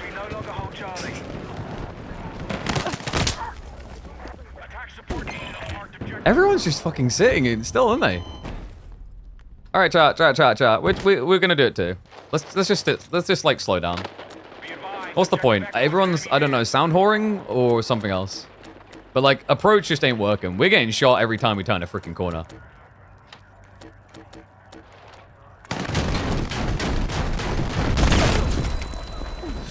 Why do I exit out the front? In what world, when a tank is being attacked, would I want to exit out the front?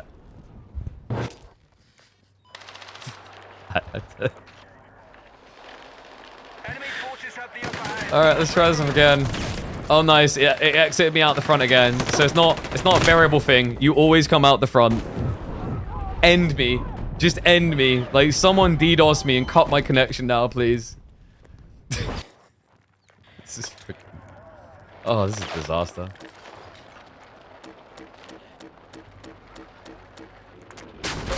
Yay. Nice spawn. Whoop, whoop.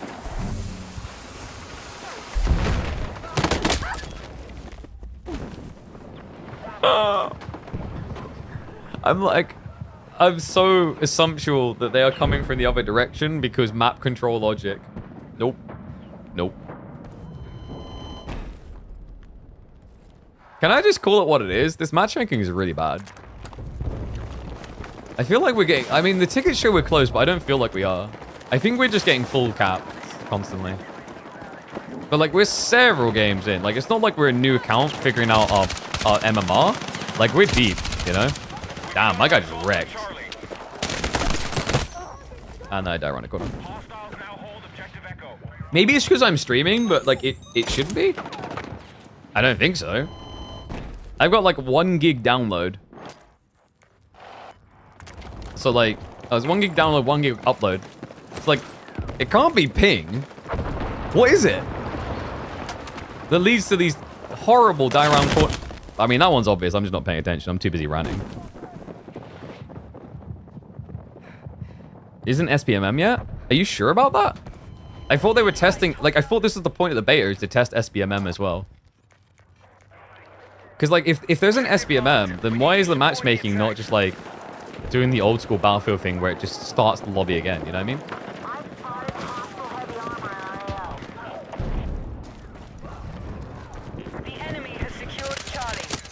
Bad time to turn around, mate.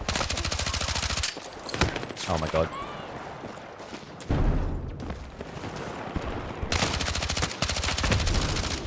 Dude, you stand in a doorway and like that and don't die? I am disappointed. I freaking heard it. Open beta? I feel like you just test this in like closed beta. There's no point waiting for open beta. I don't know. They literally... Have you got a link to them saying that somewhere? Because I don't know. I find it weird you wouldn't just start testing matchmaking straight away, really. Kind of feels smart to do that. Let the streamers have their streamer lobbies and stuff, you know? Because otherwise, you're impacting your retention already before you hit open beta. Because people who are getting crapped on regularly, and it's all they ever get, they're not going to want to play the game. So you need to put them in lobbies with people that they should be in straight away. That's just common sense.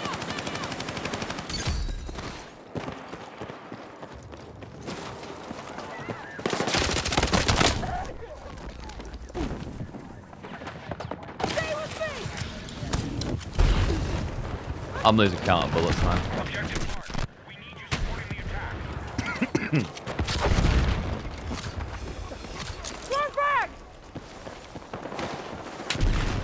Nice. Good, got him. Actually, apparently I got a damage assist, even though the grenade done 100 damage. Or I guess it gave me 100 points, I don't know. One or the other. I'm gonna get shot from across. Nope. We're alive. Yesterday was day 1. The data point is you let people start playing so they calibrate towards points. That would be the data. Like, because that whole argument, like, using what data point, you're going to have the same problem if you delay doing matchmaking, no? Like, people are going to have to matchmake anyway to get where they got to go. That's like the logic of calibration when you first introduce ranked. It's just, it is what it is. And people get bad experiences, but then they get ranked to where they should be. Like, how do you think every other rank system starts, right? Like, Age of Empires has their rank system first introduced. It's not using quick match data.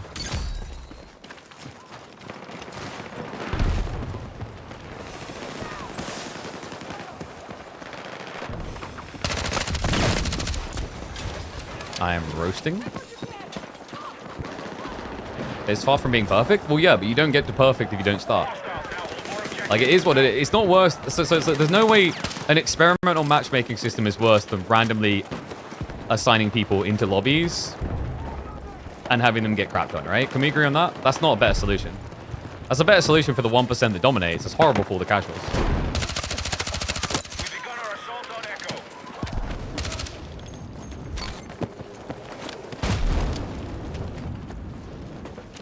Man, this game is horrible for me.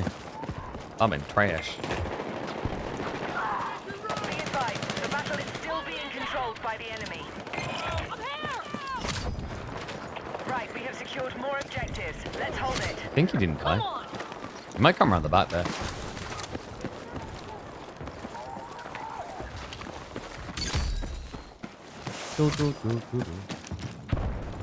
Oh, this is our spawn anyway. So, like, unless they capture E, they won't be able to be here. Attack support on the marked objective. Which they're getting.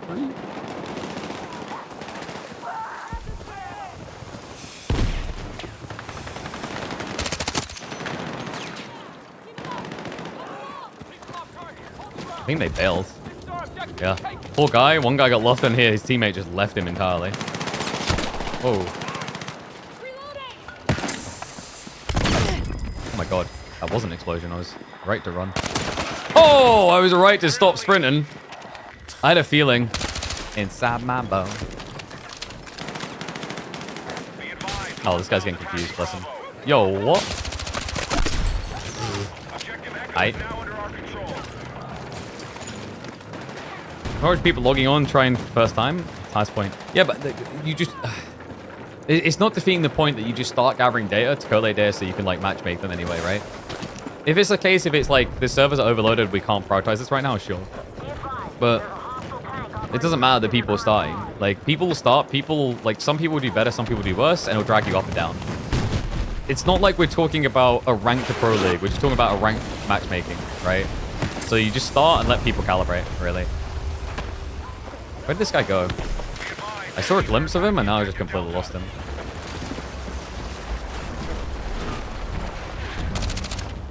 Nah.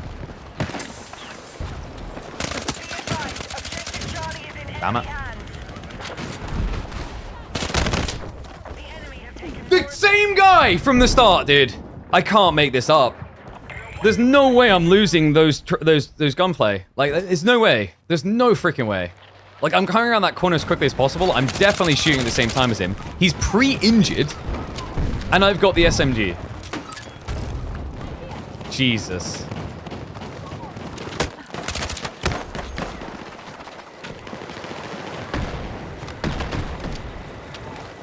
Oh, crap.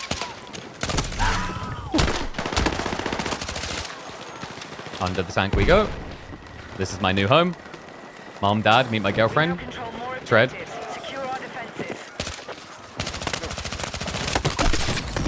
Okay, we were both having jank there.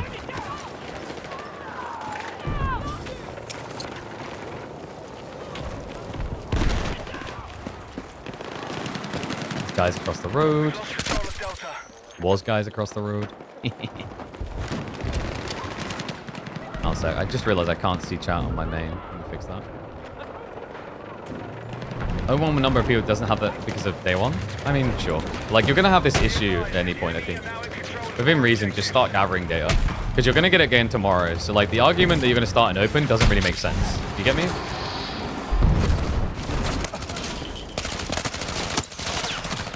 Got him. Alright, I feel like we're starting to find a groove. I think part of my problem is, like, when I stream, I like to watch chat, talk to chat constantly. But, like, I'm looking at chat way too much. That is horseshit, though. He fired second and apparently took less than half HP.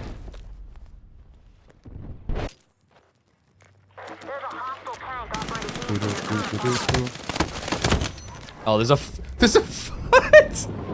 Holy crap, that guy's slim fasting. How did he hide there? Support on the marked objective.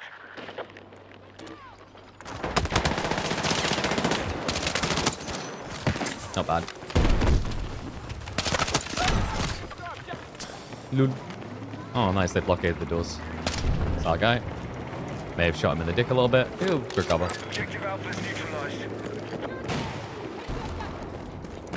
We now hold more objectives. Keep pushing. Yeah, I don't know. Well, that's just my take. Like, you're gonna go through this threshold anyway. It's like, the logic you're applying, I get where you're coming from. Oh, it's our guy. I get where you're coming from, but it's like, dude, the same thing's gonna happen when someone who never plays FPSs before starts playing in this FPS, and then Shroud is in the lobby. You know what I mean? There's always gonna be discrepancy. It's just, my thought is if you've got limited days to test the system anyway, you want to test it as much as possible to see how it functions. And also, it makes most sense to test it on the initial weekend, which is the initial like run, which is 4 days instead of 2. Because you're gonna have a lot less time to gather data on 2 days, right? To test the system. Do an 8-hour stream? We're vibing. We need to start doing better though. I feel like I'm playing like crap this game. Captured by hostiles. The enemy has secured more objectives. Let's rally. So, you should try using cover. Be me and not use cover. Be me, use cover. See the difference it makes, chat? Cover. It's like life insurance.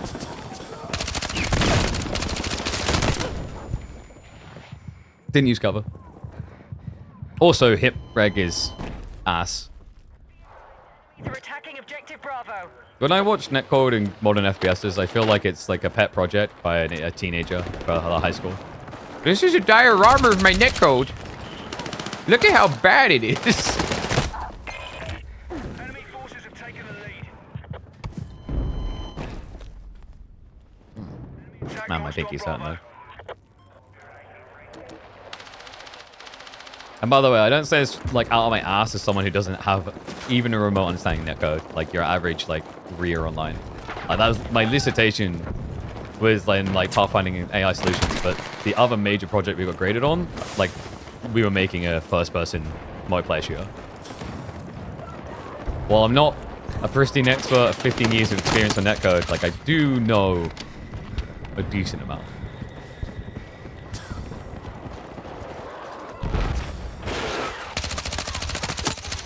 I shot him in the ass.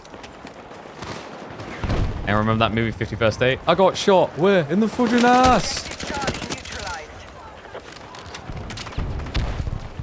Alright, we now hold more objectives. Keep pushing. Go, go, go. Be a team player. Team player, team player. Mainly because it gets me more points and makes me look better when I get top of lobby. Oh, dude, there's a rubble camper? Oh, of course. I didn't even notice him. I just knew those guys on the left because the minimap. I feel like minimaps make me lazier. Anyone else get that? Like, it's just giving you the info so you don't actually look.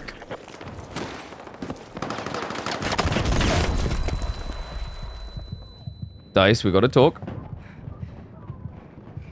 Like, you know when you sit down with a guy in charge of spawn code and you go, does that feel like a valid spawn to you? And you go, I don't see the problem. Huh? You walk 2 steps before dying. It's a totally reasonable spawn. Only because he had to aim at me.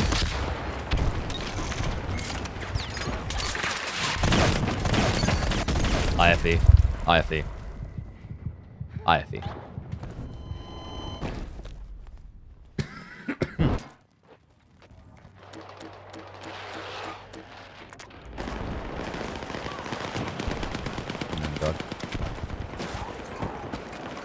I just gotta calm myself, take a little bit more time to get in a position to go on an absolute bender.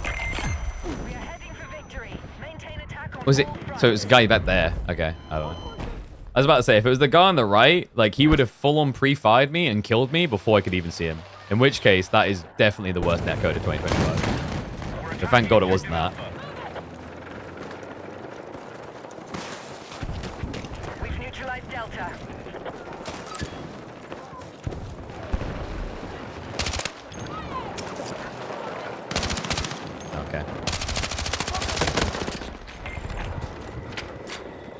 Somehow I'm not getting hit regular on that other guy. There we go. Gonna get backstabbed in a sec. I'm still not healing. Dude, the healing is long.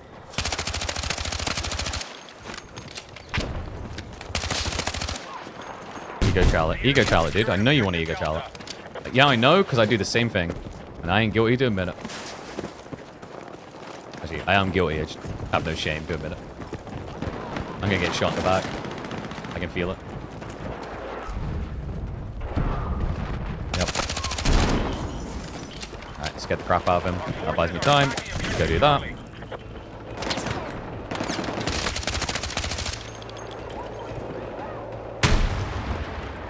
Got him. Tee-hee-hee. I kind of play crap.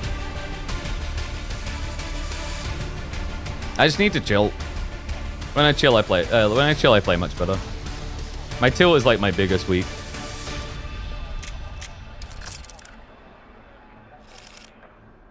All right, should we try a different like gun?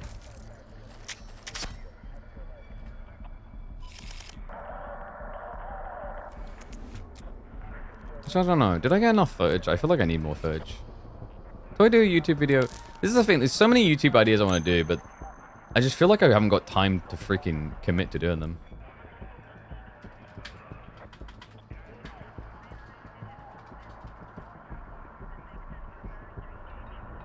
I wish I had the time for them. This is like the annoying thing, right? Having to do all the other laterals because you just don't have enough money, like, via what you're doing currently. Yeah. I do wonder if it'd be cool to create a Battlefield account from scratch, but then, like, the problem is the content you do, everyone else would do anyway. I witnessed this time and time again with Warzone, where, like, even if the person, like, even if someone had an idea ahead of time, either A, like, someone else watched the video and then copied it, or B, they had the same idea at the same time and they're bigger. That's the challenge of going into a game that has established people. Like, it's been a bit quiet, but I think you're going to see people like Jack Frags, Westy really smash it again on Battlefield, because some of those guys, they switched over to Warzone because Battlefield got that bad. I'm intrigued by the idea of Battlefield for the Battle Royale and the esports scene. I just don't know if it'll have an esports scene.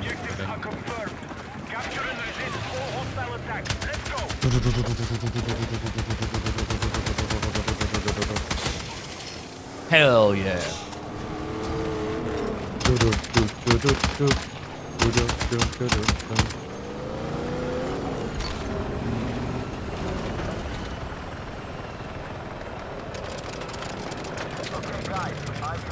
Okay, I'm gonna stop. That's actually really annoying for you guys. Lock in. Wait. Now we're back to the type of helicopter gamers I like. You know, the ones that just full on ham send it and die straight away? They're my favorite. Oh, my favorite, man. I love those guys. The only person who bought and played the original Battlefield 1942? I had Battlefield 1943 on PS3. So the thing to keep in mind with me is I didn't actually have internet at home until PlayStation 3 era. And then we like this is the thing, when people like KP plays FPS's question mark, dude, that's where like it all began really on the line. Outside of MMOs on the PC, like for consoles, we were talking like Call of Duty 4, Rainbow Six Vegas, Resistance Full of Man, smashing the top of the leaderboards in all those games. Hell yeah.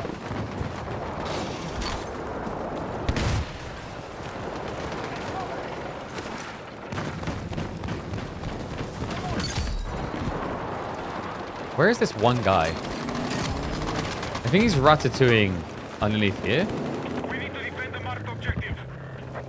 It's gotta be, right? No, because you can't capture from here. I don't know where this guy is. Dude, he's still here. He's legit just, like, I'm gonna get shot. I can feel it. He's up here, right? Dude, where is he? Okay, he's gone now. That guy was a master hide and seeker. We had 10 plus people on the site and we couldn't find him. I'm impressed. That guy should get a medal just for surviving 10 seconds on the site with that many people. Is there a gunshot up there? I think so. There's a sniper on the cliffside there.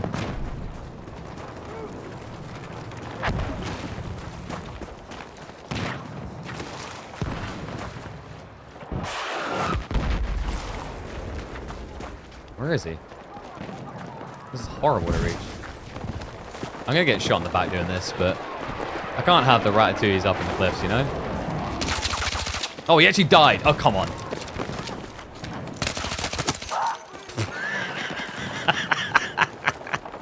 Was that a spawn beacon?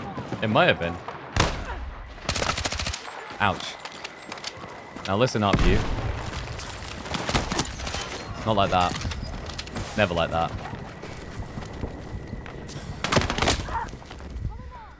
So I don't know if you heal quicker if you stop moving. But spotting. I hate it. It's the only reason the guy could find me. God, that's so scummy. I'm not gonna be able to spawn this guy, am I? I'm wasting time even trying. Yeah, they're pushing F, man. They're pushing hard. Bravo is under control. We're winning the fight. Maintain our I think he's here. No? Move to attack the marked objective. Oopsie. Getting stuck on the barbed wire. Oh crap. Guy right here though. Whew.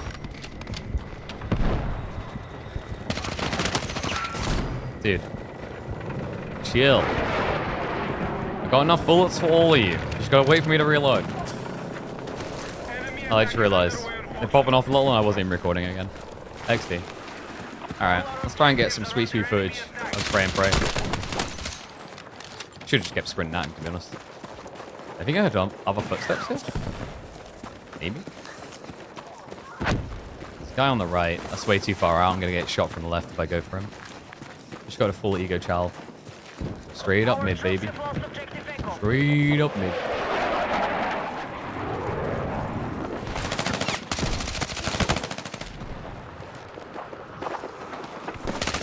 Nope. Not like that. Never like that. I can't cap this on my own. I'm gonna need some help. Enemy forces have captured Charlie. Charlie.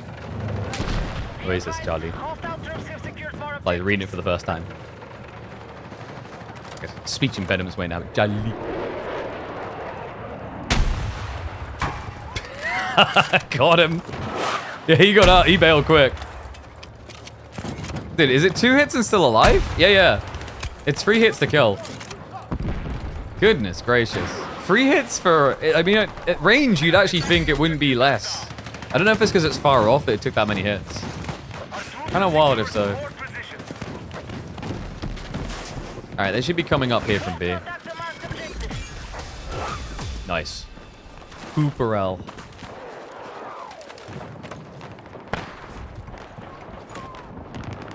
Come on, walk back, walk back, walk back. Okay, I don't know how that missed. GG.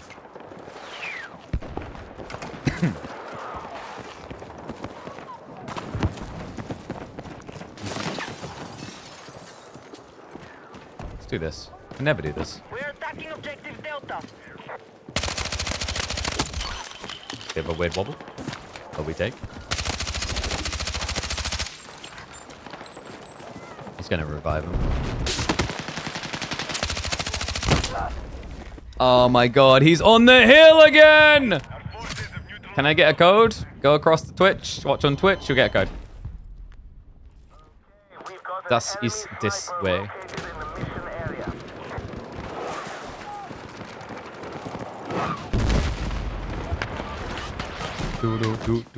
Oh. That was a bad time to be stuck still. There's a guy up the hill to the left, and I'm feeling rather stupid. So let's do the stupid. There's another guy. Hold it. Uh oh. That's the sniper. Yup. He don't like me. He really don't like me.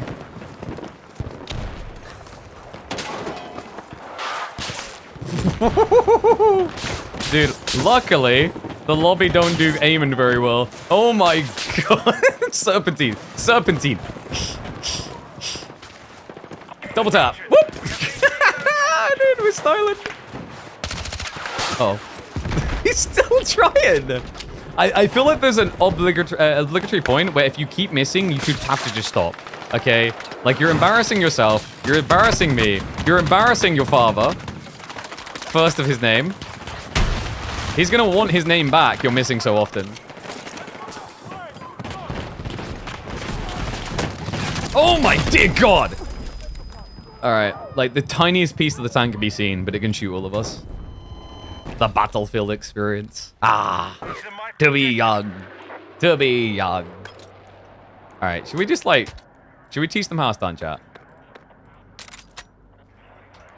I'm bored of this, like, running around in circles but not being able to reach them because they're just too far away and there's a tank. So, I can't beat him. Beat him a different way. Where are my bullets going? Where are my bullets going? Because he's legit just there this time. Shaky ground from the rocks, maybe?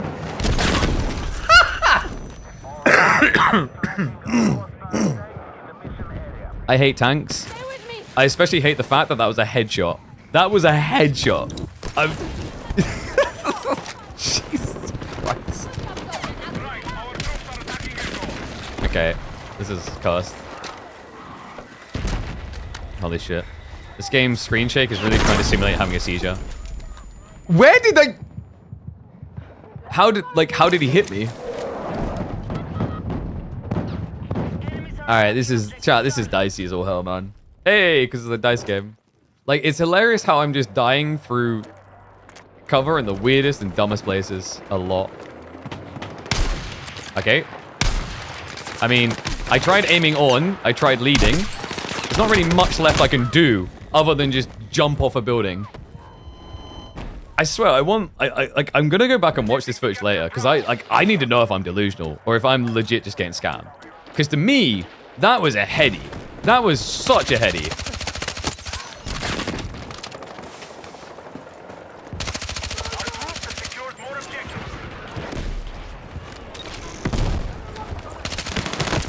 I just can't be that much, dude. They're all coming through at once.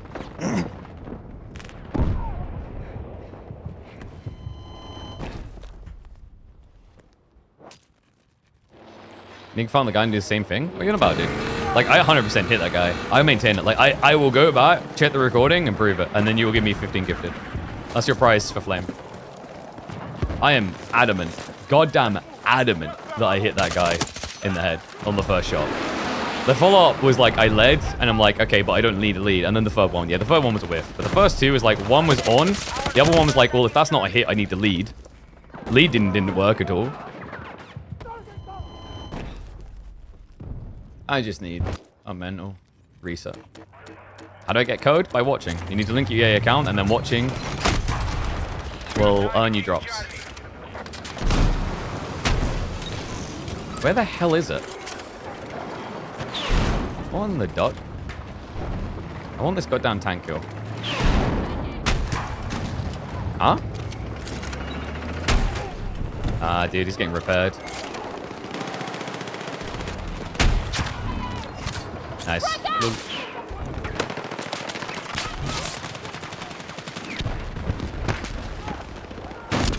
Oh my! Minding my own business, don't mind me.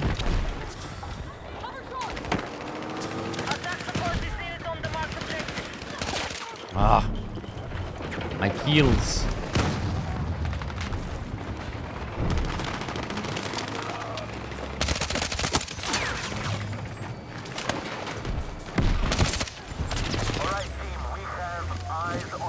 Sure, let's do that.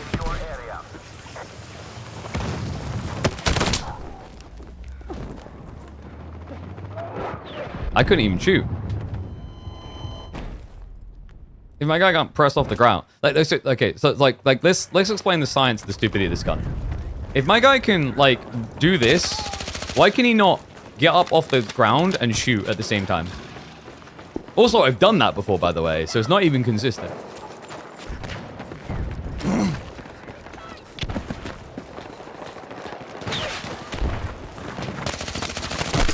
Hey, buddy. Oh, nice. And now I'm gonna get clubbed. Like a baby seal. Sniper's watching me and everything.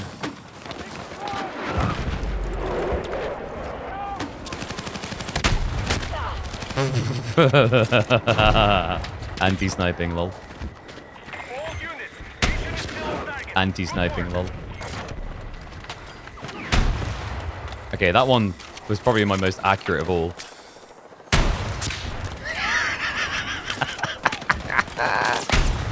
Oh, man. These guys are not having a good day. These guys are most definitely not having a good day. Be advised, hostile attack. See what I mean? I slow down and we kill everything. I just need to stop rushing. It's my content creator brain. I'm like, yo, we need the content. Can't have people getting bored. No, no. Oh, he's trying to, like, snipe me with a rocket launcher now. The irony. The irony. I wish I had more to play your minigame, sir, but I'm all out. Do you want to loan me a few? I think there's a guy on my left. If I stand up to look, I'm dead anyway.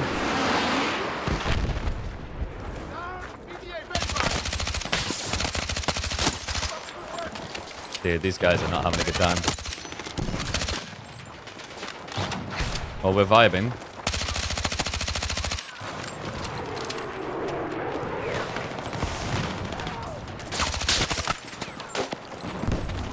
Be advised, enemy attack is underway on Delta.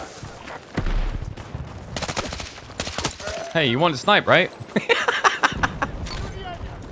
Oh, that's the price. That's the price. I need ammo bad. No hits, no hits, no hits, no hits, no hits. The first 3 bullets, despite being right on him, did not hit. You have to lead in this game. I disagree that there's like hit scan at point blank. You have to lead even at point blank because it's just questionable with the way that like it's tracking people's position. Like I just died crouched, by the way. No cap. We have regained control of the objective. Come to daddy. Who wants to get a crippling adrenaline addiction? You said dick. Again, same guy. Floats like a butterfly, stings like a bee, baby. Help me! One thing that is very frustrating is every time you res, your guy switches to his main. But like my main has like no bullets in it. I do not want to be on my main.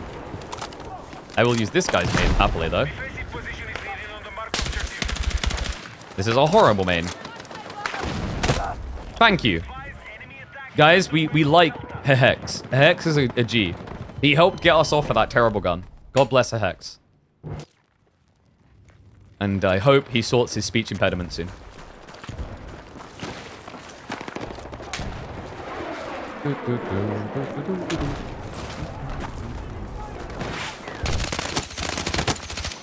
Got him. Let's strike back. Okay. Oh, he did hit the guy with a nade. There is no world of existence. Does he get a purple heart? Only if he kills a Martian. Wait, that's a red heart. Damn it. Only if he kills a Saturnian. Eyes on an enemy vehicle in your area.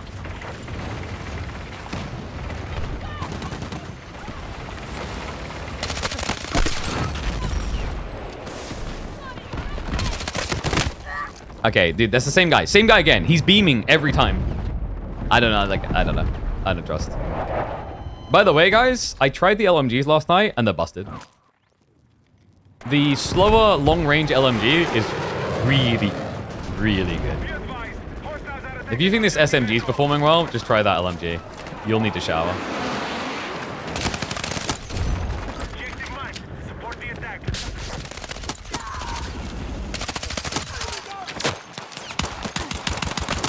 You just you can't even make this up. Oh, had me dead to rights. All you had to do is like wiggle a little and not just stand still. Hostiles are engaging objective Delta. If he choked any harder, we need a high maneuver to save him. Controlling the fight. With a high mix, I can't remember. Let's not talk about the start of that clip. Let's talk about the end. Legendary recovery. Nice sniping. I think my sniping's better. It's like, how's my driving, you know? How's my sniping? Woohoo.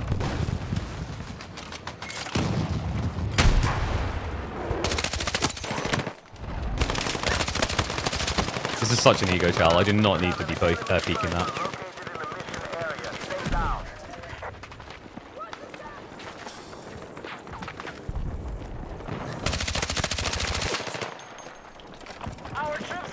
I don't have a rocket. Big Sag. Is he gonna, like, backstab already? I'm waiting for the backstab. Because there should be a backstab. Did he pussy out? Like, he almost lost twice, and he's like, nope, nope, this guy is not fun. I don't want to fight him. Oh.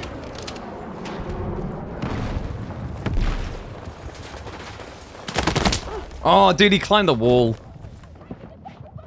Footsteps are weird. Like, I don't know.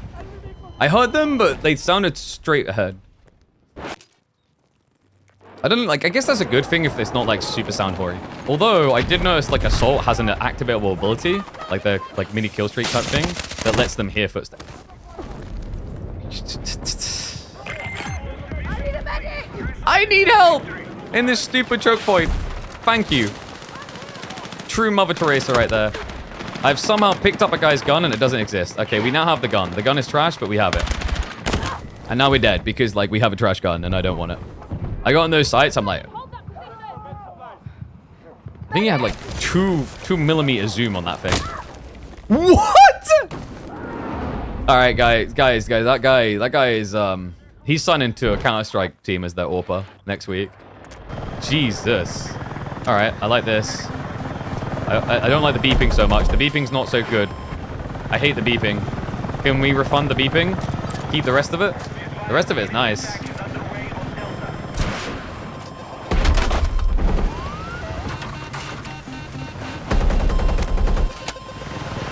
Okay, I just wanted the one kill. I should have bailed out. But, like, can we talk about the fact the whole, like, cannon load didn't kill one guy who was standing still, jerking off? Because, like, I don't really have a problem if he wants to jerk off. That's his business. But the whole not dying thing, I don't know, man. Gotta give you death jerk.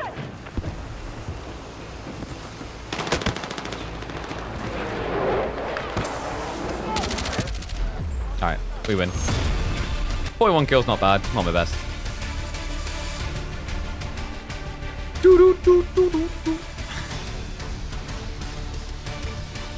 Trying to think how much longer we stay on. How long have we been on? 9 hours? I'm having fun. Like, this is why it's like weird when you're a Twitch streamer, right? Because like my brain is like thinking about the maths of like if we stay on longer, it affects our averages and then we struggle to get sponsors. This is why I need to figure out like creating variety content. It's scary, man. That's why I always praise any creator that goes and plays different games. Because I really, now that KPM's on again, I should be focusing on the tournament content, really. Do I do the thing where you create a second account? I don't really want to do that. I kind of hate second Twitch stream accounts for different games.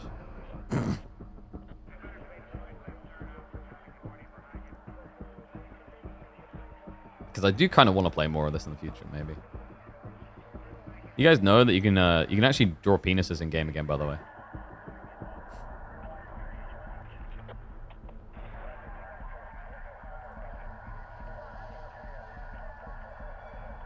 What we got to do still? Kills with Assault class. We haven't really been playing Assault. Assault just... To me, Assault feels like you're not playing the game. You're not helping your team at all. You're just, like... I get it. You like a boomstick, you know, right? But, like, you're not actually helping your team in any meaningful way at all.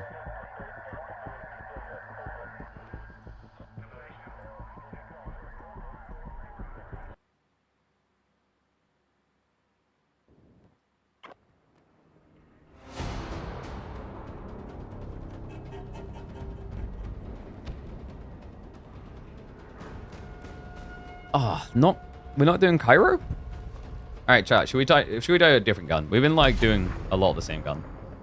We talked about trying the M417. What's up, Fluffy? GG, that was dominating win. GG's, mate. Were you on the other team? Yeah, we were rolling and patrolling through that zone. The SMG I'm using is really, really strong. Wait, I got a tank?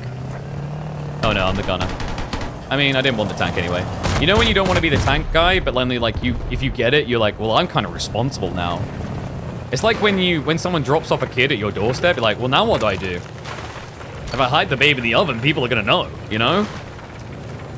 Like, I can't put it in my bin. People will hear it there as well. People grassed out an old lady for sticking a cat in the bin. What happens when I put some random orphan baby in the bin?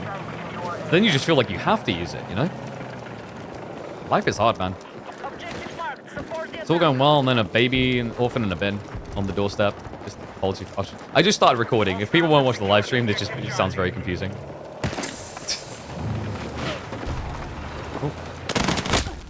Oh my god, I double switched my guns because I was like, oh, C4, and I was like, oh, pistol, and I was like, why am I pistol? Go back to DMR. I should have just shot him. I should have just shot him. Yeah, like every day, as we know, like someone drops an orphan baby at your door, and then you have the hard choice about whether you just stick it in the oven so you can't hear it cry, or like if you know, do you put it in the bin, even though you know people are gonna discover it? When like the cat got discovered, of course the baby's gonna get discovered. We were all there. You guys remember that clip, right? Like, she's just walking down the road, minding her own business. She sees a cat, and it's like, oh, I hate pussy. And then just sticks it in the bin. I feel like someone should interview that lady. Like, what was up? Like, why hate cats so much? Are they spawning here? I don't think so.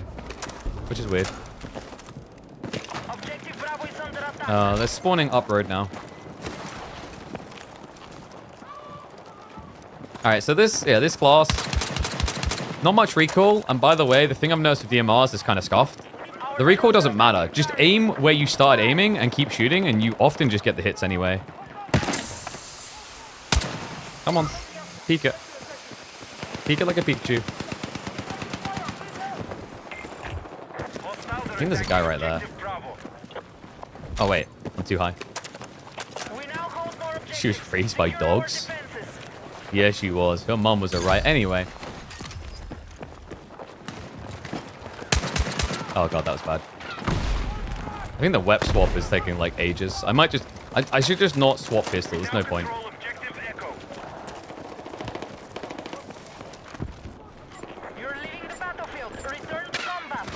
Oh. Enemies? It's so like weirdly quiet, and then there's always just one guy whack-a-moling in a corner, and then it's weirdly quiet again.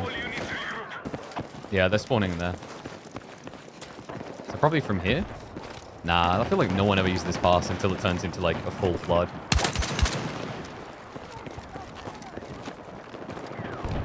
Yeah, like this.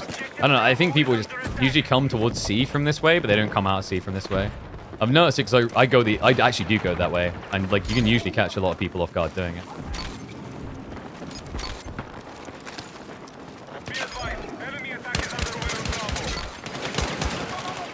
Brother, I got robbed. Where'd that second bullet go? Some magical bullet theory right there. I have 0 pistol kills, and it's not for lack of... Dude, the pistol's just so chalk. You just have to smash it. The thing to keep in mind is the pistol has the same behavior as like the DMR. Like if you watch, the recoil is like a lie. It resets about, I want to say 90% of your recoil. So although there's a slight up drag, there's nowhere near as much up drag as you think there is when you're using a pistol. Same with the DMR. Like DMR is, it'll lift a bit, but it won't lift beyond usually. At least with this build, like I've got it pretty heavily pimped to not have recoil.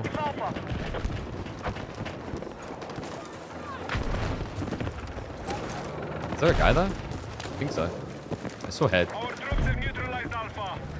Maybe not. Are they gonna fight us? There's gonna be guys here now, isn't there? After I said, are they gonna fight us? There's gotta be, right? Alright. Let's check. Guy around the corner? Dude, like, what? I'm just doing laps on the map, guys. Best EMR class ever, right? This M40, no one wants to fight you. That's how good it is. Oh my god, tank. Except tanks. Tanks will be like heat-seeking missiles towards you. Oh my god.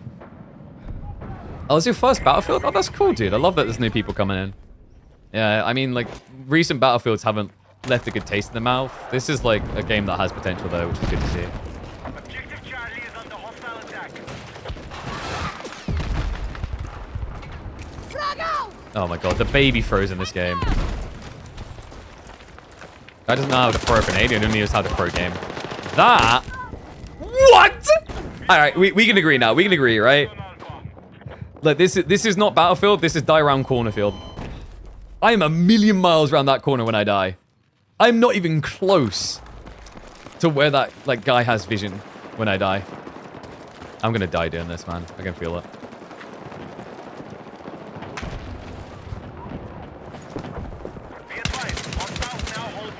That's bad aim. Really bad aim. Oh, he's stuck here, huh? Nope. He dead here.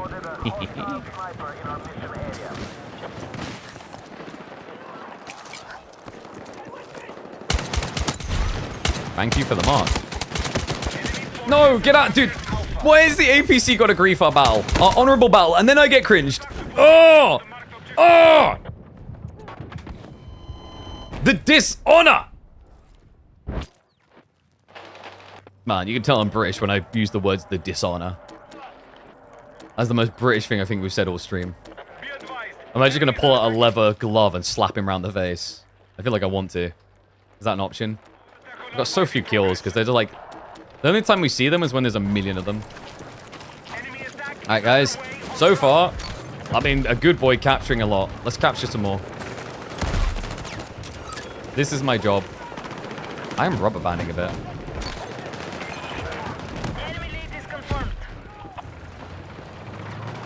Are we human toilets right now? We might be. Kind of feel like we're human toilets. Oh, guy right there. Yes. You guys need to learn situational awareness.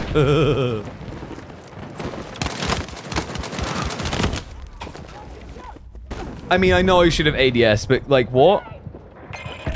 There's something about sliding in this game that like feels very inconsistent about when you can actually shoot and when the game wants to laugh at you.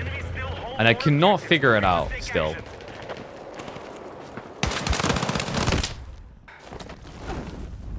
Alright, dude, I give up on this EBR. The DMR is gonna suck as long as the netcode sucks. That's my hot take. It's carbine time. Fully automatic, guys. It's just rate of fire logic. Like, you can be accurate, but it doesn't matter if it's robbing you, like, your extra shot. If it's robbing you 1 or 2 bullets and you're firing a million bullets, who gives a crap? Like, you're still firing a million bullets.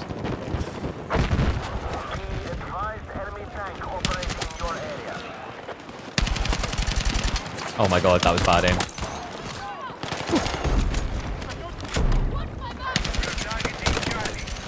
Whew.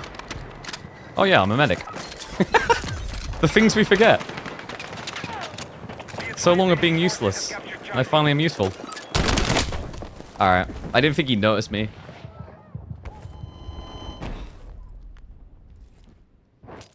I want to help Cookie. No, Cookie, Cookie, no! Ah, god damn it, Cookie! I want Mark 12!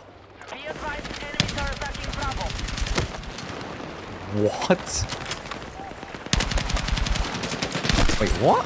I feel like I'm just not getting hits. A lot, actually. I can't believe that was a one-hit kill. He had like a third of his health left. Whew.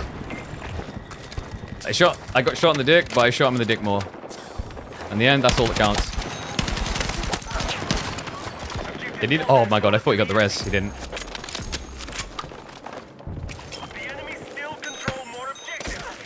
Off you go. Where?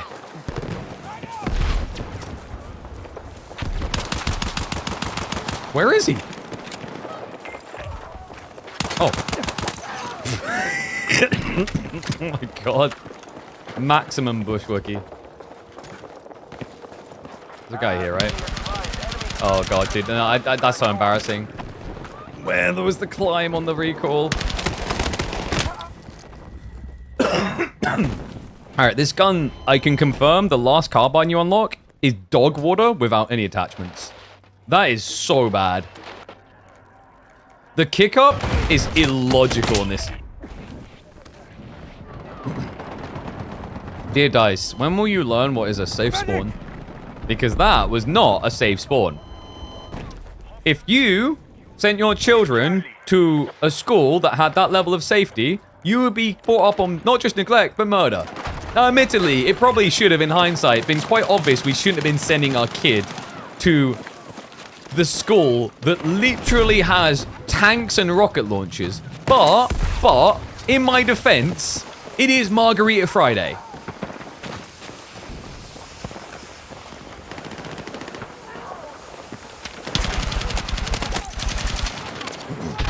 Oh god.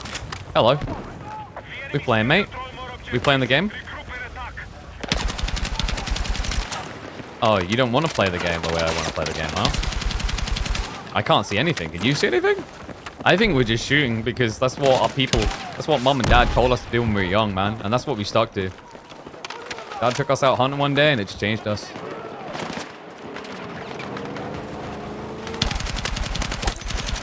Nice. Gunner always dies first. It's always the driver's fault, remember? I think there's a guy right here. Don't worry. No!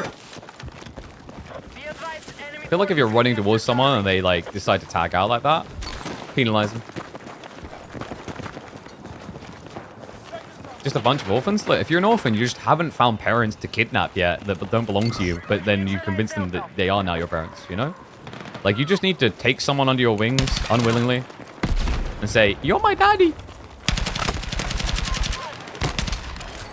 What in the duck? Is that a shotgun? Oh, no, dude. I got scooped. Brother, there's like 15 of you, and none of you have a rocket launcher? Like, this guy right here, Nemesis, he literally is an engineer. He has a rocket launcher. Fine, you can do my job. Drag my ass across this car park. You flew 500? That's why I'm Killer Pigeon, baby. Ain't nobody got airtime like me.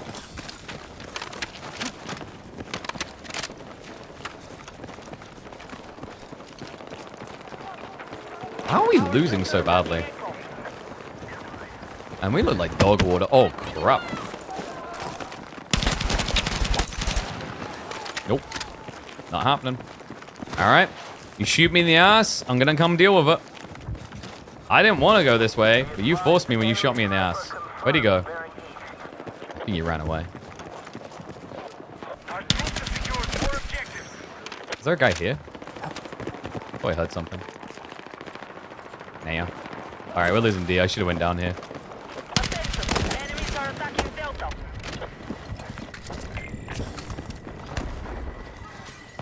Oh, it's that guy. Lul. Is this guy the shotgun guy? I think so. Oh my god, that's broken! 16 meters, one hit kill? Is that slug? Alright, that's confirmed. There's no way. That guy is farming everyone. I think it's this guy. Was it C-Pro? He's had like 10 kills there. Because I noticed the skulls constantly.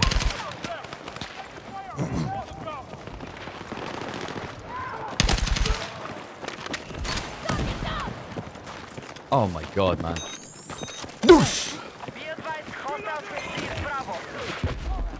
Oh yeah, don't input the dashes. Just type. Type like one of those cats that's getting a job as a typewriter.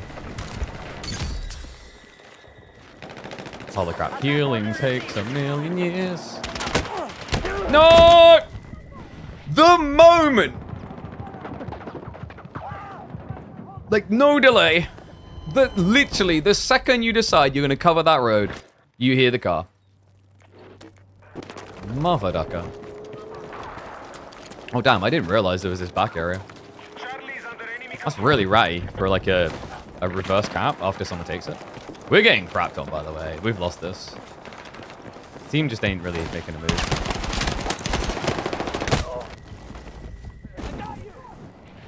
That's the C-Pro guy. What the fudge was that? I need to find someone who's on controller, because I've heard controller aim assist isn't that broken, but I don't know. That was pretty beamy. For a gun that's not very good at beaming. Oh crap. My frames! Dude. I don't know if it's shoe on stream, but my frame rate, like it stuttered. The full screen stutter. Holy crap. I hope that's gone at launch. No way on a 16-core CPU with, like, a beast of a GPU should I ever get started like that. Like, not even just up, down, like, just a full-on, like, small hitch sort of thing, right? We are targeting Charlie. Calm the daddy. Oh, Objective Charlie has I should have just done that to him straight away, actually. Our troops are attacking Charlie. Okay, the reloads are so freaking long. If you would kindly let me actually get my res game. Oh, dude, my pinky's killing me. Confirming attack order. We are attempting to capture Delta.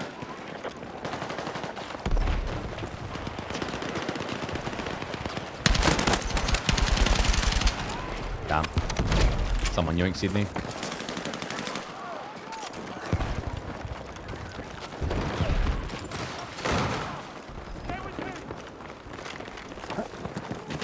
We've been so fixated on D that I'm pretty sure we've just been getting them to farm the rest of the map constantly.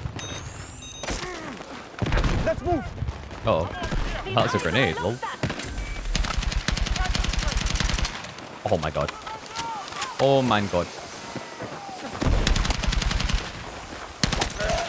Dude, he's shotgun as well. I ain't dying like that. Secures more objectives.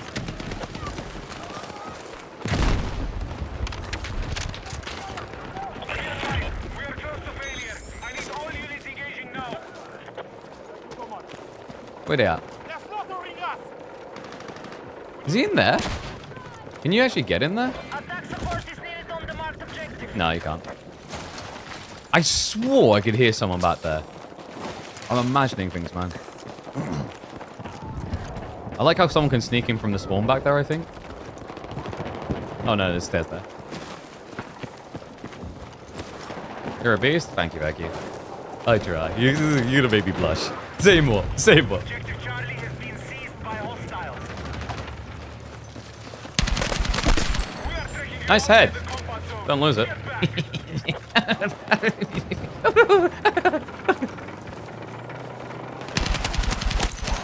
Nice head. Don't lose it. No, I'm gonna stop now. Alright, let's go. Enemy forces have captured Charlie. Our troops have neutralized. Ooh! Mouth to mouth! Let me kiss you! Ugh. My kisses are shocking. Charlie Electric. is under enemy control. Anyway. Enemies are Oompa, attacking Delta. doompa, doompa doo doo. Come on, spawn at the start. We have secured I mean, what's the point of moving? We're basically dead now anyway. So might as well camp here. Have a few people come around the back. Squad leader. Give me a little reach round. Yep, here he comes. Reach round complete. He did not do well. He failed the reach round. I still feel unfulfilled. We have lost control of Delta. Oh, sus. We are engaging I was like, objective huh? Charlie. They can spawn on that? A little trick, just like let them spawn on it intentionally. So you can XD kill them. Again. Alright. Well, game is very much over. 45. I mean, it's a completely unmodified gun. That's not bad. Whoop, whoop. We don't talk about the result overall, though.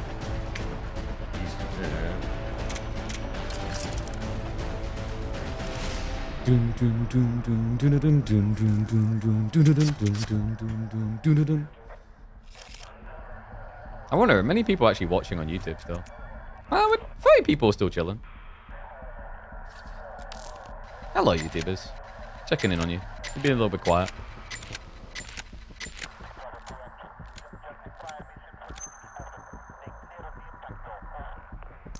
Trying to think what cool content we could do for Battlefield. Like, I'm game. I believe in it. Like, I don't know. I think, well, I believe in it as much as you can without seeing the full product. Like, I need to know how many maps they're dealing with on launch. They need enough. They need, like, 13, 14, and their Battle Royale needs to be out straight away. So Battlefield Firestorm was a mess because they took so long to release the BR. Like, insanely long.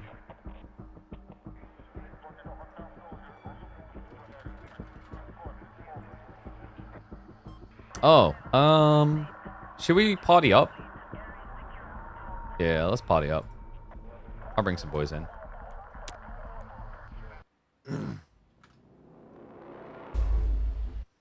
Let's see if I don't know. Let's see if being a social gamer is a good idea. Probably not.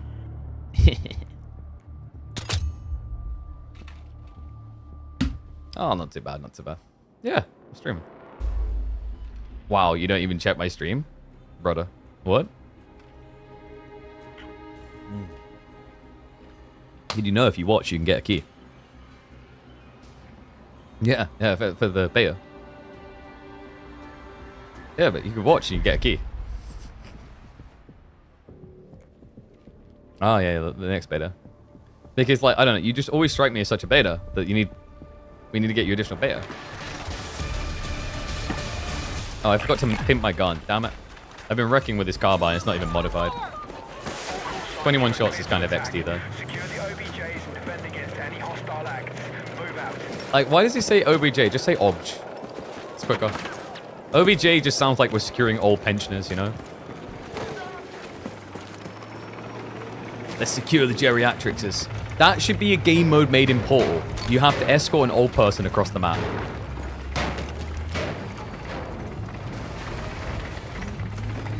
Yeah, when I didn't want to, and then died because of it. Seriously, I feel really bad. Like here's the thing about the climb on the back of the tank thing, right? Like this feature right here, it seems cool. You use it once and then realize if I want to do this, I just climb on top of the tank. Basically, someone spent, I guarantee what happened is like someone on the development team spent 5 months on that before his project manager realized what he was spending time on. And he's like, why have you created this? It's like, I don't know, it kind of seemed cool.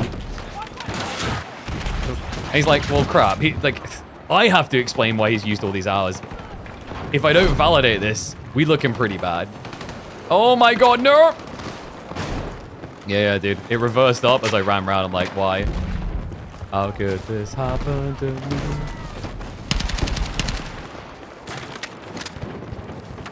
Oh, I bailed on that area, my friend. When the tank comes watching, I go leaving.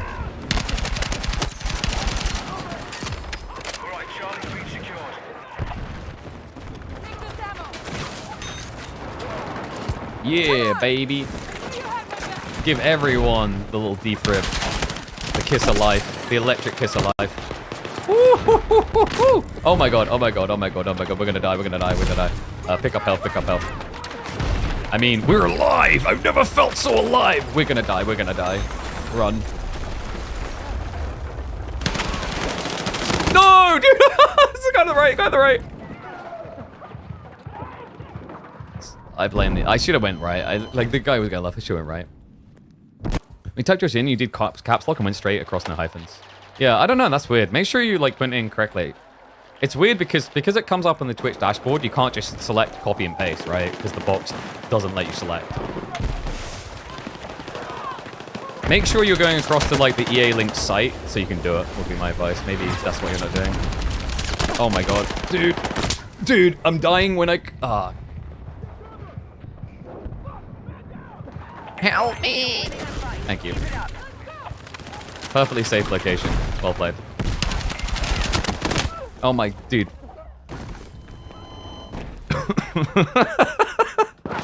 A real Mother Teresa. Alright, I'm gonna have to play... I get pigeonholed into engineer. I want to try different classes, but no one deals with tanks. So I always get stuck doing engineer. God damn it.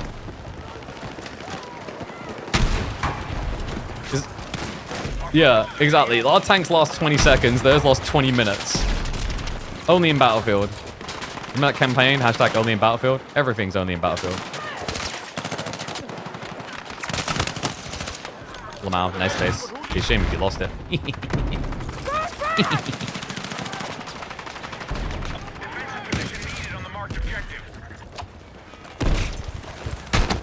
Oh my god, I'm almost dead. Help me! Help! How's that? Flip. Let me just, I'm just gonna take Nona around the back and give him a little prick. Yeah, I'm like the only one shooting at it. And every time it feels threatened, it hides. It's like a pee-pee when it gets too cold. What are you doing? Oh my dear God. Okay, we got peek. Nice. But this guy, he'll heal me. I think it's just like, because you're a medic, the guy doesn't want to heal you because you're competition. That legit used to be a thing, I remember in Battlefield 3. Like, if you're another medic, they just leave you dead. Because they just stand in the corner defibribbing. If you're in the corner defibribbing too, man, you're taking money. You're taking money on their watch.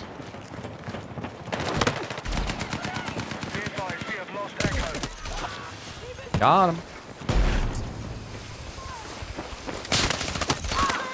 On to D.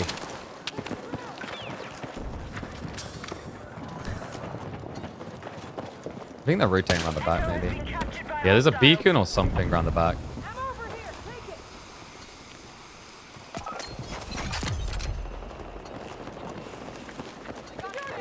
Hostiles are assaulting Charlie. There's a guy on the overpass area.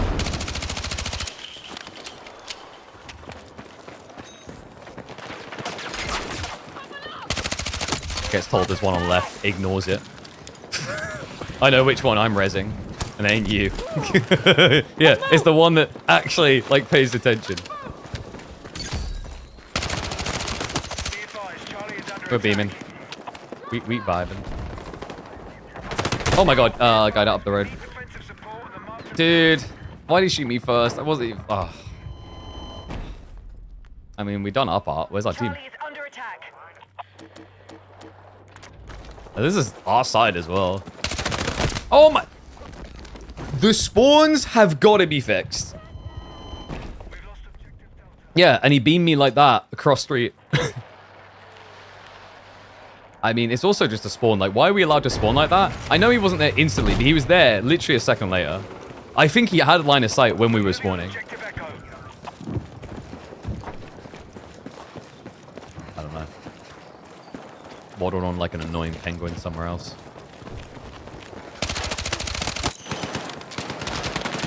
Oh, crap. And I died around the corner. After getting no reggie. Oh, we do have a fourth person now. I just don't know what he's doing. Oh, he likes C. Up the road behind us.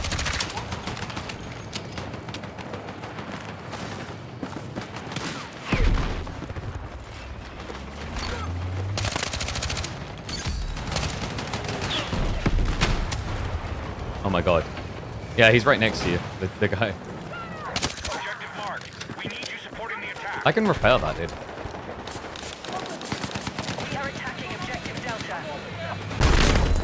I mean, I had to do it. Yeah, but like, if you just get in, I'll repair it. If you're just not a pussy, I'll repair it. But like, if I don't get in, I'm repairing it. I know what's going to happen next. An empty tank is going to get repaired, and then the enemy is going to be in it.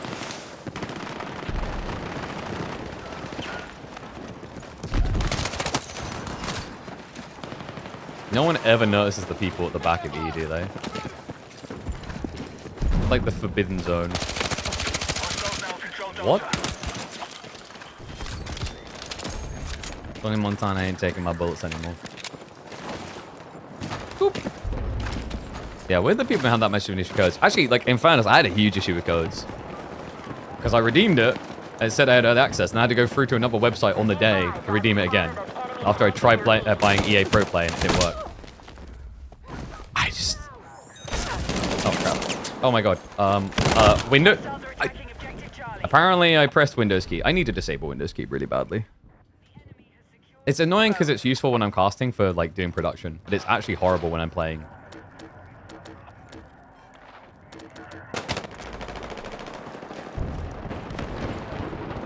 Sadly, there's a wrecked tank in the way, so I can't actually finish him for you guys. Yeah, but the wreck is there. Holy crap, they just lost both tanks on C. That was crazy.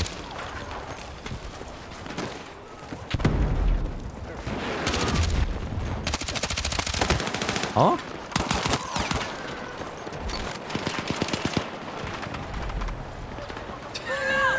Warning shots, warning shots, warning shots. I don't want to kill you. Don't force me to.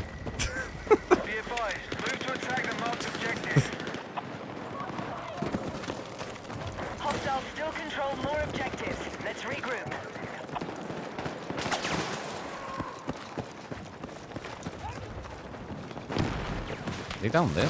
No, we're down here. Okay. Well, I got my boom tube. Whew. Good lord. Let's see if we can dive out the window. That is a pathetic dive. What? I think you can jump. No, you can't. We are targeting Alpha. Diving's nowhere near as epic as it should be. I guess it's more realistic that way, but I don't care for realism. I care for epic.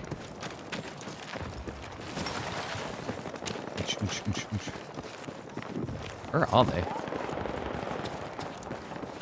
I mean, do we just take B? You guys take A? Yeah. Like, I think I saw a guy. Nope. They must all be on D or something. That's so weird. Objective Alpha is under our control. Time to go for the paranoid decap of B. My favorite. Get me out! Get me out! Dude! So many bullets. So many Defensive support on the I'm like, he's not dead, even though he should definitely be dead. So then I go to get up to go kill him.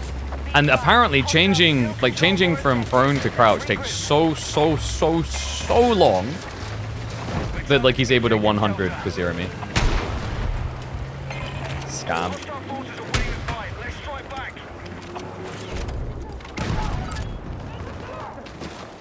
I'm so hurt by that man. Physically and emotionally. Well, like my avatar's the one that's hurt, you know. But he's physically hurt.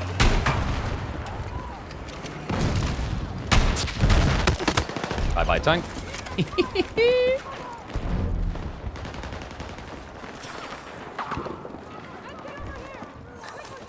enemy is taking objective Bravo.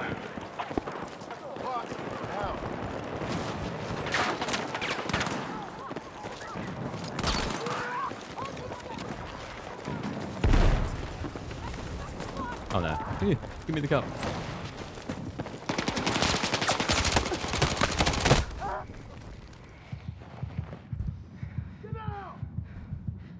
Like 60-70% of the gunplay in this game is just flip a coin.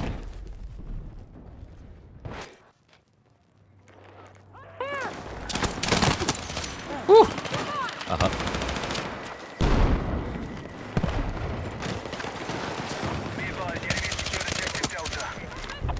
I got you. Oh wait, one plus.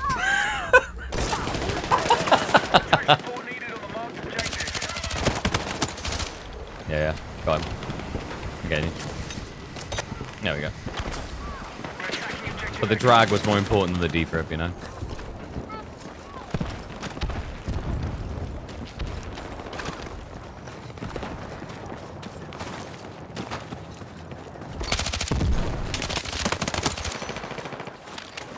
Woo. A little bit close. Sentinel and NATO. Unsure. Let me have a look. Let me just reload my medigun. At least I used it like a medigun. I like to believe it helped res my teammate. I mean, he definitely moved after the rocket, you know? The enemy's taking Delta. I just realized how bad Alpha's position is.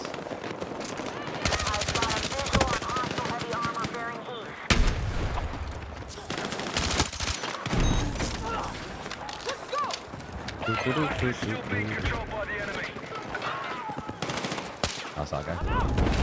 What a weirdo. Your only weakness, a corner. Oh my god, did the tank? Brother, do not go up there. That is cursed, beyond cursed. I'm taking the back streets. The tank can't get in here. At least not last time I checked. I really hope the tank cannot get in here.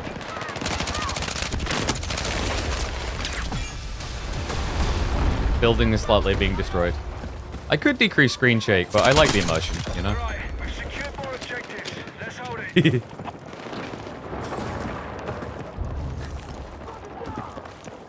I'm coming in behind them. Oh my god, the first guy in the line! And I somehow killed the guy behind him. I don't get it. Yeah, I just feel like a backstab like that. Like, there's no chance that this should be less than 2 kills. And I'm full auto, and they're all lined up. Like, even Call of Duty gets that math right. Where's this guy? Hiding here? Oh, no, there he is on the right. Nice. Good job. Job's done. Wait. Job's done. We're in the lead. Work. Stop pushing me around. Yeah, that's right. You hide. You hide, little tanky poo. I'll still find you. Yeah, exactly. Call me daddy. Daddy. Yeah, let's get that DQ up. Oh man, dude, I just want to... There we go. Let me dive. Oh, guy, I actually drove the tank there, huh? What? I can't even. All these Tony Montanas. He's actually staying there. Holy ratatouille. We are targeting objective Bravo. But, you know, if you survive that, you feel like a real champ. I know, right? Like, you got completely deleted. Objective Alpha. Marked objective under threat. Let's defend the position. Yep, one down. There'll definitely be more. Thank you, good call. Bravo under attack. I don't think they like us right now. I would not like me very much. I would really... Oh, crap. Guy across the way. Good job. I'm very low. Be advised, the enemy now controls more Damn. objectives. I don't think we saved that guy from getting knifed. Big side. I'm over here. Take it. They're gonna come in behind. Let's close this door. It's much more polite that way, you know? Give people their privacy. Be advised, hostile Don't look at that guy, he's dead. Give him his privacy. Oh, gapped up. One hit. My guy should get him. Nice.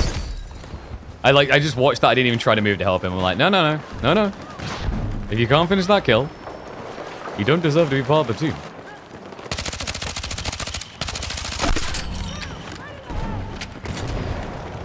Our forces control more objectives than the enemy. Oh, crap. Another APC.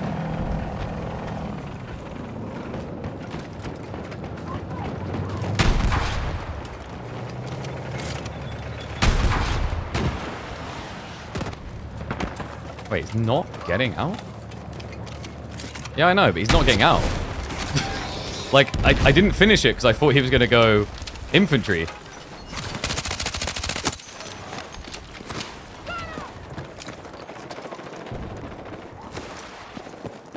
Yeah, I've taken a break from killing people for a moment. Back to it soon.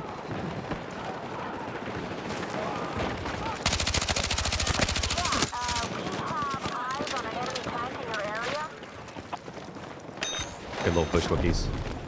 The classic. Freaking out my teammates, 60. Wait, that is a guy, right? Oh, one hit only.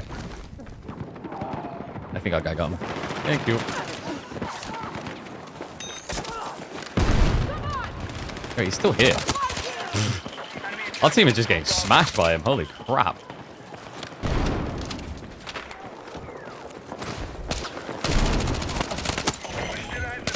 I know. I should be dead. I ego chatted it and he didn't kill me. How am I not dead, dude? 100% he kills me there. Oh my god.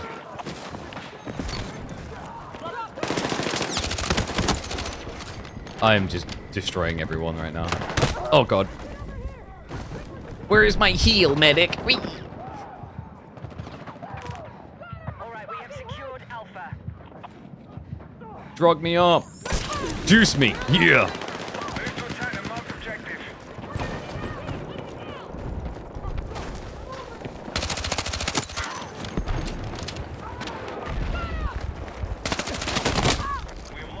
Nah, dude. I can't make sense of that. There's a guy in the corner, by the way. I mean, at that point, just get the gun out, right? The third attempt to defib me, I think they maybe have heard you. I respect the attempt, but by the time you're like coming in out and not shooting, they're like, what the hell is this guy doing? Oh.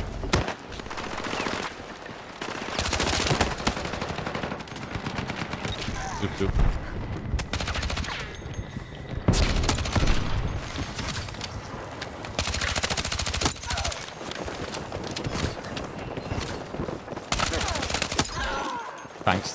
Thanks, Snitch. I think I can. I don't think I can res you. This is such a fucking mess. He just C4'd the wall. He gave up. No, I'm dead. I'm dead. He C4'd the wall and killed me. I was so low after all those fights. Really does just take a century to heal in this game.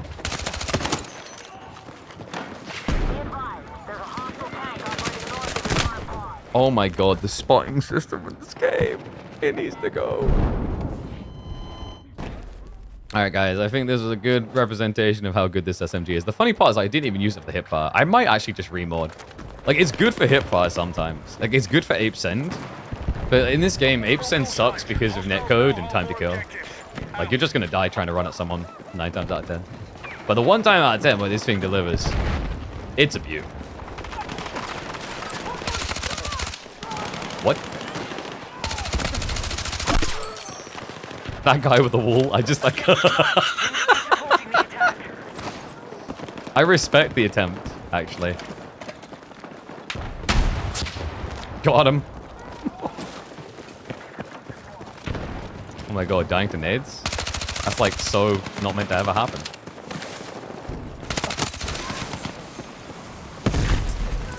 Alright, daddy's coming. Where you at?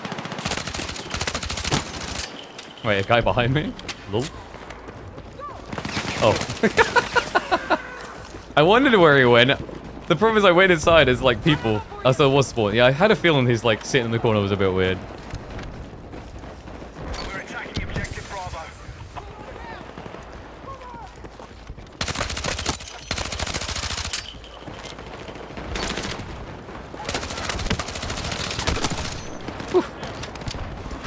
Don't mind me. This is my new home. We now hold 4 objectives. Keep pushing. I don't exist. Please leave me alone. Wait, so I throw the grenade and then he runs onto it at the end. Oh my god, dude! He wasn't even aiming at me, he's aiming at you! Oh, that's cars.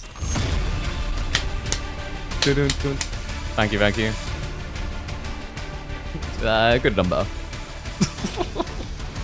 Alright, yeah, there you go, chap. That's the SMG class. Like I said, you can run it. Like, it's not bad. I think genuinely you'll ADS a lot in this game anyway. The hipfire is just kind of funky, but like we maximized hipfire almost entirely. It's quite strong. So like quick reference again of what you want to make this happen. You're going to use the SGX. You're going to customize it. You're going to add in the standard suppressor. Then you want to get your hands on a 6-inch standard. You can change that to a different like length if you want to for a bit more recoil control, but I don't because I want soft point over standard. Full metal jacket, just improved headshots is sick if you get them at range. Compact hand stop's going to let you run on the go and shoot. Fast mag is going to allow you to reload between those gunfights. And then, of course, you want to have the MW green so you can actually, like, hip fire. Finally, I go for a 1.5x for just visibility. It's better than just having iron sights when you're fighting. And that is how you create a broken gun. Mushy mushy. There's like 10 of them there? Only 10? I like my odds. Alright. You know what, stream? I'm going to end it, though. It's been almost 10 hours. GG's. I'll be back on Monday with more midweek muster. We get into round 16. We get into the skinny of it. Hopefully, you guys got the keys you were looking for. I believe it goes into open access tomorrow if you do not, so you'll be able to access the game yourself. Send me some clips. Let me know how it goes. And I'll see you all on Monday. Adieu.